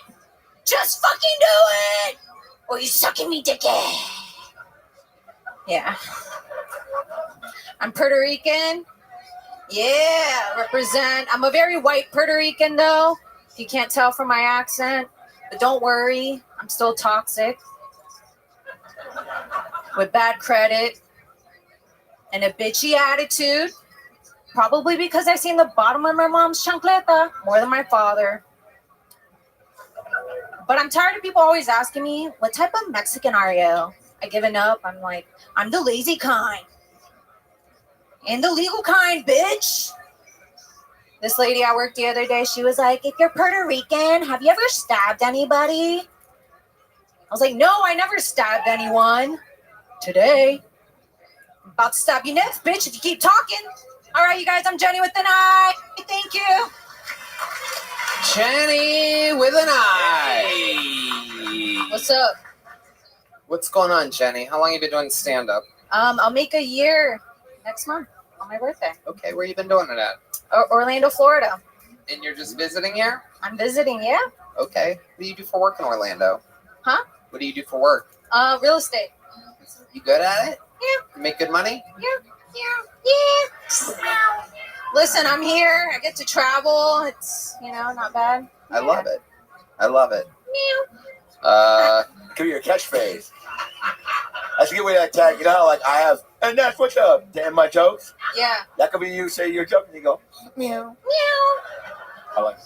Have fun. Yeah. You don't have to do it. For the special. For a special, yeah. Are you doing a special? No. Oh. Well, not with that attitude. Yeah, you gotta believe in yourself.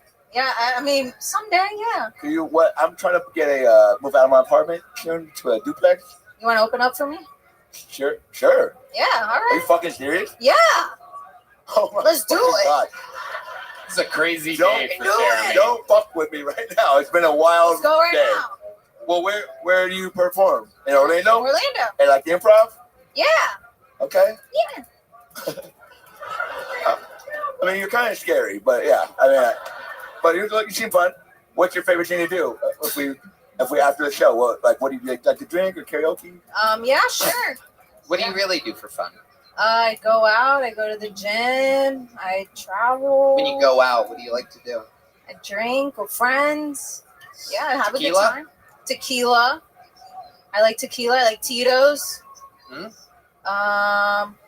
About that's. Four Loko. I can do that. Twisted tea or something. How do you know about Four Loko, Jeremy? Oh, well, it's a long story.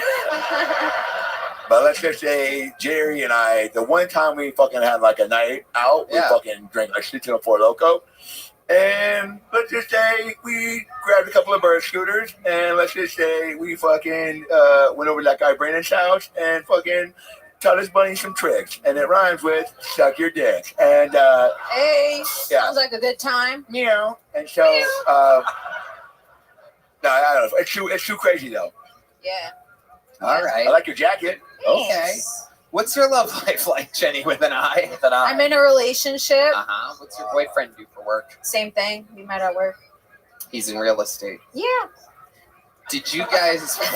You really do have a catchphrase there. I know. Did you guys hook up on a work site? Pretty much. Explain to us how that happened. I was slacking on my sales, and he kind of helped me, and it's been love ever since. I mean, I feel like I've seen this video. I mean, and you're looking oddly familiar. Pornhub. Wait. So, question. As a guy who hasn't done it yet, what did your guy do that made you go like, okay, you can do that? You know what I'm saying? Like, what do you start with? Well, he has a big, Whoa. No, That I was don't. fucking huge, whatever you just did with your hands. Yeah, that was fucking... It's that big? He's Puerto Rican.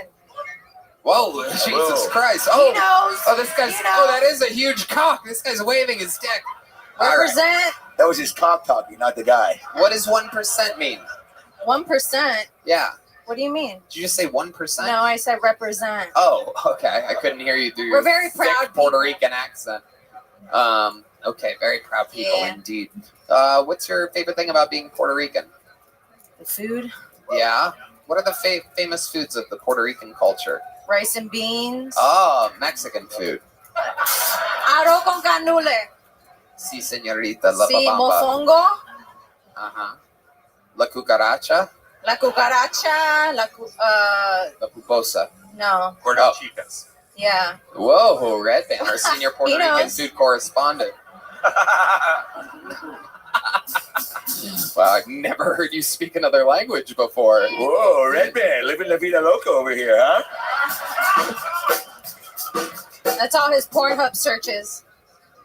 Wow. Yeah. Tony, see the size of that ring she's wearing? Huh? The size of that ring she's wearing is. Oh, shit. Let me see. Shit. Where's the ring? Fucking bling bling. Oh, wow. Look at that. You are Puerto Rican. You've invested all of your money in this. I'm not pregnant though. Incredible. You guys trying to have a kid? Nah, Why not? I don't know. Because he pulls out is by the reaction. Yeah. He's not really giving you a choice. Nah. He pulls out and shoots it all over the homeowner's manual that's in the. I have an IUD because Puerto Rican, Latino women. Yeah. Yep. I got a baby killer thing. Absolutely. What's an IUD?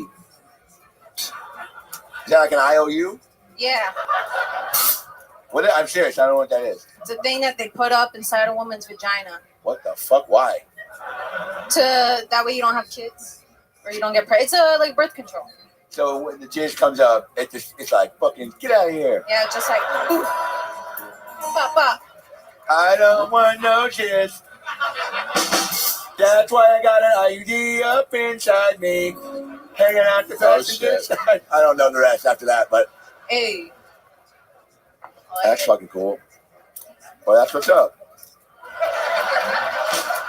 Jenny with an eye, I like your style. I'm giving you a medium-sized joke book. There she goes, Thank Jenny you. with an eye. All right, ladies and gentlemen, we've come to that point of the show in which there's simply nowhere else to go other than the Hall of Famer, the record holder for all-time interviews, appearances on this show, all-time new minutes. I present to you the Virginia Ham, the Toledo Track Star, the Memphis Strangler, the Vanilla Gorilla. This is indeed the Big Red Machine, William Montgomery, everybody.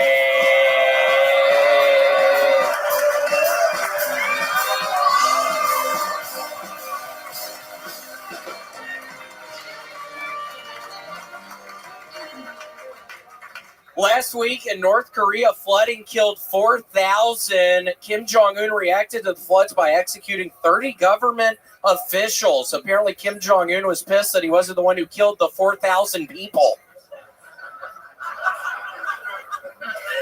Am I a bad person for not watching the Paralympics? Okay, yeah, that wasn't even really a joke. Okay. I remember when my mom got pregnant with my youngest brother, and the rumor around town was that it wasn't actually hers. See, normally you would say like his. Okay, let's keep this moving. I was up in Minnesota this weekend, and I've got to say I'm so impressed with Kamala Harris running mate and current governor of Minnesota, Tim Walz. The guy is my hero. It's insane he not only took out a Nazi bunker by himself during World War II, but he's also taken the Minnesota Vikings to 3 straight Super Bowl wins. So I love Tim Walz. That is my time. Tony Hinchcliffe. Thank you, sir.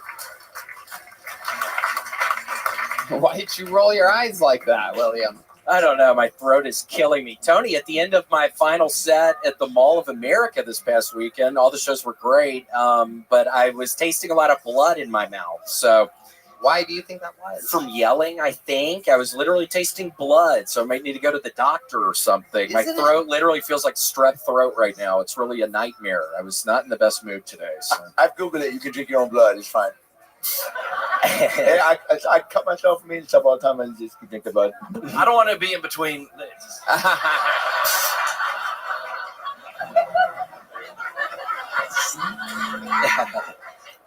William, an electric star of the show. Very interesting that this throat thing, blood in the mouth, that this is all happening because you've been screaming, famously screaming for longer than anybody, over half a decade here, live on this show weekly. Why It do you has, think, Tony. why I don't do you know. think your health is giving out now? I don't know. I mean, I've been I'm off of the stimulants. I haven't been taking my Adderall recently, which is a good thing, but I'm still not hungry. I haven't been as hungry recently. I think I probably have cancer or something. I think I'll find out soon I'm dying is my only thought. Have you been to a doctor lately? I've not been to a doctor other than a dermatologist in years since the Armenian women in Green. I can't remember where it was, somewhere in LA. You want some? What was that? Glendale. Yeah, thanks. What is this? It's a lime. Just take it. Oh, Tums. But yeah, Tony, I don't know. It's very disconcerting. I think it's all of the, I don't know, it's the longer shows. I'm yelling too much, Tony. I know people hate it, but I have fun doing it. It seems like people have a good time, but I'm going to have to do something different. Something's got to change, Tony. I mean, it's turning into a nightmare. What are some options? I don't know. Maybe sort of more jokes, like kind of like talking like this, maybe. Just maybe more kind of low, and then it really won't hurt my voice if I just kind of talk. Do you like that, John? When I kind of talk like that, do you think that's kind of funny? I'm into it. Cool. I'm into it. I like most of I feel like the ailments you have are internal because you look great. Oh my gosh, well, thank you. You look great too. What is that accent? Are you from Tennessee? I'm from Tennessee as well. Really? Where are you from? Nashville. I'm from Memphis. Let's go. Friends. Cool. Sounds good. Nice to meet you. Yeah, I didn't know what you were going to say. You guys gonna fuck? What's going on right now? This is amazing. I gotta tell you, I've never seen William warm up to anybody like this. Yeah, it's wonderful. I love a fellow Tennessean. Oh, I'm sorry. I dropped it. Well, been there before. Just guessing here. We'll see. You're going to make me eat this and it had fallen on the ground before? Do whatever you want. Oh. William, has anyone ever told you look like Carrot Top's floor after he shaved his balls? It's a compliment. I love Carrot Top. I love Carrot Top. Yeah. One of my favorite comedians, Carrot Top, David Lucas, and Seinfeld. I love that list. That's quite the list you have there. Carrot Top. None of that order. David Lucas and Seinfeld. Yep. That's my dream show. Open for those three, same show for one of those fucking charities the first guy was talking about. I love the quiet joke thing, William, with like some sweet music underneath it, like some drums or something. Maybe just some music. Like that? I would fucking listen to a whole album of you doing that. Oh, yeah. We do a joke with that? Yeah. Well, thank you all so much for being here, Austin, Texas. It is really a nice time. I've actually been having a pretty rough go of it recently. I think I have some sort of cancer in my tummy, but it's making it so I'm not really hungry. So I am losing weight. So that kind of helps because sometimes I see these fat asses walking on the street and I just think, what is their fucking issue? It's like, is it a gland problem? Is it a self-control problem? It's just these fat, nasty people I see, and I just want to fucking shoot them with the gun that I have. But yeah, it's so nice to be here, Austin. I'm hoping I can be around for a little longer, but I really haven't been feeling good recently. So, but it seems like John and I are maybe some buddies. So maybe you inching a little close, bud.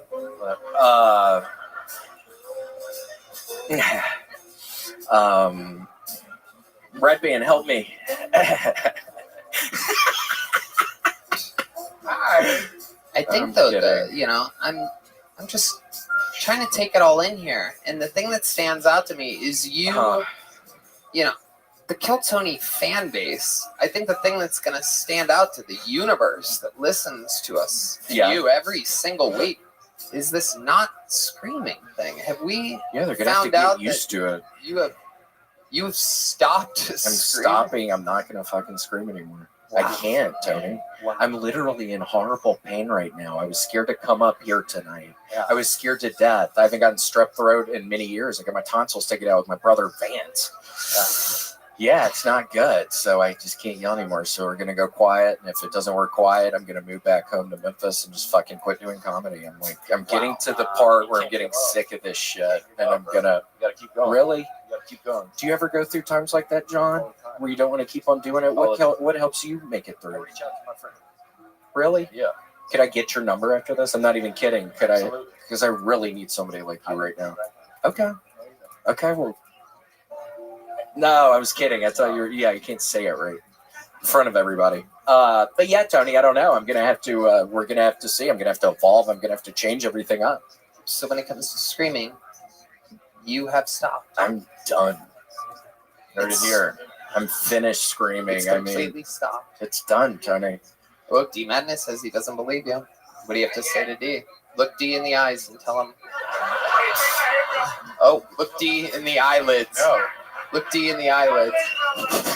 You missed it earlier when William was getting really honest. D Madness goes, I can see the darkness. So funny.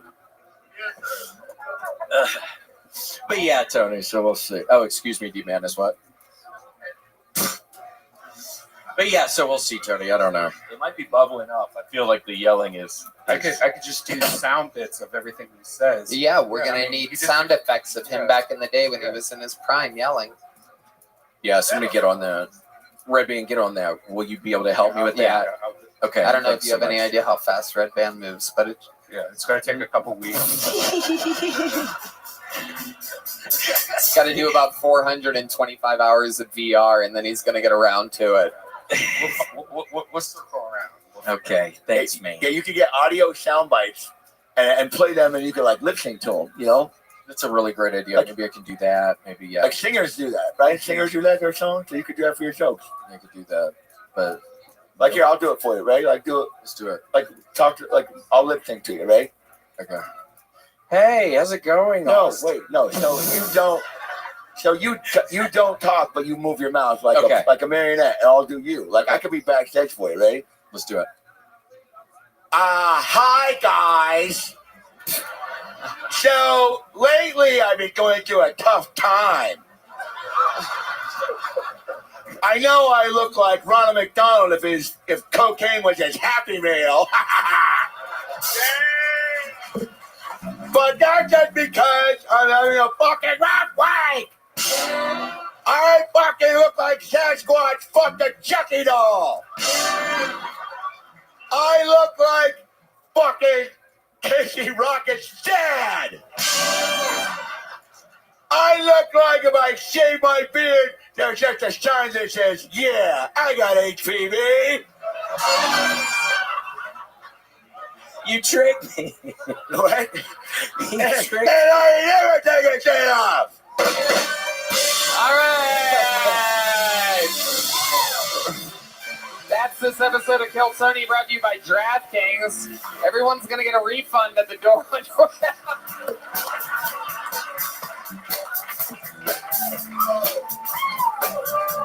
The drawing from Ryan G. Bolt is in.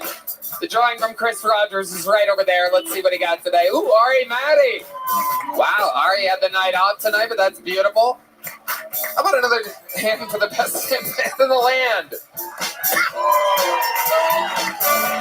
Make some noise for the debut of Jeremy, ladies and gentlemen. Jeremy, what do you want to plug tonight? Plug something, Jeremy. Oh shit! So you guys can find me on TikTok at That's What's Up. But I'm a real big fan of comedian Adam Ray, and he's got these Dr. Phil live shows in theaters, big tour starting to AdamRayComedy.com, and he's got a fully improvised show, live stream October 30th. Buy your tickets at AdamRay.live. What's up? How about one more time for the Kill Tony debut of John Chris, everybody? Huge fucking tour.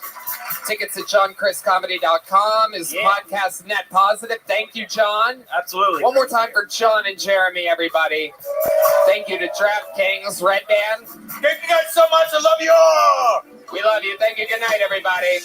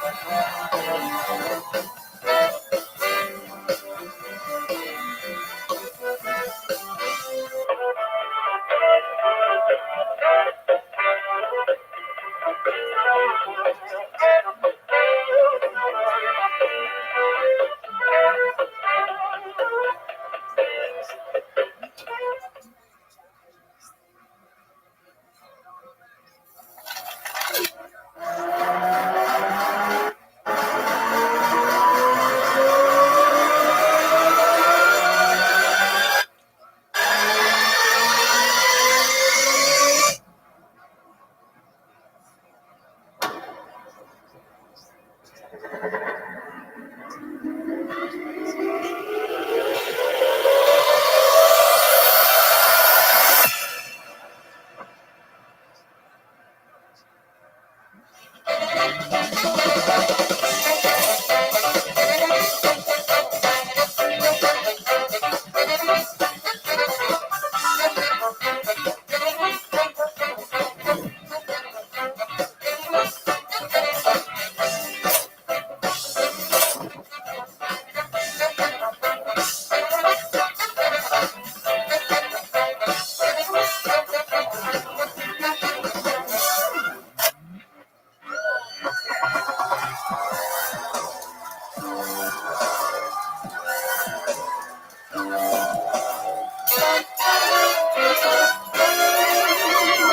this is Rabbi coming to you live from the Comedy Mothership here in Austin, Texas, for a brand new episode of Kill Tony. Get up for Tony. Let's go!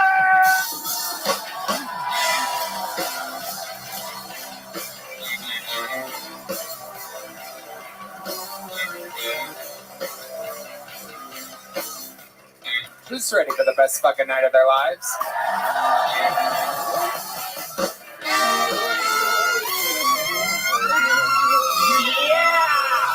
Make some noise for Red Band! And how about one more time for the best damn band in the fucking land? Jesus Christ almighty. If you guys don't know what goes on here in the pre-shows, it is truly the live music capital of the fucking world. And we flex on. Have you guys ever heard music like that in your fucking lives? Make some noise for Groove Line Horns down here, crushing. Fernando Castillo, Carlos Sosa, Raul Vallejo, Michael Gonzalez, Nachos Belgrande, Huevos Rancheros, Queso Enchilada, Matt Muelling on the guitar, ladies and gentlemen. Holy shit. John Dees, the leader of it all back here. D Madness on the bass guitar. And you guys didn't get to see her on the show, but how about one more time for the lovely Summer, everybody? Solstice? Unfucking believable. She works here at Mitzi's, and it's just incredible, the talented people that work here on so many different levels. We have fucking jujitsu champions, fucking singers, everybody. It's unbelievable. So, yeah, a lot of special stuff happening. Before we get tonight's episode started, here's a little bit more from the amazing sponsors that made it all possible. The Sunset Strip Comedy Club in Austin, Texas is now open. Check out Red Band's secret show every Thursday. Go to sunsetstripatx.com for tickets.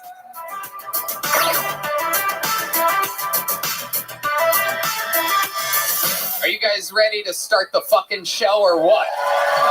You are here. You are the lucky ones that were able to be here on this night, just like every other episode I book.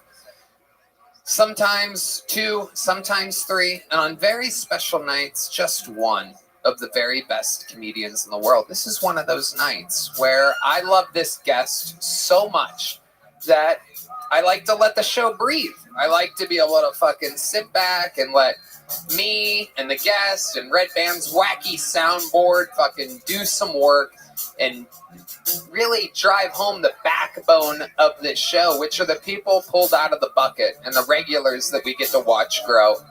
Ladies and gentlemen, tonight's guest, one of the front runners for Guest of the Year. Ladies and gentlemen, a freak of nature. This is one of those guys, much like many of you may not have known Tim Dillon before he was Tim Dillon, or Shane Gillis before he was Shane Gillis. This is one of those guys where it is a ticking time bomb. If you don't know, the rest of the world will know. This is one of the best stand-up comedians in the fucking world. Ladies and gentlemen, I present to you the great and powerful Sam Talent. Oh yeah, baby. Oh yeah. He is here. He's back. Let's fucking go. This is where the magic happens. Absolutely. We're going to have some goddamn fun tonight. 263 people have signed up for the show. Sam, how are you? Welcome back. I mean, I'm a bit misty-eyed, honestly. That was such a nice intro, and these people, the fucking Kill Tony fan base has changed my life. And yeah, you guys buy tickets and you come to the shows, and I'm just so grateful to be a part of this community. Sorry, I'm opening sincerely. That's not why you're here. That's good. Let me be vulnerable immediately. Yes, that's a key to success here at Kill Tony. But yeah, I mean, I was in Rome, I was in Amsterdam, I was in Dublin, man. Where do people get tickets for your shows? SamTalent.com. SamTalent.com with 2 L's in that talent. Yeah. By the way, I forgot to mention, this episode is brought to you by Squarespace, Talkspace, Game Time, Shopify, and ZipRecruiter. Ka-ching, ka-ching, ka-ching, ka-ching. 260 people signed up for tonight's episode. This bucket is absolutely filled. I mean, this is thick and girthy. I don't know if you guys see this fucking shit. And I literally, I mean, I always do that, but you can't really tell.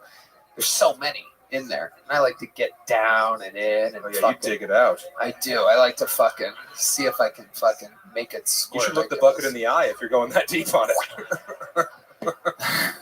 Yeah, it's a nasty little bitch of a bucket. Can I say something petty real quick? Absolutely. There's a comedy club in London that won't book me unless I get to 100,000 followers on Instagram. So if you motherfuckers could follow me on Instagram at Sam Talent, so then I can not work that club once I've achieved that goal, that would be... Oh, yeah. That would be huge, all right? You're a theater act now, Sam. Well, plenty of tickets available in Bridgeport, Connecticut. Well... Yeah. You could look back at the highlight reel of times that I've talked about Connecticut on the show and see that almost nobody can sell tickets in Connecticut unless you are literally a retarded retard. In which case, that's my issue. They're like, this guy's like us, and I'm gonna go see the retarded retard because I live in Connecticut. Yeah. Truly, the most garbage place in America. It's unbelievable. My advice, just don't perform in Connecticut. Make them drive, wait, and then make them drive to Madison Square Garden. That's what I do. Yeah. Well, I won't be doing Madison Square Garden anytime soon. So please make the drive to Bridgeport. They added a Thursday, so that's insane.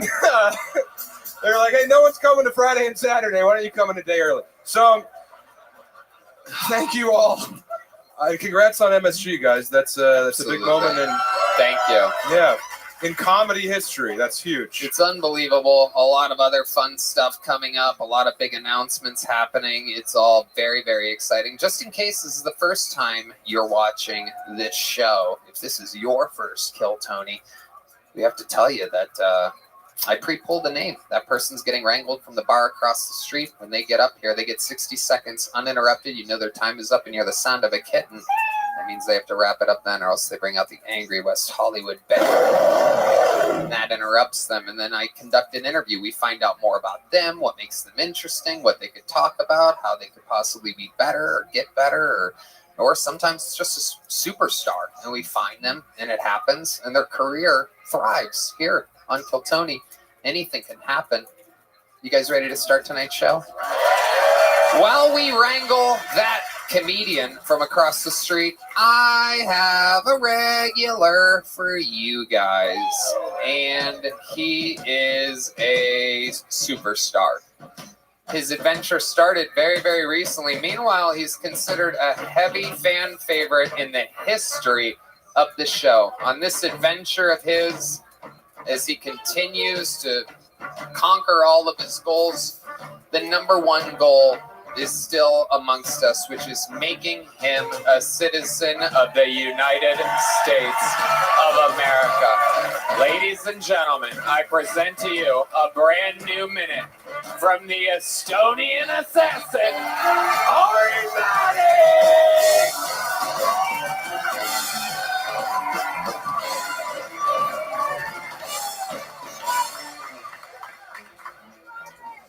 I love you too. I love Texas. I love it. I do have to say one thing as a European, though. Open carry is fucking bananas. I've never seen so many guns in the wild before. Everybody's got guns here. I went to like Whole Foods, saw a mother with a gun, just 2 kids and a gun.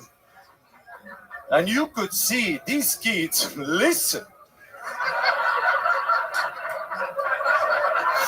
You can tell these kids go to bed by 10 p.m. or there's gonna be a homeschool shooting. I could never have a gun. I'm a psycho. I could never walk around with the ultimate argument finisher. Every interaction I'm in would escalate. I would be at the McDonald's like, oh, the ice cream machine is off! Turn it on! Thank you. And that is how it's done. Superstar Ari Maddie has done it again. Hey, somebody has your merch, Sam. That's crazy, huh? I know. I know. You can get it on @SamTown on Instagram. Were you playing tennis on a yacht today, Ari? That is. Well, usually you have shorts on too, so I figured I'll do a little thing. But now this motherfucker long pants. Fuck. So first you're stealing my job, and now my look? I do know. I look fucking nautical today. Look at that thing. Huh? Speaking of nautical, look at the fucking compass on this fucking guy. That thing's pointing north, south, east, and west. Holy shit, I don't know which direction. Whoa, don't touch it like that, Ari. Oh my god. Oh, Jesus. What? I see your Estonias. Oh my goodness. I see your Latvia and your Lithuania. Holy shit, looks like a goddamn vodka bottle in there. My goodness. I don't actually, my dick is like cookie, but I have huge balls, bro. Yeah, you got those Ari fatties. Like you might think it's big, but you don't know it's 80% balls. My dick looks like it's on a beanbag. You're so European, you literally have soccer balls. Incredible. That is the total package you have there. My eyes are up here, Tony. I'm sorry, I'm still thinking of dick jokes. It is incredible. It is amazing. What do you think? Huh? You like it? Oh, shit. Look out. That Latino guy will get you pregnant. You keep putting that thing in your face like that. That's what they do. Why are you saying no? Oh, he's black? Is that what he told you? All right. That's an illegal immigrant. Hey, I'm African American. I swear to God, no, I'm black, dude. Don't do what those traits to me. I mean 23 and me. Oh, wait, that's not the genetic one. I fucked that up. Trumpet guy getting involved. The He just Mexicans fucking woke up, I guess. The Mexicans are always excited to claim one of their own over here. What do you guys think? He look black to you? Okay, Gonzalez says no. Carlos Sosa gives a shaky hand. Fernando Castillo. Raul Vallejo says hard no. I mean, that is a hard no. I'll say it. You look black. What do you do for work, sir? A what? A producer. He's British. Yeah. I'm a fucking producer. I'm a producer. Yeah, so black. I'm a producer. Oh, hello. Welcome to another episode of Black British Guy. I'm a producer here. I secured seats to the front row of the show. I'm just like any other black guy, hanging out with a Mexican woman, looking Mexican. You're black too? You guys get are the all fuck. You're not fucking- black. What is this? The Kamala Harris section? You guys are not black. You're not black. You're not black. You're not black. Welcome to Kill Tony. Oh, This is Tony. All right. We're gonna check in with John Dees, our senior black correspondent here.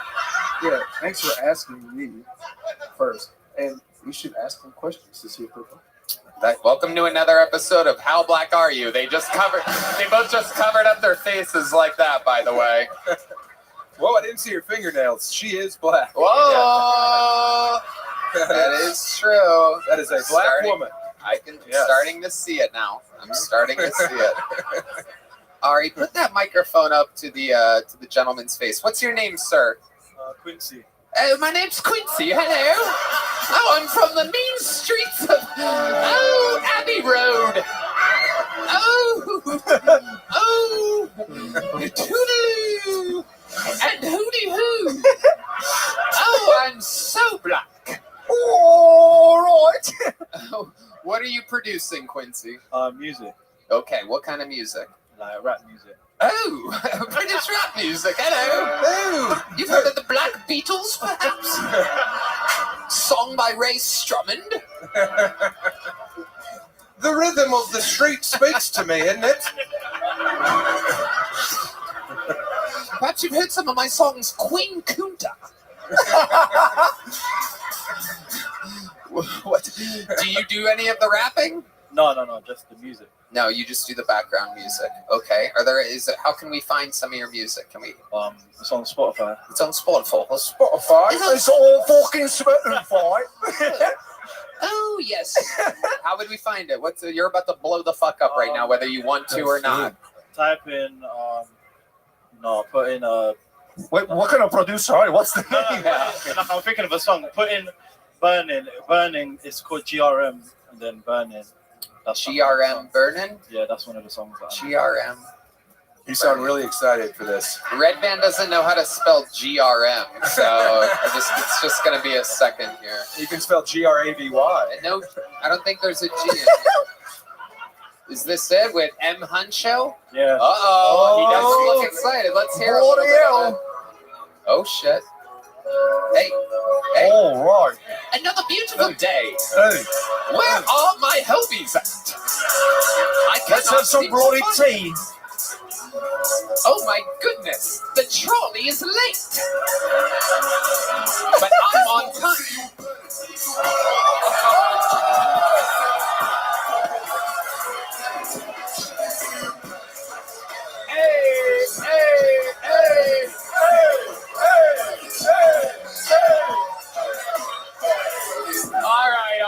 All right. You win, British flag guy. All right. This is a crazy show. Sometimes you can make it big from the front row at this fucking show.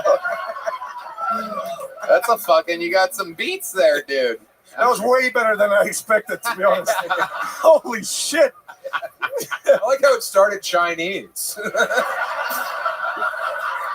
You really cannot put a finger on this guy's race. No. He's like, hey, keep him guessing, brother. All right. Amazing stuff. What a way to get it started. Ari, you are the fucking man. Thank you so much. Thank you. I cannot wait to see it happen. We are one election away from Ari Maddie becoming an American citizen. I'm positive of it. Oh, it's the lovely Heidi. All right, and so it begins. We move on to the bucket. This is where we find our next, it could be, anything can happen here. It's where we found all of our regulars. It's where we found every golden ticket winner that's ever been on this show.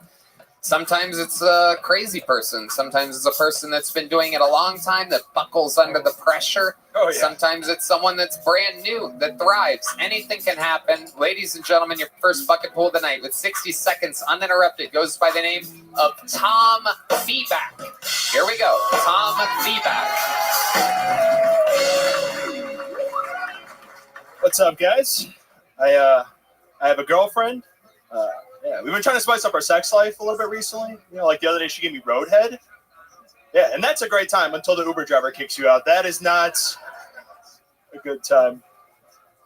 I'm poor. I think I did the poorest thing you could do recently, and that's donate plasma. That has to be the brokest shit you could do. Whenever you go to Donate Plasma, they always make you do this questionnaire, and all the questionnaire wants to know is if you're gay. That's the entire first question. Have you had sex with a man? I'm like, no. Next one was, have you had sex with a man even once? I'm like, that's the same exact question. And then they give you one to like throw you off the scent a little bit. You know, they're like, have you eaten today? I'm like, yeah, I ate. They're like, yeah, pretty hungry after sucking on that cock, huh? I'm like, no, just here for my $40, dude. Just. They have signs in that place. You know, they'll say something like, today you saved a life. I don't give a fuck about saving someone's life. Like, you can literally tell me what you do with my plasma is you take it and we make nuclear bombs with it. I'd be like, you said $40, right? You said 40? Fucking kill him, dude. Fucking. All right, guys, that's everything. Thank you. Tom feedback. Tommy. What's up, Tony? How you doing, Sam? Solid 60 seconds. This is your first time on the show? It's my second time on the show. Okay. Yeah. Awesome. How long have you been doing stand-up? Almost 4 years now. 4 years. Where at? Chicago. And now you live here? Yeah, I've been here. Yeah. How long have you lived here for? I've been here for about 4 months now. Okay. How do you like it? How's it going? So far, so good. You know, just doing spots around town, getting up as much as I can. Okay. Yeah. I like the Shane Gillis posture that he had on stage. Oh, yeah. Yep. Shane came along, and now everyone fucking stands like this, Oh, like yeah. they're hiding half a hoagie.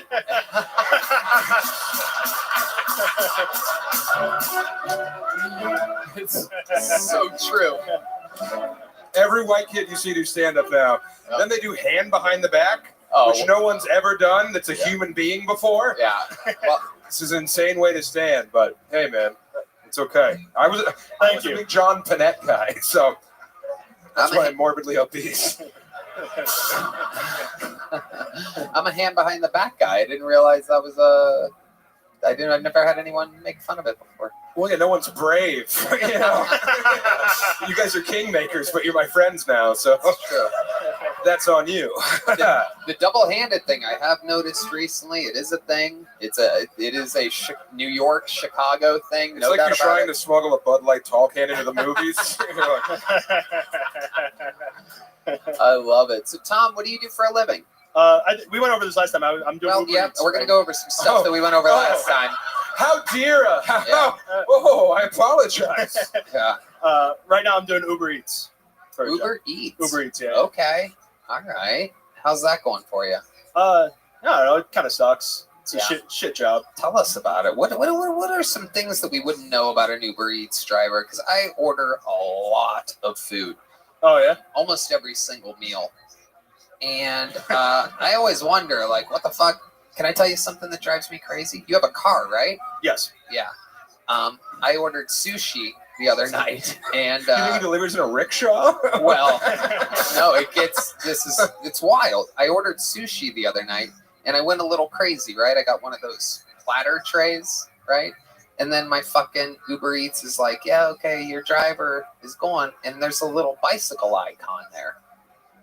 And then I'm like, you gotta be fucking kidding me, right? I like went big on this one, right? Like $120 in fucking sushi, and I'm already picturing the thing, right? It shows you a picture of the fucking. It's the platter, It's not like I got fucking 4 rolls or whatever, where it would be like a rectangle. You can just say you're rich, Tony. Yeah, It's no, okay. they know. They I'm know. very happy for you. They know. Thanks to Squarespace, Talkspace, Game Time, Shopify, and ZipRecruiter, I got the fucking platter. God damn it. I worked my ass off for this platter. It's all I ever wanted. That's all I ever needed.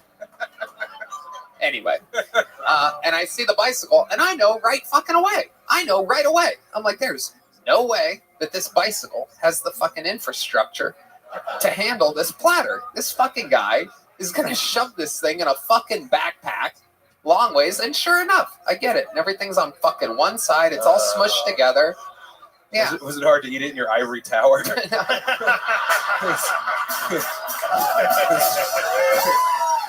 it make it difficult for your slaves to feed it to you in bed? It was. The altitude was getting to them. They were wobbly with the chopsticks. The blindfolds didn't make it when they came over. I was so delusional, I thought that I was hanging out with a bunch of British rappers for a second. Have you seen the person walking icon yet? Where it's like your order will be there in 30 minutes. You gotta be fucking kidding It's me. happened twice. Oh my, you must have a low Uber Eats rating or something for God to punish you like that. Tom, you can say something funny as well.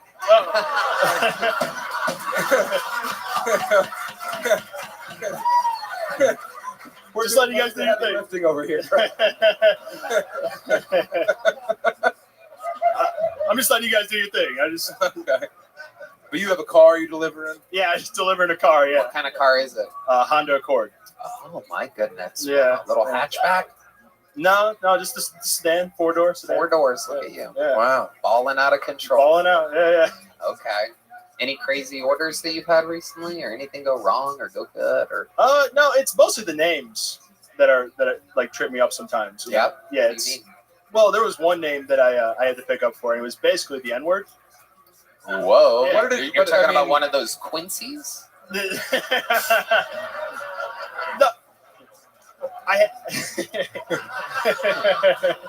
You know who we left out of the conversation when we were deciding if Quincy was black? Was this dangerous white supremacist right there. Oh, yeah. Look at this stone cold killer. Yes. I see.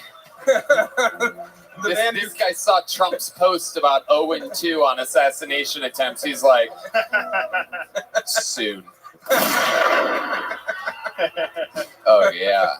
Tom, what do you think? Is he black enough for you? Yeah, he's black enough, I think, yeah. I don't know I still see a little Latino in him. I would describe him as a wet black.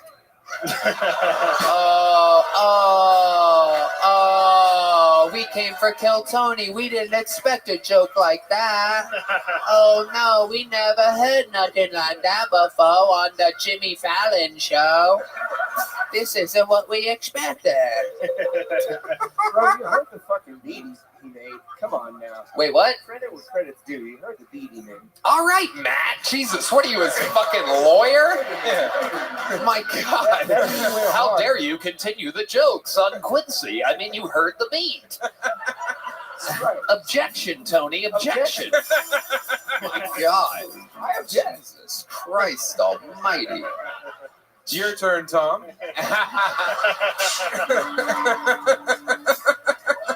You know what? I changed my mind. I don't think he's black. I don't think he's. Whoa.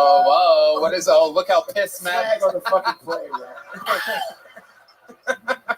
He looks Dominican to me, to be honest. Whoa. Look out. Dominican Republic. DR. Dr. Dre. All right. Dr. Dre.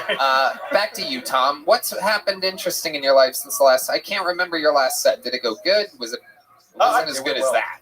No, I think it went well. Sam was on the episode last time. I got the big joke book. You know, I thought it went solid. Since then, people have been trying to scam me to do headlining sets since they saw my Kill Tony thing. Scam you? Scam me. Scam you. Yeah. Tell me more about that. Like this is a very interesting thing that people would love to know. I got a message on Instagram. He's like, "Yeah, come out, do my show. I'll pay you all this stuff." And then he's like, "I'll send you a chauffeur. I'll pay for your hotel, flight." And I was like, "This has to be a scam. No way. No one wants me that bad, you know?" Yeah. And then he just stopped messaging me. What do you think happened exactly? Did he watch your whole set? What do I think happened? I think because I wasn't. He wanted me to send my bank info to him, and I. Well, yeah. He said you didn't say that he wanted you to perform in Ethiopia. This is incredible. Or wait, no, that's not it. Nigeria. It's close enough. Yeah, we're taking a lot of shots, man. They're not all going to go in.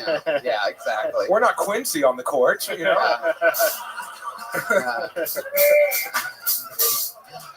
Amazing. Where was this gig gonna be at? It said Baltimore, I think. Somewhere in Maryland, outside Baltimore. I know, so you know they're shady, you know.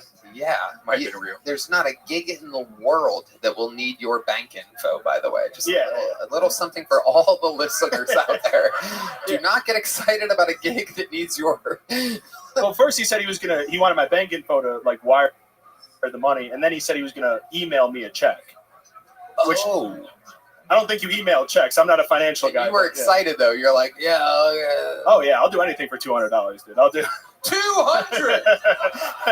He was gonna fly you, chauffeur you. But yeah, that's how I knew it was a scam. I'm like, no, this doesn't add up. 200. Well, yeah.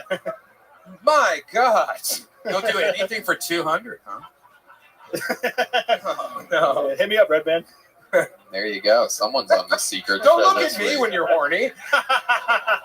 I love it. Well, Tom, very fun times. Another rock solid appearance. You already have a big joke book. You did it again, taking advantage of your time here in Austin, Texas, and showing the world what's up. There he goes, Tom Feeble. Thank you.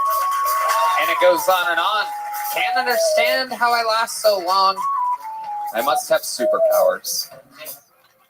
Hey, y'all. This podcast is sponsored by DraftKings Sportsbook. Are you ready for UFC 307 this weekend going down in Salt Lake City? I know I am.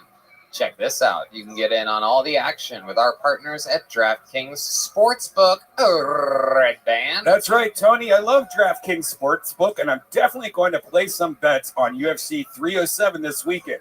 Right now, all new customers who bet $5 will instantly get $200 in bonus bets. Download the DraftKings Sportsbook app now and sign up using our promo code KillTony. The crown is yours. If sports betting is not yet available in your state, don't worry. You can still join in on all the fun with DraftKings Daily Fantasy and have the shot to win cash prizes. So download the DraftKings Sportsbook app now. New customers use our promo code KillTony and bet just $5 on any wager and get $200 in bonus bets instantly. That's promo code KillTony only at DraftKings Sportsbook. Your next bucket poll goes by the name of Darren Jones, everybody. Here we go, Darren Jones. 60 seconds.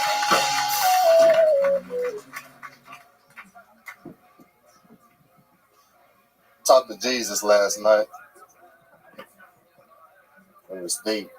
He said they've been trying to come back for centuries, but these hoes keep aborting.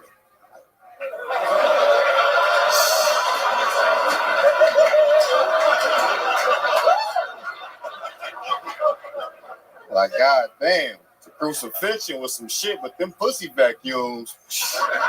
Said he tired of going through that shit, man. He'd rather just say fuck coming back. For real, like, shit deep. He said, like, niggas gonna see fire and brimstone before he have to settle for some cabin pussy. That shit ain't happening. That shit ain't happening at all. It's fucked up, man. Might not ever see the Christ again because of these hoes, man. What type of shit is that? It's gonna be damnation around this motherfucker. My time. All right. Darren Jones, welcome to the show, Darren. This is your first time here, right? Yes, sir. I love it. Grab that mic. Let's talk about it. I love it. Welcome, welcome. Big opportunity. Where your best slides. Hell yeah. Yeah. That's it, man. I love it. I love it. Slides and jokes are coming out like Scam Patterson. I love it. Hey, real quick, you just did pretty good. If anyone offers you $200 to go to Baltimore, take it. All right? Right. Absolutely. Welcome, Darren. How long have you been doing stand-up? For about a year and a half, 2 years. And before that, you were doing angry poetry? Yeah, something like that. Something like that, really? Nah. Oh, okay. Rapping, so you were rapping? Yeah. Were you rapping about the lost tribe of Israel?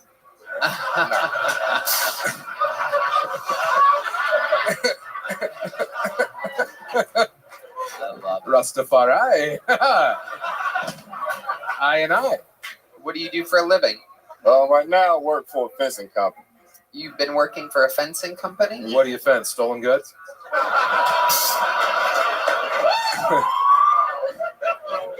Sorry, D. It's a pun, sir. It's a synonym joke. So you built fences here in Texas? I don't build them. I actually work in the lumber yard where I just... Really, all the builders are Mexican. You know what I'm saying? You build the Mexicans? Yeah, nah. All the builders are Mexicans, but everybody who work in the yard ain't Mexican. They keep you in the yard? Yeah. Is it like a yard, like a field? Nah. When you say a yard, how do they keep you in? Yeah. They have a fence around the fencing that you have to stay in? Nah. Okay. I can leave. Now, are you typically dangerously stoned? Is that? Do you usually roll around the highest man allowed by law? Nah, I don't even smoke, man. What? Whoa. What? This is amazing. You smoked so much that you just stuck like that at some point? That's probably what happened. This is incredible. This is absolutely amazing. You're so chill. You're so Irie is the term. Yeah. Yes. Yeah. Absolutely. I love it. So what else do you do for fun? Trying to do comedy for fun though. I mean, shit, nothing lately but working and trying to do comedy, man. It's expensive down here. I love it. I love it. You're surviving though. Yes, sir. I love it. But you rap sometimes, you said. I used to. Yeah. Yeah. If we gave you a little beat, could you give us a little example of a rap right now? Oh, yeah, I can do that. Sounds great. Tell Michael what you want there. If there's a specific type of beat or whatever, these guys can do anything. And I can go off anything. Okay, well, there you go. Oh, shit.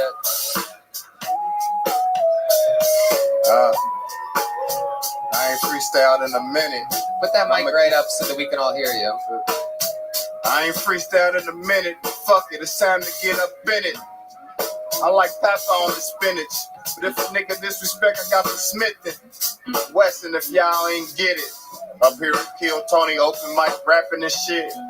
Man, I used to be trapping and shit, but I'm a changed man. Right now, comedy the motherfucking game plan. Check it out. We want to speak about it? Shit, I'm on the stage. I'm a geek about it. I'm going to call my fucking fam after this shit and tell them how I met that crazy nigga Hinchcliffe.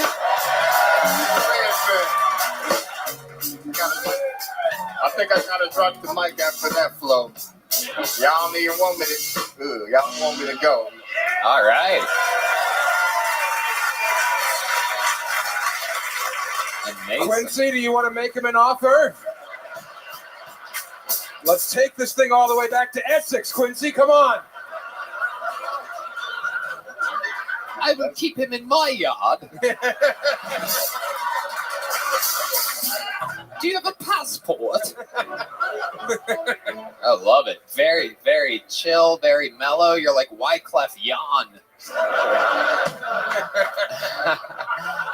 Amazing. How long you been rapping for?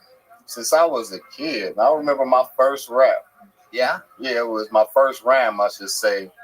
I hit him in the face, then I spray him with some mace. I was like 6, like, wow. Yeah. Yeah. Bars. So you peaked early. How bad was your home life if that was your first rap?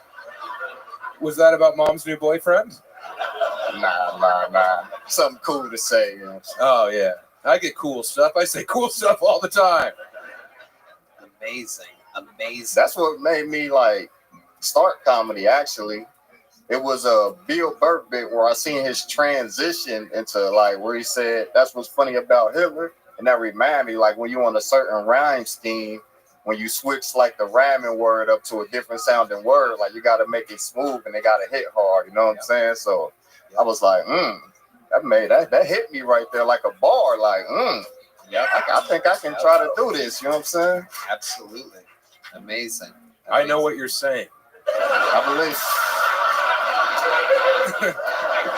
Yes. Your vibe is correct. It is incredible. How old are you, Darren? 36. 36. Meanwhile, you look like your own grandmother. That's incredible. It's unbelievable. You look like you speak for the trees.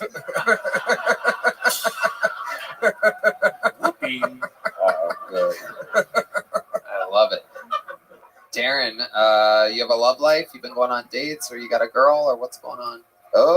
Nah, I'm going through a divorce. Okay. Yeah. How long were you married?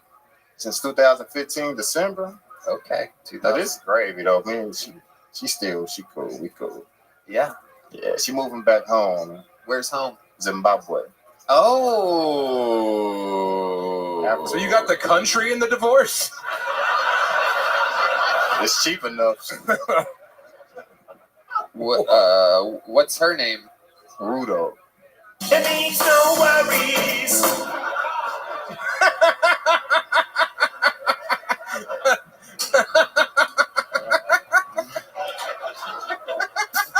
We've been doing this a long time. I love it. I love it. So why did the divorce happen? What happened? Cause she moving back to her country, and I don't want to go with her. I'm American, goddamn. She wanted you.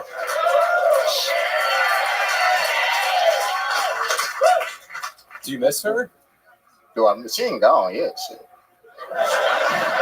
Well, you haven't finished the job. When she told you that, she was going back to Zimbabwe, how did she say it?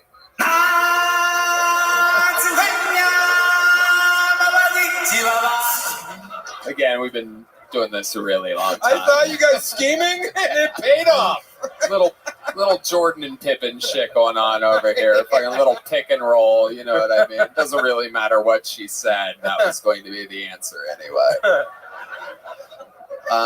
Amazing. So her ultimatum was move back to Zimbabwe with me or we divorce. Something like that. We actually came to the decision ourselves because I told her because she wasn't fully happy. Like, wait, what? Because we came to the decision because we sat down and talked about it, and I told her, like, she said I always said it was more chaotic over here. It was like she got her bachelor's in nursing, she still ain't happy. I'm like, just go home and see if you good over there. It's more chaotic in here than in Zimbabwe. Because this is What the fuck is Zimbabwe like? That is not how I would have pictured things. I mean, she carry things on her head or something like baskets. What the fuck? Right, Red Band, stick to the soundboard. Stick to the wacky sound effects, Red Band. It is truly your bread and butter.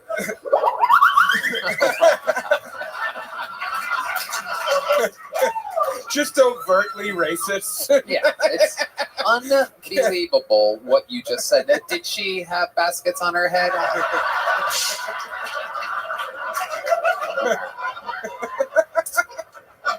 Before she from Zimbabwe, like they only got electricity from 2 a.m. to 4 a.m. Like, are you serious? Yeah, they broke as hell over there.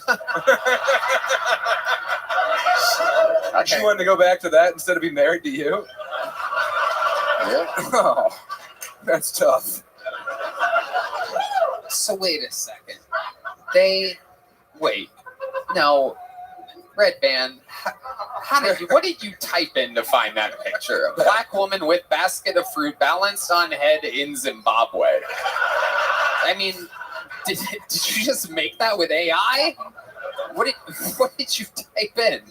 Is that what you typed? Zimbabwe baskets on head? It is literally a ton of image with black people with baskets on their head. I'm actually impressed that you knew that stereotype about Zimbabwe. This is one of the most... I've never seen you this happy before. I've never seen him this smart before. I've never seen him nail a cultural stereotype like this. Have you seen a woman with a basket of fruit on her head in Zimbabwe? Have I seen it? Yeah. Nah. Do you think your wife has seen it? Pretty sure, yeah. Yeah, absolutely. So they really only have electricity for 2 hours in the middle of the night, so you have to like plug your phone in then and just fall asleep and like wake up with it kind of charged? Yeah, that's why I couldn't do that shit. Yeah. So why would she go through all the work of getting a degree, moving to the what we all up until now considered the greatest country in the world?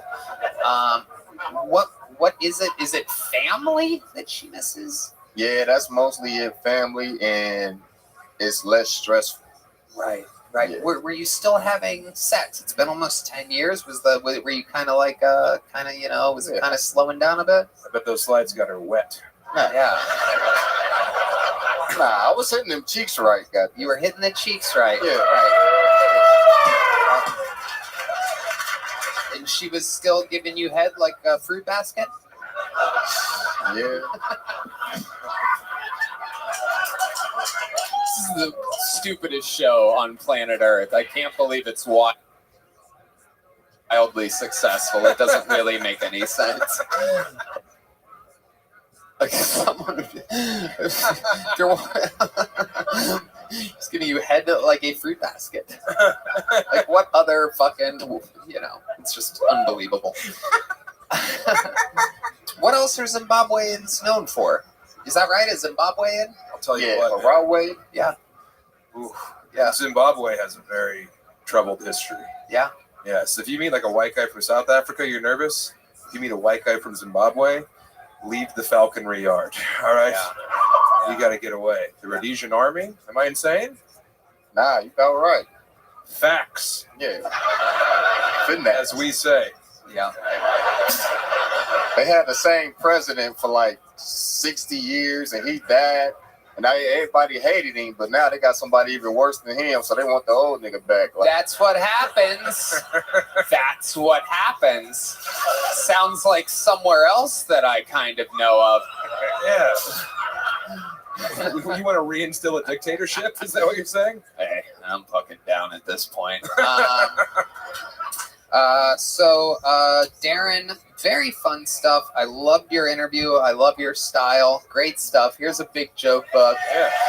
Welcome to the Kill Tony universe. That is the Kill Tony debut of Darren Jones. And we are off to a very hot start. This is very exciting. This is the return of a guy that's been doing this show forever. He was on the show in LA in the main room. He's been on at Vulcan Gas Company. He's been on here. Ladies and gentlemen, this is the return of Dan Nolan, a very rock solid comedian. A brand new minute by Dan Nolan.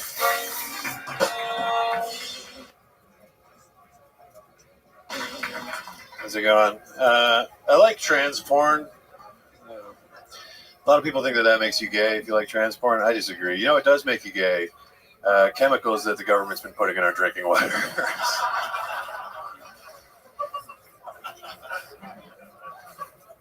No, I don't think it's gay to like trans women. The way that I look at it, I like women so much, I don't even care if they have giant, beautiful penises. I'll suck a lady's penis. That's not gay. You guys are gay. Shut up.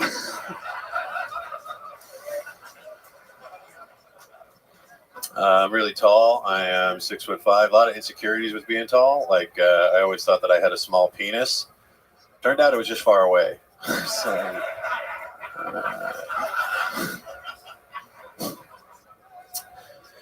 me and my girlfriend are trying to have a baby. We're getting all the tests done and stuff. I just got my sperm tested. It was a blindfolded taste test. Almost everyone preferred Pepsi. All right, thank you guys. Unbelievable. Hey, I'm back, baby. Unbelievable. Another rock solid minute by Dan Nolan. So many jokes in that minute too. He's so good. That was great, man. Yeah, dude, it's been years. I haven't been on the show. I was on the last Comedy Store show. That was the last one I was on. Wait, really? Yeah, I was never on in Austin. Really? Yeah, dude, I fucking signed up like 50 fucking times. That's insane. It's crazy. In my head, it's like a Bears Right. Bears thing, or in our case, from Chicago.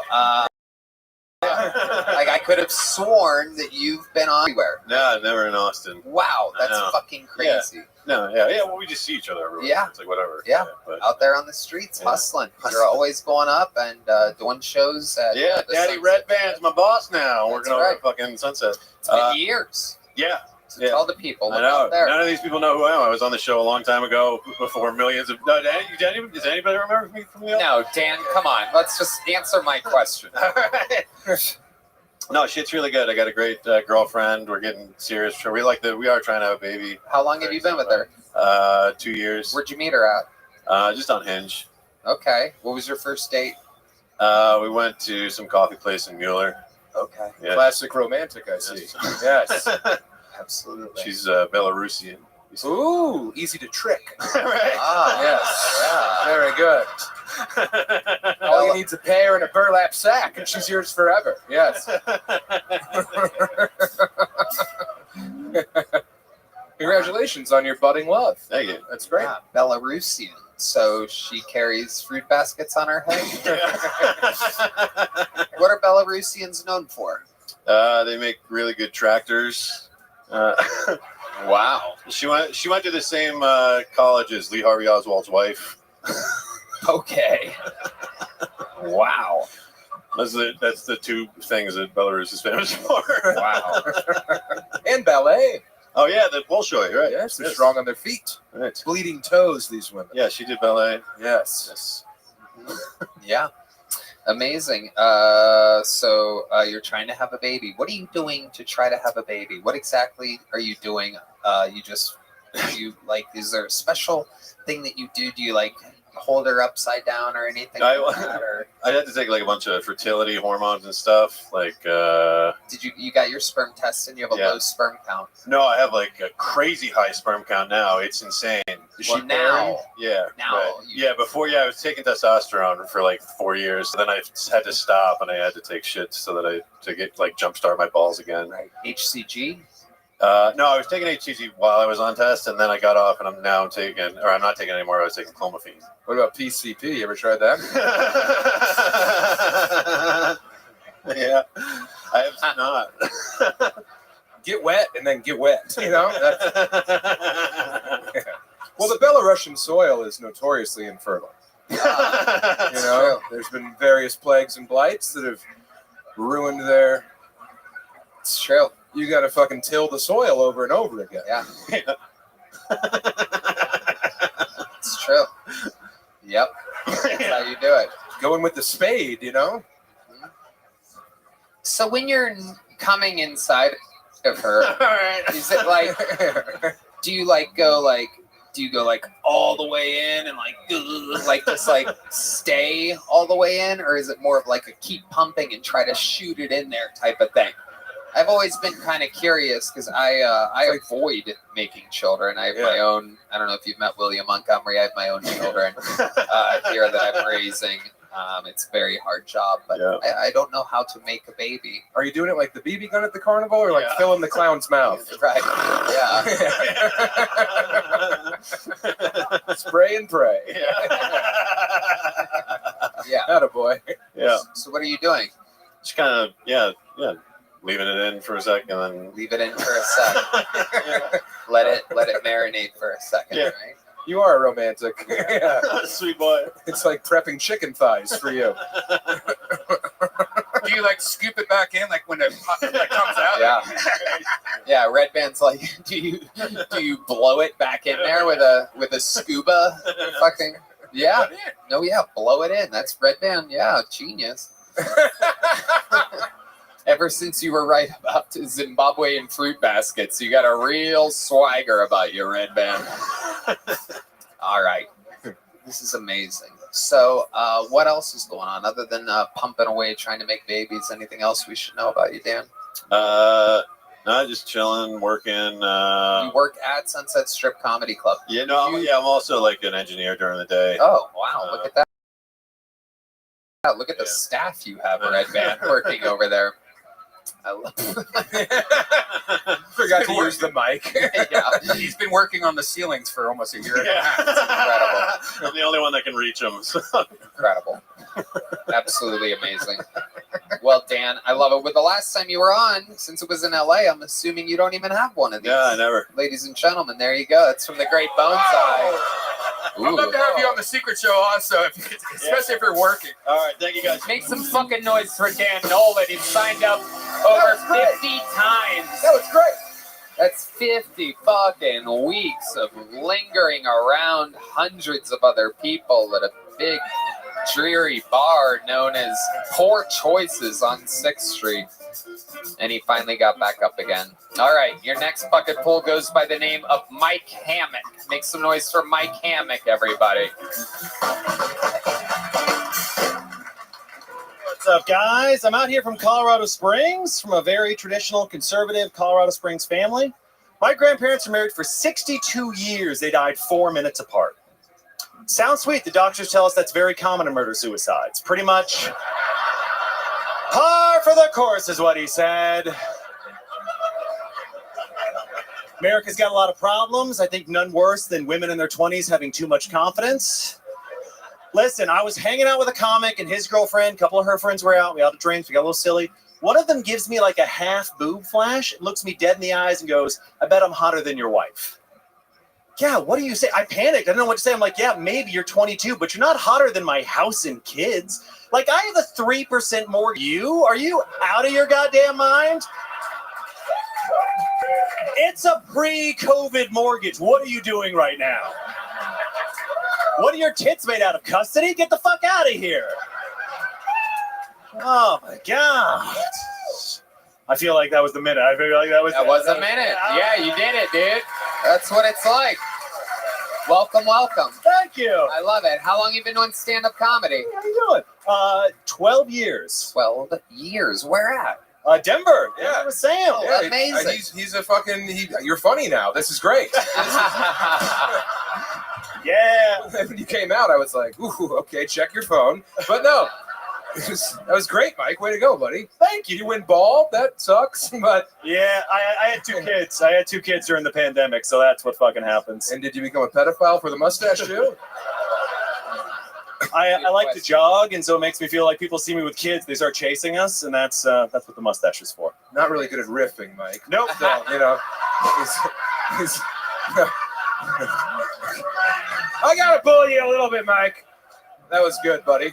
Got good at the craft, not with the arts. You know what I mean? So, Mike, I love it. This is amazing that you're from Denver. Literally, I would say, without a doubt, top 5 comedy scenes in the country. And one of the greats from Denver, Sam Talent's here. So you remember seeing him less funny, as we've seen this a billion times with people that have stuck with it, done it for a long time. He was so unfunny I didn't like him. But now I'm charmed, man. That was great, dude. Thank you. You're headlining on the road and shit, right? Yeah, I'm going out a little bit. The kids have slowed me down the last couple of years, but I just booked a place in Michigan. How old are the kids? 3 and 1. 3 and 1. Girls, boys? Both boys. Both boys. Look at you. Dan Nolan's jealous. He's out there shooting blanks like fucking. Meanwhile, you look like the one that would need fertility drugs. I actually just got cut. I just closed up shop. Oh my God. That is incredible. Looks like he needs HIV drugs. Yeah. This fucking Philadelphia over here. Is incredible. You still based out of Denver? Yeah. You're just visiting Austin. Yeah, I flew in for this. Amazing. First sign up. Wow. That is absolutely incredible. You just got to literally see Dan Nolan, who's works for Red Band, say that he's signed up over 50 times here in Austin, living here for years. You fly in today, you get up, and you get to literally perform in front of a Denver icon and fucking have a good set. That is incredible. Yeah, that rules, man. I'm very excited about that. This is pretty great. This is pretty cool. I also got up on the Mothership open mic, but I didn't know you had to check in, and so I missed my fucking spot on the open mic. So this is such a goddamn save. This is fucking phenomenal for me right now. Yeah. Well, very business-minded, Mike Hammock. Yeah. Yes. Yeah, it tracks. Attaboy. Are you still in the Springs? Yeah, we moved down there during the pandemic, and we're locked, and we got the kids. We're not going anywhere. Yeah, these kids are really a fucking anchor around your neck, huh, buddy? You just need to... Yeah, the 3-year-old has a sleep disorder, so I've definitely thought about it. Yeah. What kind of sleep disorder does a 3-year-old have? He has never slept through the night his entire life. From day one, he's still waking up 2 or 3 times a night. He's got a REM disorder, so every 3 hours he's up for about 10, 20 minutes. You should put him to bed forever, Mike.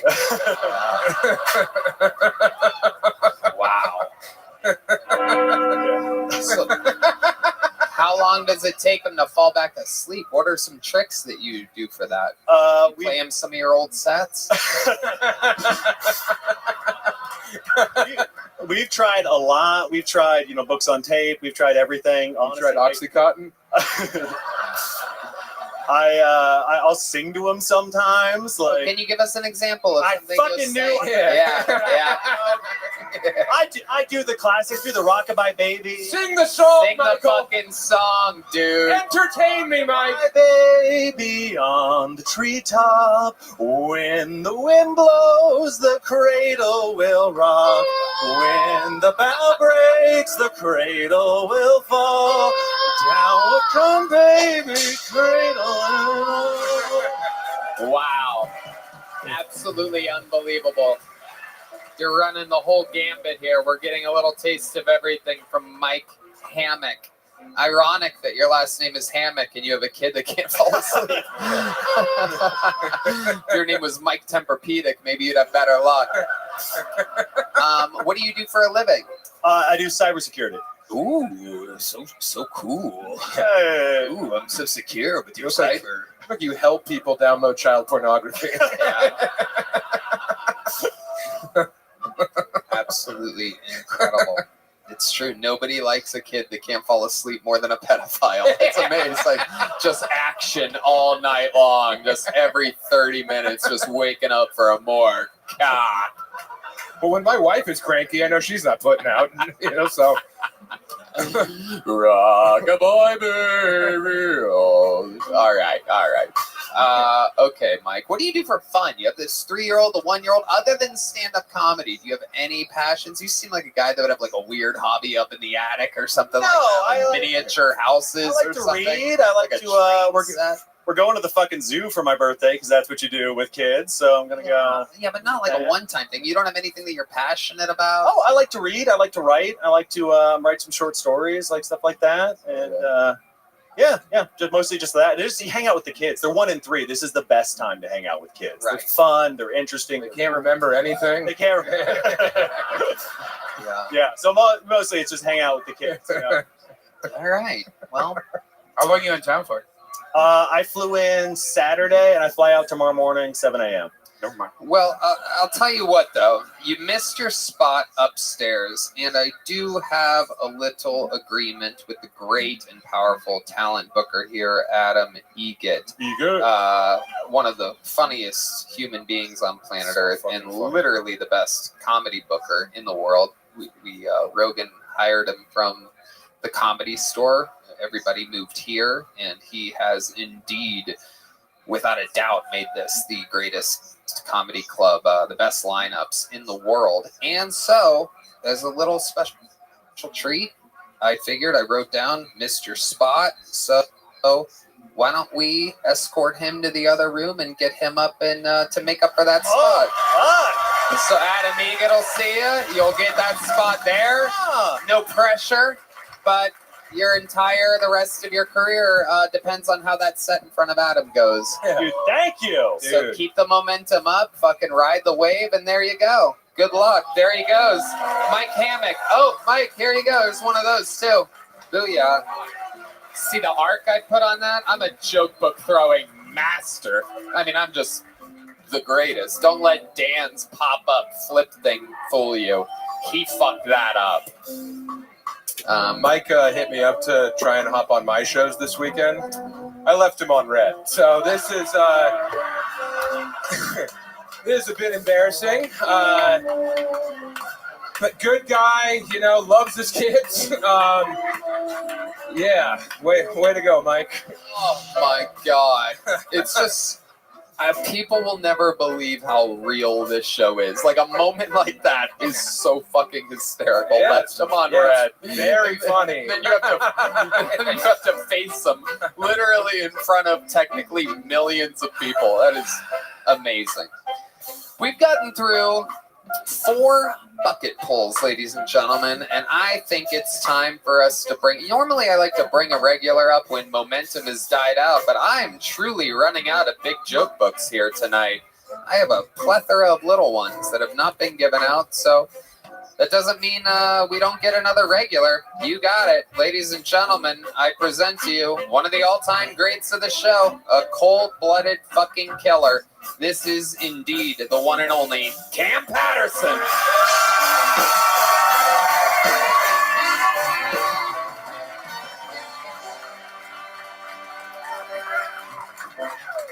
I was in Oklahoma this weekend, and it was cool. I like Oklahoma because they had pretty good weed out there.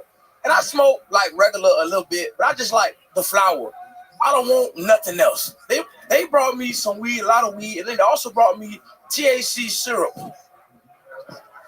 And the lady was like, listen, this syrup is very potent and strong. Only take a teaspoon. And I wanted to be funny, so I'm like, I'm gonna drink the whole bottle. And she went, do not do that, you will die, right?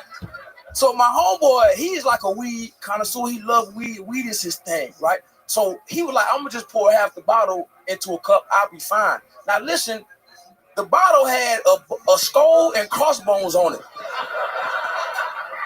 Do not, you listen, he thought he was better than the dead nigga. He not, okay? Nobody's better than the dead nigga. Nobody better than that skull and crossbone. You will die, right? That's why it's there. That same skull crossbone is on bleach. You understand that? So he took the drink, right? And he became autistic. And not like regular like non-verbal autistic. He was talking to me with his hands. And then he shit himself. So that was pretty cool. All right, that's my time. Booyah. Oh, man. I didn't think that was gonna work. That was strange. I was stressing about that one. That was scary. You put yourself in quite the tough position. So many good sets. You're following yourself. You're competing with yourself week after week, and there's nothing like it happening in all of comedy. You know, you came in when the show was blowing up, was huge, and doing great stuff. So it's a tricky situation. Yeah, and you handle it with grace, like a pro. You're so naturally funny, Cam. Thank you. You're so fucking funny. Thank you so much. Yeah, dude. I don't know how you keep that hat on your head, but it's black magic. That's what I hear. So, you mean voodoo? They're eating the cats and dogs. Nah, not voodoo. They're eating the cats and the dogs and shit. That was so funny. That was funny as shit. Is that your Trump impression? Yeah, well, the cats and dogs, nigga. The cats and the dogs. That's how you do it. Okay, that's how you do it. Yeah. You go cross-eyed for your Trump? That's how you do it. That's how you talk. Hey, the cats and the dogs. Ooh, it's getting better. I'm actually watching it get better. I can really do a good impression. They're eating the cats and the dogs. That's good. That's fine. Don't make that fucking face, fuck nigga. That's a good Trump impression. He went, that's a great Trump impression. Yeah. It's so bad. I'm not good with voices. I can only do mine. That's it. Any other one, I'm like, whatever, nigga. That's it. That's all I can give you, brother. Absolutely. I love it. Oklahoma does have great weed. Oh. Our favorite weed grower in the world moved to Oklahoma and began a huge operation there. And it's a thriving place. Weed is super legal. It is highly competitive. It's a whole thing going on there. It's crazy. That happened. Yeah, that story happened yesterday, and my dog with me right now, and he's still high. That's the thing. Like, he's still fucked up. The funniest part, he was I want to try to make that like a full story. The funniest part about it though to me is he was like in the bathroom, he was taking the shit, but he threw up on himself, right? Oh yeah. So he wasn't. We were like, yo, Joe, you good? And we wasn't saying nothing. I'm like, yo, Joe, you good? I'm like, this nigga probably died in the bathroom. So we got to go check on him. So I bust in the bathroom, and he just went, "What you in here for, faggot?" That's what he called. Like, I'm trying to help you, dumbass. Like, get out the bathroom, gay ass nigga. What are you trying to help you? They're gonna be doing the Oscars in 20 years. There you go. That's over. Oh man. I don't think it'll take 20 years to get there. That is amazing that if he thought that was your moment to get gay while he's shitting and vomiting all over himself. Like, this is my time. This is when I'm going to make my move. I'm finna take it now, brother. Oh, yeah. This is good, man. I like this a lot. I love gay people. Hell yeah. I'll be having to say, you know what I realized about this show? My words matter. That's kind of crazy, right? That's insane to me. Yeah. My words mean something to people. That blow my mind. Bro, you know the episode? It's real shit. I didn't know this. Black words matter. They do. Yes. Bro, I just be saying random shit. Yeah. Like a couple episodes ago, I said legalize fentanyl because I just wanted to, right? And 20 people came to my show with legalized fentanyl shirts and Cam for president on their shirt. And I was like, you can't do that, dog. Don't listen to me. Hey, I'm gonna tell y'all something. I just found out that a pickle was a cucumber yesterday. Understand? Do not listen to me. Don't do that.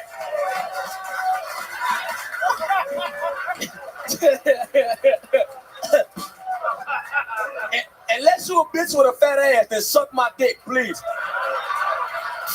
I would love that. Hell yeah. No doubt about that. I might throw up. The Trump thing gave me the giggle so bad. I just learned that a pickle was a cucumber. Oh, fuck. That is amazing. I did, though. Yeah. That's true. That's a true thing. I can't look at you. You think I'm playing? You think that's something I play about? I'm dead serious, though. Yeah. I ate a cucumber that was sliced like a pickle, and I went, oh, fuck. Who explained it to you? Who told you? Who confirmed it for you? Well, my brain just went, oh, it all makes sense now. I just thought a pickle was another thing, dog.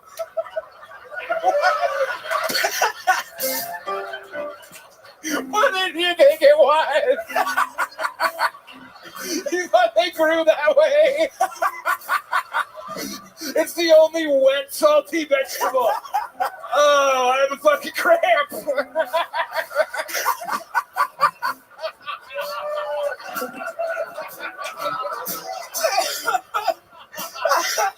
I thought you made them in water and so I was confused. What do you think a raisin is? Do you think a raisin grows as a raisin? Well, after I went down that rabbit hole, I also found out what a raisin was. You went down the cucumber rabbit hole.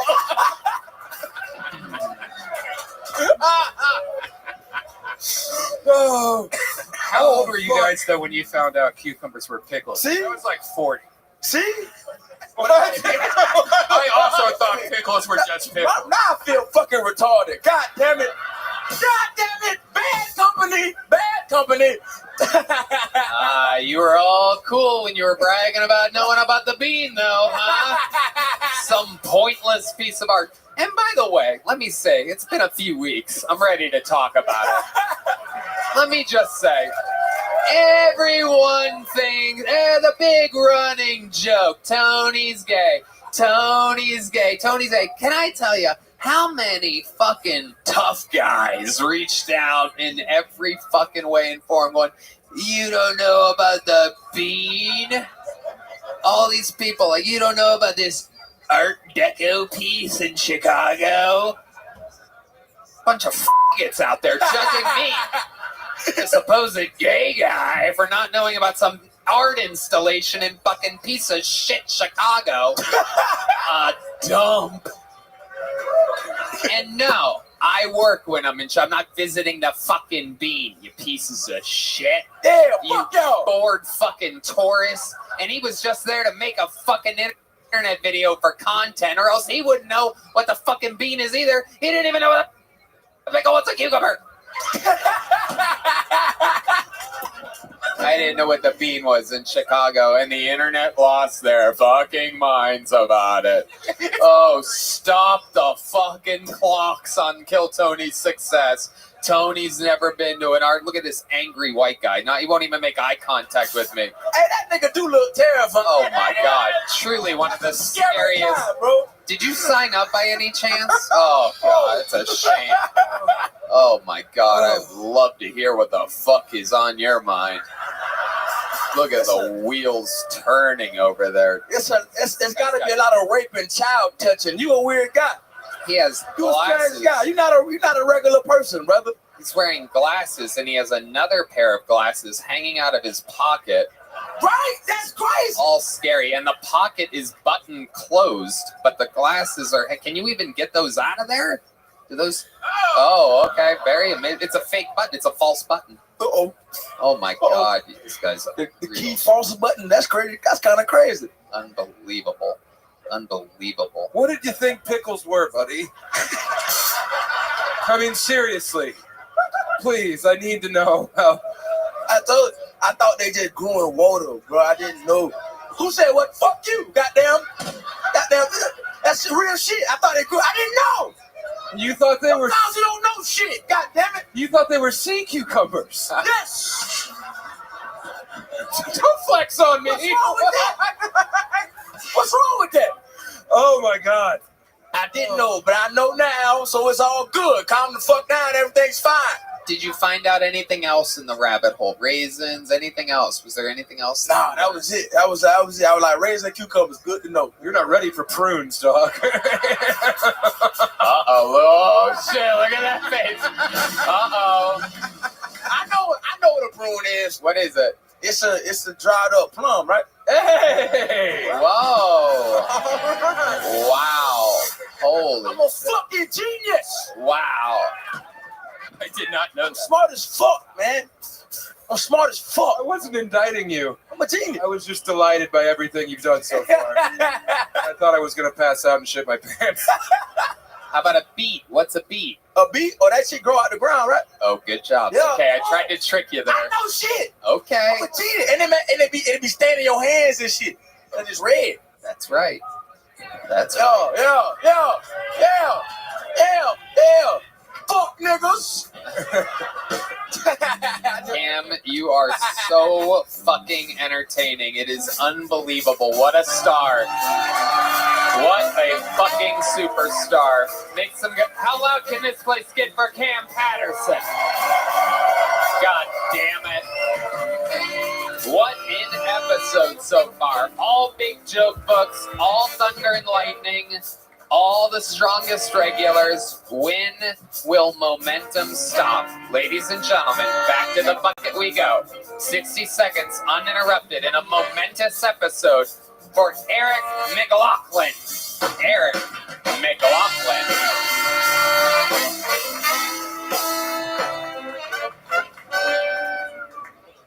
Wow. Hello, everybody. This is my first time at Comedy Mothership. This is a great day. Oh my God, I'm here. It was already pretty good. Last night I had a dream that I had sex with my high school crush. Yeah, it was pretty good. It was a little weird when I realized I only really knew her when she was 15 years old. So I was like, I hope it was like a 30-year-old version of me and a 30-year-old version of her. Or maybe a 15-year-old version of me and a 15-year-old version of her. But I'm pretty sure.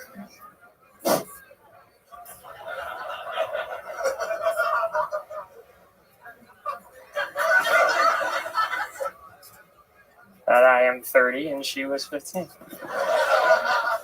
So. I don't know what to do with that information.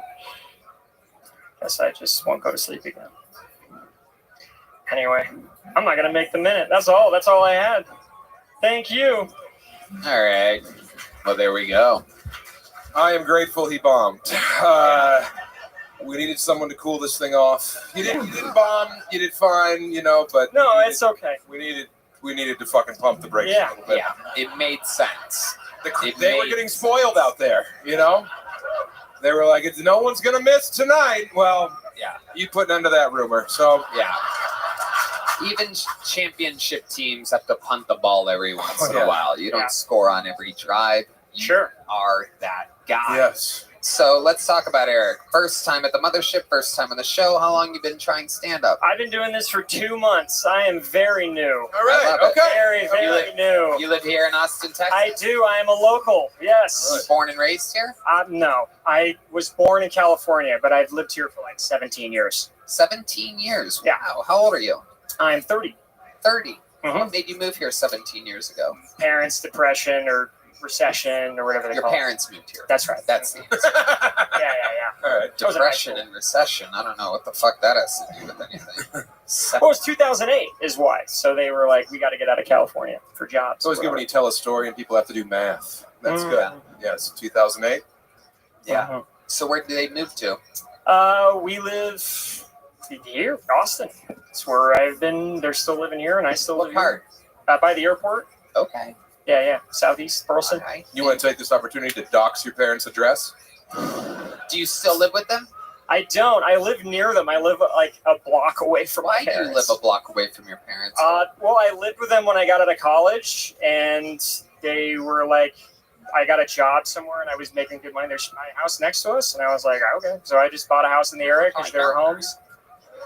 Now we're like, okay. If you guys want to grab a drink or go to the bathroom, Literally, so many people are like, oh, I'm gonna piss. Oh my God, look at this storm. I've never seen anything like it before. All right. Oh my goodness, there goes hot chicks are leaving. Jesus Christ, what is happening? Time for a ketamine break, I guess. One of those girls was in a wheelchair and she walked. Yeah, this is unbelievable. Darren Jones is building a lumber fence around himself somewhere right now. Eric, this is incredible. You've literally emptied half the room. Okay, so let's talk about it, Eric. Everyone is turned off by you. Hey, for 2 months, fine joke. Yeah. Got nervous. Did a fine 30 seconds. You know. Yeah. It was. No, This is very hard. Stand-up's very hard. It's hard. It is. Very hard. It is. What do you do for a living, Eric? I sell mortgages. Okay. Yeah. You sell mortgages. Are you good at it?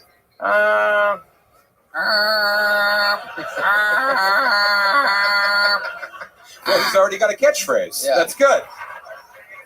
I'm like 8% good. 8.5. No, I'm okay. Jesus. I do. What do you do for fun, Eric?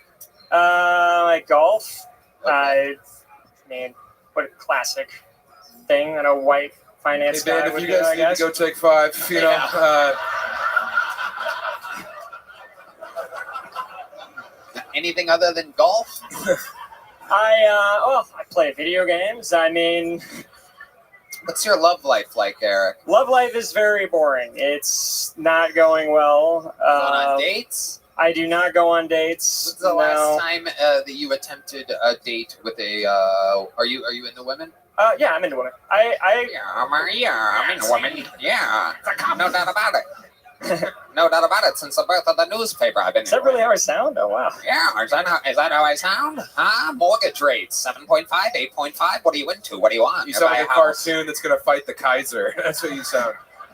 I sell houses, but you have to live within 1 block of where my parents live. We have some great units available in baggage claim. You can take a locomotive to your new house. Buy a war bond while you're at it, see? Plant a victory garden, why not? Big upcoming election. I'm voting for Lyndon B. Johnson. I'm with Cal. Let's talk about these dates. When's the last time you attempted? Are you on any of the apps? Are you trying? You seem like a good-looking guy until you talk. Wow. That was okay. That made me feel kind of good, I didn't even guess. know that about myself. See, I always thought I was incredibly attractive. Hey, beep beep, get out of my way! I'm coming through here. I gotta drive to the mothership for my first time. I need more petrol for my Model A. Traffic has really been crazy since the invention of the automobile. They should have let the Chinese drive. Look at this guy. This guy has gout and he's walking out. I mean, you have confidence, you know, you carry yourself in a way where it sounds like you might say something funny. I don't know. I hope I do. I'm just trying. I don't know. This is my first time in front of more than like 20 people, so this is pretty insane. But yeah. Absolutely. Okay. Yeah. But yes, to answer your question, I am on apps. I do look for love. What does your bio say? Let's try to help you out. Well, shit, I don't have my phone. Probably something like. You know what it says. I know what it's about to say, as seen on Kill Tony. Oh no! The big bomb. Yeah. God, look at the people storming back in, and there goes another one. We are breaking even for people. It was one in, one out. Yeah, they're just tag teaming. People are starting a cocaine habit in real time. These stylings of Eric McLaughlin. It's weird. Laugh is in the middle of your last name, Eric McLaughlin. I know. Pretty tacky. Pretty hacky. Crazy. No, it's there. Is that your real last name? That's my real last name. Irish. But I'm actually Brazilian. which is interesting. Now we're talking. Okay, here we go. What? How are you Brazilian? My mom is Brazilian. I am Brazilian. I have a passport there and everything. And I go to Brazil. I speak Portuguese. You should get a huge ass installed. Yeah. That'd be cool. Yeah. Comics need a hook in this day and age. Yeah. If you got a huge ass and you're just fucking rocking it around in those shorts. Yeah, no hook, just a bump. I don't have an ass. Red. And come on. You stepped on the one funny thing he almost said. Red Band is the master at that. Oh my god. Can you speak a little? I want to hear your do a joke in Portuguese. Oh. Come on, you're really putting me on the spot here. Nem, eu pode falar português, mas fazer piadinha com vocês. There's no way. I couldn't do it. Are you do you know how to speak Portuguese? Does anyone? That No? lady that said what? No. Wait! Oh no! Oh shit! Oh shit! Well. What goes around comes around, my friend. Your house of lies is crumbling, Quincy.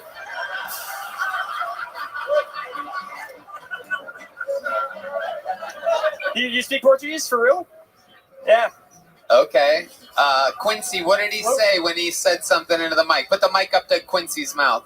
He literally said, "I'm going to tell you a joke" in Portuguese, but he didn't say a joke. Oh shit! Oh shit! Quincy, you have front row tickets anytime you want from now on. This has been an amazing episode for you. VIP, super treat. Do you live here in Austin, Quinn? Okay, perfect. Good. I just realized that I gave away $6,000 worth of tickets at once. That's unacceptable behavior. But it was worth the pop. Okay. People heard Quincy talk and they're rushing back in the room. Yeah, exactly. Dripping wet vaginas. Okay. So this last date you went on, when do you think that was? Oh, probably a year ago. Oh, my goodness. 1942, right before the start of the war. Oh my gosh. I believe it was the great Winston Churchill at the time. Maybe it's the nerds. On the radio. It was a year ago. We went out to a bar. We got martinis. It just didn't click. I was just like, yeah, I'm not When you feeling say this. it didn't click, exactly how did it go? She was just. We were just chatting along. I was chatting with her. I don't know. Like, what do you say? You know what I want to do? Heidi, is Heidi here? Can we get Heidi out here? Heidi. Oh, wow. Look who it is. Heidi, Heidi, I just want you to stand there, and I want you to look them dead in the eyes. I don't want you to break eye contact with them at all. I want you to look dead at them, Heidi. Okay. And I want you to talk to Heidi like you're on a date with Heidi. Eric, don't look at me, Eric. You look at Heidi. Heidi, you look at him. Eric, look at Heidi. I'm looking right at him. No, stop breaking eye contact with each other. Heidi, don't do that with your hair. That's not fair. Don't do that. Oh, no. Oh, Jesus Christ. Oh, my God. Okay. Hello. Hi. Oh, hello. Nice opener. You're killing it. I love this Applebee's. Is this your first time? At Applebee's or just ever on a date? Yes. Oh. Yeah. Anytime you hear that horn, that means that you've done not good. Got it. Just so that you know. Okay. Wait, what is there at an Applebee's or anywhere else to eat? I can see why it's not going great. So let's try it again. Here we go. Take it from the top and action. What are you thinking of ordering? Oh, straight to that. All right. Weird move. You just sat down. I mean, my goodness. Oh, what are you thinking of ordering? Huh? I usually let the man that I'm with order for me. I'm a lady. Whoa. Oh, So shit. what are you getting us? The pressure is on. What are you going to order? I'm the waiter. Hey, what can I get you guys? I'll get the barbecue shrimp, and I guess she will too, because she doesn't know what she wants. I don't know. Oh my Man after my own heart. Yeah, I don't know. right. her. Holy Well, shit. I'm gonna eat, I guess, at this point. This went to domestic violence on the first question. On what would you like to order? Why don't we? You guys want to start with some drinks? Are you drinking shrimp juice, sir? Jesus Christ! Welcome to Apple. Let's try it again. Take it from the top. All right. Hey, we got you our best table right here. Tony will be over for you in a second. You're in good hands tonight. Okay, perfect. We have. You look lovely. We just got this host. We hired him straight from Rainforest Cafe. He got fired today. We hired him at this Applebee's, and then. It's a very nice. And then I approach the table, pretend like I'm standing next to you, and welcome to Applebee's. What can I get for y'all? Probably start with some drinks. Do you know what you want? Just a water with a lemon. Some water? Okay. I'll have 2 shots of vodka. That would be good. I'll take 2 as well, actually. I'd like 2 as well. All right. 2 shots of vodka and a water coming right up. You guys enjoy some conversation. I'll be right back with those drinks. Okay. Okay. So, what do you do for a living? I'm a waitress on Kill Tony. Awesome. And I also manage a strip club. Oh. Yeah, which one? Yellow Rose in Austin, Texas. Okay. Yeah, I've been to the Red. That's a great club as well. It is. Yes. Lots of pretty girls. Everywhere. I work with 12s all the time. 12s. Yeah.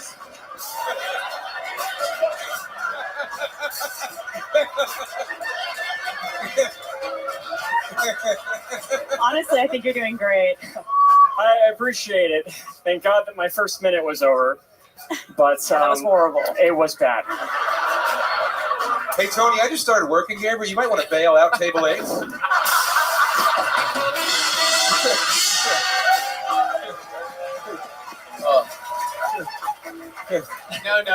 No. Don't change the fucking lighting. I'm obsessed with this. This might go on for the next 45 minutes.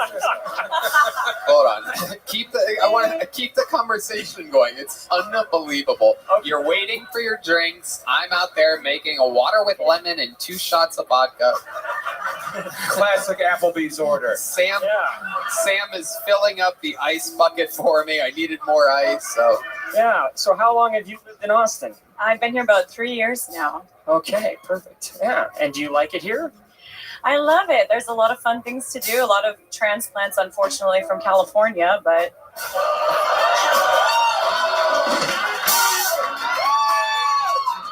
what can you do, you know? Yeah. Californians, they just Yeah. keep coming here. They're just Yeah. flooding this. They say one recession, and they can't handle anything. So they Yeah. come right here.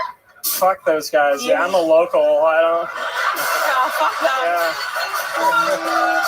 Good. Thank God. Thank God.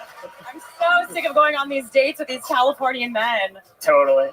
Yeah. Yeah. Eric, you're being alphaed by your date. You might want to control some of the conversation here. So, you go to the gym at all? I do. I love it. I basically live there. Yeah? It's 1 block away from my parents' house.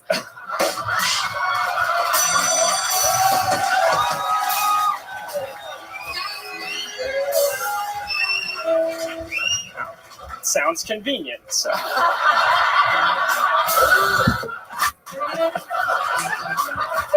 Don't see a problem with that. So where were you born? I'm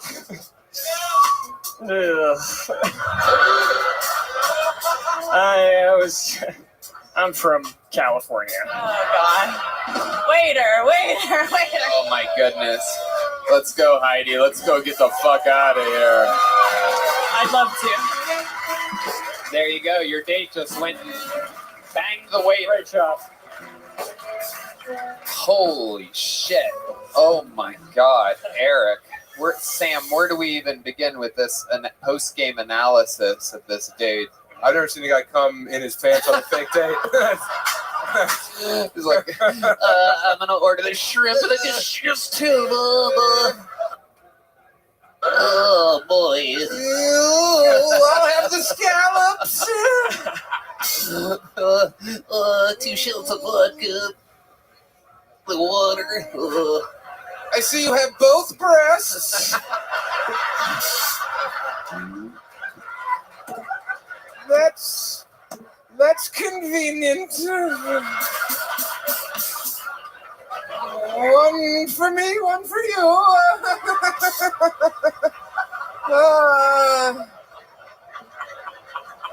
I hope both my vodkas get here soon.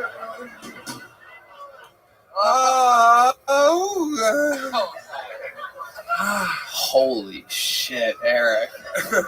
He did a good job, dude. Yeah. That was good. No, man. it's amazing. Yeah. I appreciate that. Appreciate that. Redemption song. Yeah. Is incredible. You know what, Eric? Give him your watch, 2 Tony. months in.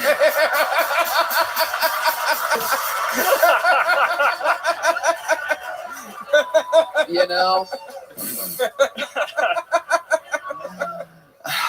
feeling in the giving mood tonight, and even though the set was obviously 2 months and just barely okay, I absolutely loved your commitment to this interview, which has lasted 18 minutes. There's a funny guy in there somewhere, just like the guy from Denver. I don't remember his name either. It was Mike Hammock. Mike Hammock, yes. Mike Hammock. Yes. Family you know, Annihilator Mike Hammock, yes. He's been doing it 12 years. Sam watched him get better. I think there's some potential in that. Yeah, People might look back on this one day, years from now, and be like, holy shit, that was the start of Eric McLaughlin. Yeah. Here's a big joke book. Go fill it up. He didn't catch it right off the front of the hand. Not a good sign, folks. Congratulations, dude. I really appreciate it. I love the show, and thank you, everybody. Thank you, guys. Awesome. There he goes, Eric McLaughlin, ladies and gentlemen. God damn, we're having some fun here tonight. This is so much fun. It's unbelievable. It's unbelievable. Well. Ashamed he lasted 18 minutes with me, honestly. What? I said I'm ashamed he lasted 18 minutes with me. I could have done so much better. It's amazing. It was fantastic. The hot, hilarious, smart Heidi. One more time for Heidi playing along. Great fucking sport. Hey, Table 8 didn't pay their check. He dined and ditched, and there's a weird white sticky substance on his seat. Bring him clam chowder? I don't remember you bringing him clam chowder. It's weird. It's also mixed with tears. All right, ladies and gentlemen, your next bucket pool. Ladies and gentlemen, make some noise for Shelly Peebles, everybody. Shelly Peebles.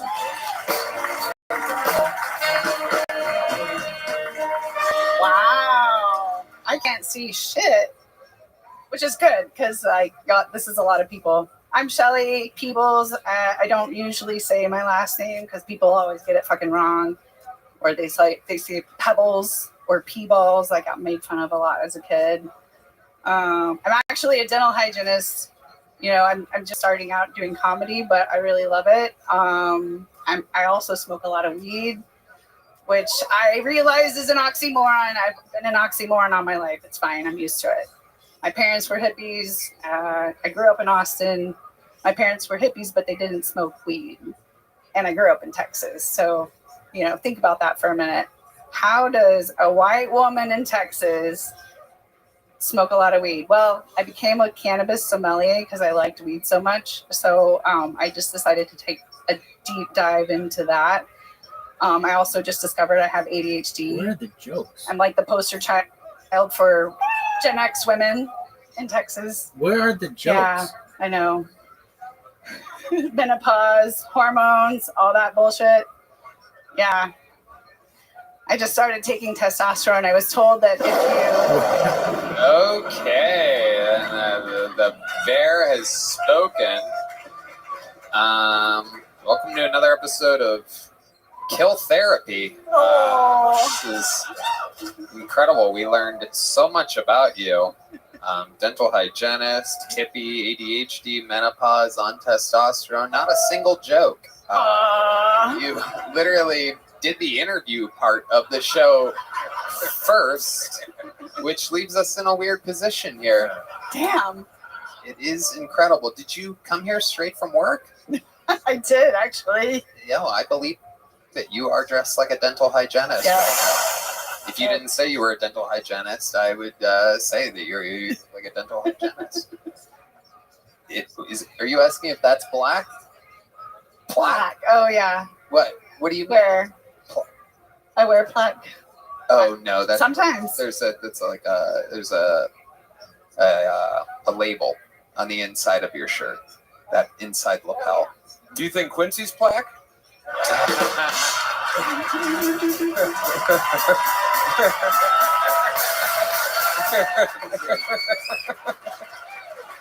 Someone had to say something funny, you know? Yeah.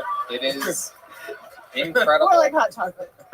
What happened here tonight, Shelley? So how long have you been trying stand-up comedy? Off and on for like 6 months. Off and on for 6 months. How often do you try? As often as I can, but I also have a full-time job and 2 kids. Okay. 2 kids. 1 and 3. You live in Colorado? I bet your kids are in their teens. They are. Yes. Yes. Because I'm in menopause. Right. We'll go with that. Yes. Yeah. That is. I assume you started early because you have the Lion of Judah tattooed on your arm. Which one? The Lion of lion Judah. Yeah. on your arm? My daughter drew that. Your daughter drew it. Well, she's gifted. Wow. At least someone in the family's got talent. Now, let's. I don't want to be nasty. I'm sorry. Stand-up's hard. It is. It is really hard, especially when you're going through menopause, which you've mentioned multiple times so far. It's basically your get her done. If a joke doesn't work, I'm going to start trying that. If a joke ever fails for me, if I ever try one, it just goes, I'm going through menopause. And the crazy thing is that'll work for me. That'll actually get a laugh. It might. It might. But it won't for you. Damn. So let's talk about it, Shelley. You are in the Eye of the Storm, a show that's famous for being a big boom and burst and help for people that do good. And it's rough on people that have a rough set. And you're in it right now. How do you feel? You seem like you have a lot of emotions. You seem like you're medicated. Are you on a lot of medicine? No, I wish I was. You just smoke pot. I smoke a lot. And whatever nitrous you can get out of the tank, right? Actually, I had a dentist that did that. Oh, yeah. Yeah. Yeah. Yeah. Can you get us pills? No. It's nice meeting you. What do you do for your ADHD? Well, I actually just started taking Adderall. There you go. So you are on some medicine after all.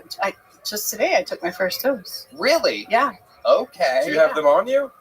No. 2 for 10? Hey, I have 2 shots of vodka and a water. Okay. Whoa, that date went through menopause at the table. So, Shelley, let's talk about it. You mentioned menopause more than anything else. How long have you been going through that for? What's that like? 10 years. 10 years. Wow. Knock it off. It started early. Oh, Jesus Christ almighty. Oh, my goodness. This is why I smoke a lot of weed. Yeah. That, and I have an ex-husband, so. Okay. You guys get along? No. No. Why not? What's he like? Because he's a dick. Yeah. Yeah. What, how is he a dick? Well, he's very abusive. Oh, Jesus Christ. Boy. Let's mine this vein, Tony. Yeah. Okay. Changing direction. Who's ready to laugh? Yeah. This interview. Jesus.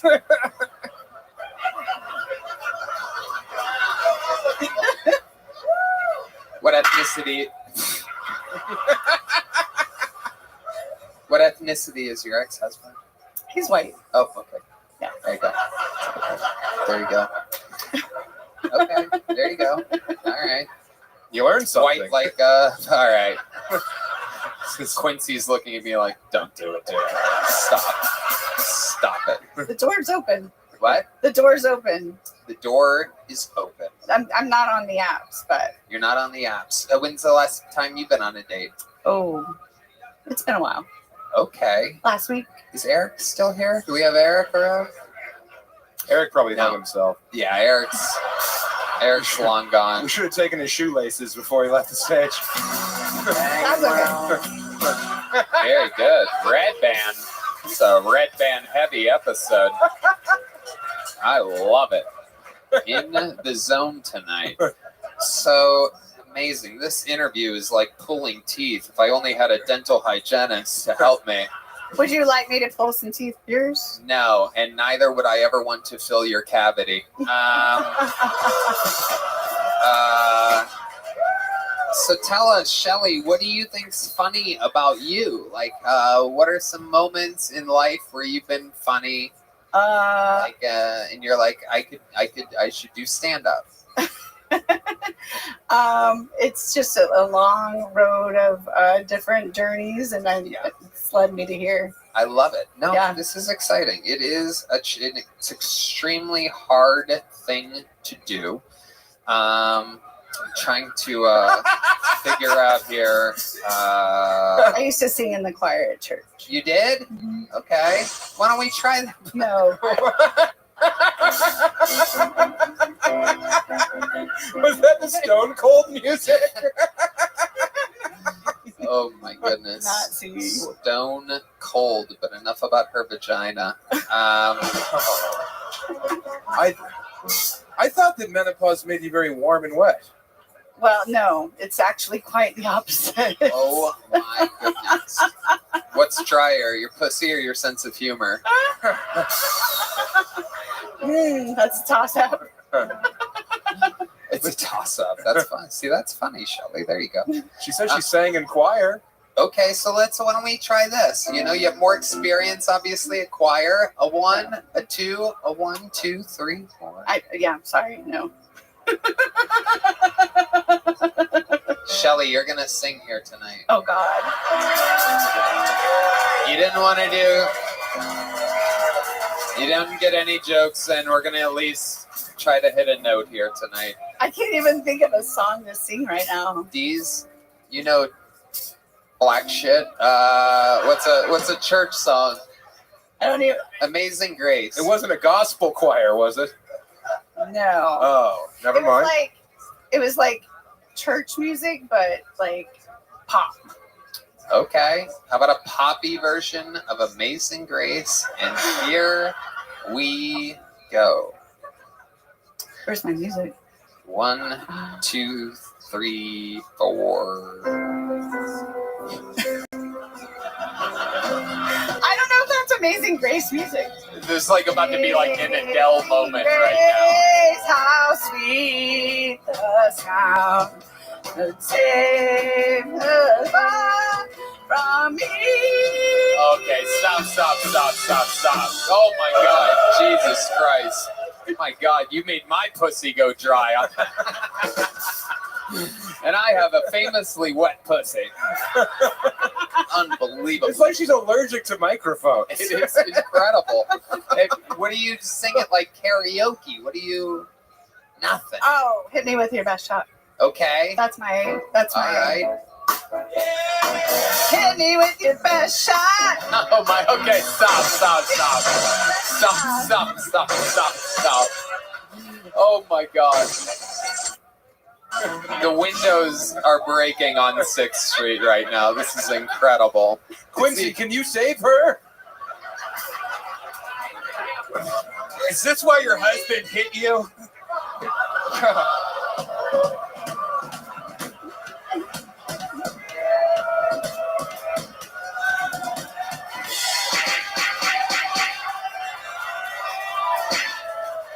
Red Band. What is wrong with you? Is it why your husband hit you?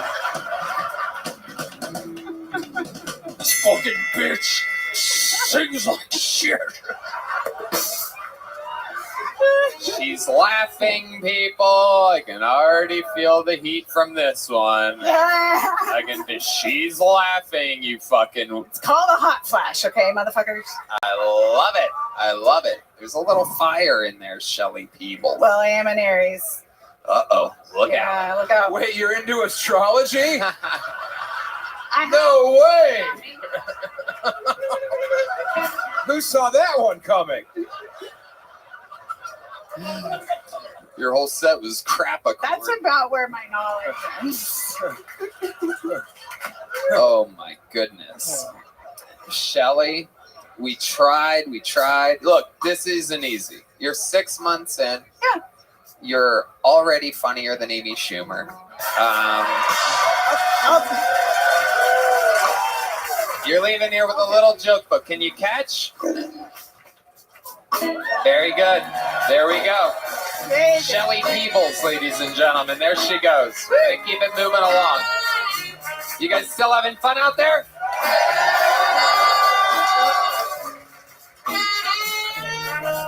We're doing it. Ladies and gentlemen, as you can see tonight, anything can happen. Make some noise for your next comedian. Eddie Lursa. Eddie Lursa is next on Bill Tony. I dated this girl who didn't believe in dinosaurs once because they're not in the Bible. But neither is Planet Mercury, and it was still the reason she was acting like a bitch all the time, apparently.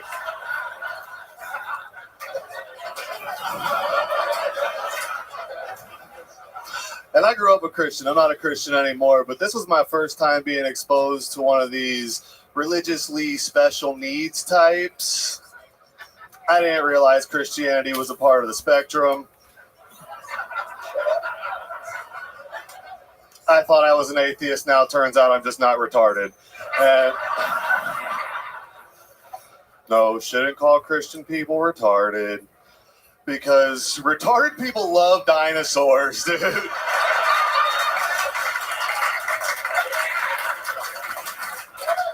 I got two buddies with autism that identify as triceratops right now. And the point of this is, if you're dating one of these religiously handicapped people, they're probably not going to let you fuck them if you have a dinosaur kink while you watch Jurassic Park. But she did restore my faith in one aspect. What was it? What did she restore your faith? I do believe in the burning bush again, because that bitch gave me chlamydia, dog. Oh, shit. All right. Thank you. Eddie Lursa. And we're back, people. Yeah, just like that. Yes. Is amazing. So welcome, Eddie. Thank you. Is this your first time on the show? Second time. I got pulled in a turbo round one time. Okay. So it was quick. That was that crazy episode where we found Aaron Belial at the end, or? No, it was the last pop-up episode. Before, I think it was before you went to LA. Yeah, with the regulars. Yeah, it was a regulars episode. Perfect. How did that go? Was that good too? Yeah, it was fun. Awesome. Awesome. So welcome back. Tell us more about you that we didn't learn the last time you were on the show. The last time we talked about me growing up in a group home for a minute. My mom's a professional jazz and blues singer. I've been out here for almost a year and 2 weeks. It'll be a year and 2 weeks. Yeah. So it's been a year. It's been a year. It's been a year. It'll be a year and 3 weeks, a week after that. I love it out here. Austin's great. What do you love about Austin? I mean, I love the comedy scene for sure. I don't do a whole lot else anymore with my time right now. I work in a bar down the street, and they always ask me what there is to do. I'm like, I can tell you where all the clubs are.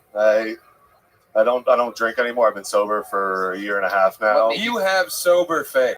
Yeah. You look like you're fucking clinging to the trees of a forest fire in your mind. Like anything could send you back into that well whiskey, man. No, tequila. The well tequila. Okay, mine was funny, but we could. Do you climb rocks? No. I used to. I've moved all over the country. I used to snowboard, and I've lived in Keystone, Colorado for a couple of years. Oh, yeah. I was in California for a year, Florida, North Carolina. I moved here from Florida. You were trying to run away from that group home, huh? Normally, I would just burn my life down and be like, all right, we're done here now. We'll go somewhere else. Yeah. Okay. What do you do for work? Oh, yeah, you were at a bar down the street. Yeah, I work at a bar See a on lot of Rainy crazy Street. stuff there? More crazy stuff when I'm just out here. Did you say on Rainy Street? Yeah, Rainy What's your Street. thoughts about the Rainy Street Ripper? I don't know if I believe in him, to be honest. So you're with the police on this one. I'm just. You think it's just a wild array of accidents? Yeah, maybe some suicides. I'm not really. I don't know. He's been doing it a long time. I feel like it's. How would you know that? It's out. I'm on Rainy Street a lot. Huh. And you're just a drifter who wandered into town, and then murder started happening? Yeah. I was like, there's a lot of gay guys here. Let me take care of that. Yeah. You don't need booze when you have blood. Yeah, that's. There was a serial killer in San Diego that killed homeless people when I lived out there. That was something I thought could be brought here. True hero.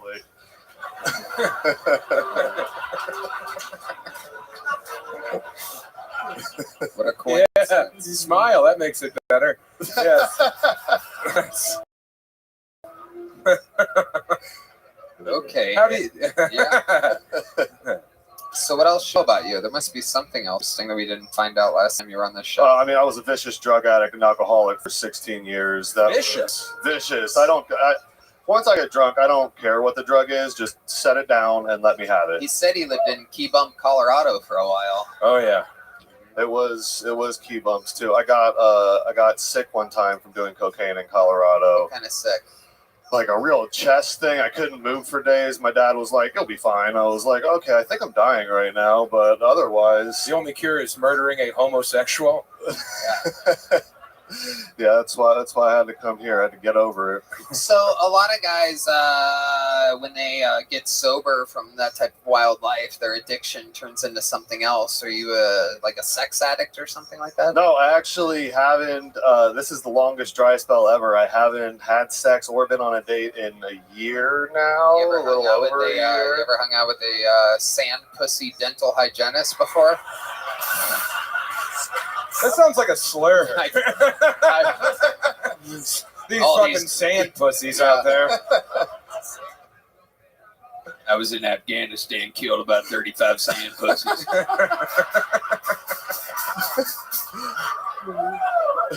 Well, I have horrible taste in women, so I think part of me is like, maybe I'll just leave them like the.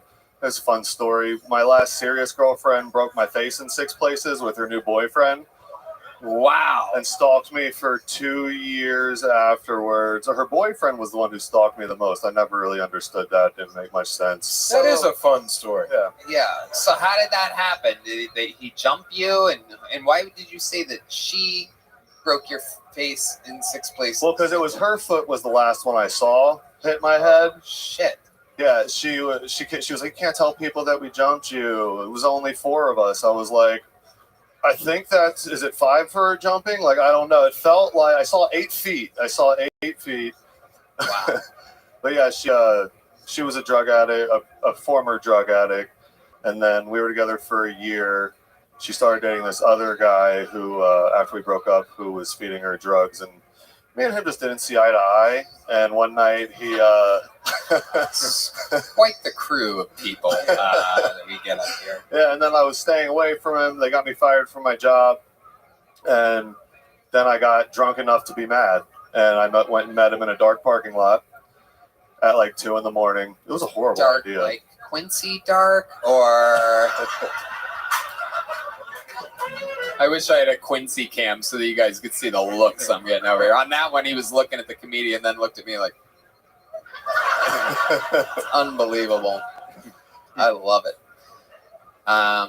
Why'd you meet him in a dark parking lot? It was like 3 a.m. There were no street lights. I just remember seeing 4 people get out of the car, and I was like, "Oh no, I've made a terrible mistake." Yeah, that's how Deep Madness feels all the time. The world is a dark parking lot. Down. All right. So then you saw these people get out with your drugged up ex, and you're like, let's hear them out. I mean, I was like, well, there's no turning back now. And Yeah, then he hit me good. I'll give it to he hit me good. And then as soon as I could get up, I ran away. Would you say he hit you with his best shot? He hit your amazing face. Yeah, if I touch right here, I can still feel it in my tooth. Was it a broken orbital bone?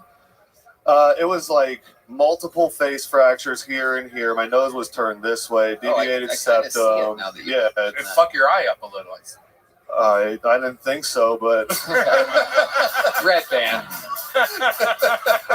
Red band. New insecurity activated.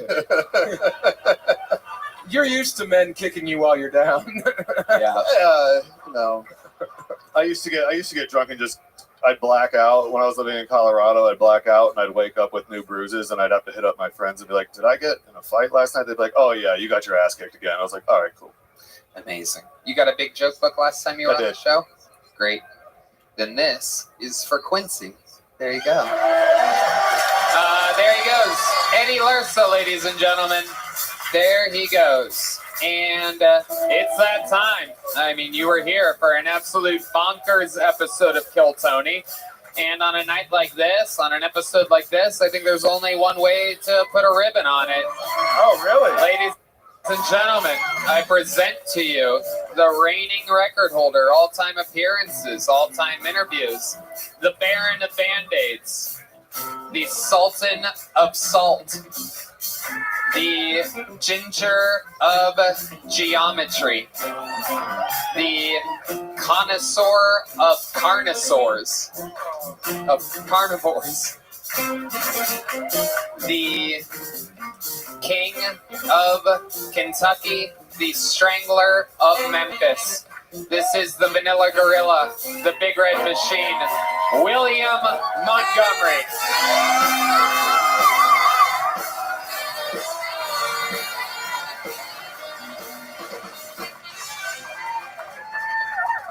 Man, y'all know I love geometry. Okay.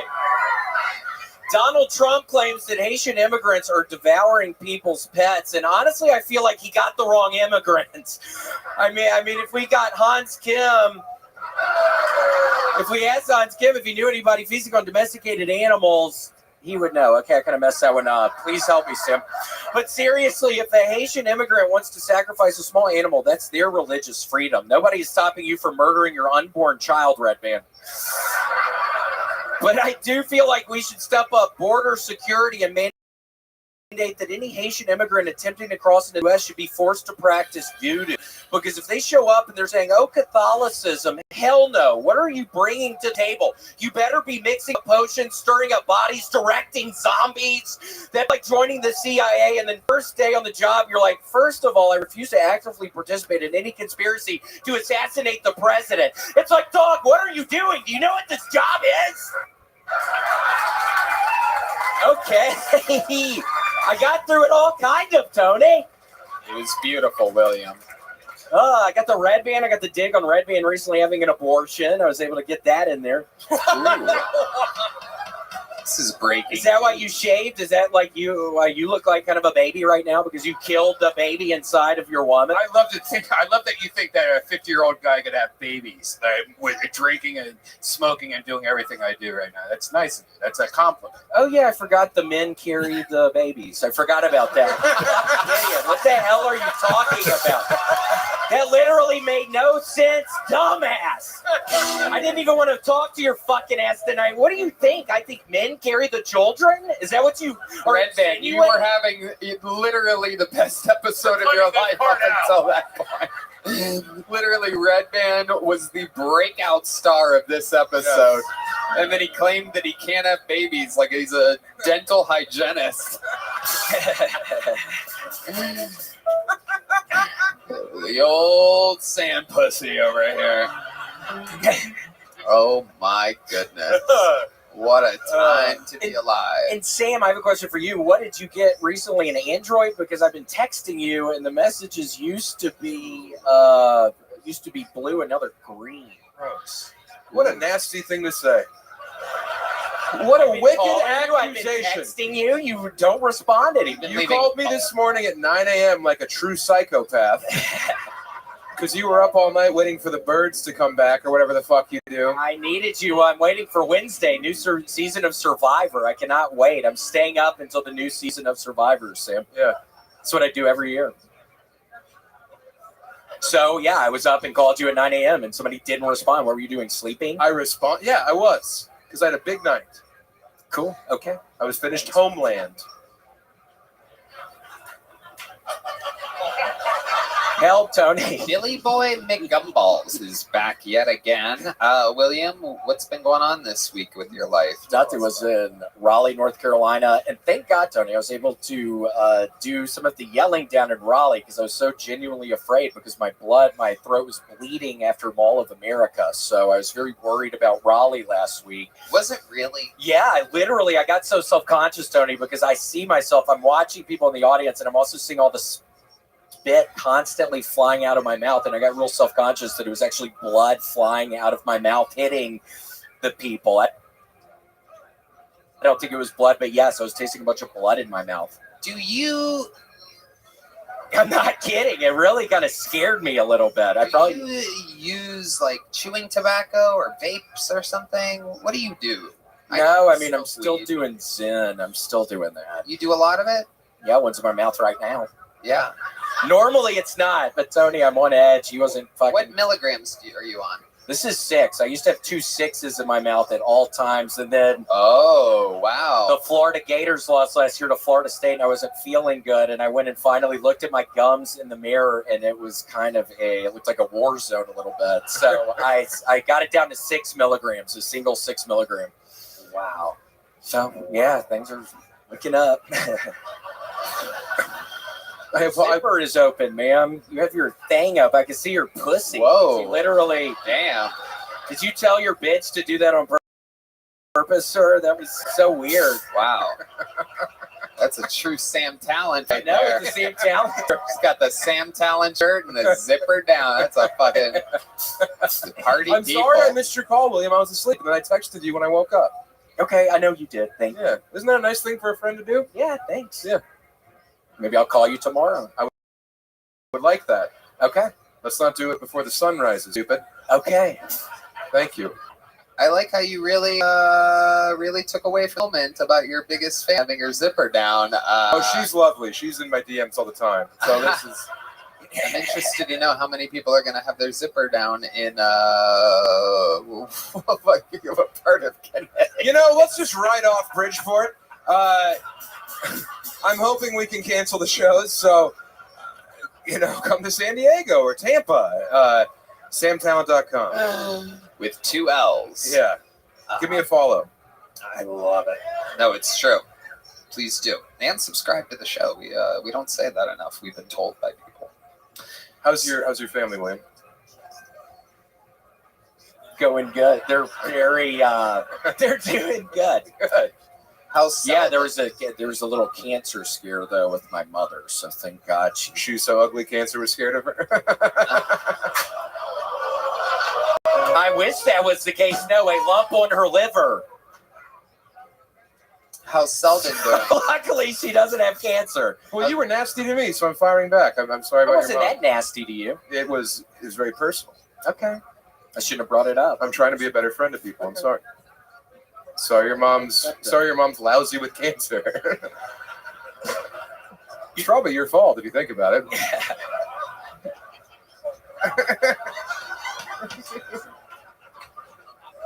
Is this true, William? Yeah. It's my fault. It's all my fault. She got fucking liver cancer, and now I'm gonna have to deal with that for the rest. You agree, Red Band? No, I don't. Last time I checked, it seemed completely fine. Ooh. You checked her for cancer? No, I checked her liver. Dude, shut up, dumbass. Don't come at me like that.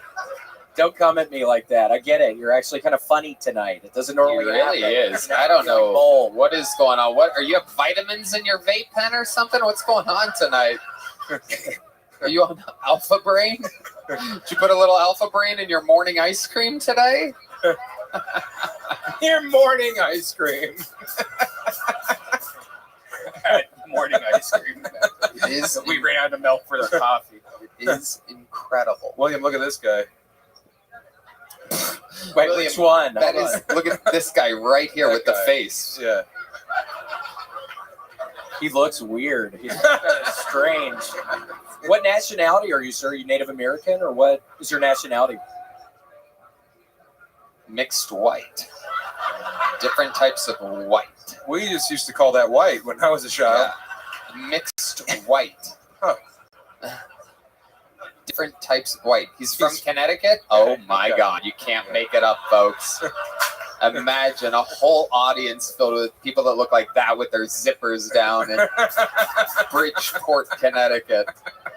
Guaranteed, even the Thursday will sell out after this.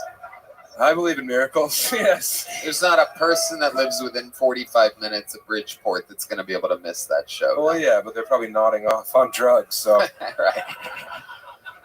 William, you're doing quite well on the road. Everywhere I go, people say we had William. It was great. It was a joy to work with. Yeah, it's been fun. Thank God people have been generally laughing. It would be bad. I'd probably have to stop doing it if people stop laughing. So we'll see. Right this second, they're still laughing. So we'll see how long that can happen. I give it maybe a couple years. I think I got probably another couple good years in me. So we'll see.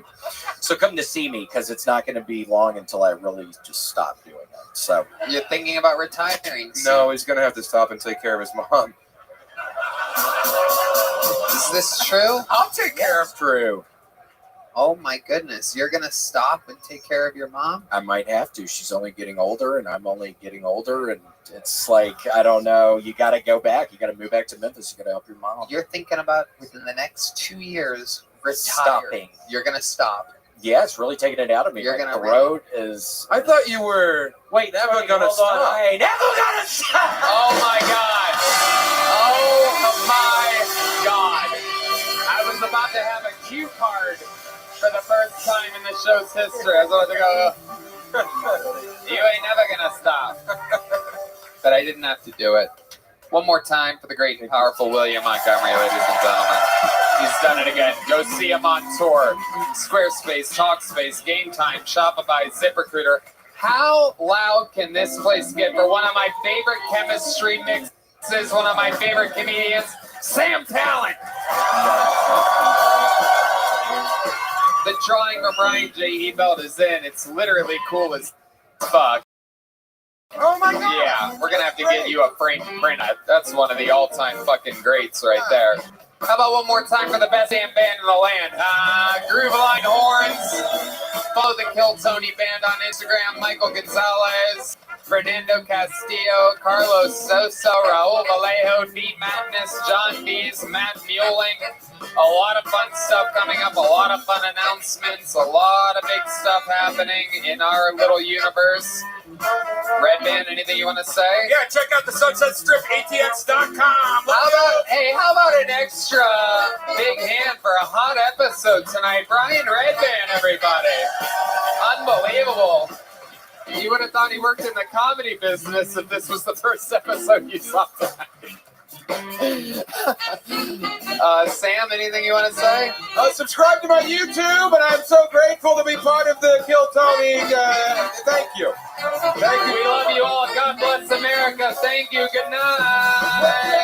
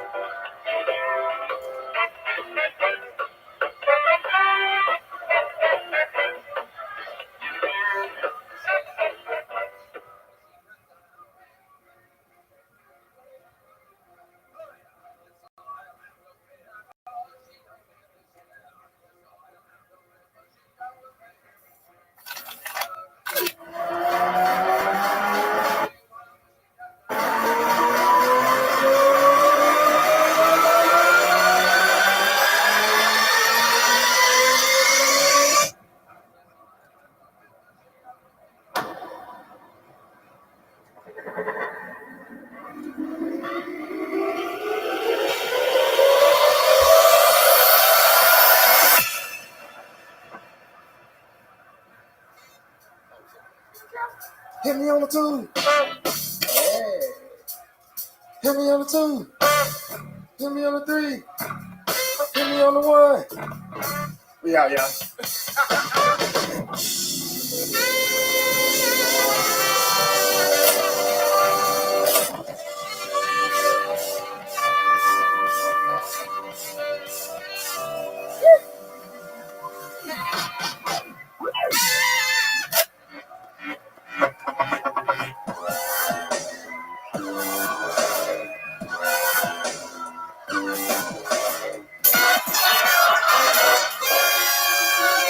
Hey, this is Rabbi coming to you live from the Comedy Mothership here in Austin, Texas for a brand new episode of Kill Tony. Give it up for Tony. Let's go!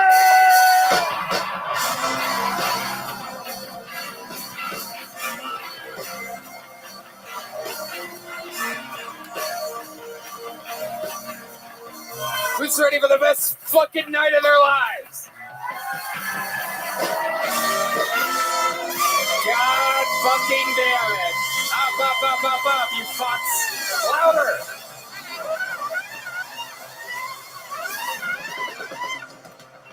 Yes, there's volume. Who's ready for the best fucking night of their lives, huh? Yeah. Keno. We sing about fucking Keno. Meanwhile, the volume on the main mic's off. Bunch of retards here. I work with... Wait, we have to bleep that now. I can't say retards.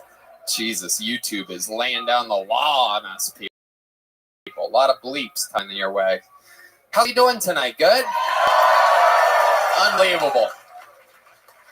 Unbelievable. Make some noise for Brian Red Band, ladies and gentlemen. Right. And how about one more time for the best damn band in the land, huh? Groove Line Horns, Raul Vallejo, Carlos Sosa, and Fernando Castillo. Michael Gonzalez on the drums, Matt Mueling on the electric guitar, John Dees on the keys, and this is D Madness live in the flesh, the real deal. An amazing episode in store for you. Before we get started, here's a little bit more from the amazing sponsors that made it all possible. The Sunset Strip Comedy Club in Austin, Texas is now open. Check out Red Band's secret show every Thursday. Go to sunsetstripatx.com for tickets.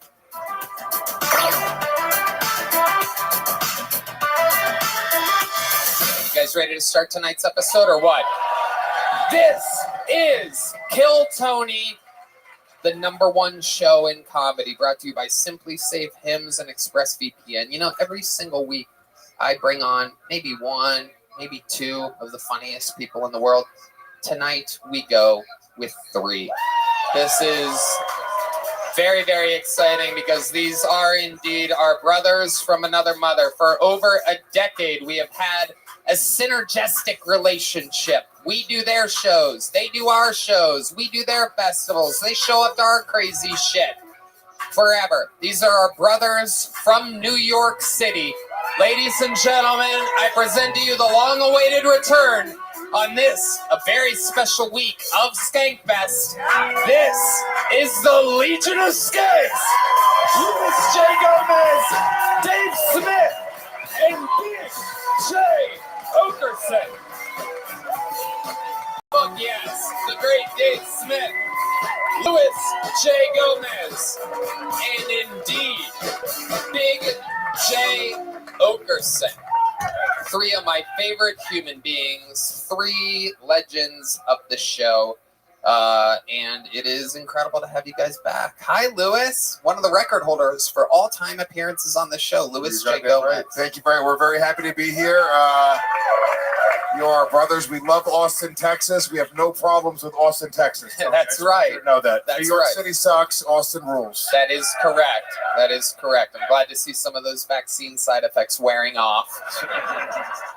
Last time Louis was on the show, he ate an obese man's kidney stone. So just to show you what you could be in store for here tonight.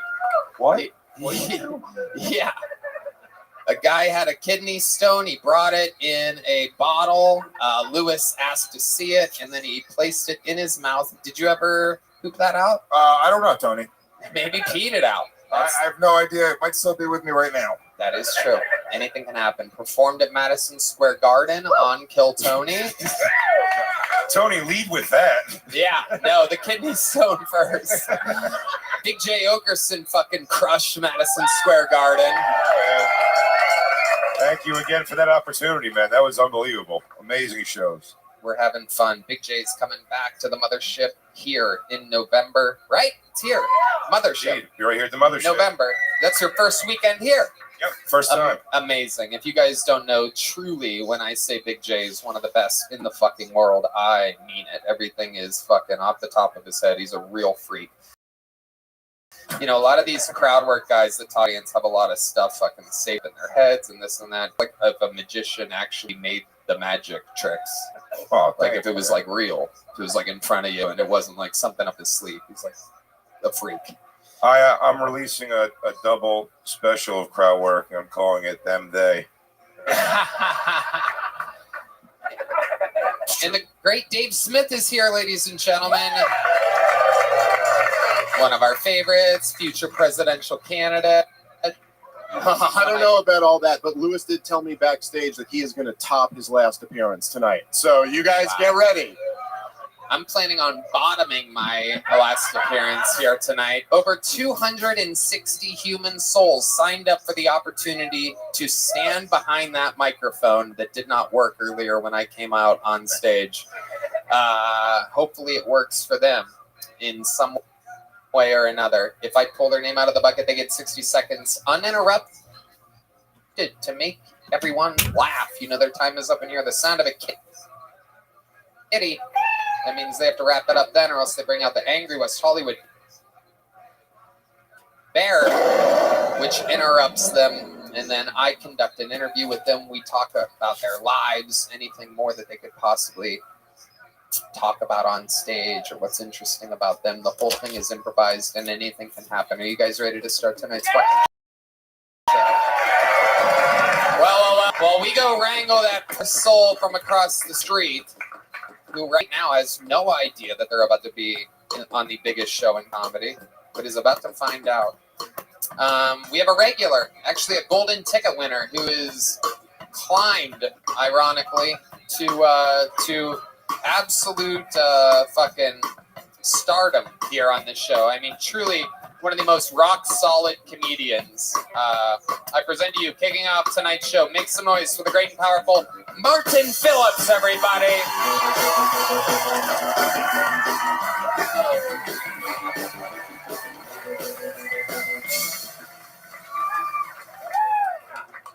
What's up, baby? Ready to make some noise if you're into having unprotected sex. So were my parents. I'm actually gonna start incorporating magic in my act. I learned out. What the fuck was that? Oh my god, that's the magic. I made that happen. Oh my god. I mean, okay, here. Okay. 9/11. If you heard about this, I wondered, like, what if the terrorists hijacked a shady airline, like a Spirit or a Frontier? I'm sure the passengers would have thought, this is what I get. I knew it.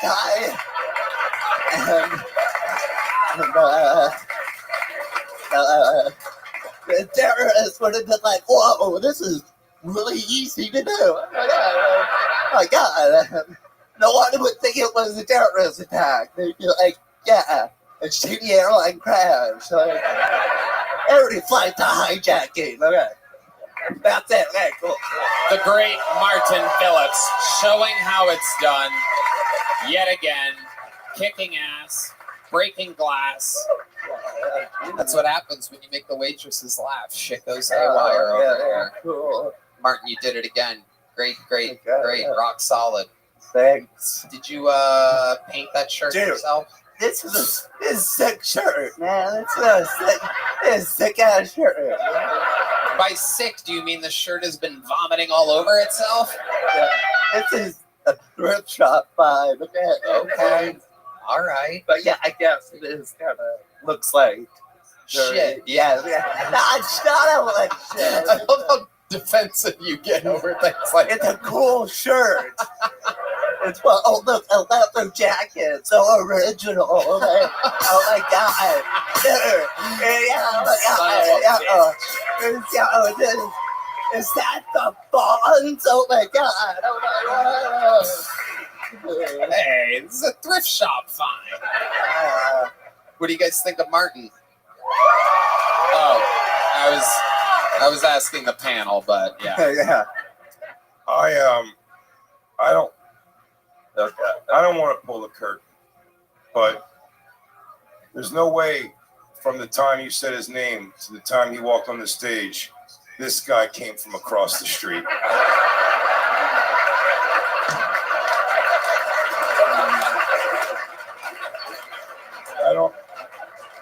I hope I'm not showing how the sausage is made or something, but No, he was ready. Okay. Yeah. They like sure on close by. We make sure he's directly. Yeah, dude. You guys will have to play Pink Floyd's The Wall. Yeah. So, great job. oh, thank you. Fantastic job. Very, very fun. Thanks. It really, really was. Amazing stuff. We talked about unprotected sex. Your parents did indeed have it. Yeah. You ever talk to your parents about what they may have been doing or messing around with? I do not want to know. Yeah. I don't ask my parents about their sex life. You know. But I mean, like, specifically when they made you. Who knows what adventure they got into it about. Wait, do you think it was positionally wrong? Apparently Tony does. I don't know. I don't know. Why did I take a cream pie in that pile driver? A cream pile driver, if you will. Yeah. I don't know. I guess when that came and he shook my mom. Nice, dude. Human centrifuge. Yeah. I hope they don't watch this. It's worth asking. I'd be interested to know. I'm not interested. I'm okay with it. If you meet my parents, go for it. Ask them. Where are they at? They're in Virginia. Okay. Now you schedule a trip to Virginia. Okay. Questions. Virginia? It was meth. Oh, that's West Virginia. Oh. Okay, come on. No shit on my state. Come on.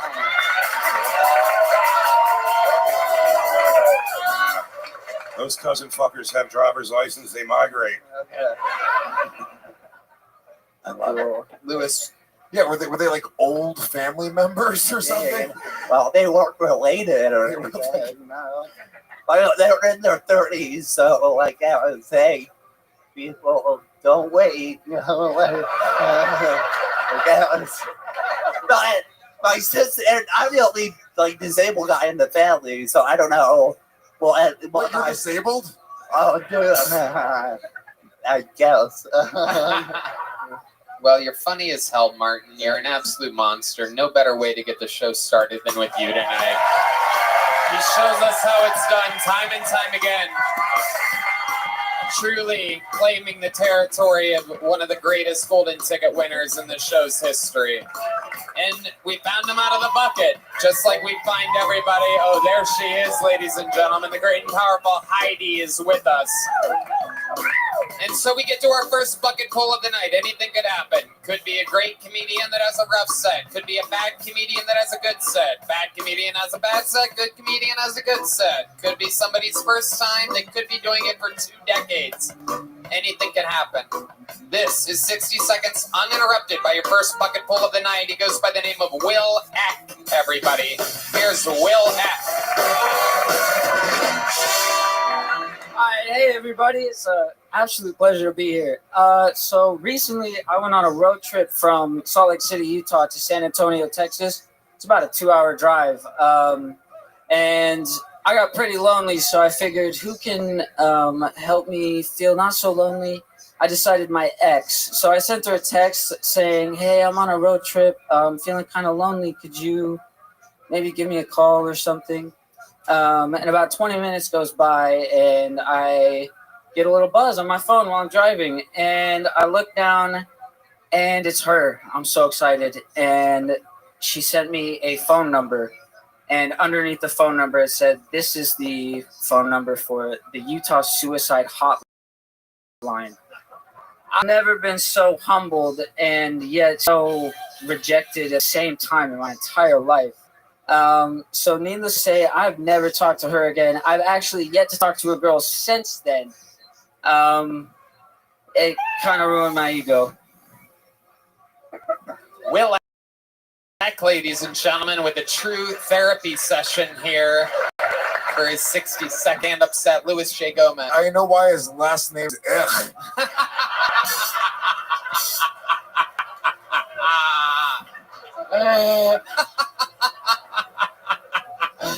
Oh my goodness. Will. Wow. Will is short for Willie ever have a punchline? Wow, Will. So let's talk about it. That was 60 seconds, and you made everybody kind of depressed. Somehow you seemed sadder and more pussyless than the shaky cerebral palsy guy that was up here before you wearing a barf shirt. And yet, here you are. Yes, sir. Absolutely incredible. What were your parents doing the night that they made you? That's the real question. My dad actually told me the night I was conceived. I didn't ask for it, but we were on a road trip, and he just told me straight up. He was like, you were conceived in your grandmother's basement. Wow, So, okay. There yeah. was mold in that basement. Yes, absolutely. Semen went airborne, caught a piece of mold, went near your mother's vagina with a mold on it. You are mold. And out came, Will Eck. Why is everything that you and your family do always on a road trip? What's happening here? Yeah, I don't know. Are you a homeless family? A little bit, yeah. We grew up pretty poor, actually, yeah. Okay, there you go. Where at? Salt Lake City, Utah. Okay. And why poor? What does your dad do? Well, my dad left when I was 8 years old, and so it's just my mom. Did you tell him a joke? No. You had a dad until 8, which is better than, I do believe, 3/5 of the panel here tonight. So you're not real pretty sure maybe Dave and Red Band are the only dad was in your life? Oh, no. Oh, okay. Oh, no, I did end up here. Right, exactly. Red Band's parents are still together. You could tell. They're still together. Oh, they're not? They're still alive. Oh, well. You don't know that your direct partner's parents aren't together? You guys got to talk more, man. Never. All right. So, Will, back to you. So, how long have you tried stand-up comedy? How many times? What are we doing here? This is actually my very first time. Okay. Yep. I could feel that. I was hoping for that. It felt that way. Yep. It's a relief to hear you say that. Thank you. Yeah, thank you. Is the story true? Yeah, the story is absolutely true. Yep, that actually happened. What made you drive from Salt Lake City to San Antonio? I was depressed. I was losing my mind. So depressed that you decided to just huff it to San Antonio. Damn straight, yeah. I fell in love with the NBA like pretty late in my life, and the San Antonio Spurs picked me, and I went all the way to San Antonio to watch a Spurs game. What? Yes, sir. So you went to a Spurs game? Yeah, by myself. More depressing, yeah. Really? Yes. What? First of all, you're too involved with your phone while you're driving. Yes. That might be the old person in me, but I kept hearing all these texts. I'm like, talk the text. Call the bitch, dude. For some of a fucking... Now, she really sent you the suicide hotline number. How long were you with this girl for? It's a year and a half. Year and a half. How did it... That's old. I know. I haven't talked to a girl since. Well, here you go. How did it end? How did it end where she was so ruthless to you when you're just being sweet on a road trip? Hey, I just need someone to talk to. It's me, Will X. Yeah. Well, obviously the hotline worked. He's here. Yeah, it's true. It's a redirect. The mothership is located at 320 East 6th Street. This is where they all come. Yeah. It's actually my fault. So I was like pretty young. I was like 19, 20 when I met her. And she was like starting to kind of talk about like moving in and getting like really serious. And I was like, I kind of just want to play video games and hang out with my boys. So that was your breakup line? I mean, not with those exact words. How old are you now? I'm 24. Okay. Yeah. So this is a while ago. Yeah, this was a while ago. Have you talked to her since? No. You said that you really haven't talked to a girl ever since. Yeah, so the road trip happened in about February. And yeah, so it's been about February that I've even tried to reach out to. It really destroyed me. I was really like, holy shit, am I depressed? It was this February, the road trip. Yeah. Do you live here now? I think he's gonna kill himself. I'm gonna try to help this young. Yeah, I actually got here. So my sister beat the shit out of me about a month ago. Okay. I am falling in love with you, Will. This is great. These are the kind of interviews I fucking love. To have one this early in the episode, I am just thrilled. It's my sister beat me that I couldn't go to ballet classes because my teachers would ask questions. I've been bulimic for 3 weeks now. Yeah. Still can't get into a two-piece without hating myself. Dude, I love it. Dude, quick piece of advice for your second comedy set. Yeah. Maybe lead with that. Okay. Yeah. Okay. Absolutely. Okay. How big is your sister? Yeah, she's taller than me by like 2 inches. She's a welder too. She weighs about probably 15 pounds heavier than me. Your sister is a welder? Yeah, she's a welder. Yeah. Oh shit. Yeah, she beat the fuck out of me. Yeah. Tell us how she beat you up. What are some of the things that she did? So basically, long story short, she's been making like a lot of bad life decisions. She's a welder, and I was like getting sick of it. You know, we tried everything. We tried therapy, meds. We tried.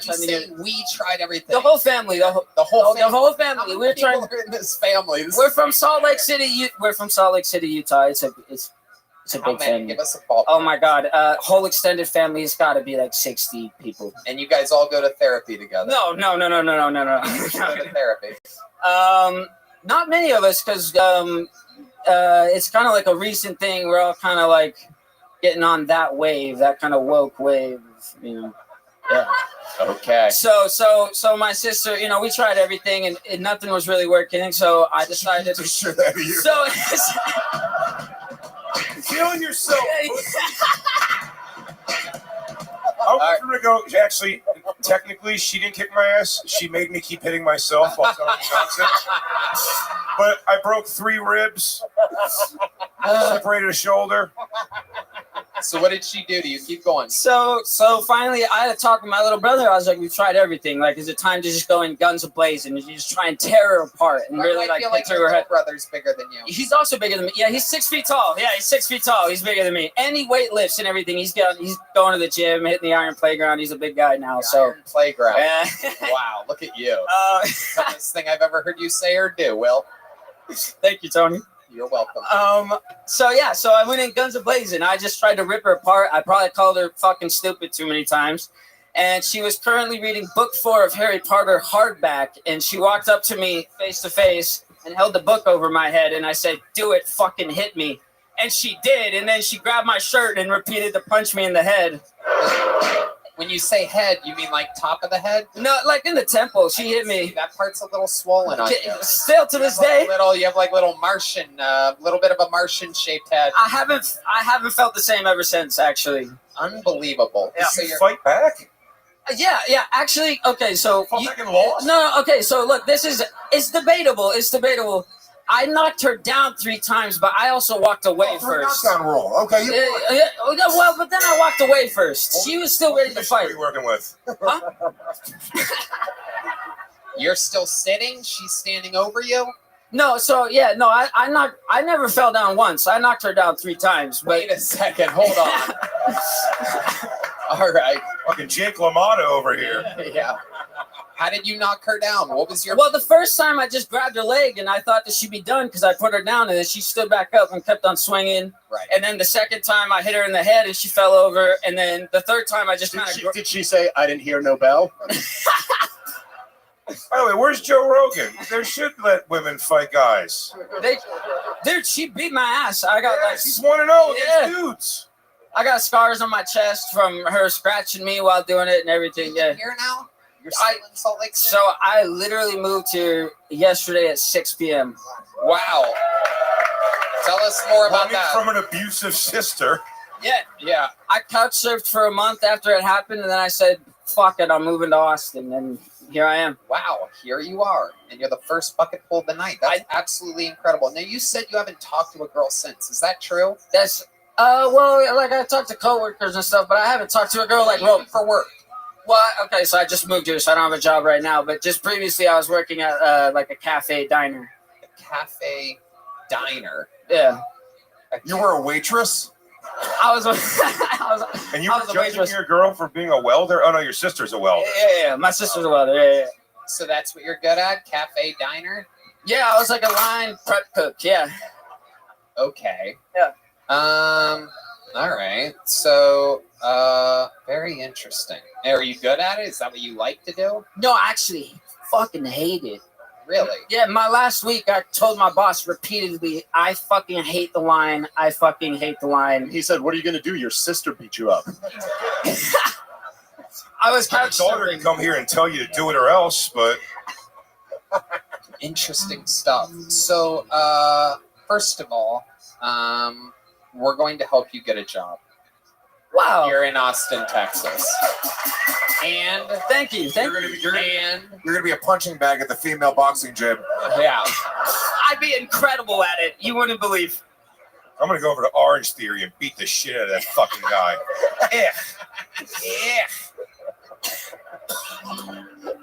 And on top of that, we are also going to get you tickets to a Spurs game.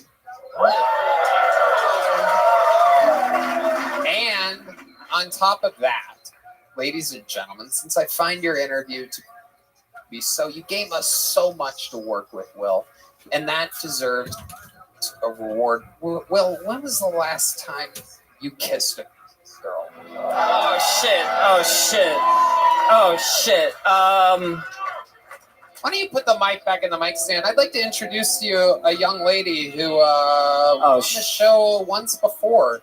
Ladies and gentlemen, this is a little segment that we call Kiss Me in the show's history, where a young buck that needs one gets one. And I'd like to reintroduce one of the most famous kissers of all time. Only kissed one boy on this show and took the internet by storm.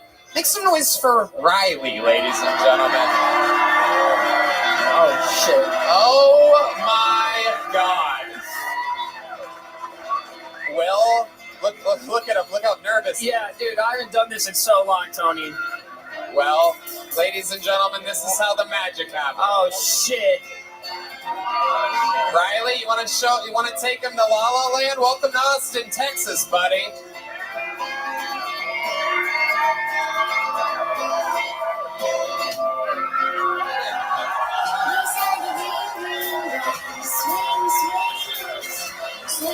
Wow, amazing. Oh man. Tony, how'd I do? How did I do? To her head. He's not used to not getting the shit beat out of him by a girl.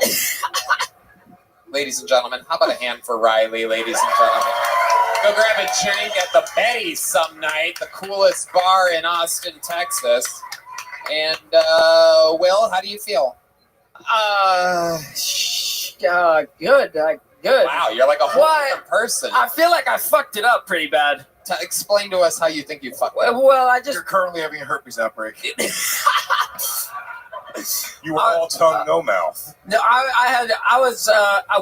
What did you try to do there? I didn't really get an angle at it. Yeah, well, I feel like I went slow. Like you said, I kind of grabbed the back of her head. I don't know if that's like game or not. I don't know if that's cool. Oh, you liked it?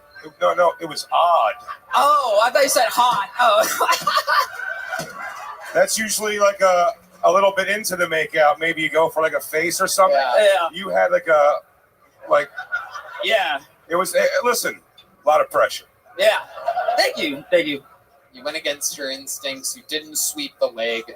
You went for the back of the head. Ladies and gentlemen, you know, normally a first set like that, you'd get a little joke book because you had 0 punchlines, but god damn it, you rocked the interview. Thank you. I love your style. And you have a lot of work to do, so here's a big joke book from the great Bonsai. There goes Willock, and like that, the show has begun. This is Kill Tony. Hey y'all, this podcast is sponsored by Talkspace. Indeed, it can be challenging to find and meet with a therapist that is the right fit. Talkspace is so accessible, from personalized treatment to meeting online, from anywhere to the ability to text your therapist at any time. Therapy can be costly, but Talkspace is affordable and in-network with most insurance providers. Most insured members have a $0 copay. Red Band. Tony, I love Talkspace. They truly care about providing mental health resources to those who need it. Talkspace, the leading virtual therapy provider, makes getting the help you need easy, accessible, and affordable. You can easily sign up online and get paired with a licensed provider that's right for your needs, typically within 48 hours. You can also switch providers at no extra cost. Talkspace makes getting help convenient because you can take your appointments from the comfort and privacy of your own home. You can even talk it out between sessions by sending a message to your therapist. Talkspace provides personalized treatment for individuals, couples, the LGBTQIA plus community, veterans, and teens. As a listener of this podcast, you'll get $80 off your first month with Talkspace when you go to Talkspace.com/Tony and enter promo code SPACE80. To match with a licensed therapist today, go to Talkspace.com/Tony and enter promo code SPACE80. That's Talkspace.com/Tony, promo code SPACE80.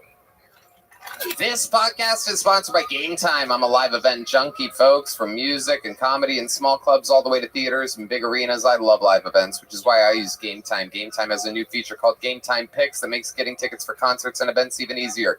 Game Time Picks filters out the fluff to show you only the incredible deals on the seats, on the greatest seats, so you don't have to waste time searching through thousands of tickets. Red Band. Tony, I love Game Time. They make buying tickets so easy and affordable. I just found a super deal with Game Time Picks for Deftones at the Moody Center. It's so easy to pick your seats, add them to your cart, and check out. I personally love the seat views before you buy, plus the lowest price guarantee. That is amazing, Red Band. With Game Time Picks, curation makes it easier to save more on sports, concerts, comedy, and theater. Plus, they're all in pricing, shows the total up front with no surprise fees at checkout. Game Time also has the best ticket coverage. Your purchase is covered with the most flexible customer service policy in the ticketing industry, so take the guesswork out of buying concert tickets with Game Time. Download the Game Time app, create an account, and use code KILLTONY for $20 off your first purchase. Terms apply. Again, create an account, redeem code KILLTONY for $20 off. That's why. Download Game Time today. What time is it? Game time. Your next bucket pool, ladies and gentlemen, we're going to meet them all together. Make some noise for Luke Stam, everybody. 60 seconds uninterrupted for Luke Stam.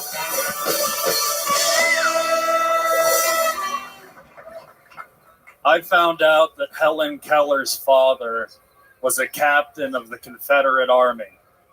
So I guess that bitch got what she had coming. Because if she could speak, she certainly would have said the N-word entirely too much. Then again, I'm not sure she had the capacity to be racist because she was also blind.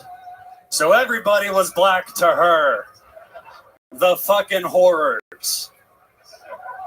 Listen, I think you'd be able to say all the slurs. We're just having fun. We're just goofing around. But there is one slur you should never say. And that's the N-word. Because if you do say it and you're not supposed to, they're going to start acting like one. And we don't need that kind of crime in our communities. I found out that the microwave oven was invented October 15th, 1945. That was a fucking close one. World War II ended a month prior. I'm just glad that housewives caught on to the microwave before Hitler did. Because the only thing worse than a quicker genocide is one that's still cold in the center when you're done with it. Wow. Luke Stam coming in hot.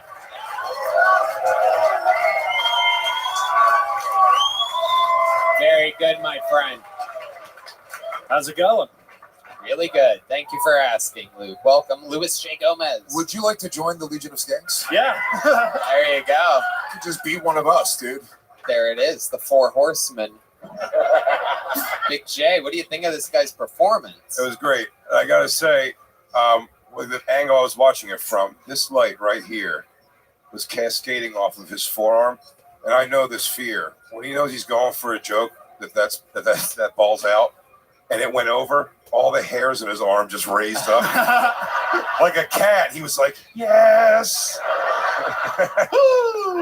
It's like banging heroin telling jokes like that because you don't know if it's going to work well or not. I wish your mustache would have straightened. Fuck yeah, me too. Absolutely incredible performance. I didn't realize Roseanne got pregnant by Ron Jeremy 30 years ago.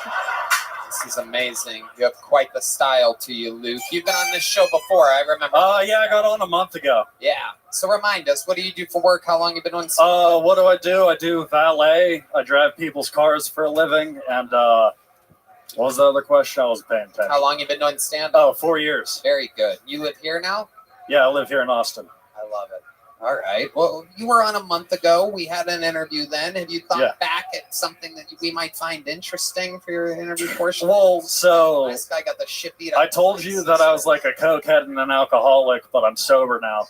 And before the episode came out, I called my mother and told her all that, and like that was just the end of that. We didn't talk about it. What do you mean? Oh, I just told her that I was a cokehead because I was worried that she was going to see it. Oh, I thought she was pissed off you quit. No. That's what it sounded like. Yeah. Okay, so that was the end of that. Yeah. Okay. It didn't really go anywhere. Okay. I thought I was like doing a good thing, like I'm sober now, Mom. I love you, and then she's like, okay. I kind of, if I ended up being in a bathroom doing cocaine with you, that would be the literal rock bottom of my life. Oh yeah. I think you've done cocaine in the bathroom at me in Colorado. Have I done cocaine? You came to my local club and did it. Did I really? Yeah.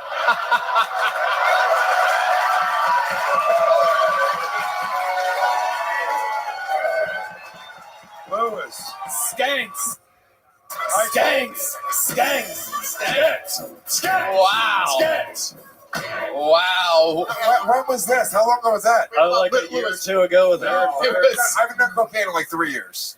Which club was this? Oh, Looney's Comedy Corner, Colorado Springs. Never been to Looney's Comedy. You went there with Aaron Berg and Zach. You did tour with Aaron Berg.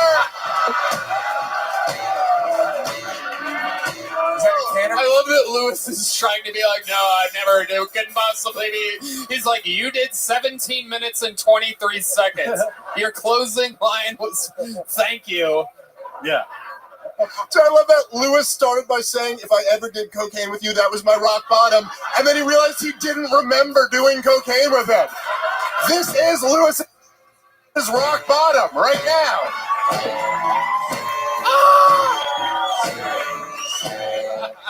Holy shit. Unbelievable. You literally can't make it up. That is amazing. Wow. What's the name of that comedy club? Looney's Comedy Corner. Where is that? It's in Colorado Springs. Wow.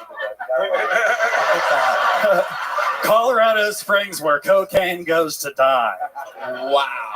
Unbelievable. I've seen him eat another man's kidney stone, but doing coke with this guy in a bathroom in Colorado Springs at a place called the Looney Corner really is.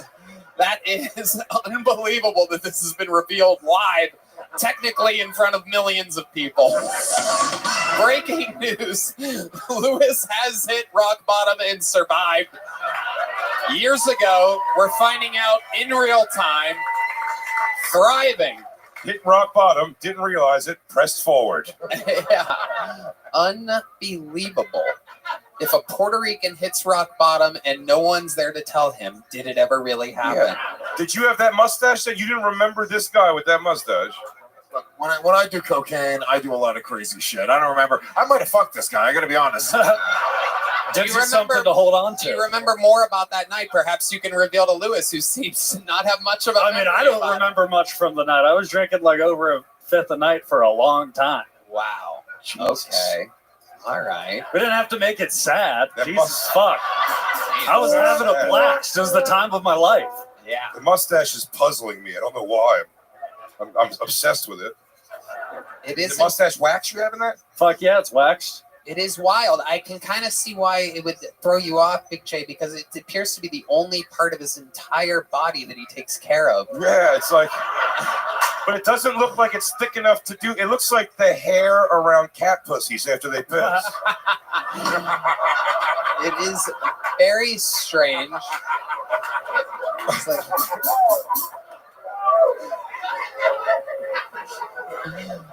it is absolutely incredible. You have quite the style, Luke Stam.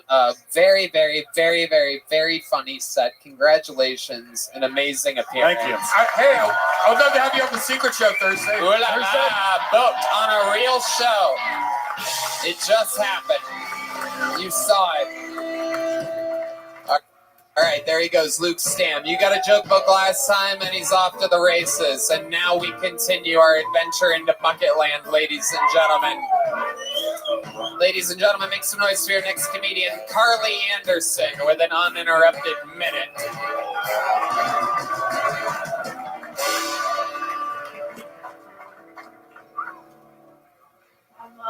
I'm very socially awkward.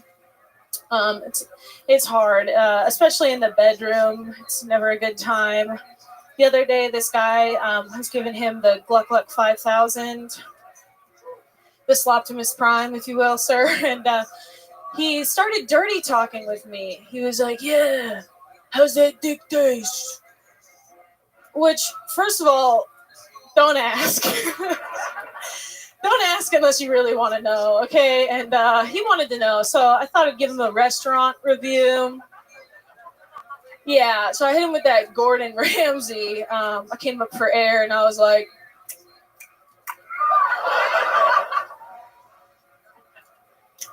"No. Too much cheddar." Back to the kitchen! And he blocked me, so that's it. All right, thank you.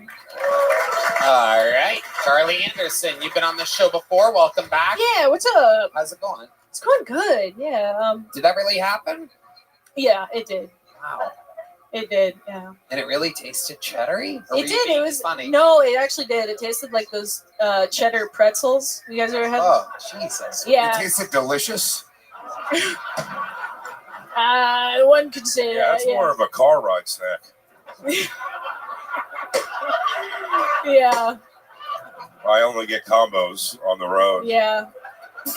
Less salty, more cheesy than I would have preferred. If there's ever cheese, and I'll say this as a guy, stop.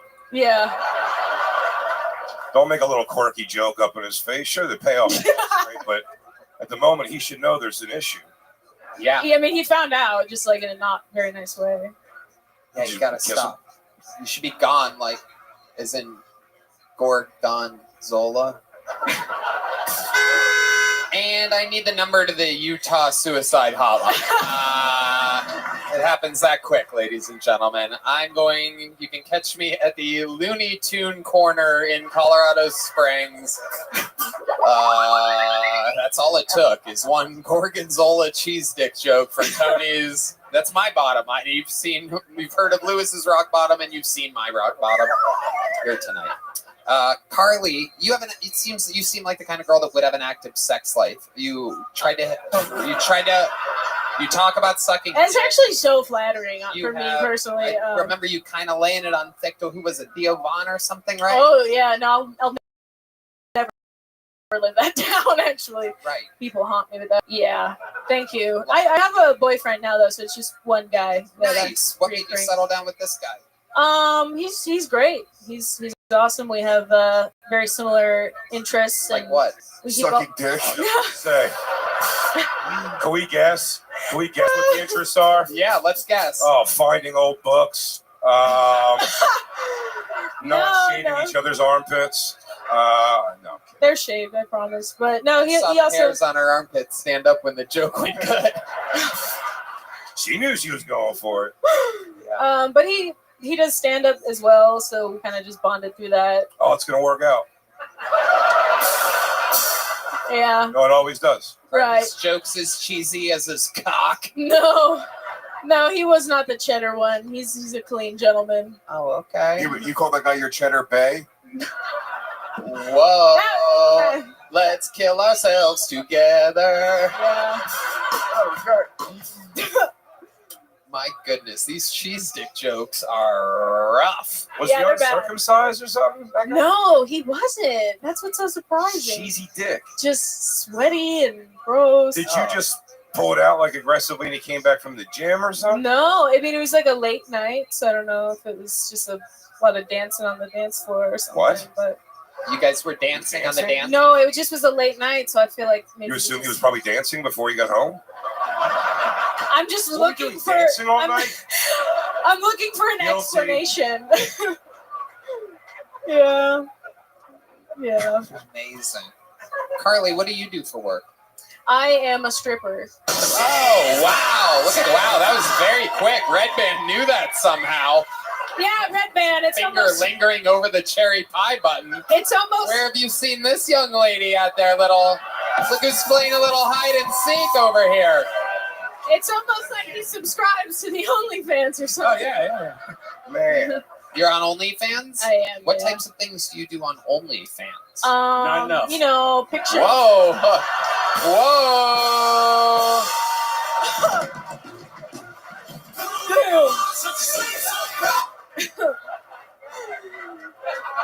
Shit. A stripper is a funny thing to be when you start by saying, I'm socially awkward. Like, he goes, yeah. I'm sorry. He goes, I'm weird about meeting people. I don't make very good money with my personality. To be honest with you. Sorry if I'm weird with conversation. Split gash. Sorry. No, Mike, everything important's down here. Oh God. Yeah, I'm very bad at the job.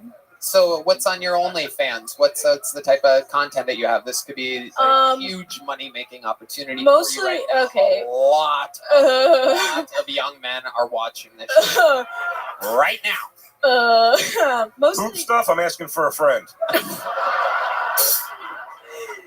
I do customs if you're wondering. No, I do a lot of pole dancing videos. I take a lot of pride in that. It's actually very hard. And By the way, guys hate pole dancing. We don't Guys give a hate- shit at all about it. Oh, okay. Yeah, we just want you to lie on the floor and cry and Oh, okay. Yeah, if you could, while you're getting Okay. naked or dildoing yourself, say things like, I have to do this to get my kids back from the government. I don't show my vagina on OnlyFans. I won't do that. No. Somewhere in the back, her dad was clapping. I did. Yeah. I just lost all future subscribers. Awesome. Yeah. No, I don't. I don't show my vagina. but you might one day subscribe and we'll see. Do you No. hate money? What's the craziest thing you've done on your OnlyFans? Like, what's the one where you're like, okay, I'll go to this next level and we'll see how much money I. I had one guy maybe like a year ago that paid me to get on like a Zoom call with him, and I just watched him jerk off in like a Zoom meeting. Wow. Yeah. It was Skype, by the way. Yeah. Yeah. Oh my goodness. Yeah, and it was small, by the way, too. Wow. Did you just watch? You just watched? No, I just watched. I just watched. No, I just watched and was like, nice, man. Is that good for you? That is so interesting to me. I don't understand what the appeal is. Right, I don't get it. It's weird. Why would you watching that make him excited? How lonely of it was his name? Will Eck by any chance? He's going through something. No, his name was Brian Redband. There you go. There you go. There's no vagina. You might like it, Tony. Oh my goodness, that's right. That is true. Red band.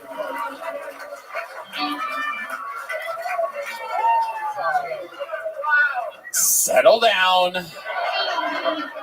Settle down. Settle down. All right. Wow.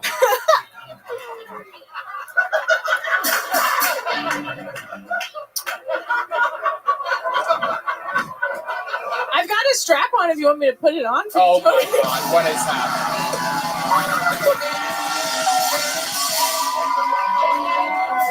How much would that cost exactly? For you, $2,000. Whoa! All right. Yeah. Good news is you're going to a Spurs game with a lonely boy. Lonely boy. Obviously, I would love to have you on the Secret Show Thursday. Oh, great. Obviously, I would love to have you on the Secret Show. Great. All right, Carly, great stuff. You already have a joke book. I do. You just made a bunch of money on OnlyFans. Cool. Congratulations. Thank you. There she goes Carly Anderson, everybody. Vaginaless OnlyFans. What a dream. All right. Ladies and gentlemen, we've come to that time to where it is indeed time for Irregular, a brand new minute from somebody that you have watched absolutely thrive. One of the greatest regulars in the history of the show. Make some noise for the great and powerful Cam Patterson, everybody.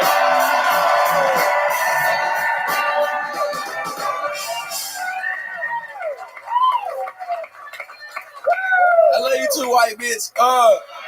Good. I was just in Reading, Pennsylvania. That place is terrible. Don't woo for that. Don't woo for that. That place is god awful, nigga. I hate that place so much.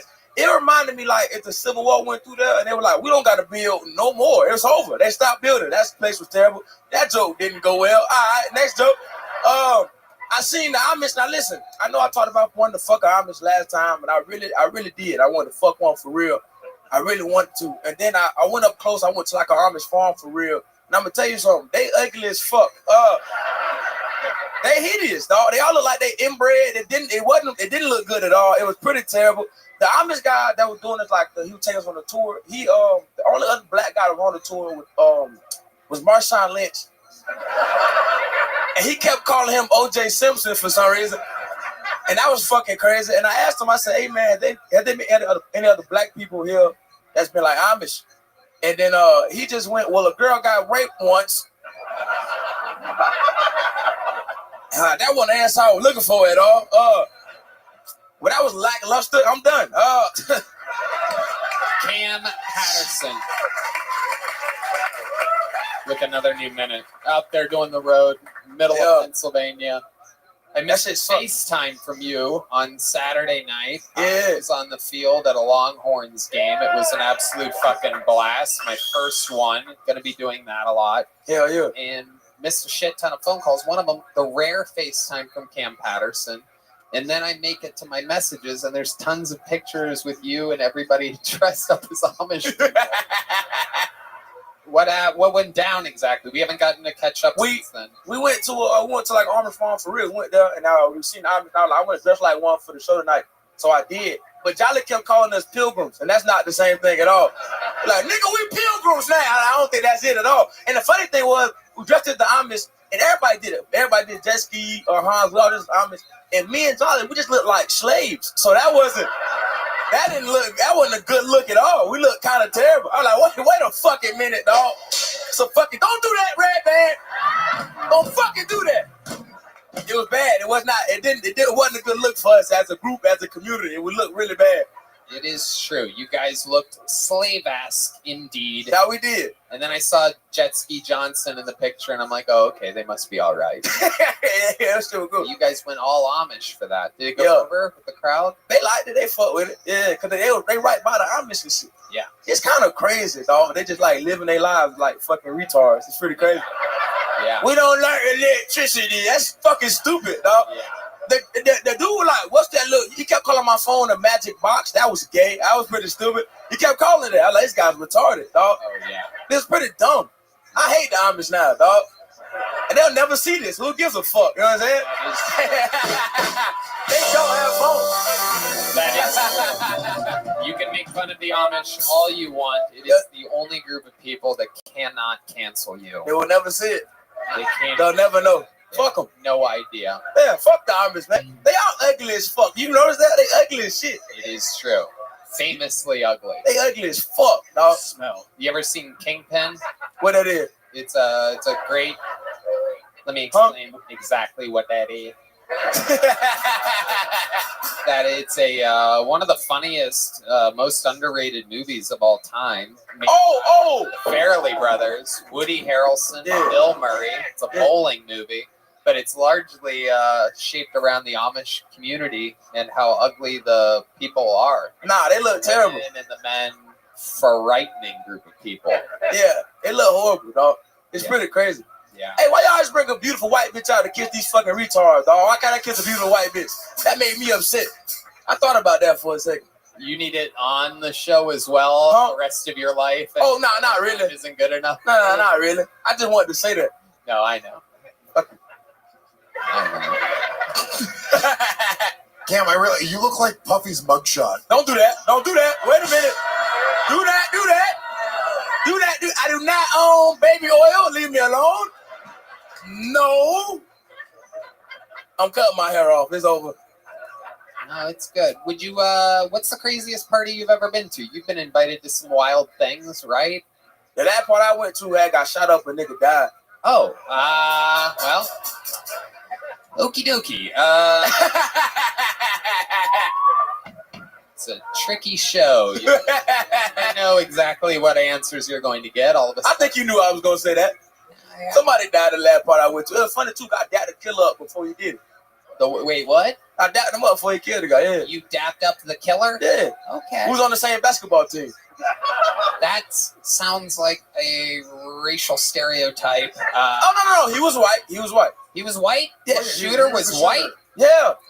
Oh, wow. It must have been like a rifle? Nah, he was... Was your party in a school? Was it weird seeing a guy shoot somebody properly holding the gun? You must have... All you guys must have been like, why is he holding it sideways?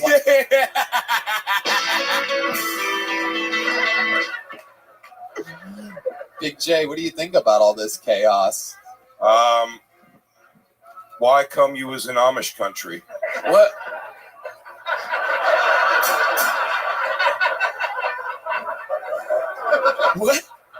What? Why come you was an Amish country? This how I sound to people? What? Why am you was... What are you trying to say to me right now? In Amish country? Lewis, how do I tell him? He wants to know what you is be doing in the Amish country. Oh! Baking soda! Well, no.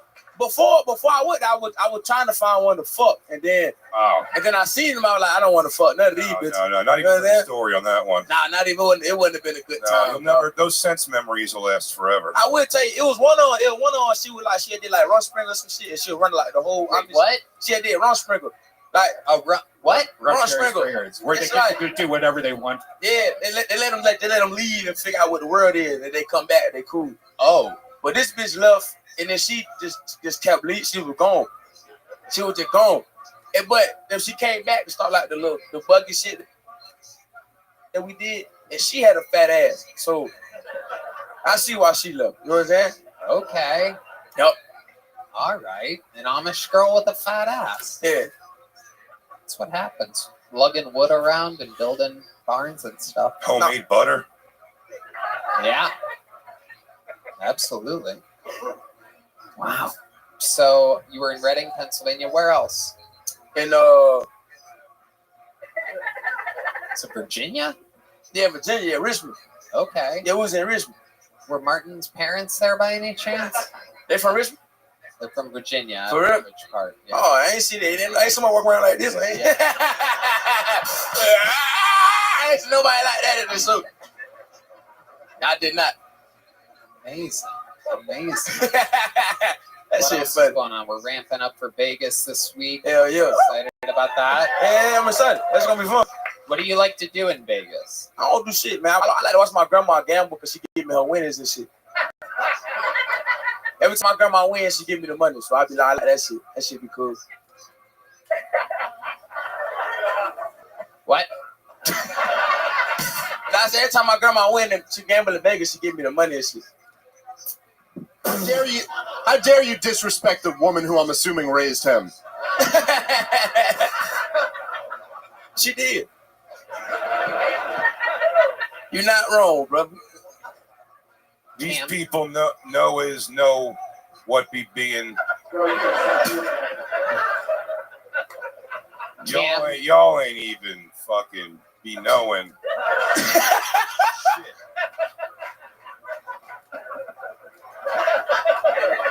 No cap.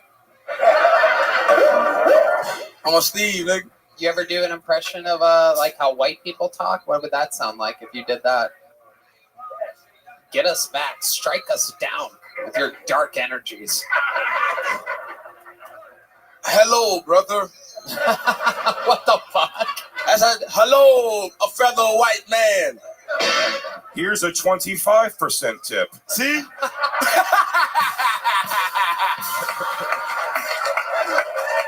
Cam Patterson, the legend. We love him. You know him. He did it again. Another new minute. Another great interview. Pure charisma, star power. It's all going down. Hey, y'all. This podcast is sponsored by ZipRecruiter. According to research, a major challenge that many employers face is the pressure to hire quickly, and it's a tough hurdle to overcome because it's so time-consuming to search for great candidates and sort through applications. Well, if you're an employer who can relate, I have one question for you. Have you tried ZipRecruiter? ZipRecruiter has figured out how to solve this very problem. In fact, 4 out of 5 employers who post on ZipRecruiter get a quality candidate within the first day. And right now, you can try ZipRecruiter for free at ZipRecruiter.com/KillTony or at Dan. Tony, I love ZipRecruiter. Did you know ZipRecruiter is the hiring site employers prefer the most based on G2? No, I didn't know that. Here's another question. How fast does ZipRecruiter's smart technology start showing you your job to qualified candidates? I think immediately. The answer is immediately. How did you know that? I'm right again. You can also invite top candidates for your job to apply to encourage them to apply sooner. We have the greatest team in the world. It's just incredible here, Red Band. And I found all of these people, including Joe White at 185 years old, on ZipRecruiter. Let ZipRecruiter speed up your hiring. See for yourself. Just go to ZipRecruiter.com/KillTony right now to try it for free. That's the same price as a genuine smile from a stranger, a picture-perfect sunset, or a cute dog running up to you and licking your hand. Again, it's free. That's ZipRecruiter.com/KillTony. ZipRecruiter, the smartest way to hire.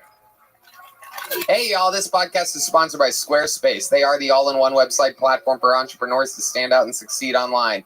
Whether you're just starting out or managing a growing brand, Squarespace makes it so incredibly easy to create a beautiful website, engage with your audience, and sell anything. From products to content to time, all in one place, all on your terms. Red Band. Tony, I love Squarespace. It's by far the best website designer out there. Start a completely personalized website with the new guided design system from Squarespace Blueprint. Choose from professionally curated layout and styling options to build a unique presence from the ground up, tailored to your brand or business and optimized for every device. Easily launch your website and get discovered fast with integrated, optimized SEO tools so you show up more often to more people and grow the way you want. That's right, Red Band. Make checkout seamless for your customers with simple but powerful payment tools. Accepts credit cards, PayPal, and Apple Pay. And in eligible countries, offer customers the option to buy now and pay later with Afterpay and ClearPay. Kickstarter update written content on any website, product description, or email with Squarespace AI, generating instant personalized results that know and show your brand identity. Explain what your site is about. Choose your tone and enter what you need to get short or long form text. No matter the placement, Squarespace AI makes it easier to go live, stand out, and succeed online. So head to squarespace.com for a free trial. And when you're ready to launch, go to squarespace.com/KillTony to save 10% off your first purchase on a website or domain. All right, back to the bucket we go. You guys still having fun out there? Here we go. Make some noise for your next comedian. 60 seconds from ya boy Cheech. Ya boy Cheech.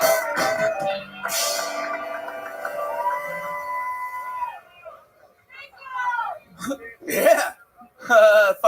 So I've been doing so many music festivals, and I'm telling you this.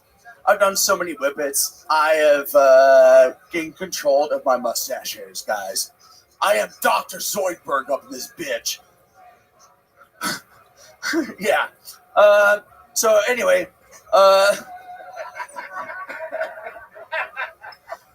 anyway, shut the fuck up.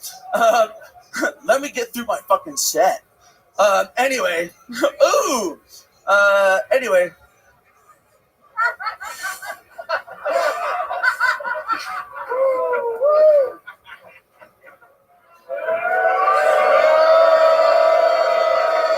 So here's an impersonation for you.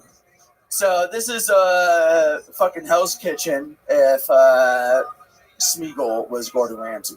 I brought the taters for you, sir. Taters? Are these taters for you, sir? All right, the bear was eager to come out on that one. Yeah, boy, Cheech. When your boy is written into the actual name of the character, you can almost tell, right? It's almost like, well, they'll like this because, like, I'm telling them that I'm their boy. But nobody, I think, wants to claim you, Cheech. I know. Here you are. Wow. That's as bad as it gets. If you're wondering, you lost place of your set. You didn't know what to do next, so you started repeating back noises and things that you were hearing. Yeah, no, it was bad. It was horrible. Panicked. You scrambled there. Totally. Yes. Absolutely. How long you been doing stand-up for, you 3 boy, years. Cheech? No. 3 years. Where at? Shut. So for the past 11 months, I've been going city to city. City to city. Yes. Okay. And yeah, I panic. Yeah. For sure. So when you go city to city, who's booking these shows? How are you? No, I've been doing open mics.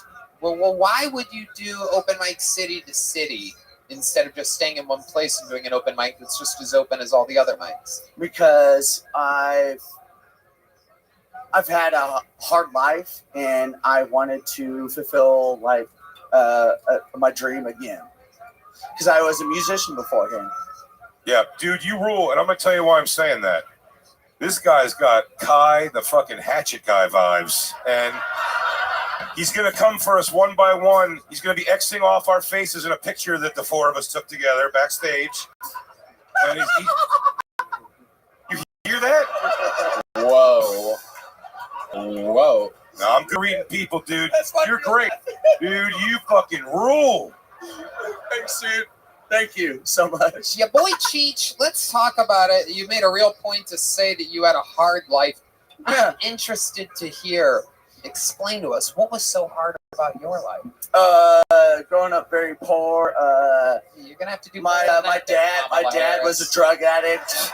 I was raised in a lower middle class family. Yeah. You can do better than poor. What's so hard about your life? Abuse. Yeah. What kind? My dad was a drug addict and a very hard drinker. Okay. And so like he would come home and